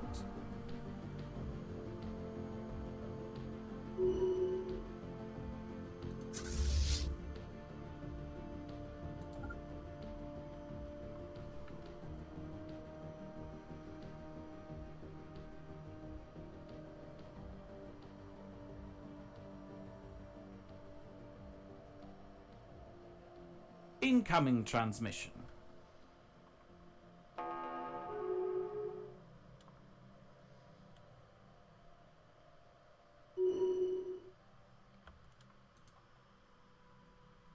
Okay, get down to there. Incoming transmission. No, we're not giving you any of our properties. Another arrival.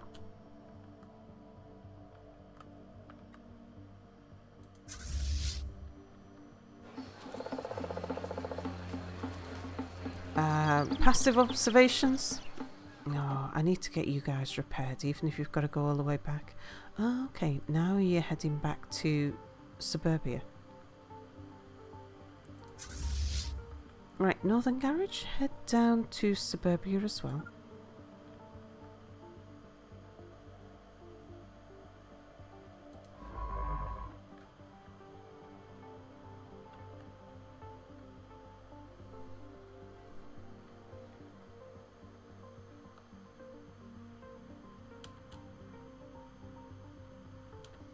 Right, Country Club. You need an upgrade.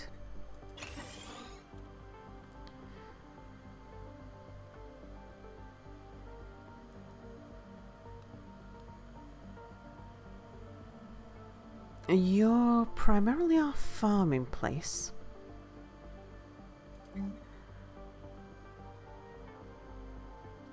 I think we'll throw in some generator districts as well.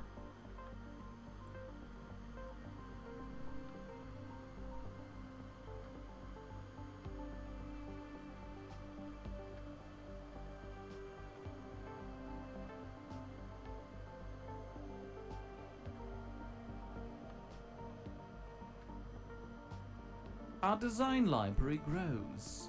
Okay.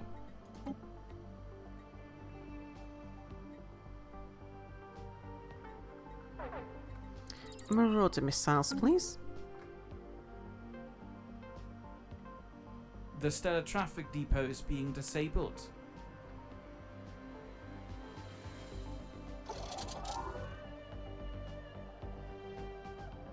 Stellar traffic depot out of commission.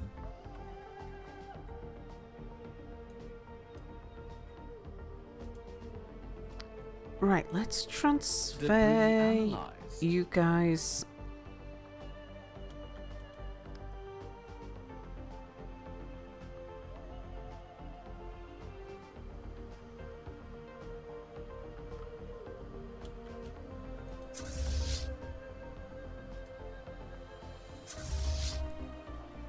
Okay, we'll let you come here and then we'll try and merge in you as well.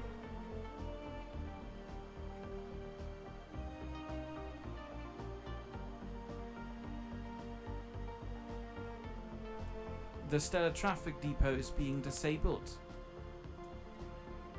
Stellar traffic depot out of commission. Right, how's our fleet now? 26. Go.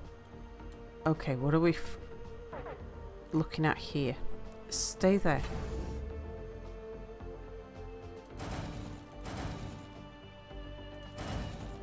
The stellar traffic depot is being disabled. Stellar traffic depot out of commission. The stellar traffic depot is being disabled. Stellar traffic depot out of commission.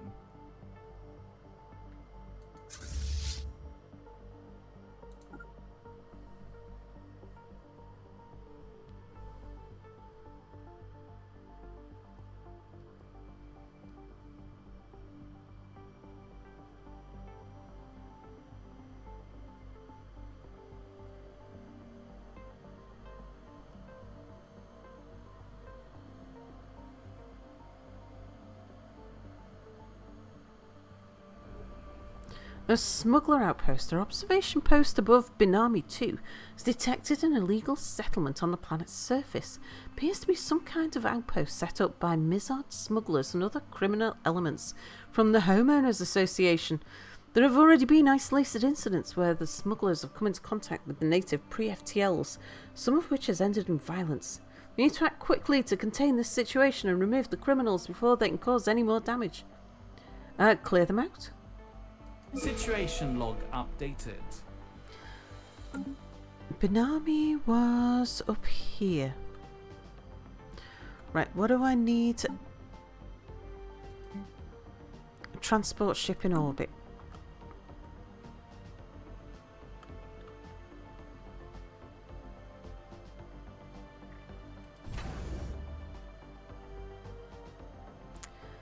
Yeah, I can only do that from a suburbia.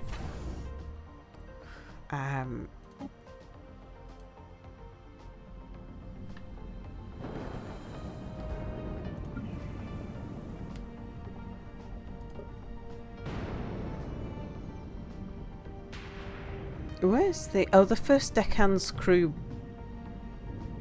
I guess you're...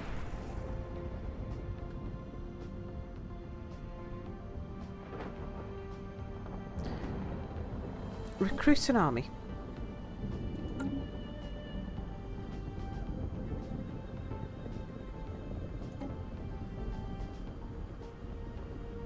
Michael, the Grand Marshal, you can man that army. You did hear a funny joke the other day? What's something that feels British but isn't? The contents of the Incoming British translation. Museum. Oh dear. Bernie's made that joke so many times. Yeah, no, you're not taking our property.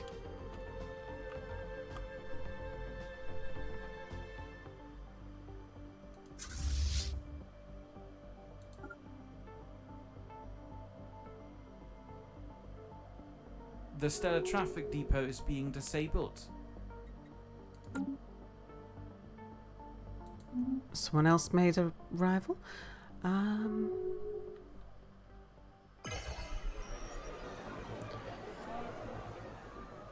Okay. Equal standing resolution has passed. Forbidding empires from holding the non-interference or aggressive interference policies. Do we comply or do we not submit? I'm going to put this to a poll.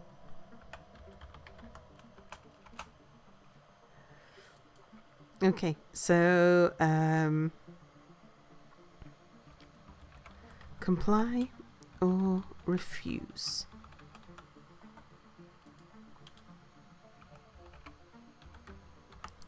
Comply. Refuse. Right, chat. 2-minute vote. 2-minute poll. What would the HOA do?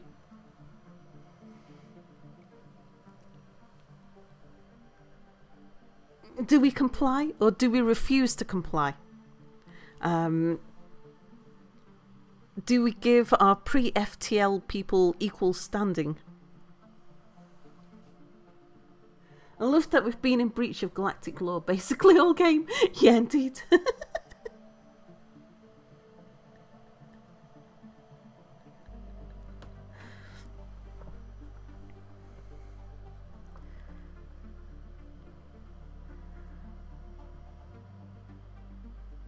Good lord, we won't be allowed to call a sausage anymore.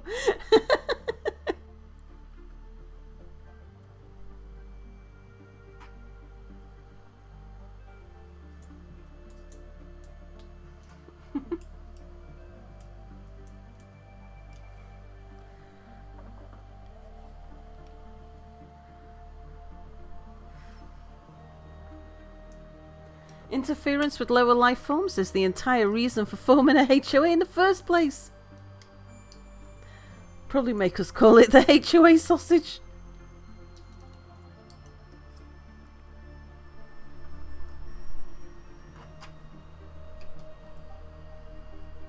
Yeah, the HOA always messes with others, but having others become full members is usually okay. Yeah, but they wouldn't. They would be able to split away from us. So as they become space-bound, they would be able to join the galactic community and we wouldn't be able to stamp on them.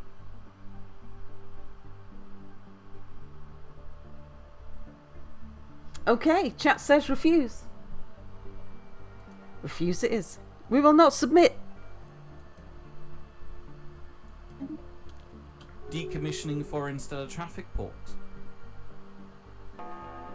Stellar traffic depot out of commission.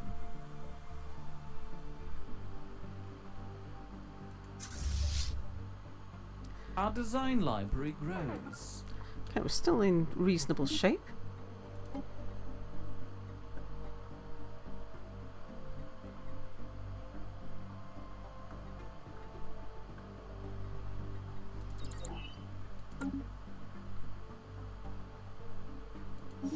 Okay, they've declared a rivalry with us.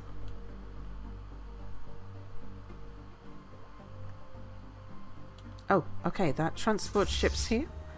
Go and sort out Binami.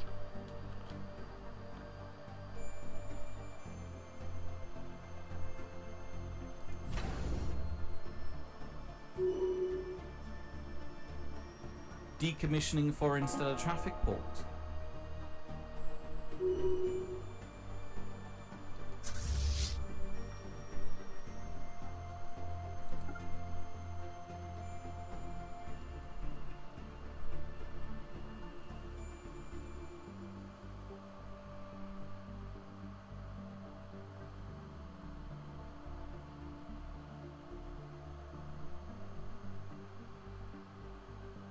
Decommissioning foreign stellar traffic port. We can get the Eastern Garage back. Our design library grows.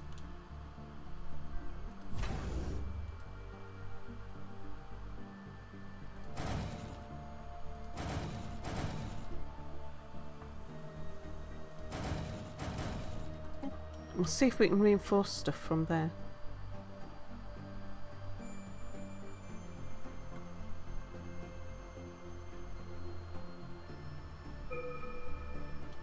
Oh, missed that. More energy credits, please. Refuse tyranny? Yeah, we're the tyrants. You mean embrace conformity?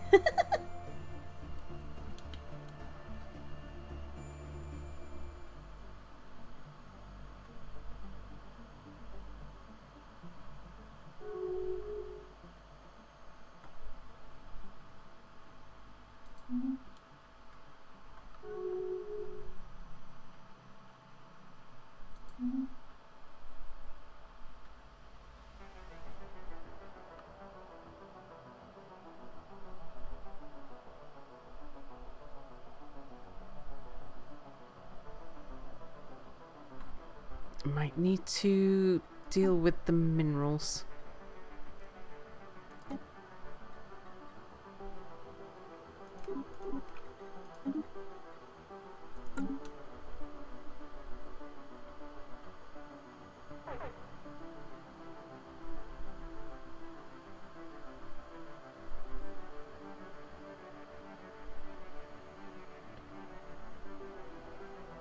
The stellar traffic depot is being disabled.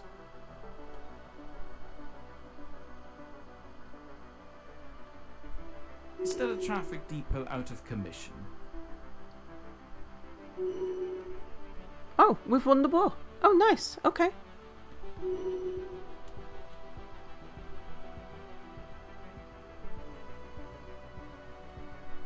Excellent. And they're humiliated.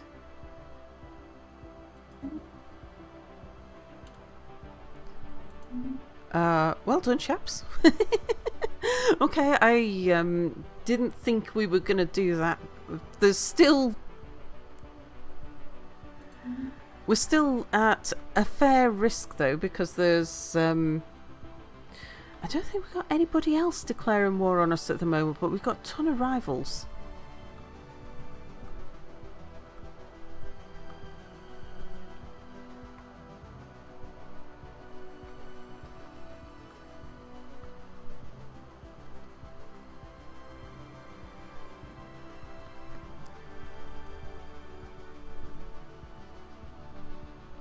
The southern gate never got touched.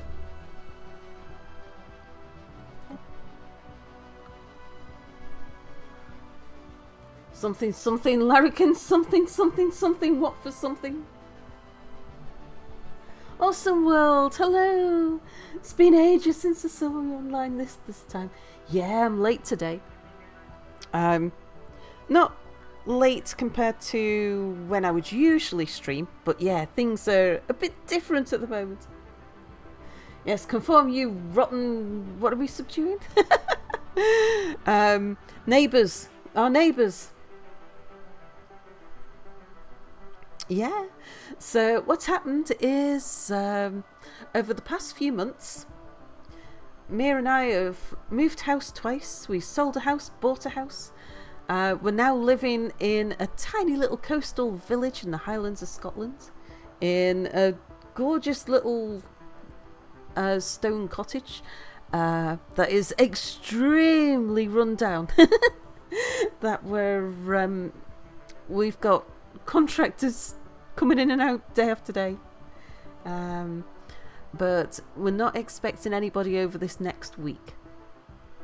But yeah, we don't have lights or proper power. We don't have heating or hot water. We do have broadband, and we've got a little bit of power. And you'll hear me rustling occasionally in the background as I switch the fan heater on or off. So yeah, I've been bringing my streams to an end a bit earlier than usual, so that yeah, real-time adventure indeed. Yeah. Unfortunately, I think we're about to leave it here for now, because I am going to have to do some work on hauling wood up the front of the yard. Just a sip of power is a treat, indeed. But soon, once we get to the point where things are a bit more stable, like when I've got a proper stream set up and we've got a roof that doesn't leak and we've got some power and stuff, yeah, I'll be going back to normal streaming times, sort of the 11-12 hours, as usual. Like my old stream times will come back then. But yeah, at the moment I've been calling my streams, so I've been starting around the same time, but bringing my streams to an end earlier. So that usually so I could get a bit of sleep in before a contractor turned up. But yeah, have a quick look at the photographs before we go. This is a picture of not my cottage, not our cottage, but one very much like our cottage. Yeah, got a lot of work ahead of us to get back to 12-hour stream cell. Well, it doesn't have to be completely finished. Just needs to get to the point where the work slows down. Like at the moment, while we've got like the major capital investment, that's where when I know, like when we've got to do, because it's not just the contractors coming around, it's just getting ready for the next milestone, hitting the next milestone. Mia's doing most of the work, but yeah, I'm still doing some. Thank you, awesome world. But yeah, let's go find. Yeah, this is what our cottage looks like on the outside, or very similar. But yeah, that's our total power supply is just those two plugs. It's Righteous Boner, my favourite boner's popped up in chat. Hello. You borrow some of that capital to invest for yourself. You understand if you hold out for 4 walls, functional climate control, a roof, etc. Well, we don't need to hold out for the heating, for example, because once we've got the house sealed so that like the outside is outside and the inside is inside, and there's an actual physical barrier between the two, and we're watertight, and we've got power throughout. Around about that point, the contractors will slow down. The heating will turn up sometime after that. Don't know when. Not my cottage. Is that like not my problem? No, quite the other way round. Yeah, this is what our cottage looks like, but this one isn't our cottage, because this one doesn't have the problems that ours does. Yeah, like that's the shed, that's the power, that's the overgrowth. Chicken coop, workshop, upstairs bedroom, that's the room above me with its birds' nests and its holes to the outside world. The other upstairs bedroom. Are the sheep included with the cottage? No. All of this, all the lath and plaster is all gone now, and the tank's gone. But that means that the upstairs now looks like this. Back to the bare stone, bare timber. Yeah, no sheep.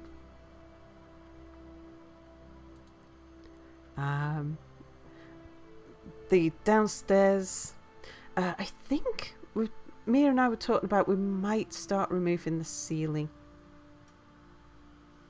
It's one of those things where when we were asked if we were going to take the ceiling down, I was like, sometime in the future, but I don't know if we want to do it right now. It seems like a lot to add on to the rest of the demolition. But at the same time, if we don't do it now...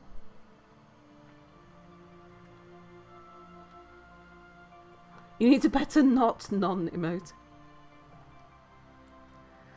Yeah. And the orange room where I stream from, with my plastic curtain door that separates me from the outside world. And the dolphins. And that's what our boulders look like. It's going to trash the place when you take down the ceiling. Well,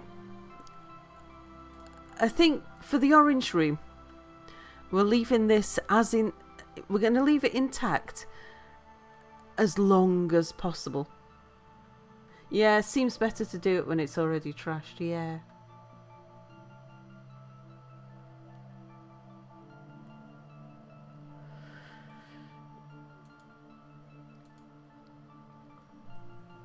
Because the ceiling does need to come down.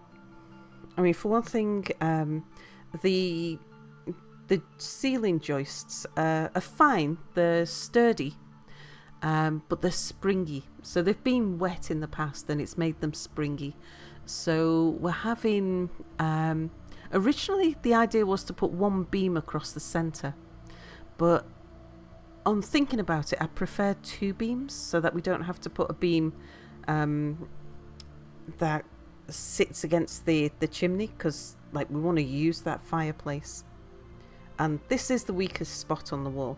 It's not load bearing, it's stiffening. Throw a party, we'll bring the ceiling down by partying. You didn't see palisades or a portcullis or a moat or something. How would you keep the dwarf safe?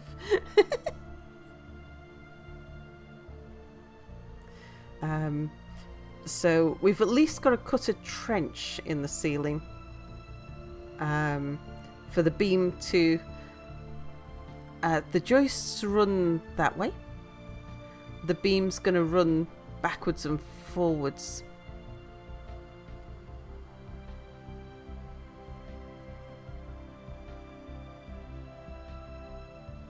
Did I tell you my friend bought himself a white horse and named it Mayo? Sometimes mayonnaise, oh dear. But yeah, we've got a busy week, but no contractors, so should be good for streams. At least. But yeah, I shall call it here for now. And then Mia will be waking up soon. You can come in and get a bit of warmth before starting on whatever bits of today's job is. I'm going to do some wood hauling so the bonfire committee can take the wood. In the meantime, let's go find somebody to raid. It looks like our Stellaris stream's going to continue though.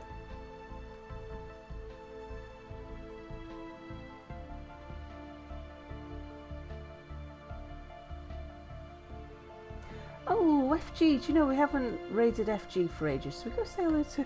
Let's go say happy birthday to FG.